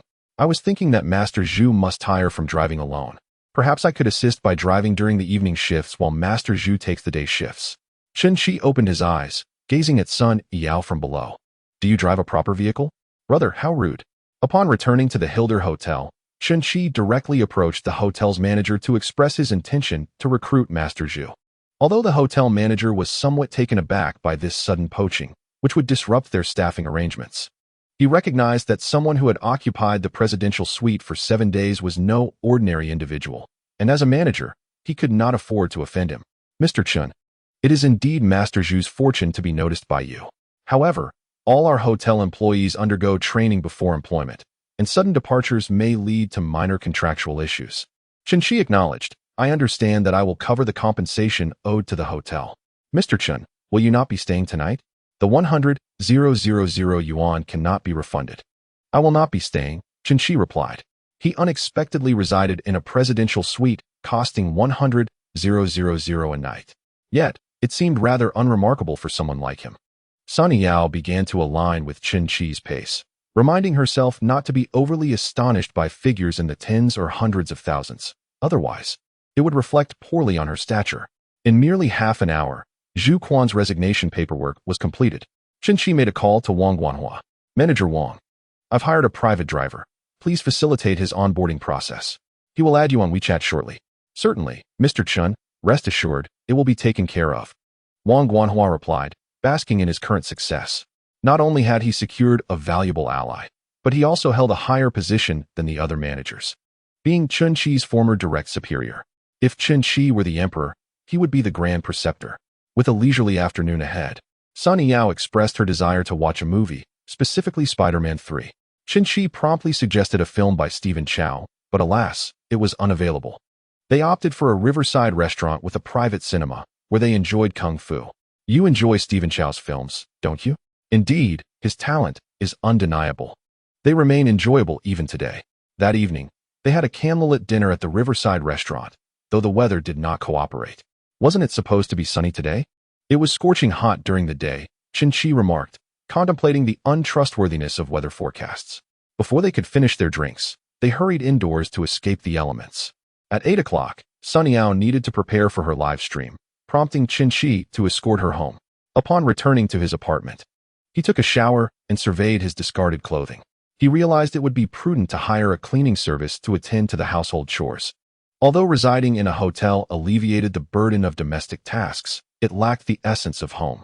The attachment to home is deeply ingrained in Chinese culture, and this apartment was Qin-Chi's first purchase. He anticipated staying for an extended period, making the hiring of a cleaner a necessity. As for a chef, that was not yet required. He preferred to explore various dining establishments during his free time. At 8 o'clock, Su Tian messaged Qin-Chi to inquire when he would be online. He replied that it was precisely 9. Brother is online. Tian, were you waiting for me? As soon as he logged in, Su Tian messaged him from the game. At that moment, she was in the living room with her grandfather. But upon noticing Qin-Chi's arrival, she dashed back to her room. To ensure an uninterrupted gaming experience, she locked the door. I just logged in as well, she said. Wait a moment, I'll invite someone else. Qin-Chi then called Qin-Etian. Get online. I'm in the shower, don't rush me, came the reply. How can you take a call while showering? Qin-Chi inquired. I've gotten used to it. Lin Qian insisted I answer calls at all times, even in the shower. So I brought my phone with me. Your habit is commendable. Please continue to uphold it. 10 minutes later, Qin-Etian logged in and immediately took an interest in a girl he noticed. Cheesy, who is this? Su Tian, hearing another male voice join the group, sensed a close rapport with Qin-Chi. Hello, I am Su Tian. Oh my, what a sweet voice. Are you looking for someone to play with? Yesterday, Qin-Etian had been engrossed in his own game, leaving Qin-Chi to find a companion to play with. Now, he naturally assumed Su Tian was the one. Well, to put it simply, she is now my employee, Qin-Chi replied. Your employee? What do you mean? Have you started a company? With his recent lottery winnings, starting a company was not an insurmountable task. Renting a space and hiring a few individuals could easily create a makeshift enterprise. Sort of, I haven't started a company, but I have acquired one. I bought the company I used to work for. What? Qin-Etian exclaimed, bewildered. He was aware of the scale of Qin-Chi's company. Although the e-commerce sector had seen a significant decline in profits over the past 2 years, it was still profitable, albeit not as lucrative as before. It was astonishing that the former owner was willing to sell a consistently profitable business unless Qin-Chi had offered an exorbitant sum, a figure Qin-Etian dared not speculate. Cheesy, how much did you pay for the acquisition? Qin-Etian anxiously awaited Qin-Chi's response. Not much, 70 million. What? Su Tian gasped. Cheesy, you have reached a level that I can only admire from afar.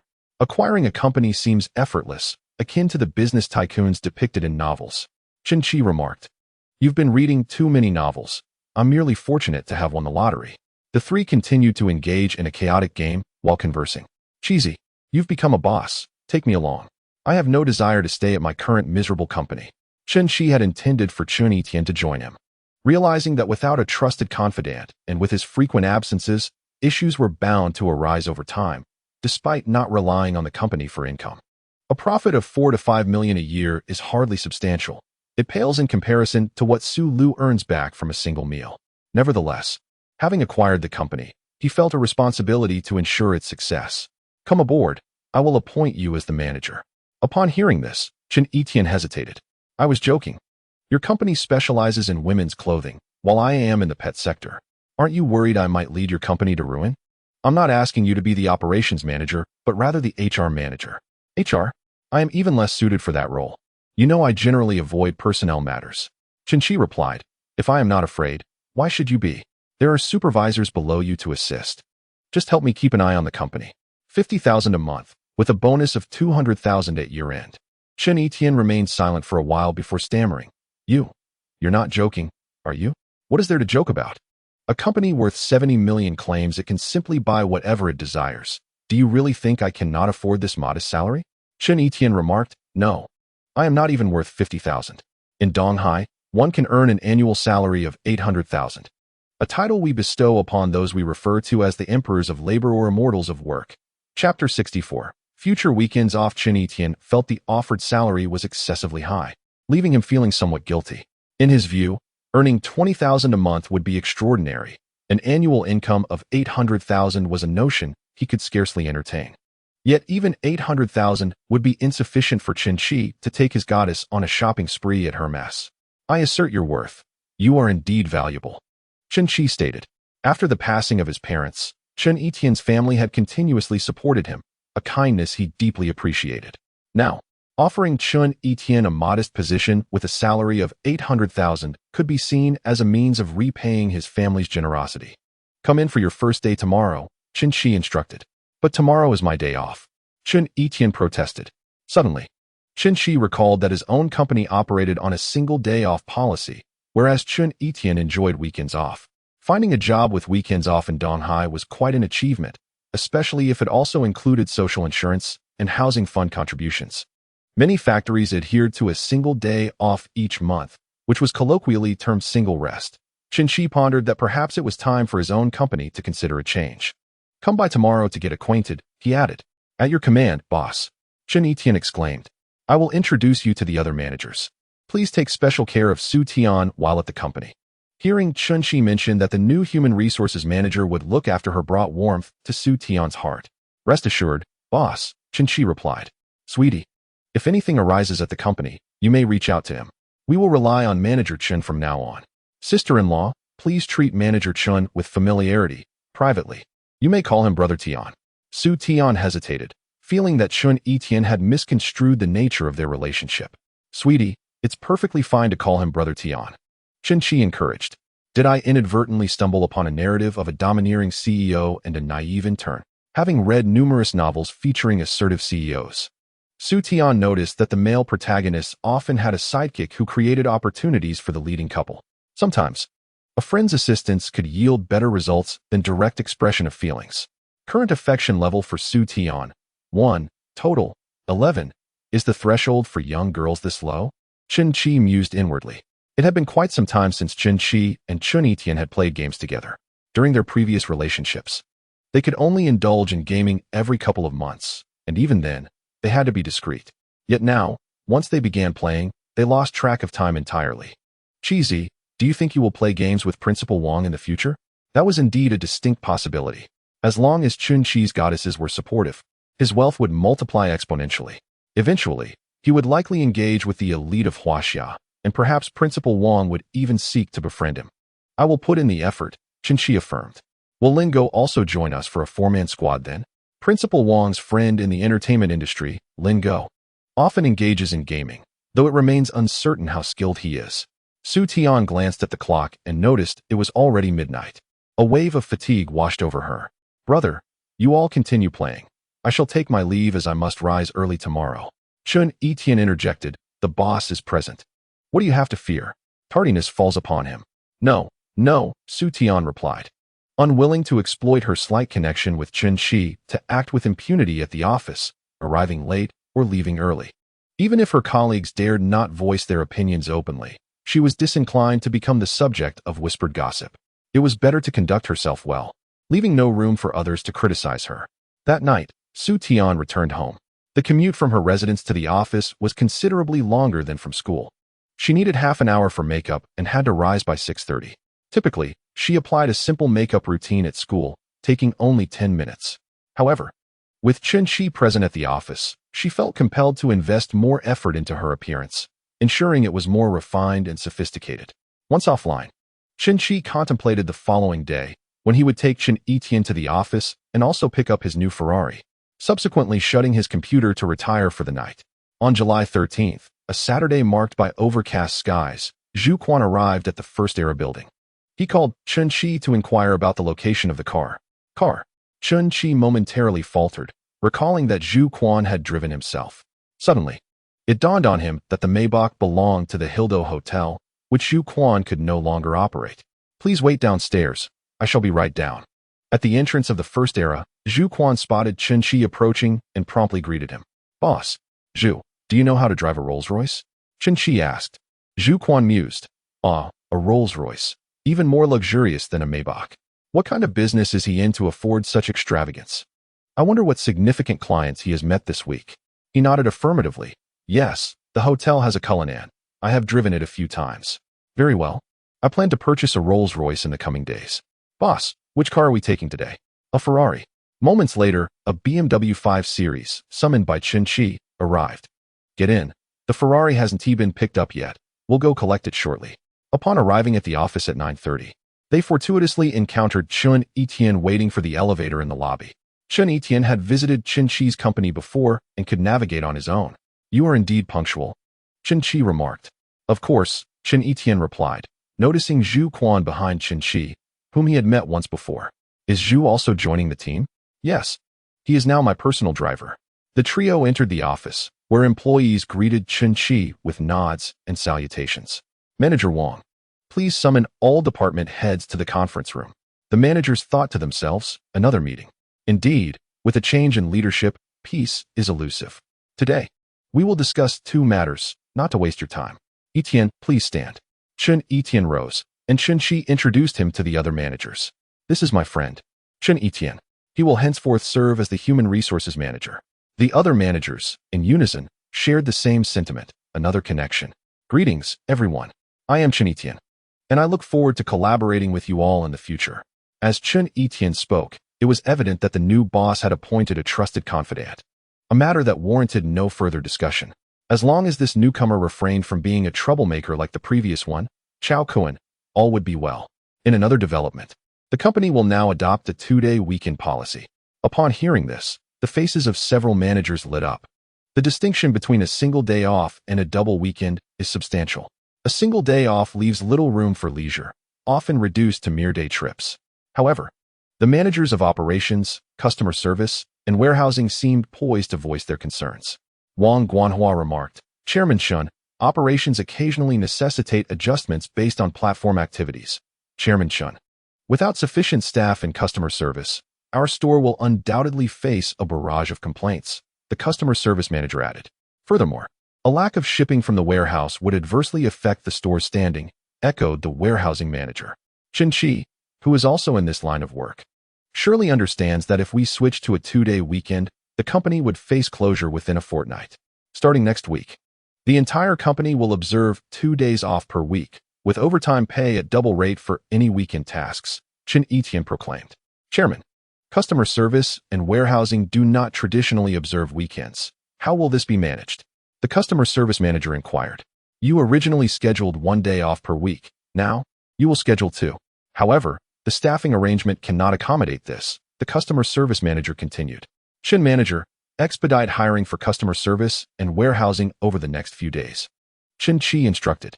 Upon assuming his position, Chen Etienne was immediately tasked with this responsibility, to which he confidently replied, "Understood." After the other managers departed the conference room, Chen Etienne posed a question to Chen Shi.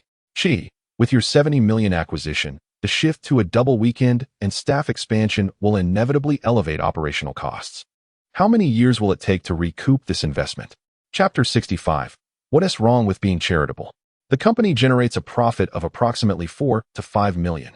Increasing personnel will inevitably reduce profits, which is why Huang Guorong had been reluctant to expand the team. Each additional employee incurs around 100,000 in costs, including salaries and social security. How could a capitalist afford to be generous? Yet, Chen Shi does not rely solely on this 4 to 5 million profit to thrive. Even if the company earns only 1 million, he remains unconcerned. Rest assured, with me at the helm, even if we hire an additional 100 employees, the company will not falter. Chen Etienne surmised that Chen Qi might have hit the jackpot worth over 500 million. Very well, I shall take charge of the hiring. In the design department, at a workstation against the wall, Su Tian's eyelids drooped, threatening to succumb to slumber. She was inherently fond of sleep, typically rising at 7:30. So waking at 6:30 was indeed early. As an intern, she was still acclimating to the single day off. Her biological clock was struggling to adjust. Su Tian, Chairman Chun has arrived, kindly alerted a colleague from a nearby workstation, fearful that the new boss might catch Su Tian daydreaming. Manager Lu refrained from spreading rumors about any potential relationship between Su Tian and Chen Qi within the company. Only he and Manager Feng from Human Resources are aware of the underlying secrets. Are you feeling sleepy? Chen Qi stood expressionlessly beside Su Tian's workstation. The atmosphere grew tense among the surrounding colleagues. The intern had been caught slacking off by the boss, and it seemed her fate was sealed. Ah, President Chen. Su Tian shivered, instantly wide awake, her large eyes fixed on Chen Qi. Come with me. The office of Manager Lu happened to be vacant, and Chen Qi beckoned Su Tian inside. Noticing Chen Qi's serious demeanor, coupled with the fact that they were within the company, it was only natural for him to admonish her in a formal manner. President Chen, I won't dare to do it again, Su Tian said nervously. Now that it is just the two of us, call me brother. Did you not sleep well last night? Su Tian felt a sigh of relief wash over her when she realized Chen Qi had not reprimanded her. I slept quite well, but I had to rise early, so I'm a bit tired. You don't live far from the school. Do you have to wake up very early? I went home last night and did not stay at school. My home is over in the western suburbs. That is somewhat distant. How about this, Tian Suite? Don't stay at the school anymore. I have a flat next to the company that just had its tenant move out last month. You can stay there. It's only a 7 or 8 minute walk, so you won't need to wake up so early, Chen Qi suggested. Upon hearing that it was merely a 7 or 8 minute walk, Su Tian realized she could reach it in just 3 or 4 minutes on a shared bike.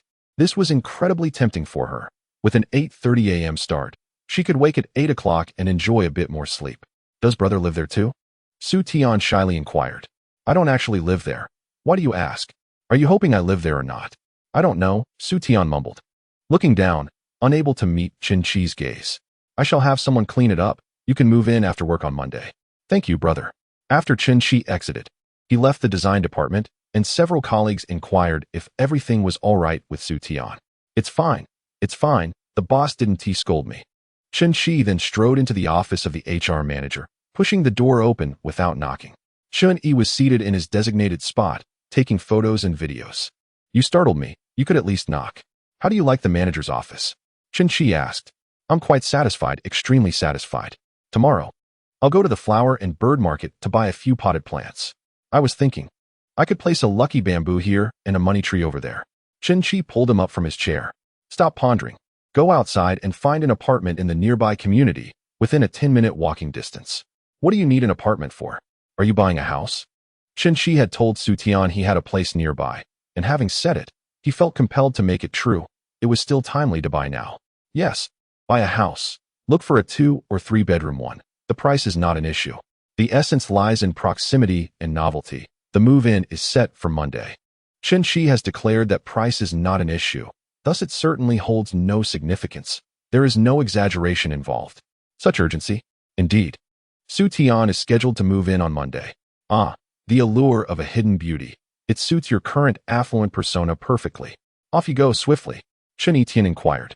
Aren't you coming along? I have matters to attend to shortly, came the reply. What for? I purchased a Ferrari and am going to pick it up. Chen Etienne grasped Chen Qi's arm and shook it vigorously. How could you buy a Ferrari without informing me? I want to go too. The admiration men hold for sports cars requires no words. Half an hour later, the trio arrived at the Ferrari dealership. Upon entering, Chen Qi was taken aback to find Su Lu present. She had arrived at 9, and sales representative Zhang Li recognized her, inviting her to the VIP lounge to rest. Miss Su, why isn't Mr. Chen accompanying you? I didn't inform him. I came secretly, and please don't mention it to him, Su Lu replied. She had waited for over an hour in the store, finally seeing Chen Qi arrive. Brother, you've come, Su Lu said as she linked her arm with his. Lu, what brings you here? Aren't you working today? I wanted to accompany you to pick up the car. Chun Etian interjected. Cheesy, who is this? My girlfriend, Su Lu. Chen Chi introduced. Hello, Su Lu greeted politely. His friend, this is our first meeting. Su Lu felt immense joy at being introduced as Chen Chi's girlfriend. A recognition in front of friends. Hello. Cheesy, your girlfriend is beautiful, Chen Etian remarked. Indeed, not only is she beautiful, but she also cooks exceptionally well. Perhaps one day, I can invite my friends to sample my culinary skills, Su Lu suggested. Chen Etian was left pondering, if she is his girlfriend, then Su Tian at the company must truly be a hidden gem. As Su Lu admired the cars, Chen Etian quietly asked Chen Chi, Cheesy, how many girlfriends do you have? What is wrong with being a little indulgent when one is wealthy? They are all wonderful girls, and I wish to provide each of them with a home. Wow, Cheesy, you've changed, Chen Etian replied. Chen Chi had indeed transformed, utterly and irrevocably. People inevitably evolve. Chen Etian gritted his teeth, envious of the life Chen Chi now led, lamenting why he could not win the lottery. Stop the envy, work diligently, and next year, I'll ensure your salary reaches $1 million. Chen Etian was a content man, aware that his potential fortune rested on Chen Chi. A salary of 800,000 already satisfied him immensely. As for Chen Chi's multiple girlfriends, he felt it was enough to support his friend without delving into the specifics. Cheesy, how much is this car? I've forgotten. I believe it's around 480 after taxes, Chen Chi replied. Chen Etian settled into the passenger seat, whipping out his phone to capture the moment with fervor. How stunning. May I take it for a spin? Next time. Chen Chi playfully pushed Chen Etian down. Lulu, come, let me take you for a ride, Chen Etian said. What about me? The Ferrari 488 is a two-seater, and with Chen Chi taking Su Lulu along, there simply wasn't space for anyone else. You two can take a taxi back to the company. Chapter 66. Lulu presents a gift in the car. Su Lulu opened her bag and retrieved a beautifully wrapped rectangular gift box. Brother, today you got a new car, and I wasn't quite sure what to gift you. This car air freshener is from our store, and it has a delightful fragrance. If you like it, you can place it in your car.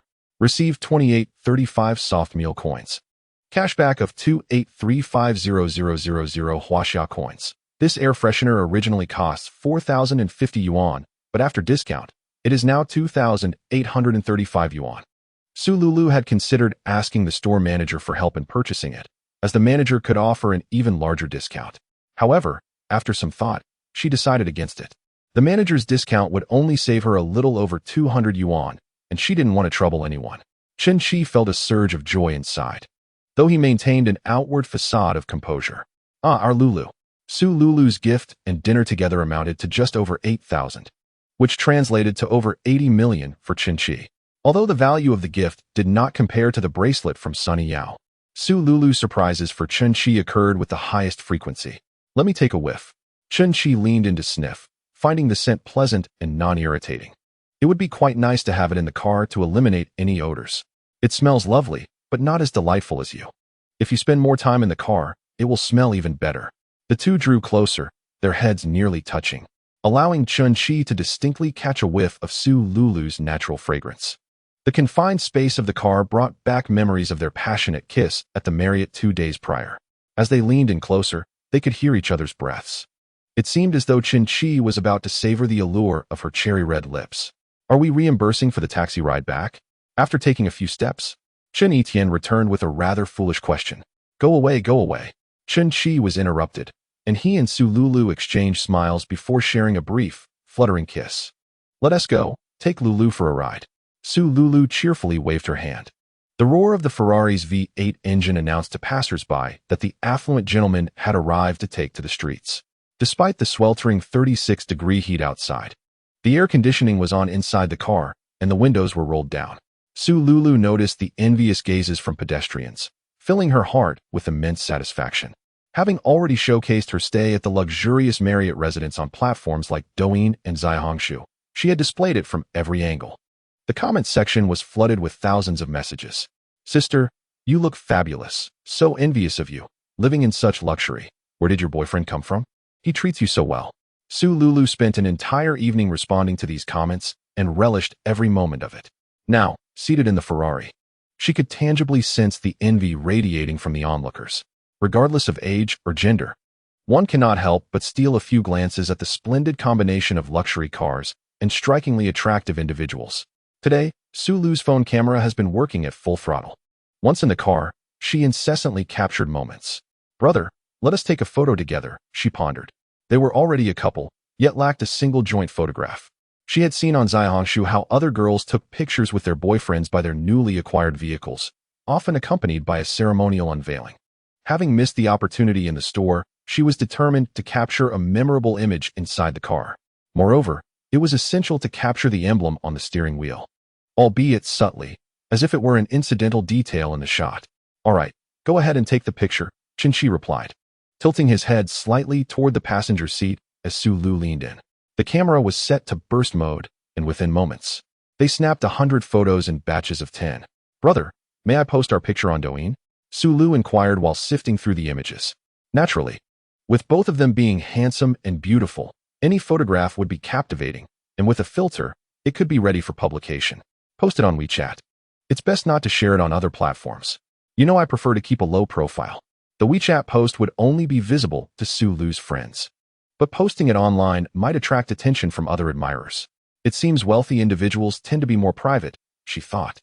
"But posting on WeChat would let my friends envy me." "Understood. I will select the most flattering one," Su Lu remarked. After choosing a picture, she crafted a caption: "My boyfriend just got a new car, enjoying the breeze, feeling elated." No sooner had she posted it than her rival, Zhou Yali, a sales associate from High Blue, spotted it. Zhou Yali immediately magnified the image, recognizing the driver as the same gentleman who had visited the store before. "Damn, a Ferrari." This BTCH truly found herself a golden partner. Zhou Yali seethed with envy, finding it more painful to see her adversary thriving than if she had been dealt a fatal blow. She gritted her teeth and commented, "Lulu, your boyfriend is so wealthy, I envy you." Upon reading Zhou Yali's comment, Su Lu felt an overwhelming sense of pride. She chose not to respond and switched off the screen. "Brother, could you accompany me to get my hair done this afternoon?" Qinshi had previously found it tedious to accompany Li Ting for manicures and hairstyling, often left waiting while providing emotional support. He had to comment on whether the new hairstyle looked good, and if so, specify what was appealing about it. However, now that he was affluent and unoccupied, he figured he might as well accompany her, especially since Su Lu was a significant client. "Are you thinking of dyeing or perming your hair?" he asked. "I want to dye it again. It's starting to fade." Su Lu's hair was a rich brown, and among Qinqi's 5 goddesses, she was the only one with dyed hair. Su Yao and Li Ting sported large waves and water waves respectively, while Han Linlin and Su Tian both had long, straight black hair, albeit Han Linlin's was slightly longer. "Brother, what color do you think would suit me best?" Qinqi found the brown color quite appealing. Complimenting Su Lu beautifully, he decided to stick with this shade, saying, "Let us dye it brown again." "Brother, let us have a meal first, and then we can go," he suggested. Su Lu playfully inquired, "What does Lulu want to eat?" "Kaifeng cuisine." Qinqi quickly pondered whether there were any upscale Kaifeng restaurants in Donghai City. "Is that what you meant, Lulu?" Su Lu replied with a smile. "Yes, brother, you must know that." He was momentarily taken aback, as Qinqi's thoughts on dining typically gravitated toward more luxurious and expensive establishments, far removed from the notion of Western fast food. Why the sudden craving for KFC? He wondered. "I just felt like indulging in some junk food. Hee. Even affluent individuals enjoy fried chicken and barbecues. It's all about satisfying one's cravings, regardless of health." He hadn't had it in a while, and a change of palate seemed appealing. Although Qinqi was now wealthy, he hadn't considered KFC, as he previously deemed it a luxury. After all, KFC was pricier compared to Sha County or Lanzhou. The pair settled on a KFC and ordered a meal for 2, just enough to satiate their hunger. "Not bad," Qinqi remarked. "Brother, after indulging in exquisite delicacies, a little junk food must provide a refreshing experience for your taste buds. I believe it's the company that enhances the flavor of this ordinary burger," he replied. "Brother, this is so greasy, even greasier than this large chicken leg." "Then let us have some iced cola to cleanse our palates." As they neared the end of their meal, Qinqi received a message from Li Ting. Although he had set his notifications to silent, he happened to be checking WeChat and opened the conversation. Chapter 67. Li Ting wants to reconcile. Another one of those annoying question marks. "If you can't speak, then don't," Qinqi responded. Upon seeing Qinqi finally reply, Li Ting felt a surge of excitement. She turned to Lin Qian beside her and exclaimed, he replied. Lin Qian leaned in, asking, what did he say? Let me see. Ting Ting, you can't communicate like this. You're not together anymore. You can't be so haughty as before. You need to approach this thoughtfully. The reason Li Ting reached out to Chen Qi again was that Lin Qian had spotted a recent post on Chun Etion's social media. The photo showcased Chen Qi and Chun Etion seated inside a Ferrari, accompanied by the caption, "Congratulations to my adoptive father on his new acquisition." Had this been before, Lin Qian and Li Ting might have questioned whether they were merely renting the car to show off. Now, knowing Chen Qi had won a substantial lottery, owning a Ferrari seemed entirely plausible. The two girls grew increasingly agitated. After their breakup, Li Ting had assumed Chen Qi would surely seek her out for reconciliation, confident in her own attractiveness. However, after waiting 4 to 5 days without a single message, she ultimately learned from Lin Qian that Chen Qi had won the lottery and was lavishly spending in a bar. Lin Qian, too, believed she had a firm grasp on Chun Etian, thinking that now he had secured 1 million from Chen Qi and could afford the betrothal gifts. He would certainly return to her. A Ferrari must cost 3 to 4 million. The passenger seat ought to be mine. Li Ting mused silently. Lin Qian urged Li Ting to set aside her pride. Be a bit softer in your approach. He has been with you for over half a year. Has he treated you well? Li Ting hesitated. Quite well. She was aware that Chen Qi had invested much in their relationship, striving to be as accommodating as possible. Yet her greed led her to desire even more. Thus, she did not perceive Chen Qi's kindness as particularly precious. He must have feelings for you. You only broke up a week ago. There's still hope for you to win him back. Arrange a face-to-face meeting. Discussing matters in person is far more effective than the coldness of a phone screen. Li Ting felt conflicted. After all, it had been Chen Qi who initiated the breakup, and she had readily agreed.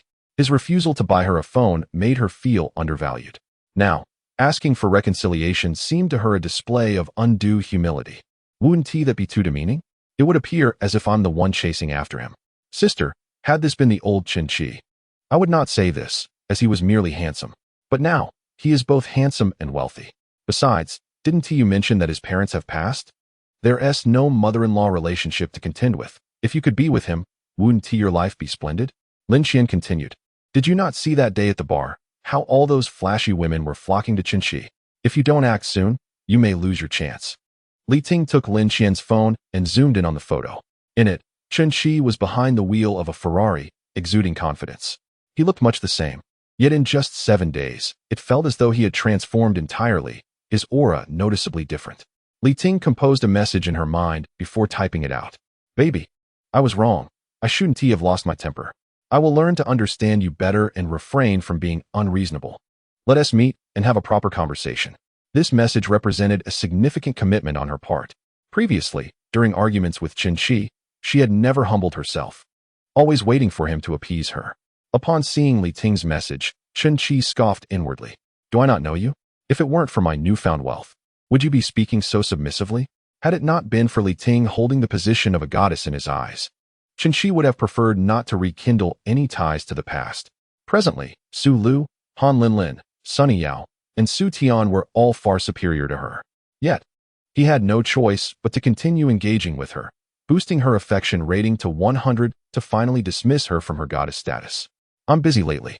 I'll let you know when I have time, Chen Qi replied. Upon reading this indifferent response, Li Ting felt utterly diminished. Lin Qian remarked, he hasn't rejected you. This surely indicates he still has feelings for you. Really? Yet, one cannot help but notice the frigid tone in his voice. He would never have spoken this way before. Sister, you are currently separated. The fact that he can respond to you is quite remarkable. I believe there remains a chance for reconciliation.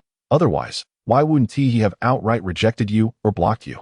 Li Ting reminisced about her time with Chen Qi, reflecting on her own capriciousness and little temper, which he always tolerated. Chen Qi had even expressed his intention to marry her. He must still harbor feelings for me. Li Ting's affection level, 3, current, 7. All right, then contact me when you are free. Li Ting replied with a message. Lin Qian, serving as a strategist, seeing Li Ting take action, also yearned to reconcile with Chen Yi. Thus, she sent a message. However, Chen Yi had completely given up on her. She was destined not to possess the same fortune as Li Ting. On Chen Qi's end, he received a notification from the system, his expression one of confusion. Why is the affection level still increasing? After enjoying a meal at KFC with Su Lu, They proceeded to Apollo Hair Salon, a place Su Lu frequented. This salon is part of a chain brand, positioned as mid to high-end, with membership starting at 10,000. Su Lu could easily request Qinshi to take her to an even more upscale salon. Nonetheless, when it comes to haircuts, women often remain loyal to a specific stylist, even if the director or manager appears. Qinshi parked the car and followed Su Lu into the salon. This mid to high-end establishment attracted many beautiful women. Qinshi cast a glance around, noting their appealing looks, both youthful and mature. "Brother, it might take a while," Su Lu mentioned. "No worries, you go ahead. I'll just sit here and browse on my phone." A server brought over a fruit platter, a glass of lemonade, and some snacks. Qinshi settled down and opened the Tomato Novel app, continuing to read the latest updates on the goddess gave me a flower. The system returns 10,000 times. As Su Lu went inside to wash her hair, two girls entered the salon, one with long hair and the other with short. Upon seeing Qinshi on the sofa, the long-haired girl remarked, "Isn't that the handsome guy with the Ferrari from the parking lot?" The two girls proceeded to the parking area, slightly delayed. "Let us go over and chat," the short-haired girl suggested. Her girlfriend was here earlier. She must be washing her hair now. So what if she has a girlfriend? "A married man is not without experience," the long-haired girl replied, clutching a drink as she approached the lounge area, her voice playful. "Hey, handsome, could you help me open this bottle? It's a bit tight, and I can't manage it." Seated, Qinshi observed the two girls standing in their form-fitting yoga pants, which accentuated their figures beautifully. He was neither a peculiar character nor a cartoon figure. At first glance, the two girls were indeed stunning, both in appearance and physique, and Qinshi felt they deserved a score of at least 90. Yet, Soft Master remarked, "You still need some practice, subtle adjustments to your face, thigh and abdominal liposuction. Can't you see that?" "How am I supposed to notice liposuction?" Qinshi replied, somewhat helpless. However, these details are not pivotal.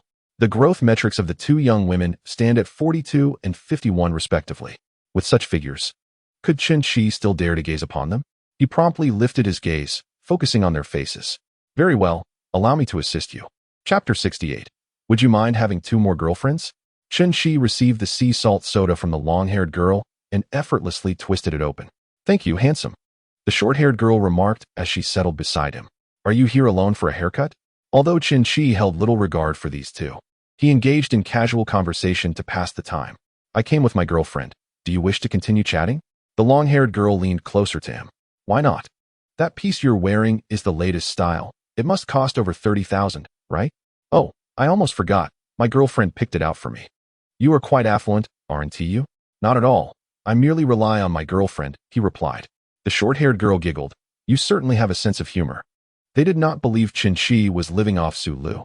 If she were truly that wealthy, she could easily afford a Ferrari and wouldn't be visiting Apollo for a haircut. Apollo, while a well-known chain, offered prices considerably lower than those of exclusive salons where true affluent clients would typically go. "Handsome, do you mind having two more girlfriends?" The long-haired girl was quite direct and forthright. "I wouldn't mind, but I'm unsure if my girlfriend would be agreeable to it." Qinshi could easily have more than two girlfriends if he wished. He could have 20, provided they met certain criteria, which these two clearly did not. The long-haired girl and the short-haired girl exchanged knowing glances. Men are indeed always looking at what is on the table while eyeing what is in the pot. None are without their infidelities. "Just don't let your girlfriend find out," the long-haired girl suggested playfully. "We sisters can have fun with you." Her tone was laden with flirtation, her gaze entrancing as it lingered on Qinshi. The short-haired girl chimed in, "One dragon and two phoenixes, a delightful double flight." If it were an average man, he would have been ensnared by their bait, not merely tempted but utterly captivated. Qinshi maintained his composure, responding, "How delightful would that be? Why not come and try it with us? Your girlfriend will be preoccupied for quite some time," they urged. At that moment, Su Lu emerged from the back after finishing her shampoo. Upon spotting Qinshi flanked by the two flirtatious girls, her expression darkened slightly. "Brother, who are they?" "Beautiful lady, please don't misunderstand. I merely asked this handsome gentleman to help open a bottle," the long-haired girl explained. With the main character present, the two girls ceased their banter. Rising to depart, "Thank you, handsome. Please enjoy this soda," the long-haired girl said as she handed the drink to Qinshi, a tissue placed beneath the bottle. Once they had left, Su Lu inquired, "Brother, may I have a sip of that soda? I'll open it for you." Qinshi replied, "Of course." Su Lu, mimicking the long-haired girl's playful tone, accepted the soda. Thank you, handsome. Chin-Chi smiled. So, you were waiting for me here, were you? Have you made a mistake? Su Lu opened a tissue, and to her surprise, it bore a phone number written in eyebrow pencil. I certainly haven't made a mistake. Do you wish to add them, brother? Su Lu presented the number before Chin-Chi, without sparing it a glance. He crumpled the tissue and tossed it into the trash bin. They are not worth a single hair on your head. Not even a dog would consider them. Su Lu's affection level 1, current 72. That's more like it, Su Lu remarked. Go get your hair done. I'll just sit here and watch you. Off I go. Just as Su Lu took a few steps away, she suddenly turned back and gulped down the soda water from Chin-Chi's hand in one go. Thankfully, it was a 300 milliliters bottle. Had it been 500 milliliters, she probably wouldn't have managed it. Chin-Chi was amused by Su Lu's antics. He knew precisely what she was thinking. She simply didn't want him drinking the water given by the small-time vendor. Are you Wong Bao Bao? Thank you for the water, brother. It's delicious, Su Lu said. Su Lu spent 3 hours getting her hair dyed, and Chin-Chi, engrossed in his novel, hardly noticed the passage of time. Brother, come take a look. How does it look? It's stunning. The color is even, and the dyeing is meticulous. Most importantly, Lulu has a beautiful face. She would look lovely even with green hair. Ugh, absolutely not green, remarked Teacher Tony. Miss Su, you still have 1,600 in your account. We used a high-quality dye this time. After the member discount, it's 2,000. The salon is running a promotion.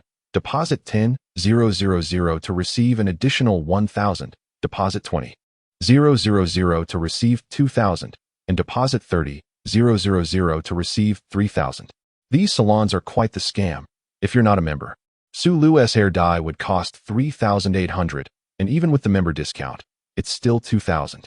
She had previously deposited 10,000, which lasted nearly a year, and she couldn't even remember how much she had left on the card.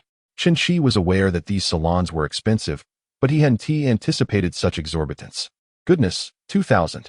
I feel like I'm being charged 30 for a haircut by the Andes in the neighborhood. Su Lu, with her comfortable income of around 20,000, didn't have to worry about food expenses, fruit, milk tea, or commuting costs. She had even rented her previous apartment for 2,100, which offset half of her mortgage. Depositing 10,000 for a card averages out to about 900 a month. Su Lu intended to cover this expense herself. Chin-Chi spent tens of thousands on meals and bags.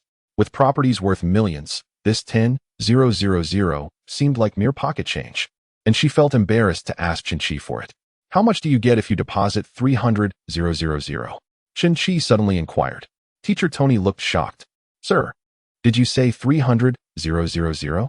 Yes, you heard correctly. 300,000? Please hold on. I'll call the manager.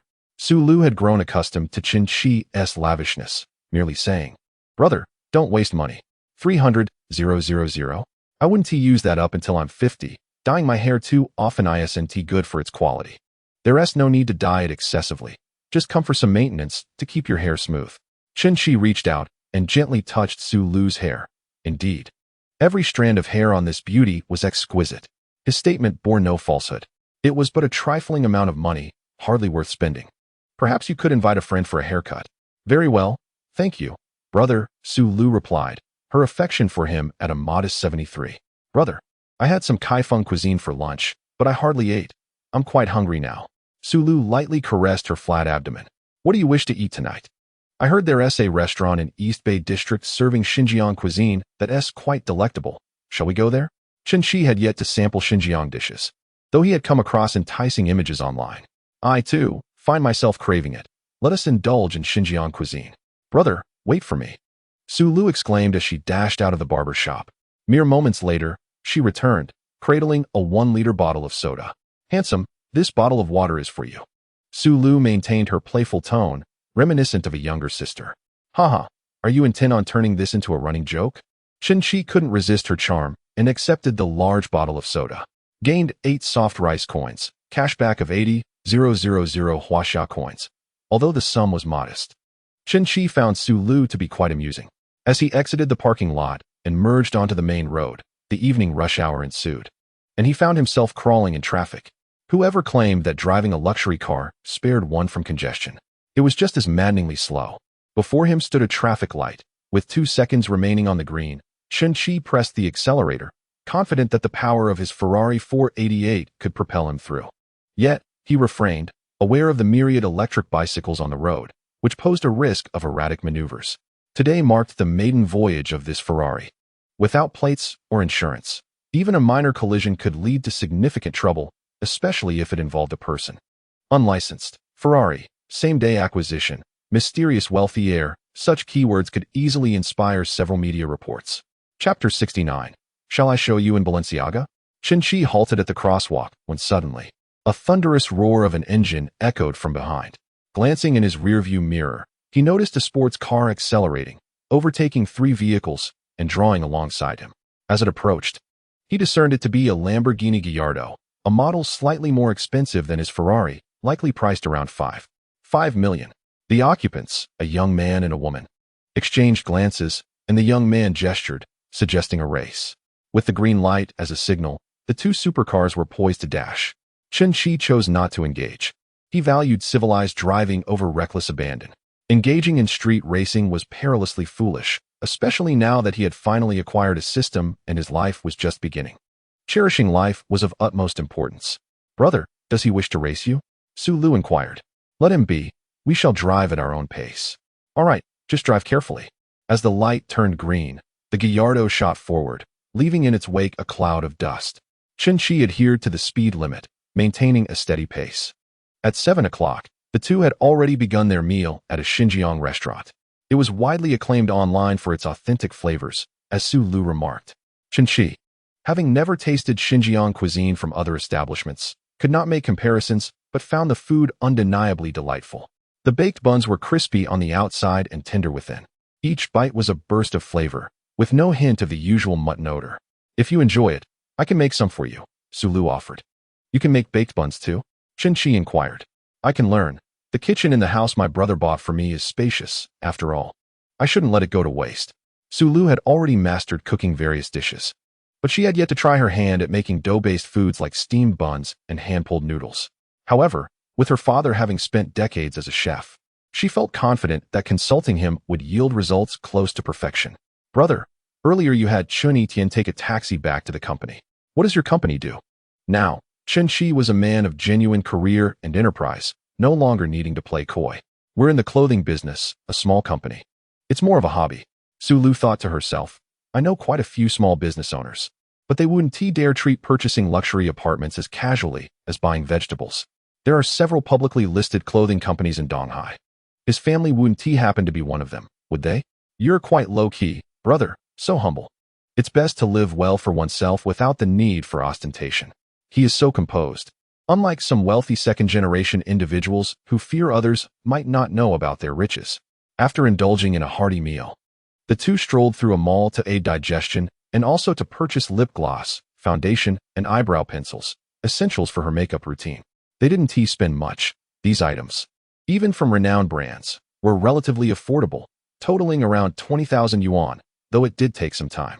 Qin patiently assisted Su Lu in selecting the shades of lip gloss and foundation.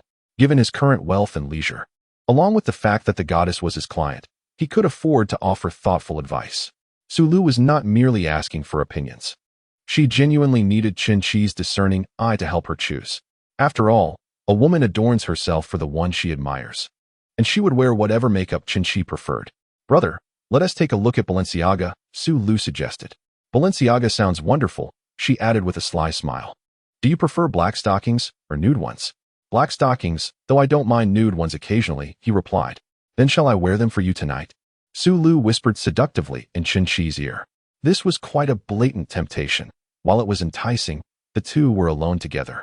And considering their previous passionate kiss and the current level of attraction at 73%, Su Lu wearing black stockings tonight would undoubtedly lead to further intimacy. Based on previous experiences with Jenny, after growing closer to Qin, the goddess's affection would likely increase by at least 5 points. This felt a bit too rapid. The fortune Su Lu had brought to Qin, amounting to over 80 million, seemed insufficient. There's no rush, prepare more styles first, and I'll come back to have another look. Does he truly remain unmoved by my charms? Is it a lack of allure on my part?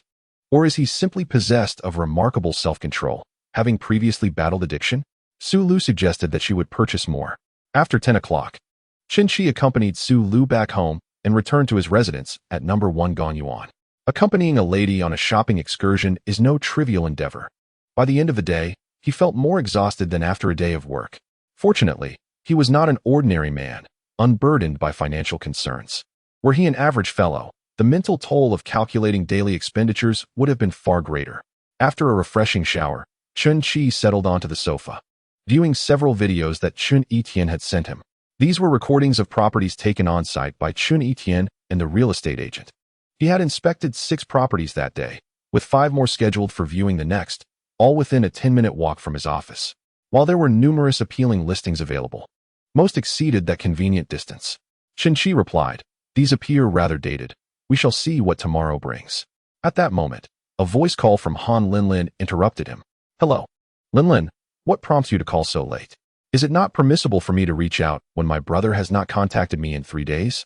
Han Linlin's tone was laden with a sense of grievance, as though on the verge of tears, her demeanor resembling that of a delicate flower.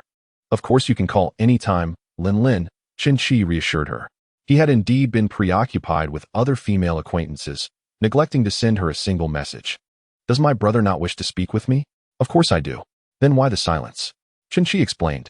"I've recently acquired a company and have been rather busy managing myriad matters. I simply lost track of time." The mention of a company acquisition struck Han Linlin as something straight out of a television drama or novel. She was astonished to discover that someone she knew had engaged in such an endeavor. The process of acquiring a company seemed to her both meticulous and complex, making Qi's absence from her life more understandable. Little did she know that sometimes acquisitions are remarkably straightforward, with funds in place and a contract signed. A company can be swiftly transferred. "What type of company did you acquire?" "A small clothing firm with around 90 employees. However, there are numerous areas requiring rectification." To Han Linlin, 90 employees seemed quite substantial. "Will you be exceedingly busy for the foreseeable future?" "What is it?" "I have a favor to ask of you tomorrow, but I'm unsure if you have the time." "Even if I'm busy, I will carve out some time for you." "What is it?" Han Linlin approached the door to her room and locked it behind her. In the living room, Han Dad was expressing his grievances to Han Mom about their disobedient daughter, lamenting her behavior. Director Lee's family is well educated. His son is accomplished within the Education Bureau. Such a family would be ideal for our daughter. Yet, she still finds fault with them. It's utterly infuriating. Initially, Han Mom had shared her husband's sentiments, believing that Linlin would thrive in the Lee household. However, upon witnessing the extravagant possessions worth over $1 million in Han Linlin's abode, she altered her stance and allied with her daughter. Her daughter, now of considerable age, possesses her own thoughts, and we cannot impose our beliefs upon her. How can you assist her in expressing her sentiments? Chapter 70. The beautiful landlady Han Linlin began discussing the matter for which she would seek Qi's assistance tomorrow. "My father insists on coercing me into a blind date with the son of a director from the Education Bureau. I have no desire to go, and he now threatens to disown me if I refuse. Brother, could you accompany me to this date tomorrow? I wish to dissuade him and prevent any further discussions with my father." In the realm of matchmaking, such connections within the bureaucracy are highly coveted. The Education Bureau aligns well with Han Linlin's profession as an educator, yet she is currently bound to Qi, making it inconceivable for her to relinquish her affections to another. "Rest assured, I will accompany you tomorrow." Qi had been somewhat neglectful of Han Linlin recently. He ought to distribute his affections more evenly. Although Han Linlin merely gifted him a bowl of fish balls worth over 100, it suggests she still harbors potential for development. After ending the call with Han Linlin, Chun Etian urged Qi to log on and play a few rounds. "After half an hour, I'll set up the computer." "Aren't you using an Alienware laptop? Why assemble a computer?" "I spent 500,000 on some components to create a custom-built machine." There was a brief silence on the other end of the line, followed by an excited exclamation. "Wow, foster father. Let me play." Feeling somewhat fatigued from the assembly work, Qi sent his address to Chun Etian, inviting him over to assist. Half an hour later, Chun Etian rushed to Qi's residence. "Qizi, you didn't mention you lived at Yuyuan number 1. This place must cost 7 to 8 million, right? You've acquired a 70 million company and a 4 million Ferrari. I wouldn't be surprised by your $1 million mansion. This must be over 200 square meters. Don't you feel lonely in such a vast space? Allow me to stay with you." Qi retorted, "Scram. If you want to live here, buy your own place. How could I possibly afford a home?" Wait, perhaps I could. Chen Etienne was still adjusting to the current transformation, even without the 1 million from Qinchi. He now earns an annual salary of 800,000 at Qinchi's company, enabling him to purchase a 2-bedroom apartment in 2 years and a larger 3-bedroom in 3 years. Chizi, take a look at this 500,000 computer. Qinchi led him to the guest bedroom, which served as his gaming room, cluttered with 9 unopened Alienware laptops in the corner. Goodness, with so many Alienwares, let me borrow one. Chen Etienne could easily afford to buy one himself. Yet he continued to use his old desktop computer. I'll take one when I leave later. Qinchi replied, it's not exactly a precious item, merely worth around 10,000, and I had originally intended to use it as an incentive prize for employees at the company. Chizi, your computer's specifications might rival Principal Wang's. Qinchi was aware that Principal Wang had a computer worth 1 million, which had once made headlines for its remarkable performance, reportedly ranking among the top 5 in the world at that time. However, it was noted that many of the specifications were not available domestically and were ordered from abroad. Given how many years had passed, with the rapid advancement in computer configurations, Chen estimated that his own device would not lag far behind. The two of them collaborated to assemble the machine, and within a mere 10 minutes, it was ready for use. Qinchi utilized his new computer while Chen Etienne employed an Alienware, and they promptly engaged in a match. Later, Chen Etienne had a few rounds on the new computer. Let's wrap it up. I won't play anymore. We have an appointment with the realtor at 8:30 tomorrow morning, Qinchi remarked. We're planning to purchase it. The price is not an issue. The property prices in the vicinity of their office were quite reasonable, around 2 million. Chen Etienne did not perceive Qinchi's statement of the price is not an issue as mere boasting. He possessed the capability to back it up. A night passed without dreams. On July 14th, a Sunday, it rained heavily. Qinchi slept soundly, lulled by the rhythmic patter of raindrops against the floor-to-ceiling windows, a natural lullaby. He awoke at 9:30, freshened up, and had breakfast. Just as he finished his takeout, at 10 o'clock, Chen Etienne called. Chizi, we've finished viewing the suitable houses. There's one in Changtai Jinyuan that is the most appropriate. It's close to the community entrance, which means fewer steps to walk, and the house is well decorated. Qinchi replied, I've watched the video. It looks good. How much is it? Let us proceed with the purchase. 2,400,000. That's reasonable. The prices around here are about the same. However, the owner still resides there, and if she has to move out today, she wants an additional 200,000. Qinchi thought to himself that an extra 200,000 was not excessive, considering the urgency of having someone vacate on short notice. It could simply be viewed as covering the owner's hotel expenses. 2,600,000 is agreeable. Great, I'll inform the owner. You can come sign the contract. Zhu Quan was already waiting in the underground parking lot and promptly opened the passenger door for Qinchi. The Ferrari feels a bit cramped, doesn't he, Master Zhu? It's manageable, Zhu replied, though he felt discomfort. If there's time in the next few days, I'll consider purchasing a Rolls-Royce for a more comfortable ride. Upon arriving at Changtai Jinyuan, Unit 801 in Building 6, Chen Etienne, along with the realtor and the owner, were already present. Chizi, this is the owner, he introduced. Softmaster, rate the property, Chen Etienne said. In the video Chen Etienne had shown, the owner had not appeared, leading him to assume she was an ordinary middle-aged man. To his surprise, she turned out to be a striking beauty, clad in a modern high-slit qipao, her figure both alluring and graceful. Name, Zhu Yaqing. Age, 33. Height, 166 centimeters. Charm index, 90. Occupation, model. Romantic encounters, 10. Affection level, 5. This time, Qinchi's instincts proved correct. Indeed, the beauty rated at 90. However, he was astonished that she was already 33 years old. Zhu Yaqing wore her hair elegantly styled, and her makeup was exquisite, particularly her captivating eye makeup. Observing her, Qinchi estimated her age to be around 25 or 26. Hello, I am Zhu Yaqing, the homeowner. I understand the situation, and the price of 2.6 million is acceptable. However, what Zhu Yaqing said next left both Chun and the agent feeling quite indignant. Mr. Chun, 2.6 million seems a bit low. We purchased it for 2.7 million. I am not trying to profit from you. I will sell it for 2.7 million. The agent was at a loss for words, feeling incredulous at such audacity. Miss Zhu, the housing market is currently experiencing a significant downturn. Selling at the original purchase price is unlikely. This property is listed at 2.4 million, having already dropped by 300,000. Chen Shi had raised his offer by 200,000 to expedite the purchase, but Zhu Yaqing's insistence on the original price seemed either greedy or foolish. Chen Shi, hearing Zhu Yaqing's sentiments, realized that his eagerness to acquire the property had led her to believe that it was indispensable to him. Miss Zhu, did we not agree on 2.6 million just an hour ago? Chen Yi felt a surge of frustration, reminded of his ex-girlfriend Lin Xian. The difference between 2.7 million and 2.6 million was merely 100,000, and Chen's demeanor suggested he was not a man who would be troubled by such a sum. Miss Zhu, properties of your type in this area are priced at 2.4 million.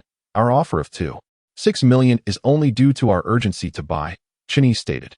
Chen Shi gestured for Chen Yi to refrain from further discussion. Miss Zhu, you are well aware of my urgency in purchasing, hence your sudden price increase. I am indeed eager, but if you think this will give you leverage over me, you are mistaken. There is another similar property in the community, currently vacant. Believe me, if I offer 2.4 million, the owner would sell immediately. Chapter 71. Blame it on your beauty. The other property is located at the back of the community, requiring a 4 to 5 minute walk to the entrance. Chen Shi found it a bit far. Even a short walk could be tiring, so he opted for Zhu Yaqing's property, which was conveniently close to the entrance, just a 5-minute walk to his office. That won't do. The housing market is poor, and it took 2 months to attract viewings. Zhu Yaqing quickly renegotiated. Fine, let us settle on 2.6 million. At that moment, a man entered, handsome and tall, exuding a charming aura. Ching, how is the negotiation going? Zheng Wentao inquired. Mr. Chen's offer is quite generous. Where else could one find such a good buyer? Zhu Yaqing responded. Although he is quite handsome, encountering us may not be in your favor, Chen Shi remarked. Very well, let us sign the contract. We shall proceed to the property registration center for transfer on Monday. We will not be in Donghai tomorrow. Feel free to find whoever you wish. Excellent, Mr. Chen. You are indeed straightforward. Chen Shi felt something was amiss. What did Zhu Yaqing's heartfelt words mean? What did she mean by saying she would no longer be in Donghai tomorrow? May I see the property deed? Chen Shi inquired. Of course, Wen Tao replied. I'll go fetch it. Chen Shi examined the property deed for a while, but found it incomprehensible, so he handed it over to the intermediary. Zhu Yaqing exchanged a glance with Zheng Wentao. Surely they won't discern anything, will they? Chen Shi remarked. The homeowner's name is Miss Zhu. I assumed it was this gentleman. My husband dotes on me, so the house is in my name, she replied. What does it matter whose name it is? Hurry up and sign the contract. Zhu Yaqing linked her arm with Zheng Wentao, appearing quite affectionate. In our household, it's all up to Ching, Zheng Wentao chimed in. Intermediary, please prepare the contract. Miss Zhu, let me take another look at the house. Chen Shi toured each room, noting the satisfactory layout and decor. A few minutes later, he received a WeChat message from Jiang Min, the salesperson at Yuanyuan. While examining the property deed earlier, he had discreetly taken a photo. Having heard Zhu Yaqing's inner thoughts, he was convinced that there was an issue with the house. He sent Jiang Min a message, inquiring whether she knew anyone at the real estate registration center. Although it was the weekend and the center was closed, connections could still facilitate matters. Mr. Chen, this property deed is fraudulent. The homeowner's name is not Zhu Yaqing.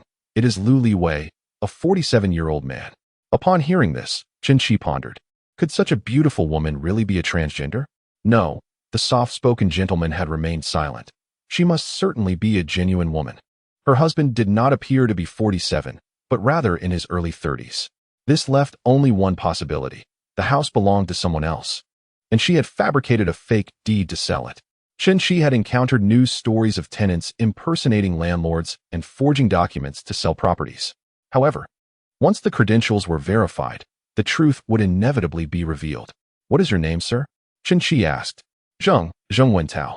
It was evident that he was not Lu Liwei. These two were undoubtedly fraudsters. Chen Shi sent a message to Chen Yitian. Feign an errand and call the police, stating someone is attempting to defraud with a fake property deed. Chen Yitian looked up in surprise at Chen Shi before placing her phone to her ear. Hello? Mom. I won't be home for dinner. Can't hear me? I said I won't be home for dinner. She walked outside while talking and, after a moment, returned and winked at Chen Shi. The intermediary had prepared the contract, and after Zhu Yaqing and Zheng Wentao reviewed it, Chen Shi pretended to examine it again. Mr. Chen, have you made your decision? Zhu Yaqing urged. There's no rush. Purchasing a house is not akin to buying cabbage. One must scrutinize the terms carefully. If Su Lu had heard this, she would surely think he had misspoken, as buying a multi-million luxury home was as trivial as purchasing cabbage. Purchasing cabbage may require one to carefully select the good from the bad. Approximately 10 minutes later, a knock echoed from outside. Zheng Wentao glanced at Zhu Yaqing and inquired, "Who is it?" Zhu Yaqing shook her head and replied, "I'll go check." As she approached the door and opened it, she was momentarily taken aback. Two police officers stood at the threshold. Zheng Wentao asked, "Who are they?" "Police," Zhu Yaqing feigned calmness. "Why are the police here?" The intermediary was equally perplexed. He was merely showing a property to a client. How had the police become involved? Was this place a haunted house? "Excuse me, may I ask what the matter is?" Zhu Yaqing questioned. "Someone reported that there are individuals here using a fraudulent property certificate to commit fraud. There must be some mistake. How could such a thing happen?" Chen Qi exchanged glances with Chen Etian.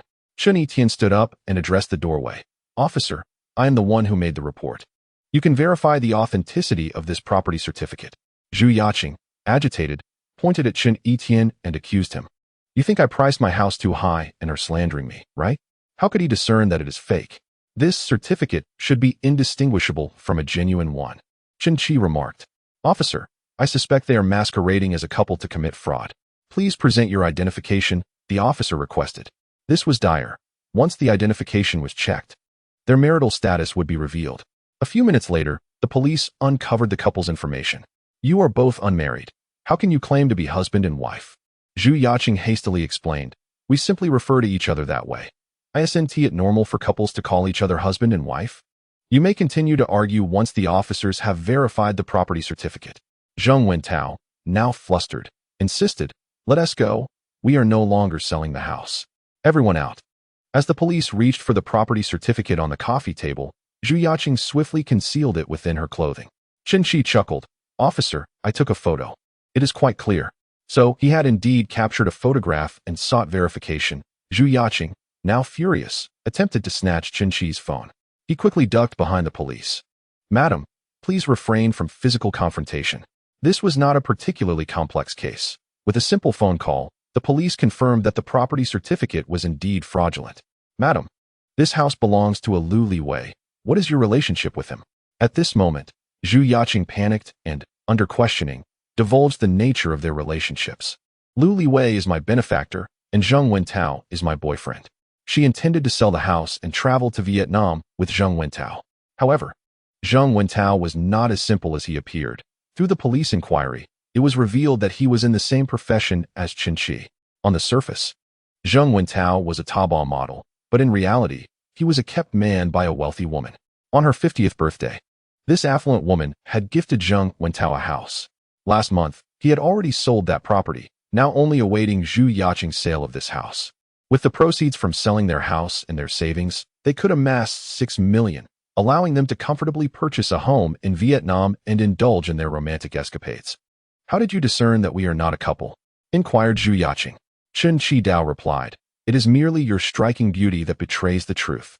This remark left Zhu Yaqing and the others perplexed, for they failed to grasp its meaning. Chapter 72. The blind date of Han Linlin. Zhu Yaqing and Zheng Wentao could be described as a handsome couple, seemingly well-matched. "You are not one to lie. It is evident that you are deceiving," Chen Etian mused internally, baffled by his inability to detect her falsehood. In Susu remarked, "The more beautiful the woman, the more adept she is at deception." Zhu Yaqing believed that when she lied, her composure remained unshaken, and with her beauty, men were completely enthralled by her charms. Unfortunately for her, her allure had reached a level of 90, allowing Chen Qi to hear her innermost thoughts. Thus, in Chen Qi's view, the more beautiful the woman, the more honest she appeared. Homeowner Lu Liwei arrived at the scene following a police notification. Although the act of maintaining a mistress is morally questionable, the law could not penalize him. In contrast, Zhu Yaqing and her accomplice had irrefutable evidence against them for falsifying documents, which would lead to legal repercussions. Didn't he fall for it? Why are we being apprehended? The two officers were left speechless by the beauty's ignorance of the law. "Madam Zhu, it is not merely the success of a deception that constitutes illegality. Your act of document forgery is already a criminal offense. Please accompany us for further inquiries." "You should also come to the precinct with me to record your statements," she retorted. "Officer, I have pressing matters to attend to. Could we not record it here?" Chen Qidao interjected. Typically, the complainant must visit the police station to file a report, while other assisting parties may do so on-site in the presence of two officers. Since Chen Etienne was the complainant and there was no victim in this case, he merely needed to accompany the officers to the station to provide his statement. The officers completed the statements for Chen Qi, the intermediary, and Lu Liwei, before leading Chen Etienne, Zhu Yaqing, and Zheng Wentao downstairs. Mr. Chen, are you looking to purchase a property? Lu Liwei inquired. Indeed, I wonder if Mr. Lu is willing to sell? Lu Liwei's property was initially intended for his mistress, nearly falling into her hands until Chen Qi uncovered Zhu Yaqing's scheme. 220,000, as a token of gratitude for your assistance in preserving my property. Lu Liwei offered Chen Qi a discount of 20,000. Then I shall not be polite. Let us proceed with the contract. Ultimately, the property was acquired at a significantly reduced price, much to Chen Qi's satisfaction, despite his indifference to the monetary savings. Nevertheless, he was relieved to have avoided being deceived. A loss of 260,000 would have been trivial compared to the frustration of being swindled. Mr. Lu, what about these items in the house? I will leave the furniture and appliances for you if you desire, but I will have the rest removed. Lu Liwei intended to take back many designer bags, clothing, and trendy decor he had purchased for Zhu Yaqing, ensuring that the pair could not sell them. By the time Chen Etienne returned, it was already midnight. Chen Qi, in a cheerful mood, remarked, Lu Liwei sold the house to me for 2 million. Wow, I saved 200,000. This guy is quite generous. With that saving, I pondered how to spend it. I know, I should buy another house. Chen Etienne received a text message that left him utterly astonished as he stared at Chen Qi. Qi, why did you send money again? 2 million. I haven't even figured out how to spend the previous 1 million yet. You bought the other property in the back, saving on rent, Chen Qi replied. At that moment, Chen Etienne felt as if he could kneel down and bow to Chen Qi. Dear father, please accept my humble salute. If Chen Qi could see Chen Etienne's admiration, it would have reached an unprecedented level. Friendship among men is refreshingly simple. If you buy a 3-yuan drink for your girlfriend, she might call you cheap. But if you buy a drink for a brother, you are guaranteed heartfelt gratitude. Not to mention gifting a house. At this moment, Chen Etienne lamented not being a girl, for he would have gladly married Chen Qi. Forget it. You should bring your uncle and aunt over to stay more often. Han Linlin had already met her blind date. Li Mingda, at the restaurant. Where's my brother? Just a moment ago, Han Linlin had informed Chen Qi, who replied he was almost there. Yet it had already been nearly half an hour. Li Mingda, of ordinary looks, not unattractive but not handsome either, wore half-rimmed glasses, stood at 175 centimeters, and had a slim build. To impress Han Linlin, he had even styled his hair that morning. Linlin, you really enjoy hot pot, don't you? It's all right, Han Linlin replied coolly. She chose this restaurant because dining here cost her nothing. To be precise, it didn't cost Li Mingda or herself anything, as her membership card had 100,000, far more than she could possibly spend. After the meal, she planned to settle the bill herself, not wanting to owe Li Mingda anything. What are your hobbies? Shopping, dining, traveling. I also enjoy traveling. I heard from your father that you like reading. What sort of books do you read? Just whatever. Li Mingda struggled to maintain the conversation, awkwardly chatting for more than half an hour. Anyone could sense that Han Linlin was not interested in him.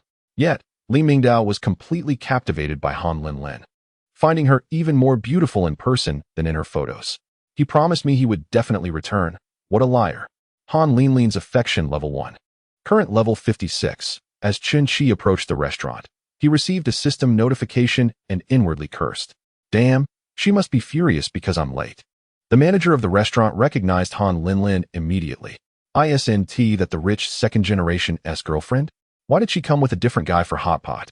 Upon seeing Chen Qi enter, the manager thought, oh no, could the rich kid be here to catch her in the act? Meanwhile, Han Linlin had nearly finished her meal and wanted nothing more than to leave Li Mingda's company. Waiter, the bill please.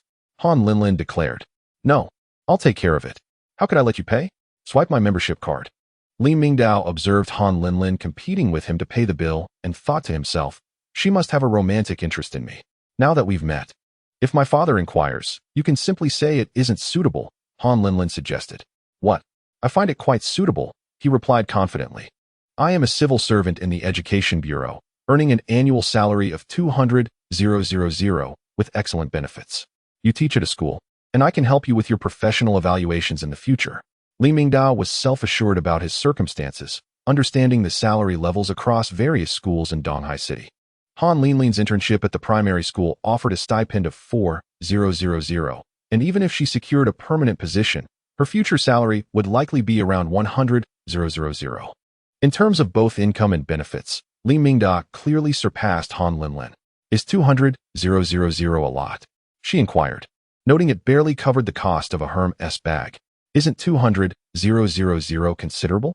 Li Mingda questioned, puzzled. I am quite materialistic. I aspire to live in a mansion worth millions, drive luxury cars, and carry designer bags. Linlin, you should stop looking at Zaihongshu and Douyin. Your mindset has been skewed. He remarked. How has my mindset been skewed? Han Linlin retorted, somewhat annoyed that he was lecturing her upon their first meeting. No worries. I can correct your worldview in the future. Thank you. But that's unnecessary. I prefer to remain as I am. See, you're just saying that out of frustration. At this point, Han Linlin was genuinely amused by Li Mingda's audacity. He was quite the shameless fellow. To be honest, I have a boyfriend. I only came to meet you today because my father insisted, she admitted. You're lying.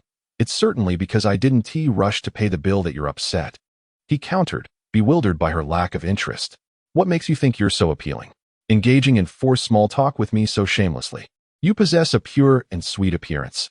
It's evident you have a good character and know how to manage life, Li Mingda replied. Chapter 73. May I add you on WeChat? Checking the time, Han Linlin noted it was already 12:40, and Chen Qi had yet to arrive. Suddenly, Chen Qi appeared behind her, saying nothing as he took a seat beside her. Han Linlin was startled, her wide eyes filled with indignation. Being delayed for so long has made me endure this annoying guy for ages.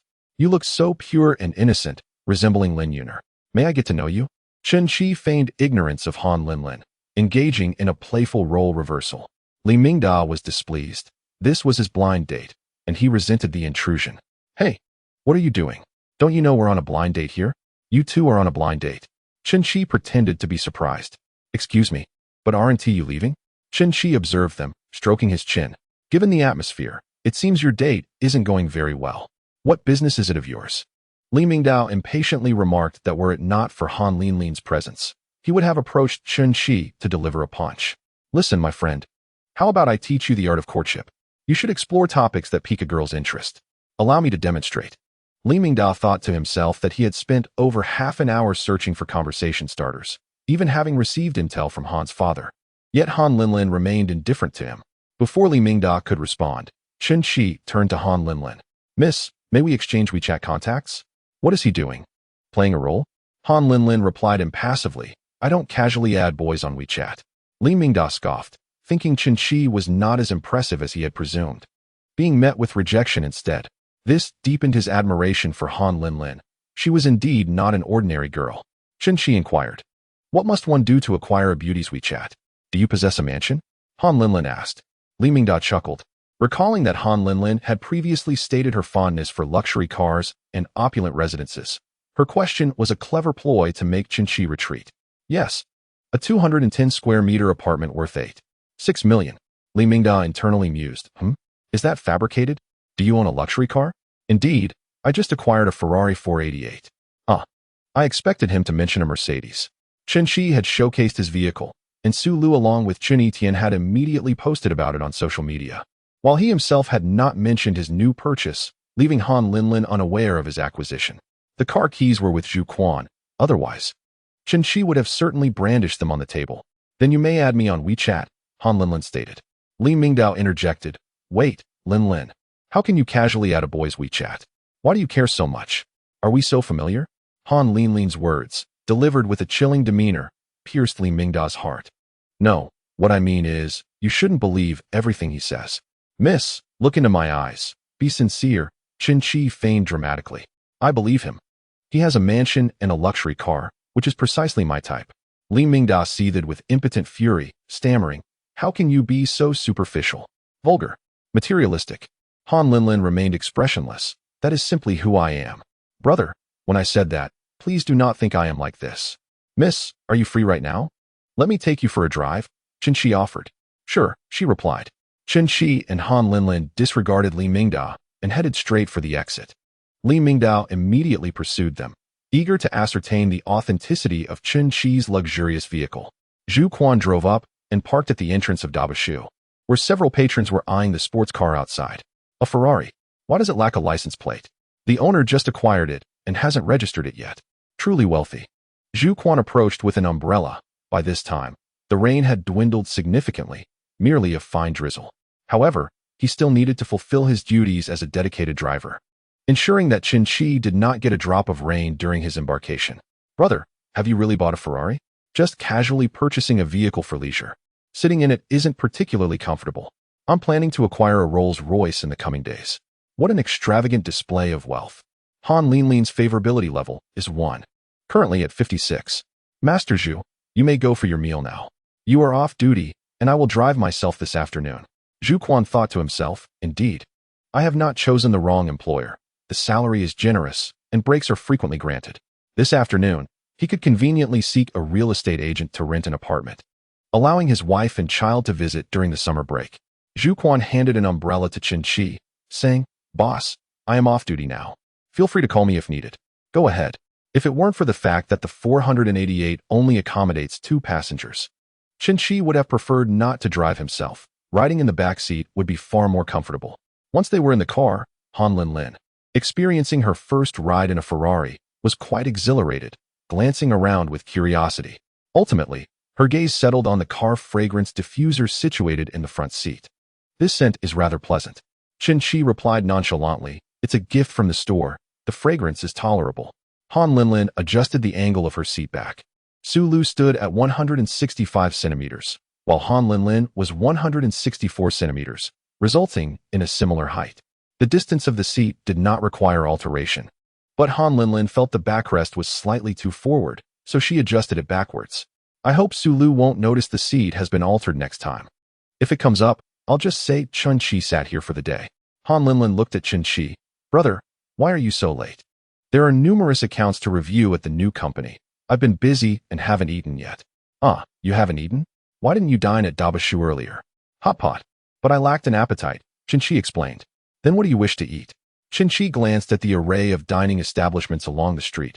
Hot pot, barbecued meat, Sichuan cuisine, Hunan cuisine, Jiangxi cuisine, local delicacies, and Western fare. They all appeared delectable, yet at that moment, he felt no inclination to indulge. I don't know. Suddenly, Chen Qi felt he had become rather sentimental.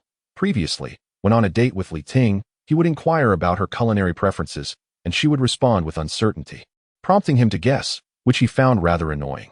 Han Linlin, with a glint in her eye, mysteriously stated, I know of a place that serves delightful food. Let me take you there. What are we eating? Chen Qi inquired with curiosity. Just trust me, brother. I'll guide you. It's not far, and we shall arrive swiftly. Han Linlin had piqued Chen Qi's curiosity. He wondered what delectable dish awaited them.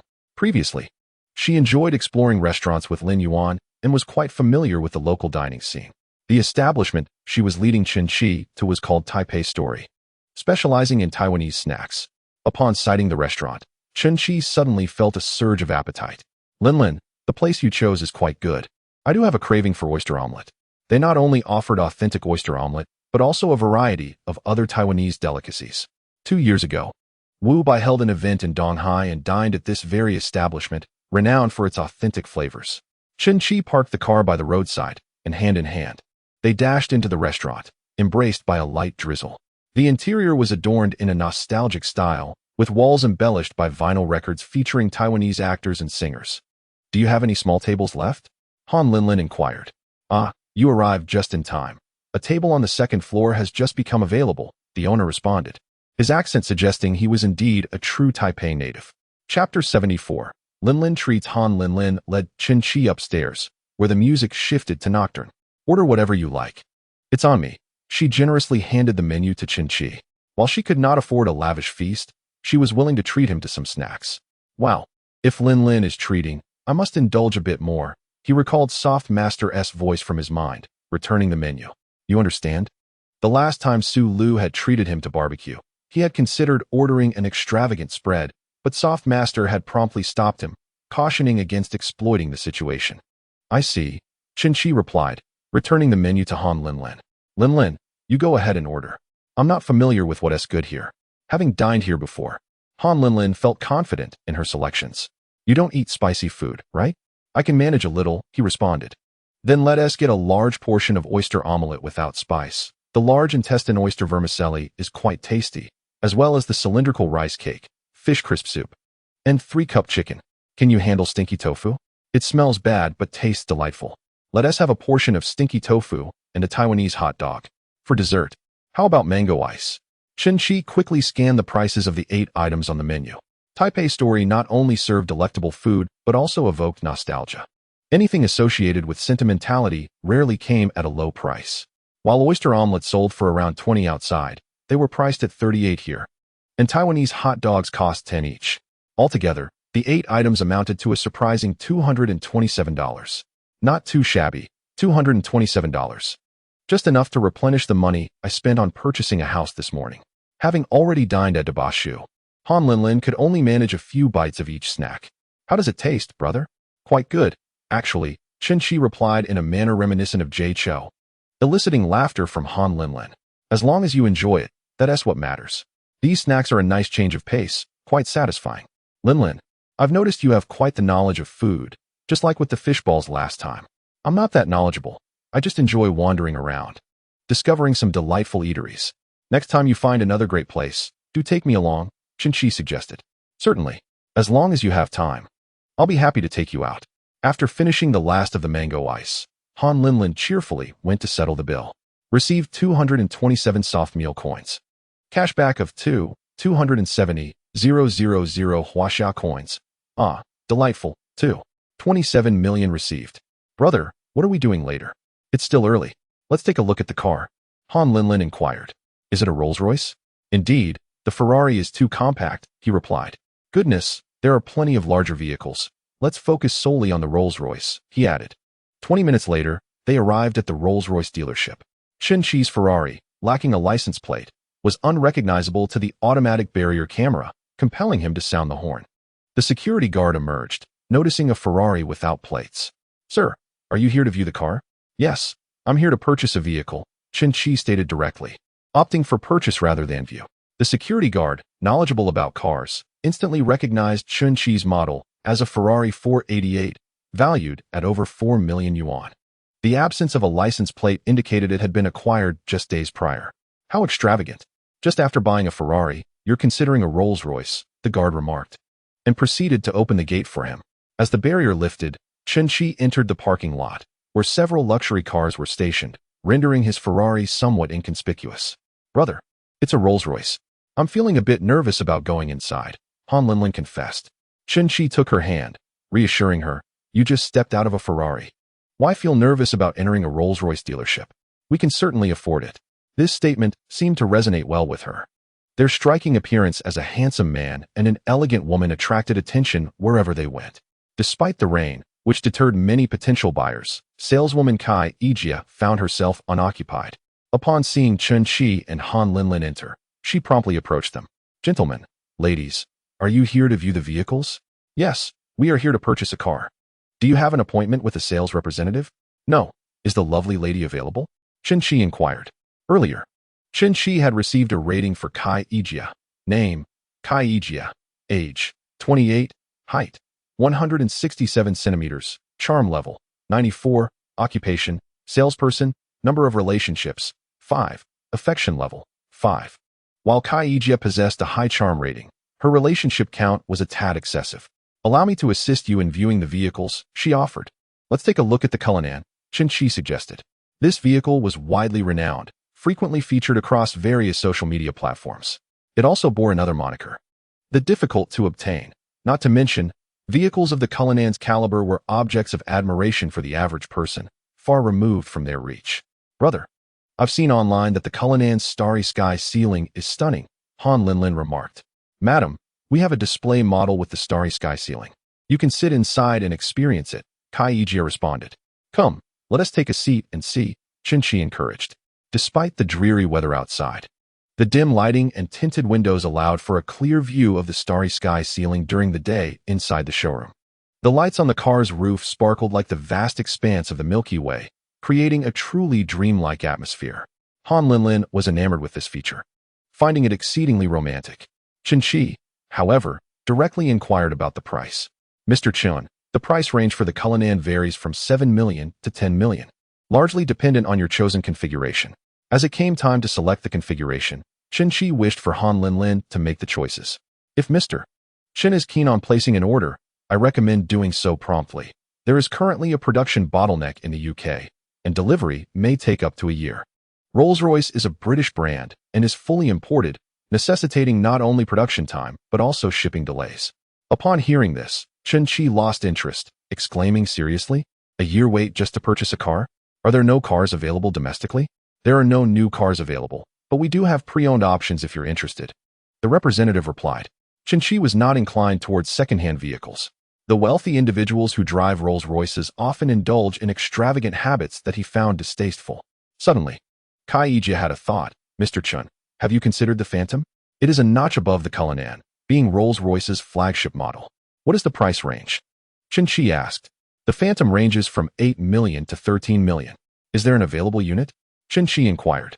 Indeed, 8 months ago, a client ordered a fully equipped Phantom but encountered some financial difficulties midway. Last week, the vehicle arrived at our dealership, and the client has requested to consign it at the original price. The car is brand new and has never been viewed by the client, remaining in our garage all this time. "Take me to see it," Chen Qi said. Kai Yijie led him to another garage.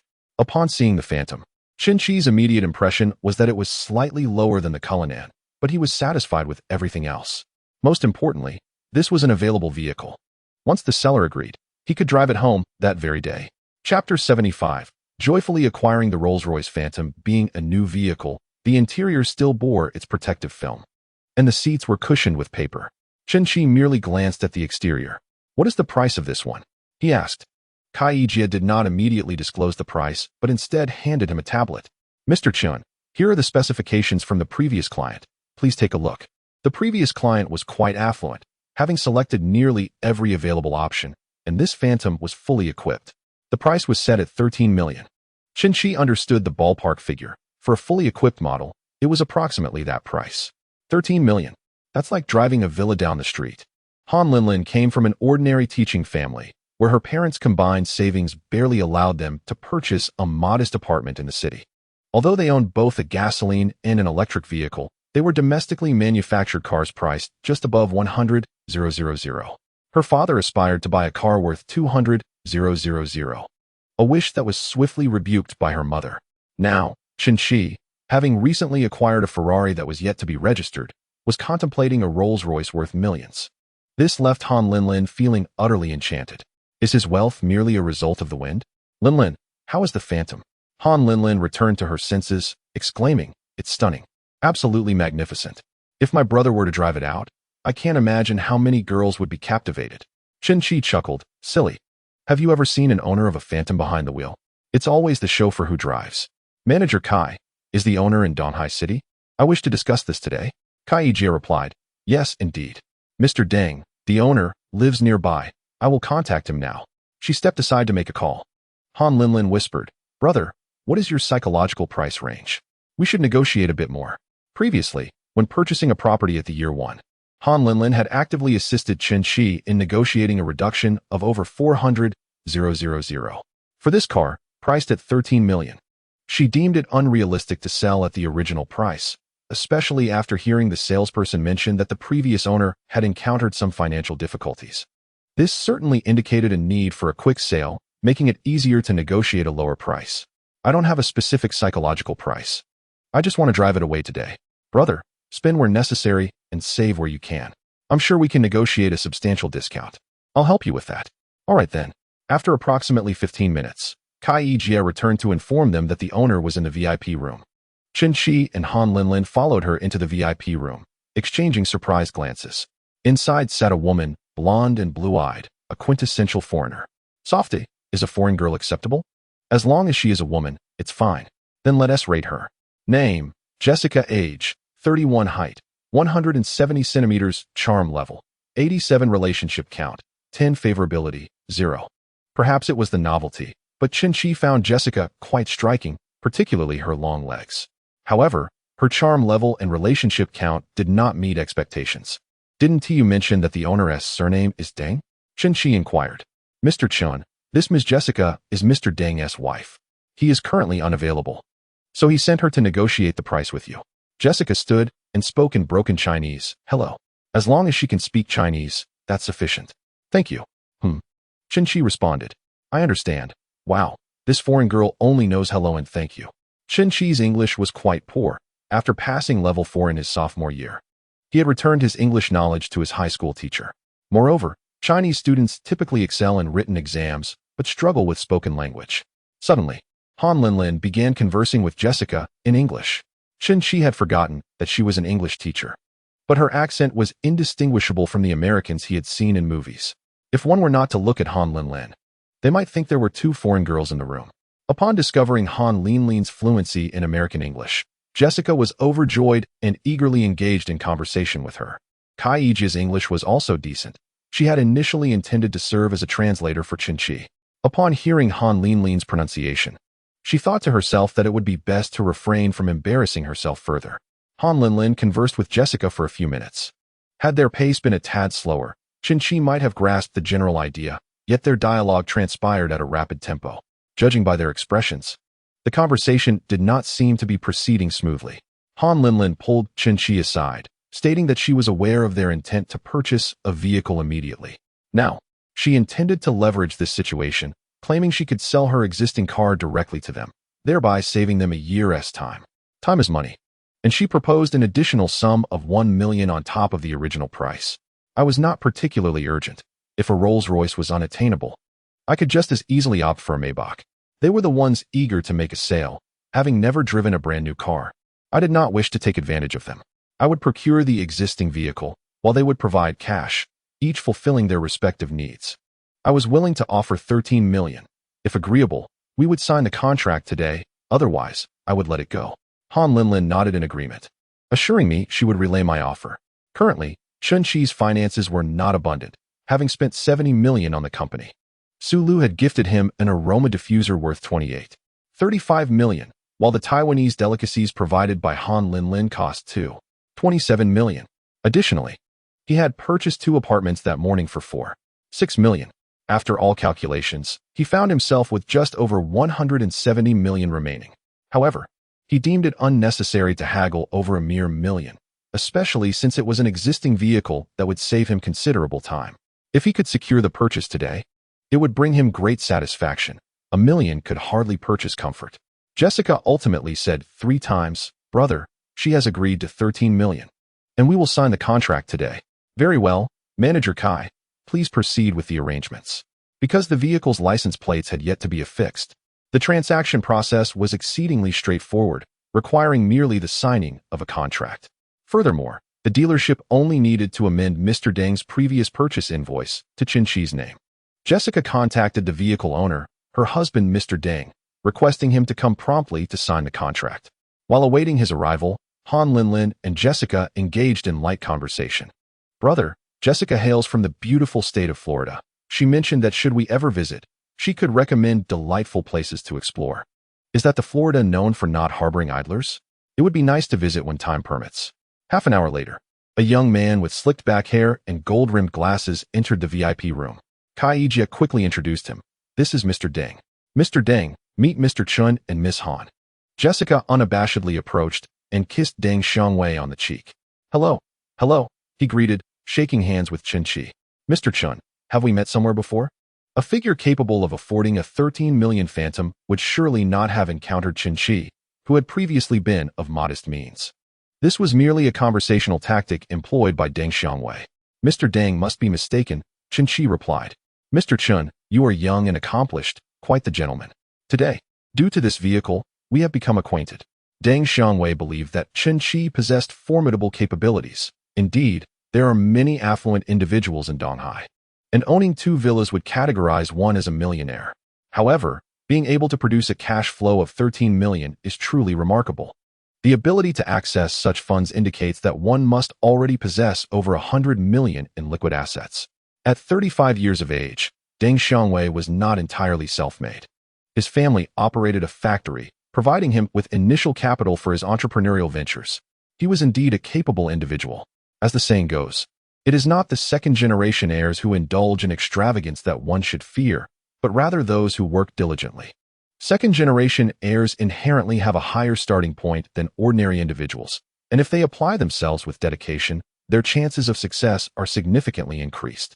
Deng Xiangwei was a testament to this, having established a company larger than his family's factory. However, half a year prior, he encountered issues with a factory he had invested in Vietnam, and with the domestic market currently unfavorable, he was in dire need of funds to address the deficit.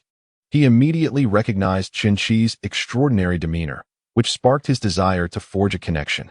Chapter 76. Another official announcement. What business does Mr. Chen engage in? Deng Xiangwei inquired. I dabble in investments, Chen Qi replied. Deng Xiangwei mused to himself that he had not heard of such a figure in the investment circle. Perhaps he was a recent rising star? Investors typically possess keen insights, and the fact that Mr. Chen, at such a young age, had achieved such success was truly admirable. I have a project in Vietnam. Would you be interested in learning more when you have time? Certainly. Let us discuss it further when time permits, Chen Qi responded. The pleasantries exchanged between businessmen often enter one ear and exit the other. Until funds are secured, they are mere words. When time permits essentially means never. There is no project more profitable than that of the investment goddess. Chen Qi would only pursue investments in Vietnam out of sheer boredom. Chen Qi made a call, summoning Zhu Quan back to work. Upon seeing the Rolls-Royce Phantom, Zhu Quan was momentarily speechless. I've only had a 2-hour break, and the boss has already acquired a Phantom. His prowess is astounding. Zhu, is it all right for you to drive this car? Chen Qi inquired. Of course. No problem at all.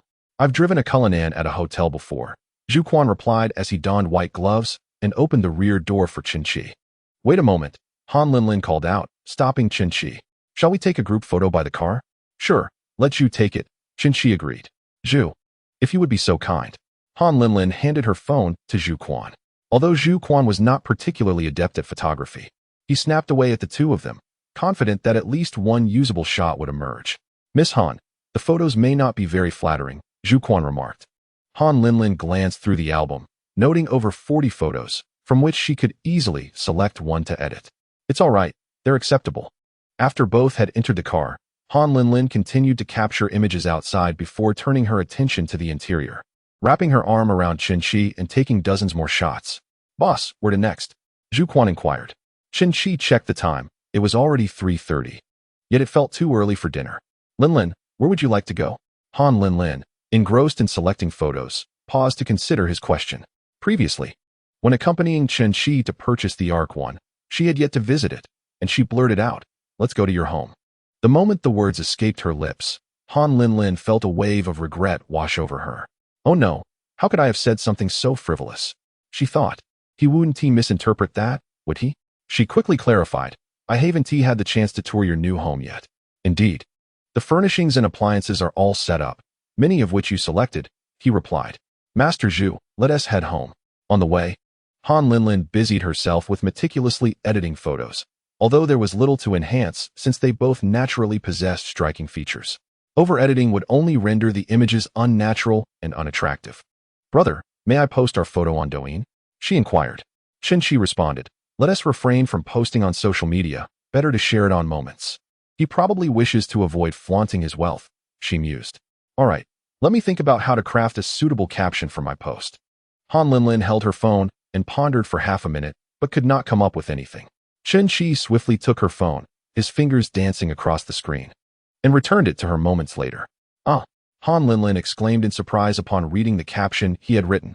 Congratulations to my boyfriend on acquiring a Rolls-Royce Phantom. Brother, does this mean I'm officially announcing it on Moments? She asked, blinking up at him. What's wrong? Is the caption unsatisfactory? I can delete it and write another. Chen Qi pretended to reach for her phone, but Han Linlin instinctively clutched it to her chest. Don't delete it, it's quite good.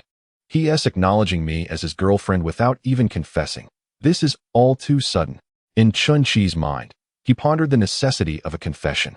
The car speaks, the house speaks, and the money speaks. There was no need for him to utter a word.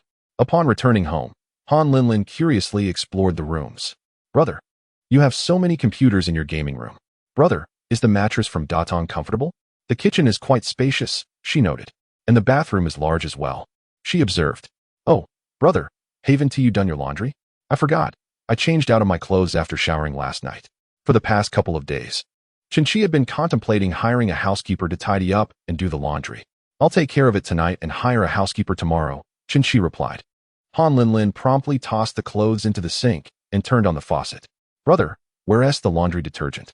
I'll wash it for you now. Her gesture of helping him with his laundry subtly elevated her standing. After all, competition among the goddess clients was quite fierce. The more one could offer Qinshi in return, the more time he would be willing to spend with her. The two settled on the sofa to watch a 98-inch television as Qinshi played a Korean variety show featuring Lim Yuna. Linlin, how did you end up on television? She playfully nudged Qinshi's arm. Will my brother truly be with me because of his fondness for Lin Yune? Lin Yun has merely basked in your glow. Otherwise, I would hardly pay her any attention. With his charming demeanor, Qinshi inquired, Linlin, how is your spoken English so remarkable? My father is an English teacher, and my mother teaches Chinese and serves as the homeroom teacher. With numerous responsibilities, my father often took care of me when I was young. He enjoys watching Western films, and even before I entered kindergarten, I would accompany him in watching them. He would teach me the dialogues as we watched, and over time, I became adept at speaking just like a native English speaker, Linlin replied. Qinshi chuckled. I too enjoy Western films and television series. Yet my spoken English remains rather poor. I suppose my brother merely watches. Reciting along yields different results. Teacher Han, could you assist me in practicing my spoken English? Linlin asked. You must heed the teacher's guidance, Han replied. Of course, teacher. Are you hungry? Allow me to treat you to a meal. As the clock approached 6. With lunch nearly digested, Han Linlin nodded in agreement. Let us go. I have made a reservation at Socrates. Han Linlin had never dined at Socrates before. Qinshi had only brought Su Lu and Su Yao there. It wasn't that the food was exceptionally exquisite or costly. He merely wished to share the experience. Fantastic. I have always wanted to go. The aquarium theme is quite intriguing. Upon arriving at Socrates, the welcoming server seemed unfazed. Oh, this affluent gentleman has once again brought in new beauty. He changes girlfriends more frequently than Principal Wang. Linlin, is there anything else you'd like to add? Qinshi offered the menu. Tonight, Qinshi would select the dishes himself, thinking, if I am treating, then the soft-spoken gentleman has nothing to say. Linlin was taken aback by the expensive choices, a can of caviar for 25,000 and a bottle of white wine for 34,000. That is enough, brother. You have ordered too much. This meal will consume an entire recharge card for Tabashu. The final bill exceeded the recharge card's 100,000 by 30,000, and Han Linlin was gradually growing accustomed to Qinshi's spending prowess. Brother, could you help me take a photo? Of course. My photography skills surpass even those of Master Zhu. Besides, Su Lu was quite pleased with the photos I took for her. The ambience of the upscale restaurant was delightful as the two savored fine wine and exquisite dishes while listening to live piano music. Linlin clinked her glass with Qinshi, gazing at him with sparkling eyes. The atmosphere is perfect. It evokes feelings of romance, Qinshi mused to himself. The two remained at the restaurant until after 9, and subsequently, Qinshi escorted Han Linlin home. A Rolls-Royce Phantom stood at the entrance of the incongruous residential complex. Brother, wait a moment. I need to go upstairs to fetch something. What is it? You will find out shortly. Han Linlin exited the vehicle and hurried towards her home. Chapter 77 Old Deng. I parked your Rolls-Royce downstairs. The comments on Han Linlin's social media post from the afternoon exploded. In her social circle, where individuals of considerable stature reside, the mere thought of owning a Rolls-Royce is a distant fantasy. Sister, are you serious? Is this a declaration of affection? Wow, a Rolls-Royce Phantom, a luxury vehicle worth millions. Whose young master is this? Linlin, your boyfriend is quite handsome. Messages poured in from her close friends and some acquaintances. Han Linlin only replied briefly in her friends group, mentioning a video call with Lin Yuan and the others later that evening. When Han's mother saw her daughter had returned, she inquired, how is the son of Director Li? Mom, I was just appeasing my dad. That guy is quite dull. He lectured me right after we met. Han Linlin swiftly changed the subject. Mom, guess what Qinshi bought today? Her mother responded. So you were with Qinshi this afternoon? Han's mother had not seen the social media post, as Linlin had blocked her parents from viewing it. This afternoon, I accompanied him to purchase a Rolls-Royce Phantom worth 13 million. She continued, the previous owner's wife is American and amusingly speaks only a few phrases in Chinese, for which I acted as her translator. We dined at Socrates for 130,000. Han's mother sat in stunned silence on the sofa, overwhelmed by the sheer volume of information conveyed in just 3 sentences. 13 million? A Rolls Royce? A dinner costing 130,000? That single meal equated to her annual salary. Explain to me, what kind of phantom costs 13 million? Her mother exclaimed in astonishment. Let us talk about it later. Where's Dad? Out dining with friends. Han Linlin thought to herself, that's a relief. She entered the study, which, despite its name, served as a shared workspace for the 3 teachers in the family, cluttered with various educational materials. Approaching the bookshelf by the window, Han Linlin retrieved an item from the second shelf. Her mother, noticing Linlin emerging from the study, asked, Where are you off to at this hour? Just downstairs. Han Linlin slipped on her shoes and jogged downstairs, arriving at the entrance in 3 minutes. What are you going to get? Chen Shi inquired. Brother, this is for you. Han Linlin handed him the item in her grasp. Chen Shi examined it. The antique disc had not been produced in less than 30 years, perhaps even 20. It was a copy of Jurassic Park, a film he had watched with his father during his early elementary years. With the advent of personal computers, such discs had become obsolete. However, this particular disc was well preserved, housed in its original transparent plastic case, which was further encased in an outer box. Linlin, why are you giving me a Jurassic Park disc? I used to watch these discs to learn English as a child. You might enjoy it too, brother. Chen Shixin pondered whether she was sharing her childhood with him. Such behavior often emerges in couples.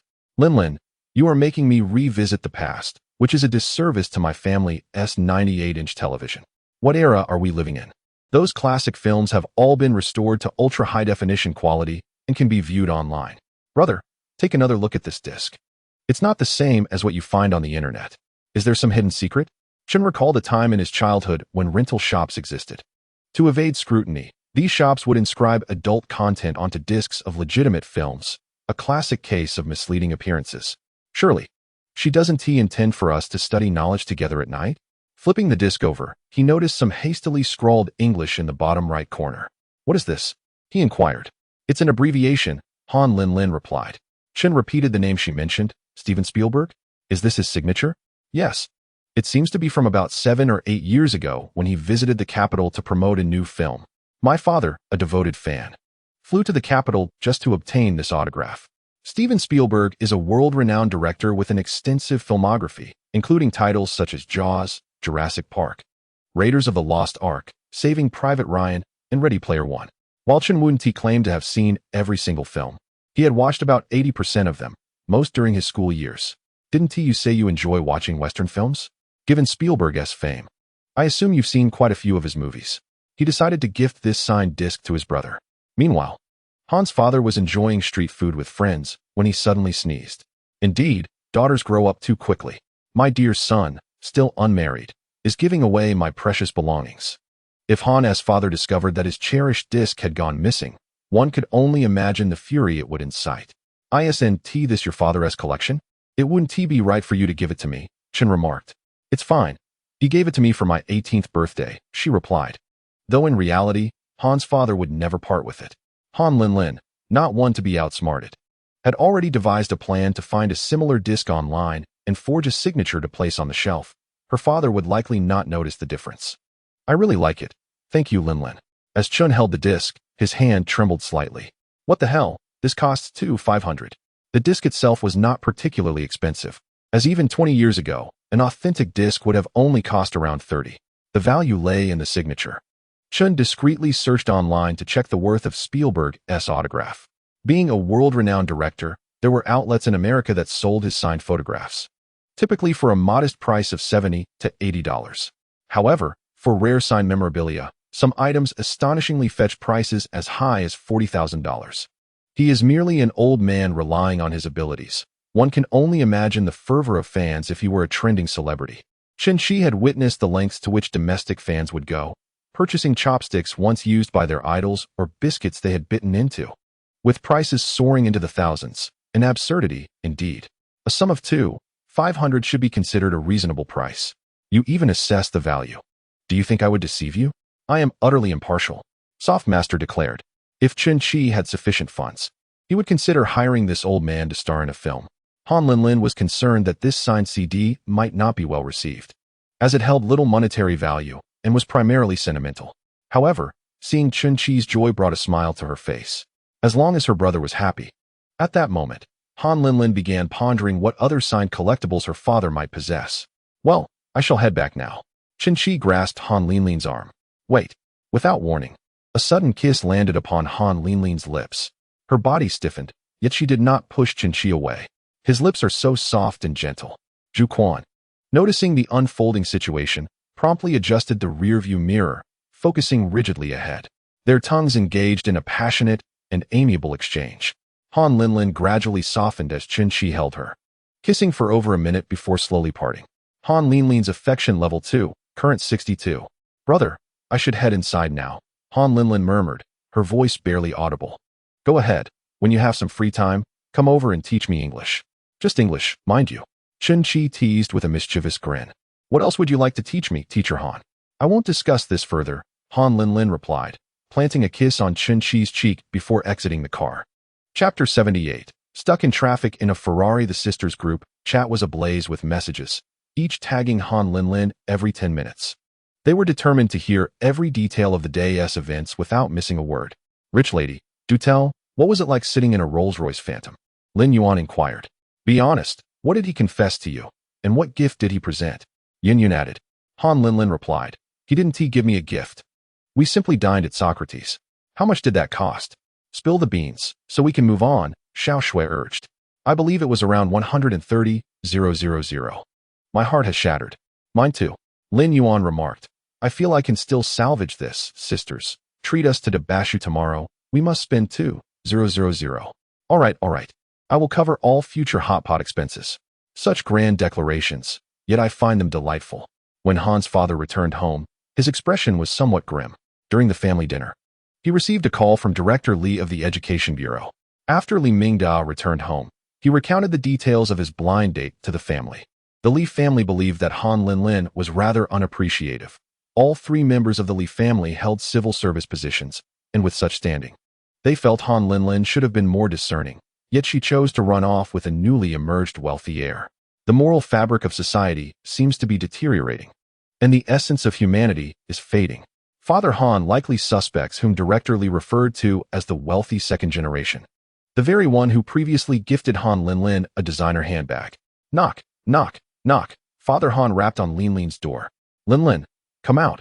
I have something to discuss with you. I'm on the phone, replied Han Linlin. Are you talking to that boy? I told you last time not to associate with him, but you refused to listen. Mother Han rushed over, gripping Father Han firmly. Old Han, you mustn't be so rigid and stubborn. Why do you want our daughter to be set up with Li Mingda? What is your intention? Father Han replied earnestly. Their entire family comprises civil servants, with stable jobs and high incomes. If Linlin marries into that family, her life will undoubtedly be secure, and she may even receive professional support. Mother Han countered. You, too, wish for our daughter to marry well and enjoy a good life. If she marries someone she loves, wouldn't that bring her greater happiness? Forcing her to be with someone she does not care for would only harm her. Father Han furrowed his brow. Are you referring to that Qin boy? I've heard too many tales of infidelity within the financial sector. Old Han, for someone who teaches English and watches Western films daily, how can you not adopt a more open-minded perspective? Why hold such a rigid view of a profession? Can you not be more tolerant? Father Han indeed held a rather dismissive attitude towards the financial world. Many of his graduating high school students ended up at Donghai University of Finance, and upon graduation, ventured into the financial industry. Some of those students shared stories about their male peers in finance who engaged in all sorts of frivolous behavior. I only desire the best for my daughter. She is my only precious child, and if she were to encounter a scoundrel, how heartbroken she would be. Whether Linlin would be heartbroken was uncertain, but Father Han would surely feel the pain if he were to find out. The following day, July 15th, Monday, sunny with a high temperature warning. Today, there were several matters to attend to. The property purchased from Lu Liwei the previous day required Qin to be present for the transfer of ownership. Additionally, the registration of the Ferrari and Rolls-Royce necessitated a hefty tax payment, also requiring Qin's presence. Yesterday, Zhu Quan made 2 trips to bring back the vehicles.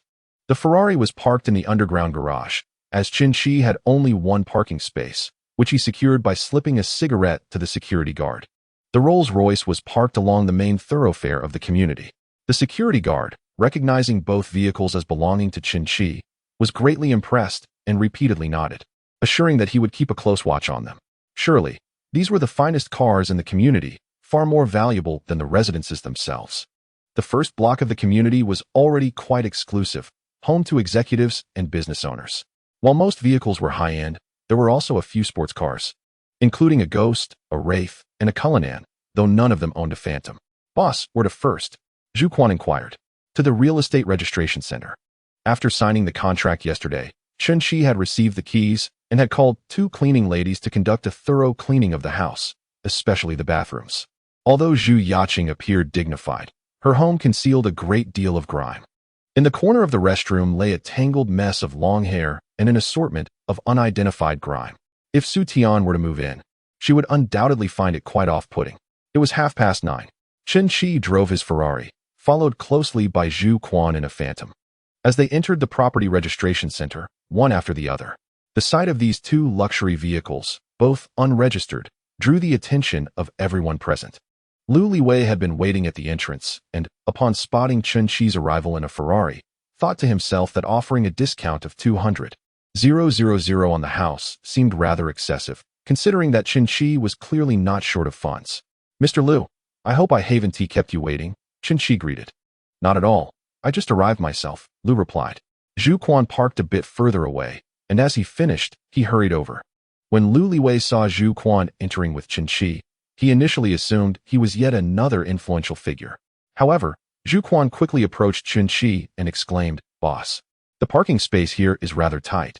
It took me some time to maneuver in. Chen Shi tossed the Ferrari keys to Zhu Quan. My car isn't parked straight, and I'm worried about the adjacent vehicle's door hitting it. Please repark it for me. Zhu Quan took the keys and went to relocate the car. Mr. Chen, what about that Rolls-Royce? Lu Liwei inquired. The Phantom? It belongs to me as well, Chen Shi replied. Lu Liwei, who also owned a company and had some wealth, thought it was not unreasonable to own a house to accommodate a mistress. His own vehicle, a Mercedes-Benz worth $1.38 million, was quite impressive. Yet it paled in comparison to the 2 cars belonging to Chen Shi. Driving such high-end luxury cars only to purchase a house worth over $2 million.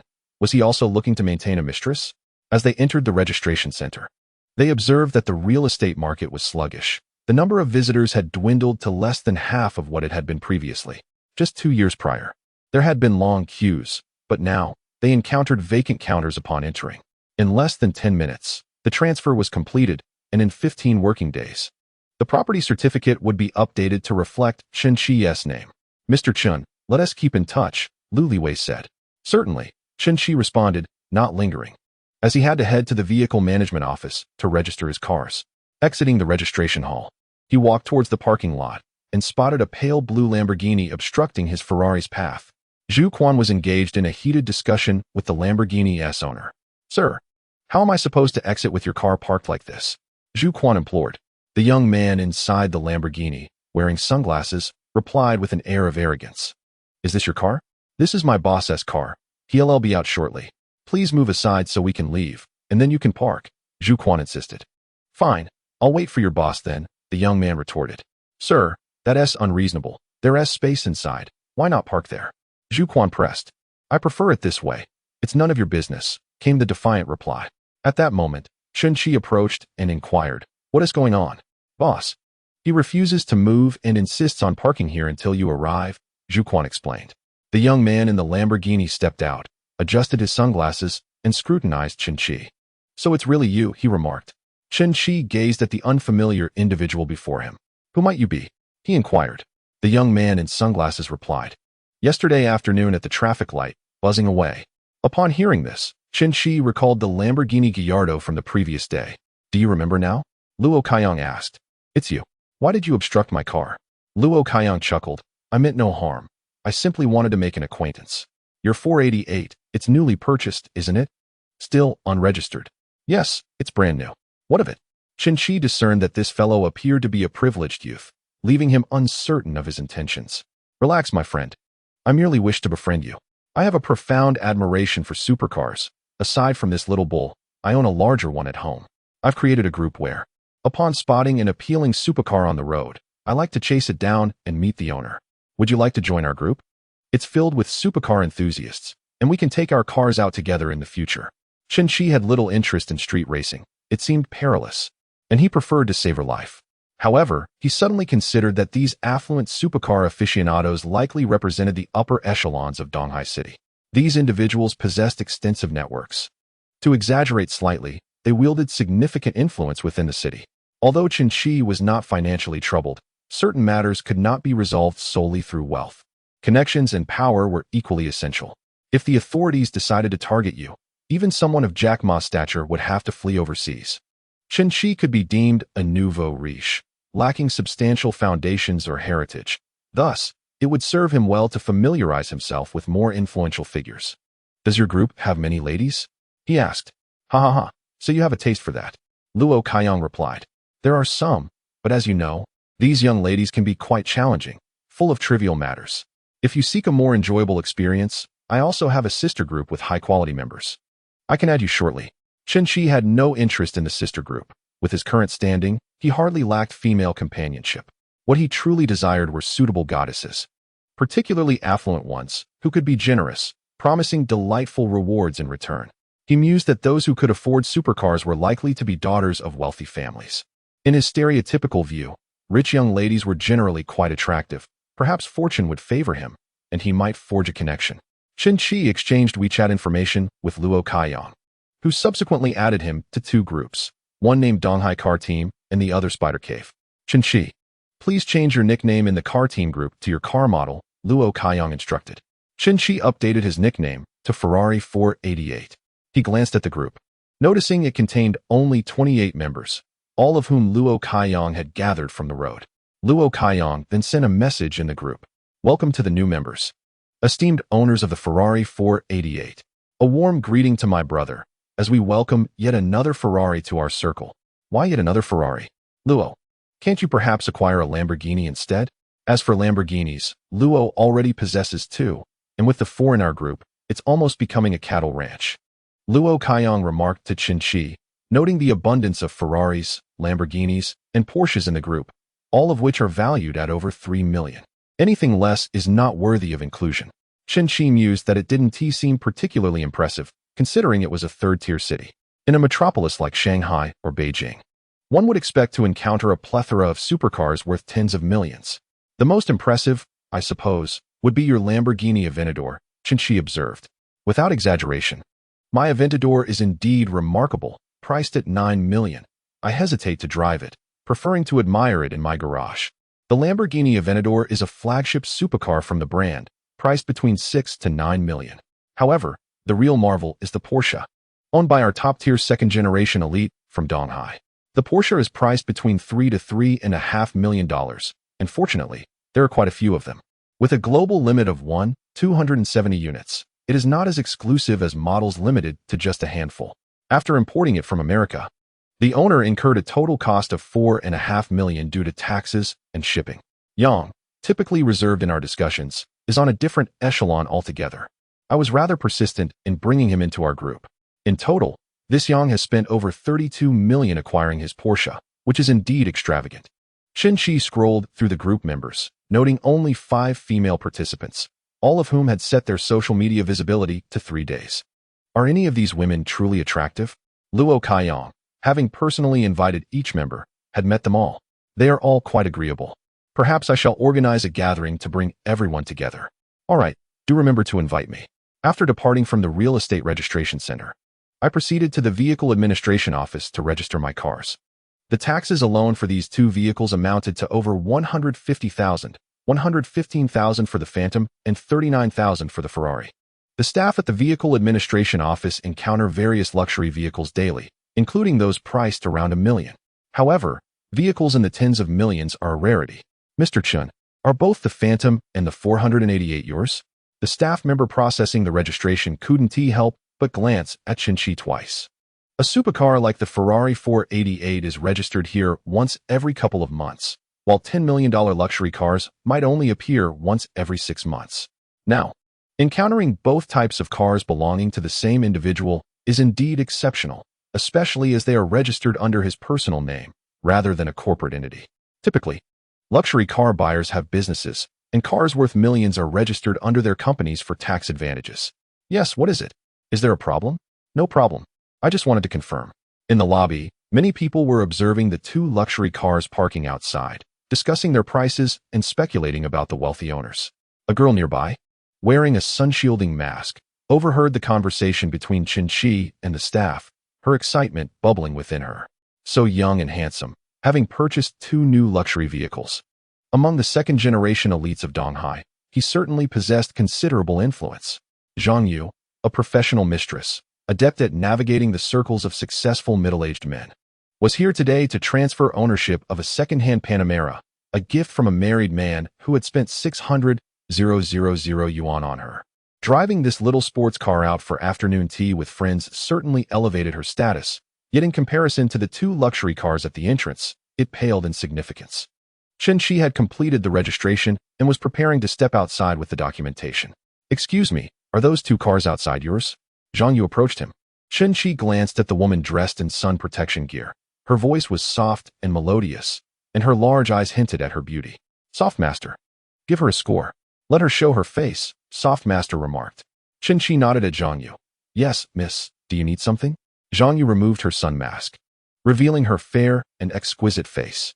If her looks weren't enhanced by technology, she would undoubtedly score above 90. She was just as captivating as Qinshi's other acquaintances.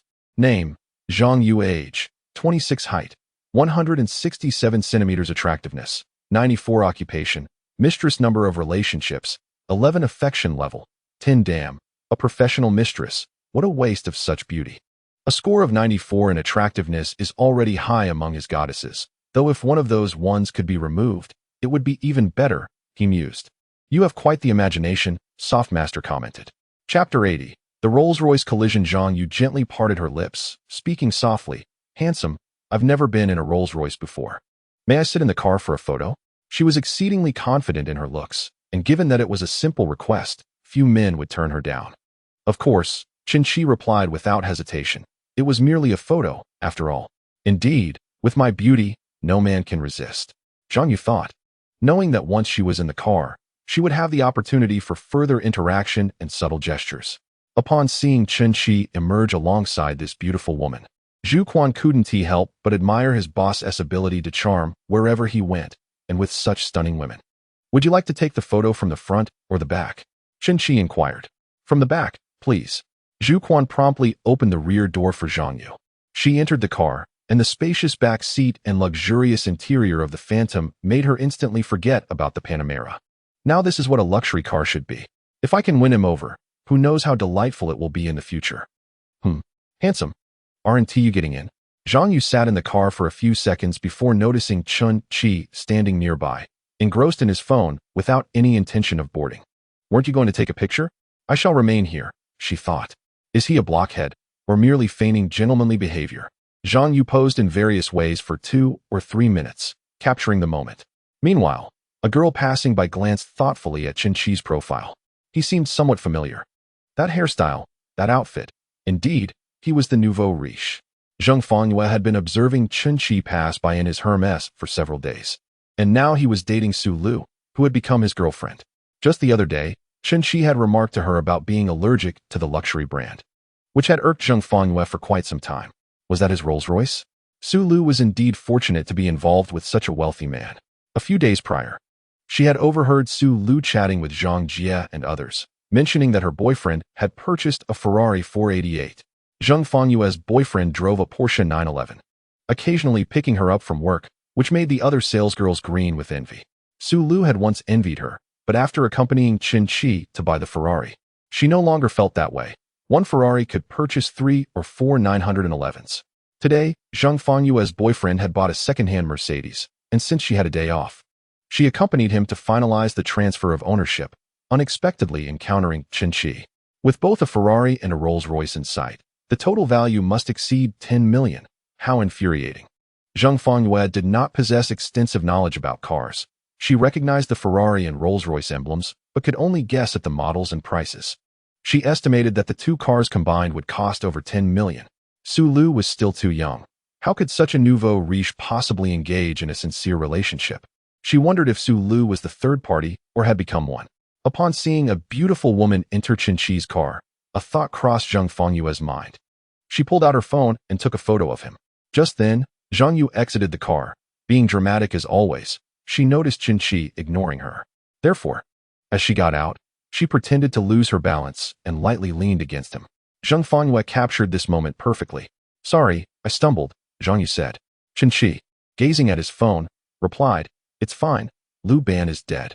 Team battles can lose, but Lu Ban must die. Huh, is he actually playing a game? Am I less captivating than a game? For the first time, Zhang Yu began to doubt her own allure. Who is he? Qinqi felt speechless. His indifference was misinterpreted. Thank you for letting me board and take a photo, she said. No need for thanks, it's a trivial matter. Shall we exchange WeChat? Qinqi, without lifting his gaze, replied, I'm in the middle of a game. He then entered the car, closed the door, and seamlessly resumed his session, achieving a pentakill just as he settled in. Zhang Yu stood there, dumbfounded. This was the downfall of her career. Never before had a man failed to catch her when she was about to fall. Surely, even an ordinary boy would lend a hand in such a situation. He was solely engrossed in that tedious game. Was it my face that lacked allure, or my figure that failed to entice? Boss, where are we headed now? Zhu Quan inquired. First, back to the office. Later, you can drive the Ferrari to the company, came the response. Exiting the vehicle management office. Zhu Quan had barely driven 50 meters when he suddenly slammed on the brakes and swerved, colliding with a car on his left. Fortunately, the speed was low, otherwise, Qinqi would have been propelled from the back seat to the front. Boss, are you alright? Zhu Quan asked anxiously, glancing back. It's over. I've just wrecked my newly purchased car. My life is ruined, he lamented. Qinqi, however, was unscathed, though his shoulder had struck the passenger seat. What happened? Despite the air conditioning being set to a chilly temperature, beads of sweat had already formed on Zhu Quan's forehead. Before Zhu Quan could respond, Qinqi noticed a 4 or 5-year-old girl walking past the front of the car. Boss, the child suddenly darted out. I had no choice but to swerve, which led to the collision with the adjacent vehicle. Both Qinqi and Zhu Quan exited the car. The little girl, clutching a yellow ball, stood frozen in place. Clearly startled. Are you all right, little one? Qinqi asked gently. Zhu Quan, feeling parched and anxious, replied, She just ran out to retrieve her ball. She's so small that I didn't notice her. There's no need to panic. It was merely a bumper collision. As long as no one is injured. Let us call the insurance, Qinqi reassured him. This incident was indeed not Zhu Quan's fault. Accidents are an inevitable aspect of driving. For instance, branches falling from roadside trees, or a truck losing a wheel and striking another vehicle. Sudden appearances of pedestrians are also common traffic mishaps. The vehicle that Zhu Quan had collided with was a Camry parked at the roadside, with the passenger door slightly dented. The left bumper of the Phantom was shattered, causing Zhu Quan's legs to tremble. A brand new car worth 13 million had barely been on the road for 2 minutes before this mishap. It would surely make headlines. Replacing the bumper of a Phantom would cost between 250,000 to 300,000, not including labor costs. However, Qinqi was not overly concerned about the damage to the car. He felt relieved that the little girl was unharmed, as he had no desire for notoriety. Just then, a young man wearing a yellow hat and shirt rushed over, crouching down to embrace the little girl. Sweetheart, do you feel any pain? He asked anxiously. Daddy, the car didn't hit me, the girl replied. Hearing this, the delivery man felt a wave of relief wash over him. It was only then that he noticed the prestigious emblem of the Statue of Liberty on the car, a Rolls-Royce. The delivery man nearly collapsed in shock. If this were to escalate, he could not possibly afford the consequences. Although, according to traffic safety laws, pedestrians are considered the vulnerable party, meaning the driver must bear some responsibility, even if the accident was instigated by the pedestrian. Even though both parties share the responsibility, the delivery man lacks the means to cover the repair costs of the Rolls-Royce. His financial struggles led to his wife leaving him, and his elderly parents are unable to assist with childcare back home. Thus, he finds himself delivering meals while simultaneously caring for his child. Earlier, he had parked by the roadside to deliver food to a local vendor when his daughter decided to jump out of the vehicle to play with the ball. The ball rolled off the sidewalk and onto the street, and the little girl, unaware of the dangers, ran to retrieve it. A parked car obstructed Zhu Quan's view, resulting in an unfortunate incident. Sir, my daughter does not understand, the delivery man stammered, his voice trembling. Chapter 81. The Beautiful Traffic Officer. The delivery man was at a loss for words, overwhelmed with emotion. He earns a meager 6,000 to 7,000 yuan a month delivering food in Donghai, all while providing for his daughter and elderly parents. living a life of frugality akin to that of beasts of burden. He could only pray that fate would show mercy and that the car owner would not demand compensation. As long as no one is hurt, do not worry about the car. Take your child away. The road is not safe, he said. Fate did not show kindness, but the car owner, Chen-Chi, displayed compassion. What should have been a minor issue, repairing a vehicle, could be settled with a simple cup of milk tea from a goddess. The delivery man refrained from blaming Chen-Chi, knowing that had he rushed over to indiscriminately accuse him of hitting the child, Chen-Chi's demeanor would have been entirely different. We are all workers. There is no need to make things difficult for one another. Chen-Chi understood the immense pressure the delivery man was under. Demanding that he shoulder part of the blame might have pushed him to the brink of tears. The delivery man stood up and bowed deeply to Chen-Chi, repeating the gesture thrice. Thank you, sir. May you live a long and prosperous life. Sweetheart, say thank you to the uncle, he prompted. The little girl, unsure of why she should express gratitude, complied simply because her father instructed her to. Thank you, uncle, she chimed in her sweet, innocent voice. The delivery man departed with his daughter, yet Chen-Chi remained, unable to leave. The owner of the struck Camry had not yet arrived, but the traffic police had already shown up. 2 officers on motorcycles happened upon the scene of the accident involving the Rolls-Royce. What happened here? The female officer inquired, halting her motorcycle to address Chen-Chi. Han, the beauty, Chen-Chi murmured involuntarily. I am asking you how the accident occurred. The male officer approached, saying, Xiao Jiang, let me handle this. Comrade, please present your driver's license and vehicle registration, the officer demanded. Officer, I am the driver. I was behind the wheel, Zhu Quan hurriedly explained. Chen-Chi was captivated by the female officer's beauty. She resembled Han Jiaran, particularly with a beauty mark on the left side of her nose. Though she wore a police cap, her short hair was evident, and her facial features were striking. Her nose was elegant, and her lips were like cherries. Softmaster, rate this. Name, Jiang Yuni. Age, 24. Height, 168 centimeters. Charm level, 93. Occupation, traffic police officer. Number of romantic relationships, 1. Affection level, 0. Is it bound? Absolutely bound. Is there any doubt? Chen-Chi was overwhelmed with joy, grateful to the daughter of the delivery man.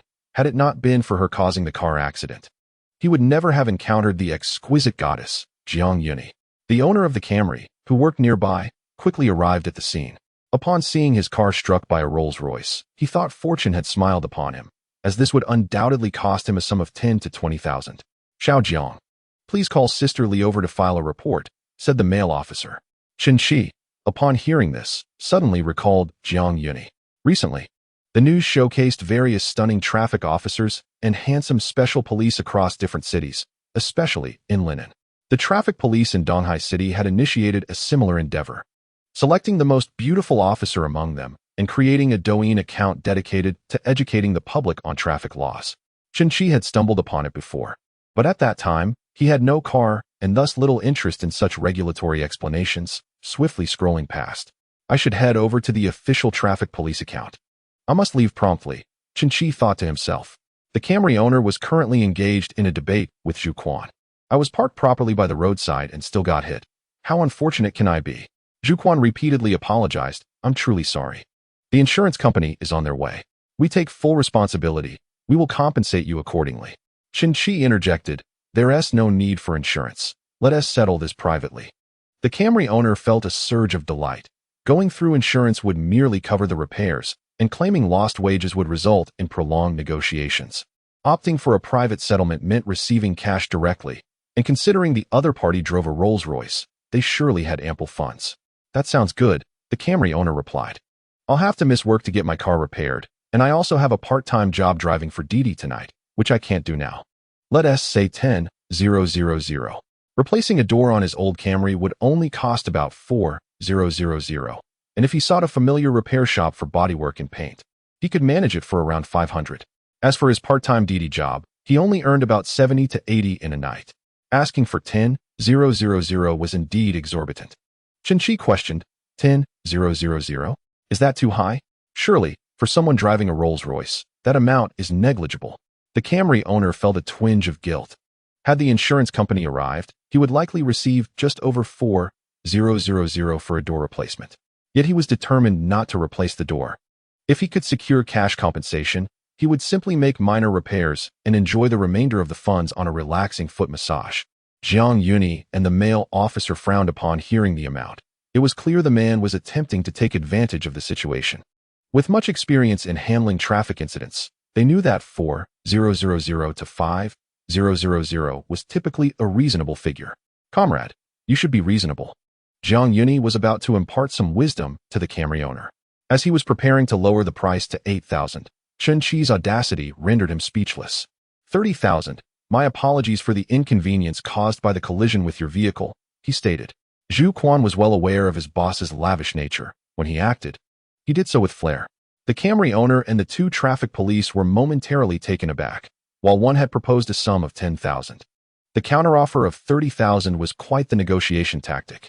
I had intended to reason with him, but alas, the wealthy are not constrained by finances. Had it not been for the parked cars along the roadside, Zhu Quan might have evaded the incident altogether, thereby avoiding the involvement of the traffic police and the chance encounter with Jiang Yuni. All right, thank you, boss. This collision was fortuitously well-timed, remarked the Camry owner, who, upon receiving 30,000, disregarded his vehicle and hurried off to the nearest foot massage establishment. Officer, you are the one from Douyin, promoting legal awareness, right? Chen Qi inquired. Indeed, I am. Although your accident has been privately settled, would you mind sharing your account with our colleague for a Douyin video? Chen Qi, driving a Rolls-Royce, had neither sought compensation from the pedestrian involved in the incident nor withheld a generous 7 to 8 times the amount from the car owner. Such benevolent and affluent behavior deserves recognition, contributing positively to societal values. Chen Qi had seen similar videos before, depicting a scenario where an elderly man in a tricycle collided with a Mercedes owner. The elder, panicked, offered his last 20 yuan and knelt to apologize. The car owner not only refrained from pursuing the matter, but also helped the elder to his feet, reassuring him that all was well. The Mercedes owner's actions garnered widespread acclaim from netizens. Chen Qi's generosity surpassed that of the Mercedes owner's goodwill. Jiang Yuni sought to capture this minor accident for Douyin, aiming for a promotional effect. That might not be convenient, Chen Qi replied. Could the driver film it instead? Jiang Yuni suggested. That, too, is rather inconvenient. Such discretion. Is he shunning the public eye? At that moment, a Volkswagen approached them, and a woman in summer police attire, holding a gimbal, stepped out of the vehicle. A Rolls-Royce. What an excellent subject. Li Ru knew that the more expensive the car, the more it would attract attention, thus increasing the video's viewership. Nini, is this the car owner? She asked. Let's not film this. The owner prefers to remain off camera, Jiang Yuni replied. Li Ru scrutinized Chen Qi and urged, handsome. With your looks, you would undoubtedly shine on camera. What a thought. Chen Qi mused privately. He wasn't there to become a celebrity. The notion of being camera-ready was far from his mind. Chapter 82. You are the first girl to sit in the passenger seat. The official account of the traffic police boasts 1 million followers, and with the keyword Rolls-Royce, it would surely trend locally. He merely wished to accumulate wealth discreetly, for fame invariably invites unwarranted complications. Apologies, but it is quite inconvenient. Chen Qi tactfully redirected the conversation. Officer Jiang, may I add you on WeChat? Jiang Yuni responded. I'm sorry, it's not convenient during work hours. Chen Qi suspected her response was intentional, for she had echoed his words verbatim. At this moment, a call crackled through the intercom, announcing a nearby traffic accident. Jiang Yuni and her partner swiftly mounted their motorcycle and sped off to the scene. This was a first for her. Without even having exchanged WeChat details, a life was lost. Yet, with the goddess status firmly established, it was imperative to secure Jiang Yuni. Comrade, what do you need Officer Zhang's WeChat for? Li Ru inquired with a smile. Isn't she the most beautiful traffic officer? It's quite normal to wish to add a beautiful lady on WeChat, Chen Qi replied. Are you married? Do you have a girlfriend? Certainly single, otherwise. Why would I want Officer Zhang's WeChat? Li Ru chuckled. I'll send you her WeChat. Thank you, but why are you helping me? Not only am I her colleague, but I'm also her cousin. She has been single for 3 months now and hasn't quite moved on. Once a vibrant person, she now wears a perpetual frown. Li Ru explained. I hope she can move on soon. It would be lovely for her to start a new relationship. Chen Qi's curiosity was piqued. May I ask how she ended her last relationship? According to the data, Jiang Yuni had only dated one person, leading him to wonder what could have caused such a breakup. She had a wealthy boyfriend for 2 years. Their relationship seemed quite sweet, but 3 months ago, he suddenly broke up with her. A week later, He was engaged to another woman, and 2 months later, they married. The reason for their breakup, as she told me, was that there were issues with his family's company, and the woman was the daughter of one of their suppliers. His father insisted on an arranged marriage for a business alliance, Li Ru noted, shaking her head. However, I suspect her ex had been involved with that woman long before the breakup. She just didn't realize it. It's yet another tale of a scoundrel betraying for personal gain. Chen Qi listened, finding nothing particularly melodramatic or absurd in her account. He comprehended that it was a sudden, devastating breakup that had wounded her. Exactly, Li Ru affirmed. However, if you wish to pursue her, you may need to put in considerable effort. She has been hurt by the wealthy elite and holds a rather unfavorable view of them. Driving a Rolls-Royce. I must surely have no shortage of admirers, Chen Qi mused, feeling defiant against the odds. He and Li Ru exchanged WeChat details, and she forwarded Jiang Yunyi's contact card to him. He noted his own profile with the remark, owner of a Rolls-Royce, before hitting send. Back at the company, Chen Qi had received a response from one person, having driven his Ferrari back. Meanwhile, Zhu Quan took the Rolls-Royce to the dealership. Salesperson Kai Yijia was astonished. The car, picked up just the day before, had returned today with a shattered bumper. Mr. Chun is aiming to be the king of Shanghai, is he? Upon returning to the office, it was nearly noon, and the lunch break was approaching. Chen Qi had arrived late that morning, having gone to his previous workplace to collect his belongings. In passing, a compensation of 20,000 yuan was given to the company to preempt any future grievances. Although Chen Qi previously asserted that he would address any compensation issues, such a modest sum was something Chen Etienne could easily provide on his own. Today marked his inaugural day as the Human Resources Manager, and in the morning, Supervisor Feng conducted interviews for several customer service positions. Upon his arrival, Chen Qi conducted a second round of interviews, and feeling satisfied, he instructed 2 candidates to await further notification. As Chen Qi entered the HR department, he walked directly into the manager's office without knocking. Mr. Chen, could you please knock first? Chen Etienne suggested. Chen Qi retreated and rapped lightly on the door. Is this acceptable? He inquired. You are the boss. Your word is final. Chen Etienne replied with a hint of resignation. How has your first day at work been? Chen Etienne asked. It's been manageable, primarily. Supervisor Feng has been handling most tasks while I am still acclimatizing, Chen Qi responded. Chen Etienne sighed, feeling somewhat overwhelmed by his rapid promotion. Take your time to learn. There's no rush, and I will not impose any pressure on you. By the way, with such a generous salary you've offered me, is the company in a stable position? Having spent several years in the e-commerce industry, Chen Etienne was aware that in Donghai City, a company of this scale rarely had employees earning an annual salary of 800,000 yuan, apart from the owner. He pondered that his close relationship with Chen Qi was likely the reason for such a high salary. He worried that the high remuneration might lead to the company's downfall, a scenario that, while seemingly absurd, was rooted in poor management practices. You've started working and are already concerned about the company's future. Your vision is commendable. Bringing you on board was indeed a wise decision, Chen Qi assured him. Rest easy. Even if I have to work elsewhere to support the company, I will ensure it does not falter. Chen Etienne naturally hoped for the company's prosperous operation, as a long-term high salary would benefit him greatly. With 5 minutes remaining until the end of the workday, Chen Qi made his way to the design department, where employees greeted him with smiles. Upon taking over the new company, he had already instituted a policy change, converting single-day weekends into double-day weekends. This was a significant boon for the workforce. The company not only refrained from exploiting its employees, but also granted them an additional day of rest. The employees held Chen Qi, their former colleague turned new boss, in high regard, affectionately dubbing him the conscientious capitalist. Su Tian, accompany me on a business trip this afternoon. He instructed. A business trip? Su Tian queried, puzzled.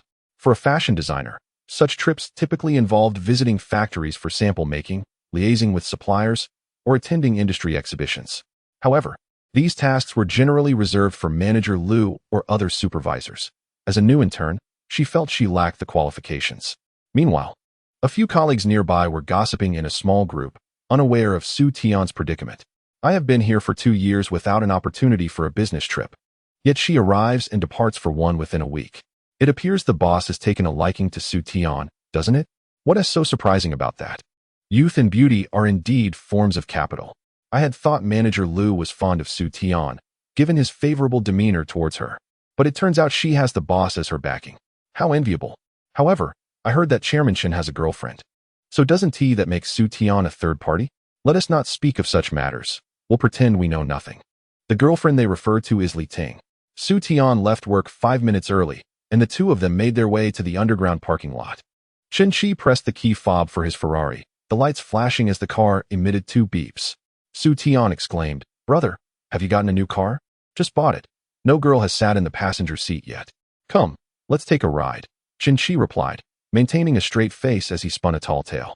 "Really? Of course, it's true." As they settled into the car, Su Tian felt a bit uneasy. "I'm the first girl to sit in the passenger seat." The passenger seat holds special significance for many women.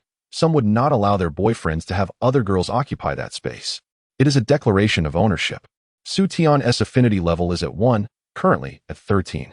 Are all college students this naive and easily deceived, or is she simply more gullible? Su Tian's reaction even made Chen Qi feel slightly bashful. Chapter 83. Is your boss your boyfriend? "Brother, where are we going for the business trip?" Chen Qi replied. "What business trip in this sweltering heat?" "Oh, it's not a business trip." She seemed a tad disappointed. "You love work so much." Su Tian quickly shook her head. No. I just thought a business trip would broaden my horizons." Su Tian excelled in her specialized courses and had a passion for fashion design. When she first entered university, she fantasized about working for an international brand like Chanel. However, as the years passed, that distant dream faded away. "I'll take you to Paris Fashion Week to broaden your horizons," Chen Qi promised. "You mustn't deceive me, brother." Chen Qi gazed intently at Su Tian. "Do I seem like someone who would lie?" Su Tian's cheeks flushed, recalling a misunderstanding from a few days prior when he effortlessly acquired the company, showcasing his formidable prowess. "Unlike others, my brother keeps his promises. The apartment at Changtai Jingyuan has already been tidied up. You needn't return to the office this afternoon. Just pack your things and move in." "Brother, isn't it inappropriate to leave work for personal matters?" Chen Qi chuckled at Su Tian's innocent remarks. "Who am I? I'm the boss. If I say you have a day off, then you do." Su Tian was aware of the subtle tension between her and Chen Qi, yet she wished to avoid gossip at the office. Nevertheless, their mutual attraction had become common knowledge, while she remained oblivious to the awareness of others. Upon becoming a boss, Chen Qi began to grasp the fervent obsession with power exhibited by the antagonists in novels and television. Occupying a lofty position, the ability to dictate a person's fate with a mere utterance is indeed a peculiar sensation. Presently, he is merely the proprietor of a small company. Yet the thought of managing a publicly listed enterprise with thousands, even tens of thousands of employees, evokes an entirely different realm of experience. "Allow me to return to the dormitory to fetch a few belongings before heading home to collect some clothes." "Very well, let us dine first. What would you like to eat?" "Whatever you choose, brother, I shall have as well." One must admit, Su Tian is genuinely obedient. "Then let us keep it simple." Half an hour later, they arrived at Socrates. Su Tian's astonishment was palpable. This establishment is the only Michelin 2-star restaurant in Donghai. She had encountered it on Douyin, where the average expenditure was around 8,000 yuan. The young waiter was already overwhelmed. How many times has this happened now? Is his kidney truly that good? Is this a simple meal? This seems a bit excessive. Tian, what do you fancy?"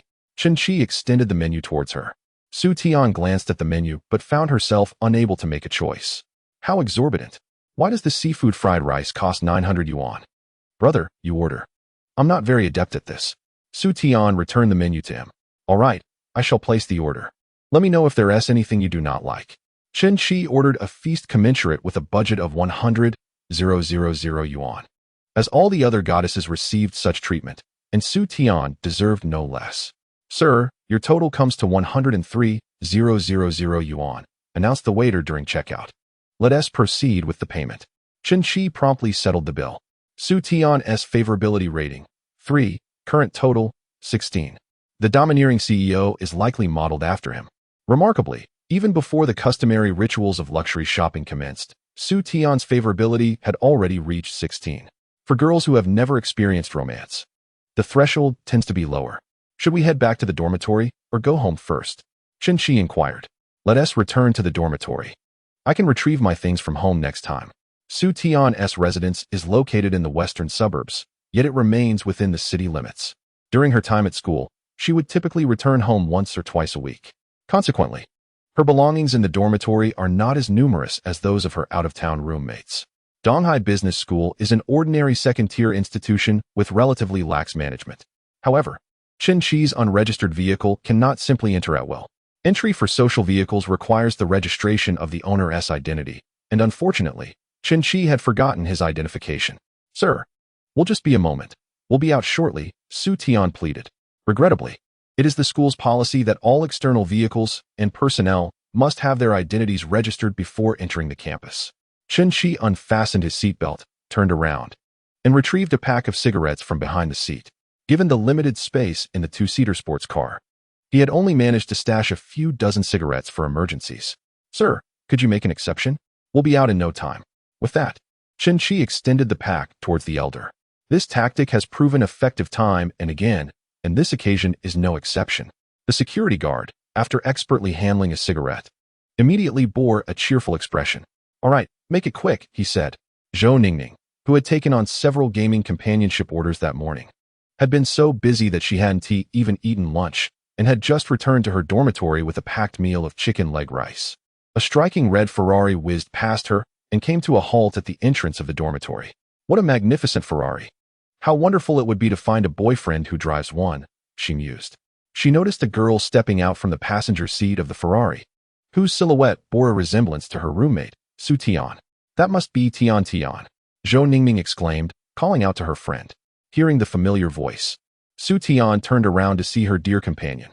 "Is she your classmate?" Chen Qi inquired, glancing at Zhou Ningning. "Yes, she is my roommate," Zhou Ningning replied, hurrying over with her sun umbrella in hand. "Tian Tian, how did you get out of the Ferrari?" "Who is he?" Su Tian responded. "He is my boss." "Your gaming companionship boss? What do you mean?" Zhou Ningning asked incredulously. "No, he is the owner of the company where I intern." "Oh, your boss is so young and handsome," Zhou Ningning exclaimed in astonishment. "Tian Tian, go ahead and organize your things. I'll wait for you in the car," Chen Qi said, retreating into the vehicle for refuge from the heat. As Su Tian and Zhou Ningning entered the dormitory building, Zhou Ningming's curiosity piqued, and she clasped Su Tian's hand with eager anticipation. "Tian Tian, please don't tell me your boss is your boyfriend." "How could that be? We've only known each other for a few days," she replied. "But did he drop you off at school?" "It seems unlikely for a boss and an intern to have such interactions," Zhou Ningming noted, pondering the situation. Considering the relationship dynamics, if they were to exclude the professional context, only romantic possibilities remained. "Tian Tian, you truly are remarkable. Your first boyfriend is a high-flying entrepreneur who drives a supercar. I'm so envious." "It's not like that," Su Tian whispered. She sensed that Chen Qi might indeed have an interest in her. From their initial meeting during the gaming companionship to the misunderstanding that took place 2 days prior, where Chen Qi had not held her accountable, he had even offered her free accommodation and assisted her with moving. Such occurrences are not uncommon. Many couples at school are together within just 3 days. Fueled by dopamine and quickly infatuated, Zhou Ningming remarked. "By the way, why did he ask you to organize your things? Are you two planning to live together?" Su Tian quickly clarified. No, he just happens to have an empty apartment next to the company, and he suggested I stay there for convenience." "How utterly enviable. He must be incredibly wealthy. Please ask if I could stay in his vacant room," Zhou Ningming pleaded. Su Tian contemplated, recalling that Chen Qi had mentioned that the 3-bedroom apartment he offered her was indeed spacious and vacant. "I'll inquire, if he agrees. You can come and stay with me. What a good friend you are," Zhou Ningming joyfully exclaimed, taking Su Tian's hand as they ascended the stairs. Chapter 84. 50,000 yuan is also a gesture. Su Tian possessed few belongings, as she frequently returned home, resulting in only a week's worth of clothing in her dormitory. Now, with summer garments that were light and short, everything could fit into a single suitcase. After tidying up for a brief 10 minutes, the two had packed all their items: a small suitcase, a handbag, a cooling mat, and a summer blanket. As they descended to the lobby on the first floor, Su Tian spotted a vending machine and called out to Zhou Ningning, "Wait for me a moment." She intended to purchase a bottle of drink for Chen Qi. Although Su Tian had never been in a romantic relationship, she had observed other girls buying water for their boyfriends during basketball games. Emulating them, she decided that on this sweltering day, a refreshing beverage would be delightful. At the vending machine, Su Tian selected 2 bottles of Yuanqi Forest, each priced at 5 yuan. Upon seeing Su Tian emerge, Qin opened the front trunk of his Ferrari. Fortunately, the suitcase was small enough to fit, though there was no room for anything else. You shouldn't have brought the cooling mat and summer blanket. I forgot to tell you that I bought new ones and set them up, Zhou Ningning remarked. Just let me take them back. You won't need them. All right. Qin and Su Tian got into the car, standing outside for a moment, both feeling the heat intensely. Brother, which flavor do you prefer? Su Tian asked, pulling out the 2 bottles of Yuanqi Forest from her handbag, one white peach flavor and the other cherry blossom green grape. Qin felt a surge of delight. The young girl was quite perceptive and knew to buy drinks. He casually picked one, aware that they were priced the same. Unlike the last time when Su Lu bought him coffee and was ridiculed by a friend. I'll take the white peach, Qin replied. Su Tian handed him the white peach bottle. Received 5 soft meal coins, cashback of 50,000 Huaxia coins. Even the smallest of gains is still a gain. This was a promising beginning. Qin noticed that Su Tian's handbag was rather unique, with a leather color that differed, resembling a patchwork. The floral pattern appeared to be either peony or peonia, embossed with an unknown brand. Tian, your bag looks quite lovely, Qin complimented. Hearing this, Su Tian's face brightened, and she cheerfully inquired, do you really think it's beautiful, brother? Having frequented luxury stores recently and seen many bags, Qin admitted that he had not encountered one quite like this. It's quite distinctive. I made this myself, using leftover leather scraps, Su Tian proudly revealed. Pointing, Qin asked, is this your initials? Yes, it stands for Tian, she confirmed. Qin gave her a thumbs up, exclaiming, impressive. You're quite the designer. Oh no, it's just something I made out of boredom, Su Tian modestly replied, though she appreciated Qin's praise. What aspiring design student wouldn't wish to become a renowned designer, allowing more people to appreciate their work? It's beautiful and has character. Far more stylish than those big brands, Qin remarked. No, how could I dare to compare myself with the renowned brands? While designer bags are indeed quite appealing. If I were affluent, I would also desire to own one. Su Tian's attire and belongings are all quite ordinary and reasonably priced. She possesses 3 bags, all modest in size, including a few affordable bags from New Zealand that cost merely a few hundred. Upon hearing her unspoken thoughts, Qin remarked, let us head to the mall to purchase some daily necessities. Su Tian realized her shower gel, shampoo, and conditioner were nearly depleted, so she planned to buy new ones at the supermarket that evening. The two ventured to Qianjiao Plaza, conveniently located near the university town, bustling with students. Passers-by on the street couldn't help but steal glances at the luxurious Ferrari. Upon entering the mall's parking garage, Qin, lacking a license plate, was unable to have the temporary plate recognized, and thus had to call out to the security guard. Excuse me, could you raise the barrier? The corpulent guard glanced at the time, noted it was 2:40, and pressed the remote to lift the barrier, allowing the Ferrari to enter. They first proceeded to the Walmart on the first floor. Su Tian perused the personal care section, glancing left and right. It seems a bit pricier than online. Qin, sensing her thoughts, directly placed the bottles of shower gel and shampoo she had considered into the shopping cart. Brother, I can't possibly use that much. Su Tian gazed at the 7 or 8 bottles of shower gel in the cart, wondering how long they would last. Buying so many is such a waste. I don't have much money in my card, she thought to herself. To her astonishment, she contemplated paying for them herself. How extraordinary. Feeling embarrassed to ask Qin for assistance, she thought these items were for her own use. Qin reassured her, just use whichever feels most comfortable. Anything you can't finish can be shared with your roommates. Feel free to buy whatever you want. After all, it's not as if I would let you pay. That much isn't necessary. I'll just buy the ones I usually use. Su Tian returned the excess bottles and selected a few household items and cleaning supplies. In total, it likely amounted to just 400 or 500 yuan. This was perhaps the least Qin had ever spent. Upon exiting Walmart, Qin said to Su Tian, now, I will take you on a business trip. Really? Where to? To the 3rd floor, where they sell luxury goods.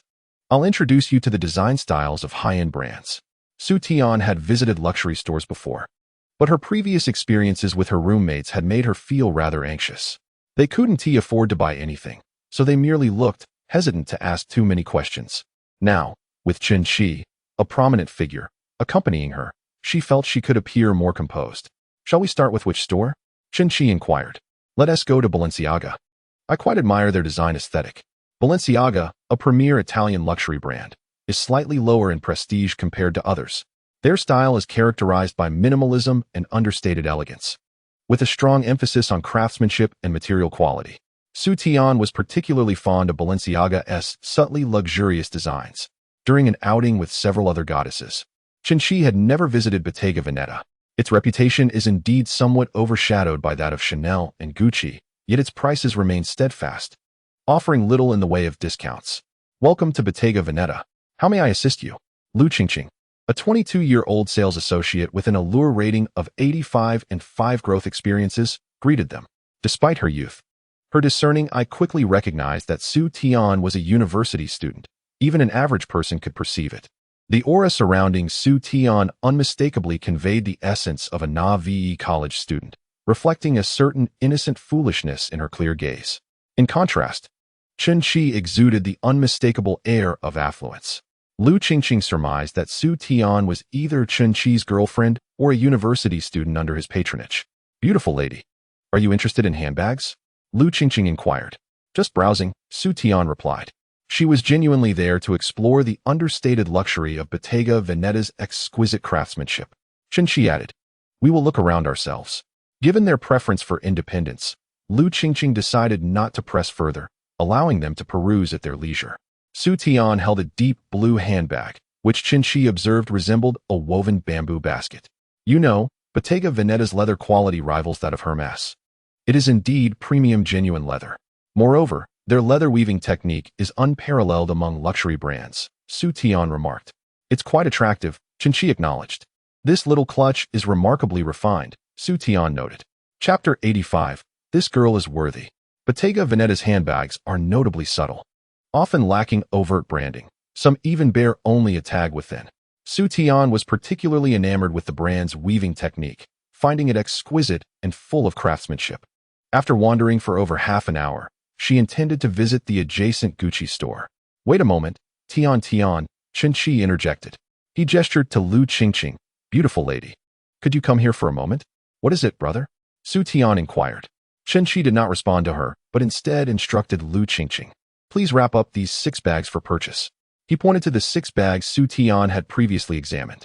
Su Yao's mind buzzed with disbelief. Is this really happening to me, just like in a television drama? She thought. How much will this cost? Having worked in the store for a year, Lu Qingqing had encountered many affluent wives and wealthy heirs, who were typically straightforward with their transactions. However, she had never witnessed someone purchasing bags in such bulk during her tenure as a sales associate. Sir, you selected 6, correct? Lu Qingqing confirmed. Within moments, she calculated the total price for the 6 bags, 2 large totes, 3 crossbody bags, and 1 small clutch, amounting to 157,000 yuan. The total for these 6 bags is 157,000, Lu Qingqing announced. Upon hearing the price, Qinshi mused that it was indeed more affordable than Chanel. The large handbag appears to be priced at over 40,000, while the small clutch is just over 8,000. Let us wrap it up, Qinshi remarked. Brother, what are you doing? Did you buy this for me? I thought you liked it, she replied, waving her hands in protest. I'm merely browsing. I have no intention of purchasing a bag. But you aspire to learn the design techniques of luxury brands, don't you? Bringing it home would provide an excellent opportunity for study and allow you to create blockbuster designs for the company in the future. Qinshi's rationale for gifting the bag was somewhat clumsy, yet tinged with a hint of dominance. This dominance was infused with a touch of romance. And that romance was steeped in opulence. 15,700 just like that? Is this how a domineering CEO pursues a woman? Su Yao's favorability rating is currently 5, totaling 21. Brother, I will definitely work hard. Xiaozhu professed her indifference towards money, yet every moment that moved her heart was steeped in financial implications. Su Yao felt the same. She yearned for a devoted partner to avoid the fate her mother endured. However, mere devotion was insufficient. He also needed to be handsome and affluent. Huang Qingyi, despite his flamboyant nature, largely met her criteria, while Qinshi far exceeded her expectations. She never envisioned herself dating a young and dashing magnate. It seemed remarkably easy to increase her favorability by just a modest monetary gesture. Upon exiting the Baodai store, they aimlessly continued their stroll. As they reached the 2nd floor, Su Yao suddenly spotted an ice cream parlor named Ice Princess. Brother, would you like some ice cream? It's on me. It was difficult to discern whether her innocence stemmed from naivety or simplicity. She merely thought the ice cream looked delectable and wished to share it with Qin. Unlike her friends Su Lu and Su Yao, who would agonize over gift selections and inquiries, Su Tian did not entertain such thoughts. In her eyes, Qin was akin to an ordinary college student. That sounds perfect for cooling off. They approached the Ice Princess shop, where a few patrons were already in line. Brother, which one would you like? Qin glanced at the menu, noting the extravagant prices. The cheapest cone was 14 yuan, while cups of ice cream began at 18 yuan, with sundae cups and milkshakes starting at 33 yuan. The ice cream cakes ranged from 138 to 358 yuan, and at only 4 inches in size. They could only be described as exorbitantly priced. If I were to order the 358 yuan cake, wouldn't that equate to 358,000? Stop your fanciful musings, understand? Qin sighed, addressing Su Tian. Sweetie, could you please place the order for me? Sure, I saw some recommendations online, Su Tian replied as she scrolled through her phone. In the end, Qin ordered a peacock cup chocolate almond flavor priced at 35, while she herself chose an avocado yogurt smoothie costing 29. Su Tian truly understands. She even ordered an expensive drink for me. The two waited for 7 or 8 minutes before their order number was called. Received 35 soft meal coins, cashback of 350,000 Huaxia coins, with 350,000 in hand, and including the drinks she had treated her to at school, it totaled 400,000. This surpassed the cost of Qin treating her to Socrates and even buying a 150,000 bag. Brother, try a sip of mine. To Su Tian's surprise, she offered the first spoonful of her smoothie to Qin. This girl is quite charming. How endearing. Previously, when she didn't get the first bite of an ice cream cone to share with Li Ting, she had sulked and questioned Qin, asking if he no longer loved her, leaving him utterly speechless. Qin took the first bite. While it didn't compare to the 520 yuan dessert at Socrates, he still gave it a high praise. Delicious, amazing. Su Tian laughed. There's no need for such flattery. You should try mine. Qin reciprocated, offering her the first bite of his peacock cup, which was equally delightful. We really do seem like a couple. Su Tian's affection level 1, current 22, sweetie. Do you like ice cream? Qin inquired. Su Tian nodded. Her interest in other sweets was moderate, but she quite enjoyed ice cream. Then I'll get you a recharge card. Thank you, brother. Qin approached the counter and spoke to the attendant. Hello, I'd like to get a recharge card. Sir, just scan and register. Once registered, provide me with the verification code, and I'll issue you the card. The Ice Princess recharge card could be used online. And there was also a physical card available. Sweetie, when is your birthday? Qin asked. For the final step of registration, he thought it best to set the recharge card password to Su Tian's birthday, May 16th. Done. The recharge card password is your birthday. While adding funds to the recharge card in the mini program, Qin discovered only 3 available amounts, 200, 500, and 1,000.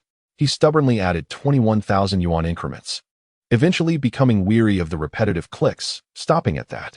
Spending 20,000 yuan on ice cream would keep her indulged for 2 years. The young attendant noticed the amount displayed in the system, 20,000 yuan. He looked up at Qin, realizing that to consume that much, one would need to eat ice cream daily throughout the year. Most individuals would take 4 to 5 years to finish such an amount. But a wealthy person treats money as if it holds little value. Sir, your recharge card is ready, with a balance of 20,000 yuan.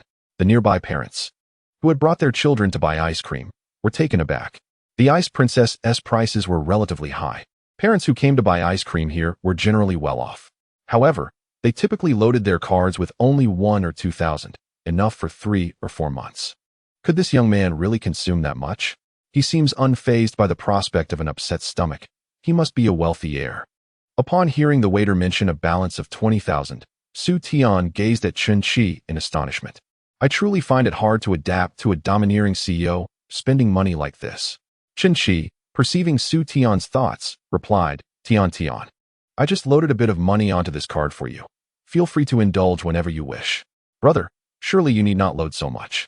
It would be too much to consume. Chapter 86. Tian continues to level up. Qin handed the card to Su Tian. Take your time.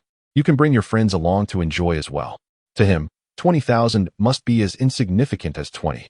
Su Tian's affection level, 1, current, 23. Chen Shi mused that there was indeed a distinction. If someone were to give him 20, he could potentially earn back 200,000. By 5 o'clock, the mall began to fill with diners arriving for supper. What would you like for dinner, Tian Tian? This time, Su Tian did not respond with, I'll eat whatever you choose, brother. After some contemplation, she suggested, there's a Japanese barbecue restaurant on the first floor outside the plaza. I've heard the flavors are delightful. Let us go for barbecue then. Chen Shi had not indulged in grilled meat this week. He had only been treated to skewers by Su Lu once. The barbecue establishment, named Saitama Barbecue, had an average cost of 300 per person, which was quite steep. They also offered a premium package, the Supreme Barbecue, priced at 4,000 per person, featuring Kobe beef. Let us order 2 of the Supreme Barbecue, he declared. And Su Tian, aware of the upscale options, had not anticipated such an extravagant choice. The regular dishes alone were around 300, which she considered rather pricey. To her surprise, Chen Shi directly ordered the most expensive package. Su Tian's affection level, 1, current, 24. Brother, do you frequently dine at such lavish places? Not really. Sometimes I just have a simple fried rice. 300 for a basic seafood fried rice. Fried rice, you say? I pride myself on making it exceptionally well. I am nicknamed the fried rice master. Is that so? Then I must try it. After finishing their barbecue, they returned from Saitama Barbecue to the parking lot of Qianjiao Plaza. Chen Shi searched around, only to realize he had forgotten where he had parked his car. I believe it was in Area B, Su Tian suggested. Fortunately, you remember, Area B should be on the second underground level, right? Su Tian shook her head. I think it might be this level. Let us check the parking layout, Chen Shi proposed. Although Qianjiao Plaza was close to the university and Su Tian frequented it, she usually took a taxi and had never visited the underground parking lot, making the layout unclear to her.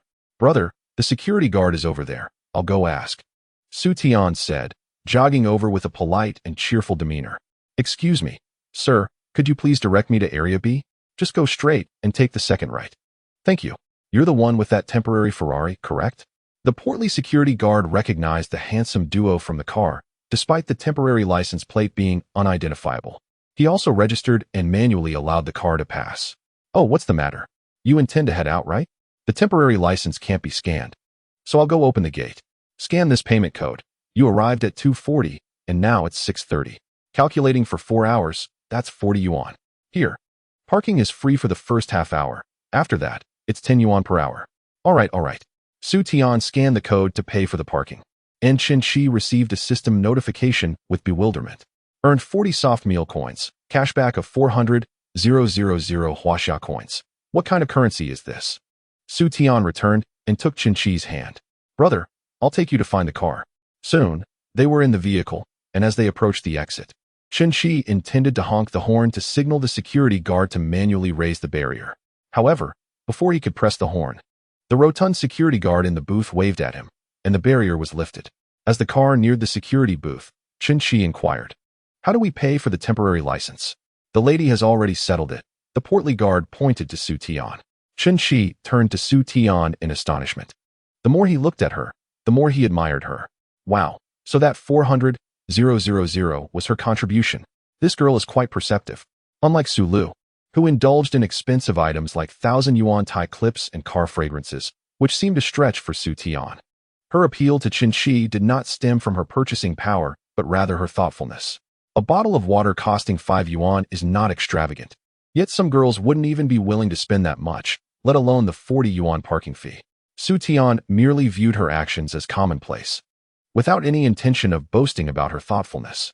Chen Shi treated her to high-end barbecue she had never tasted before and bought her a bag worth over 150,000 yuan. It was only natural for her to buy him ice cream and cover the parking fee. Why did you pay for the parking? Chen Shi asked. Su Tian smiled. I asked for directions earlier and paid then. By settling it in advance, I won't have to scan again at the exit. Such a clever little mind. The car exited Qianjiao Plaza, now heading to Changtai Jinyuan to tidy up Su Tian's place.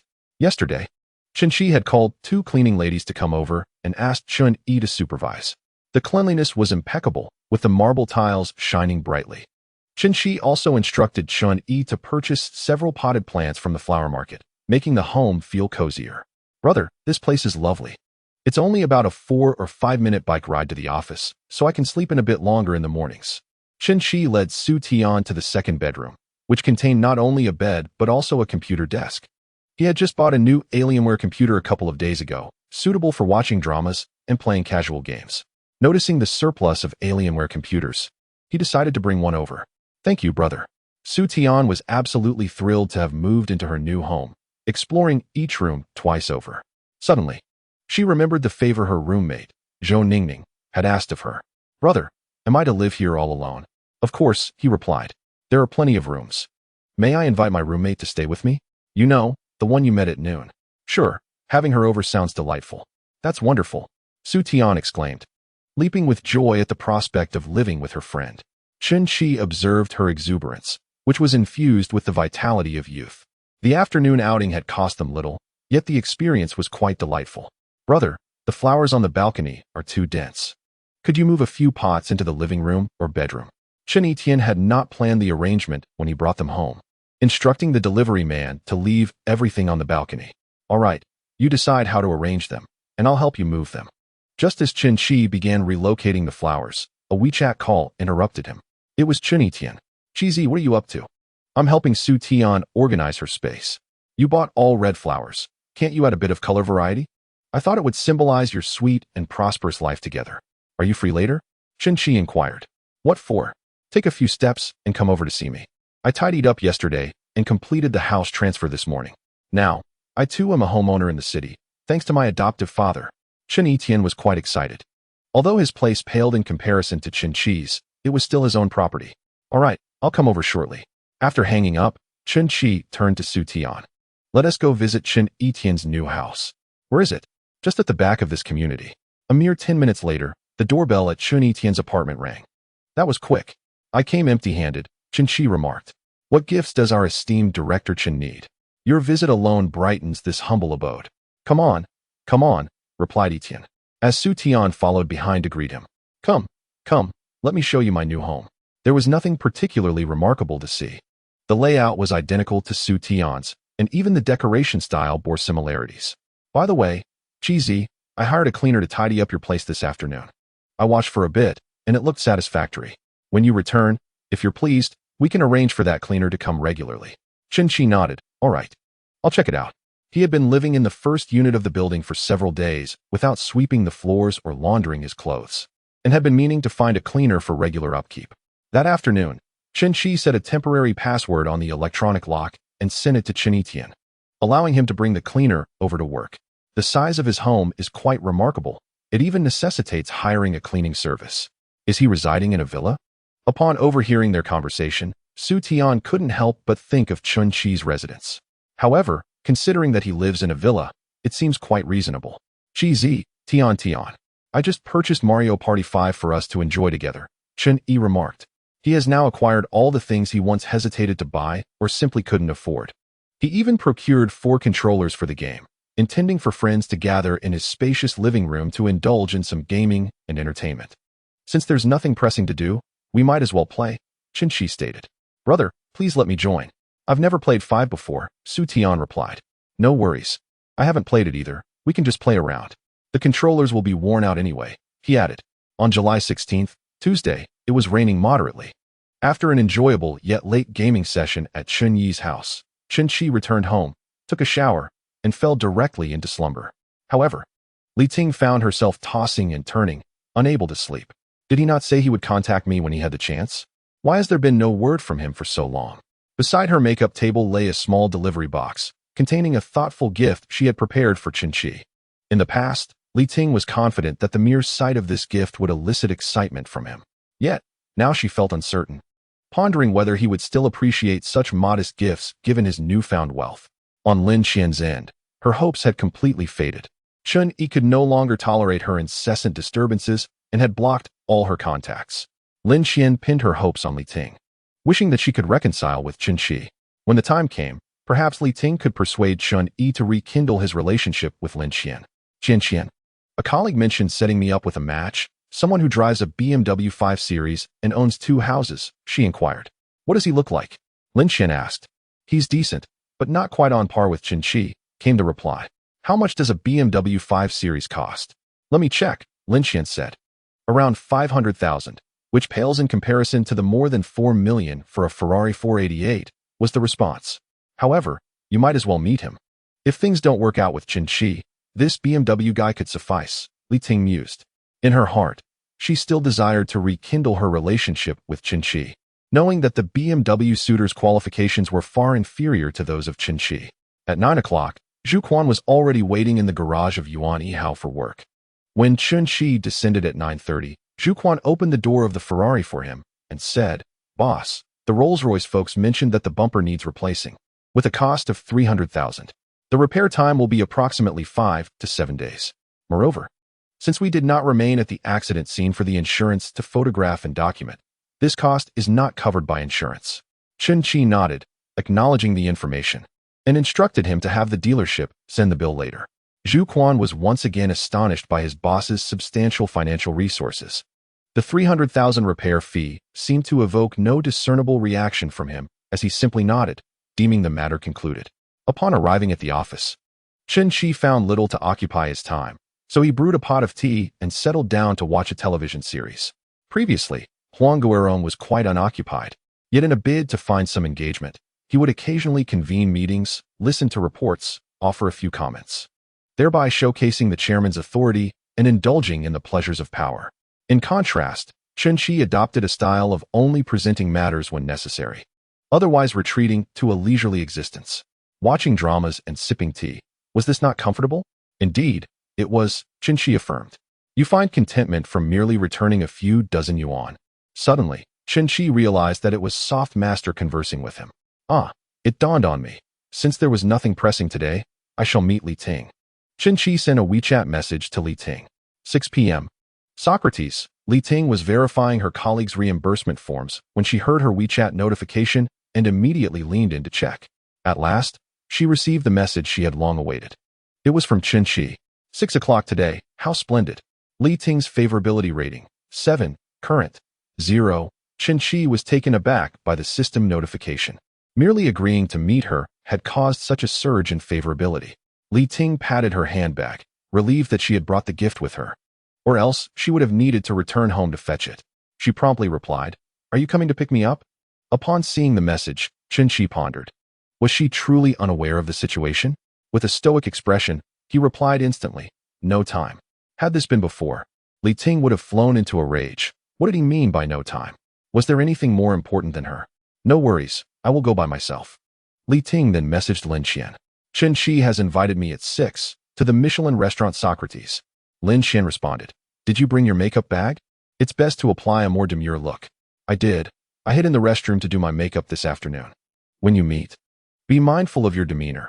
Qin is not the same Qin he once was. Did you know? He bought Qin Etienne a house worth more than 2 million. How wealthy must he be? Previously, Qin gave Qin Etienne 1 million, and now he buys him a house. He is so generous to his brother. He must be even more generous to his girlfriend. Li Ting stared at Lin Qian's message, momentarily stunned, her fingers hovering over the keyboard, unable to type. Was Qin Etienne a succubus? Or was Qin a prodigy? How could he be so magnanimous? Had he won a lottery worth over 100 million, rendering a few million insignificant? Qin, how do you know this? Didn't Qin Etienne block all your contacts? I checked his Douyin with a secondary account. He just posted this morning. Qin Etienne remained blissfully unaware of being surveilled. It was still before noon when Qin summoned Qin Etienne and Su Tian for an early lunch. The fast food near Qin's company was rather expensive, without discounts. Meals typically exceeded 20 yuan. Su Tian, residing nearby and not particularly adept at cooking, relied on local eateries for her breakfasts, lunches, and dinners. As the three savored their chicken pot, Qin inquired, Tian, how does it taste?" "Delicious. The dish is infused with flavor. Allow me to load a card for you, so whenever you desire a meal, you may indulge." This continues to be a clever way to save money for the goddess, alleviating her dining expenses and conserving a few hundred or even 1,000 yuan each month. Consequently, the funds allocated to Qin may increase. Su Tian, having learned from yesterday's experience with the Ice Princess, was apprehensive that Qin might go overboard again and load tens of thousands onto the card. "Brother, eating at the same place repeatedly can become tiresome. Perhaps load a little less." Qin nodded in agreement, acknowledging that the flavor of the chicken pot was indeed quite robust. Then let us load 10,000. Each restaurant here can have 10,000 loaded onto their cards. This way, we can alternate and choose whichever restaurant we desire. What? Su Tian exclaimed in astonishment. He is being excessively considerate. Su Tian's affection level, 2. Current, 27. Chun Yi's chicken leg fell from his mouth. Cheesy, must you be so extravagant? You're getting cards for every restaurant on this street? There are over 20 dining establishments along this street. If you were to acquire cards for all, that would amount to over 200,000 yuan. I'll leave this matter to you. I'll transfer you the money shortly. Chun Yi leaned in and whispered, Cheesy, this is an all-encompassing sponsorship. You've purchased a house for her to live in and are spending so much on her meals. Aren't you worried Su Lu will find out? Chun Yi was only aware of one of Chun Chi's girlfriends, Su Lu.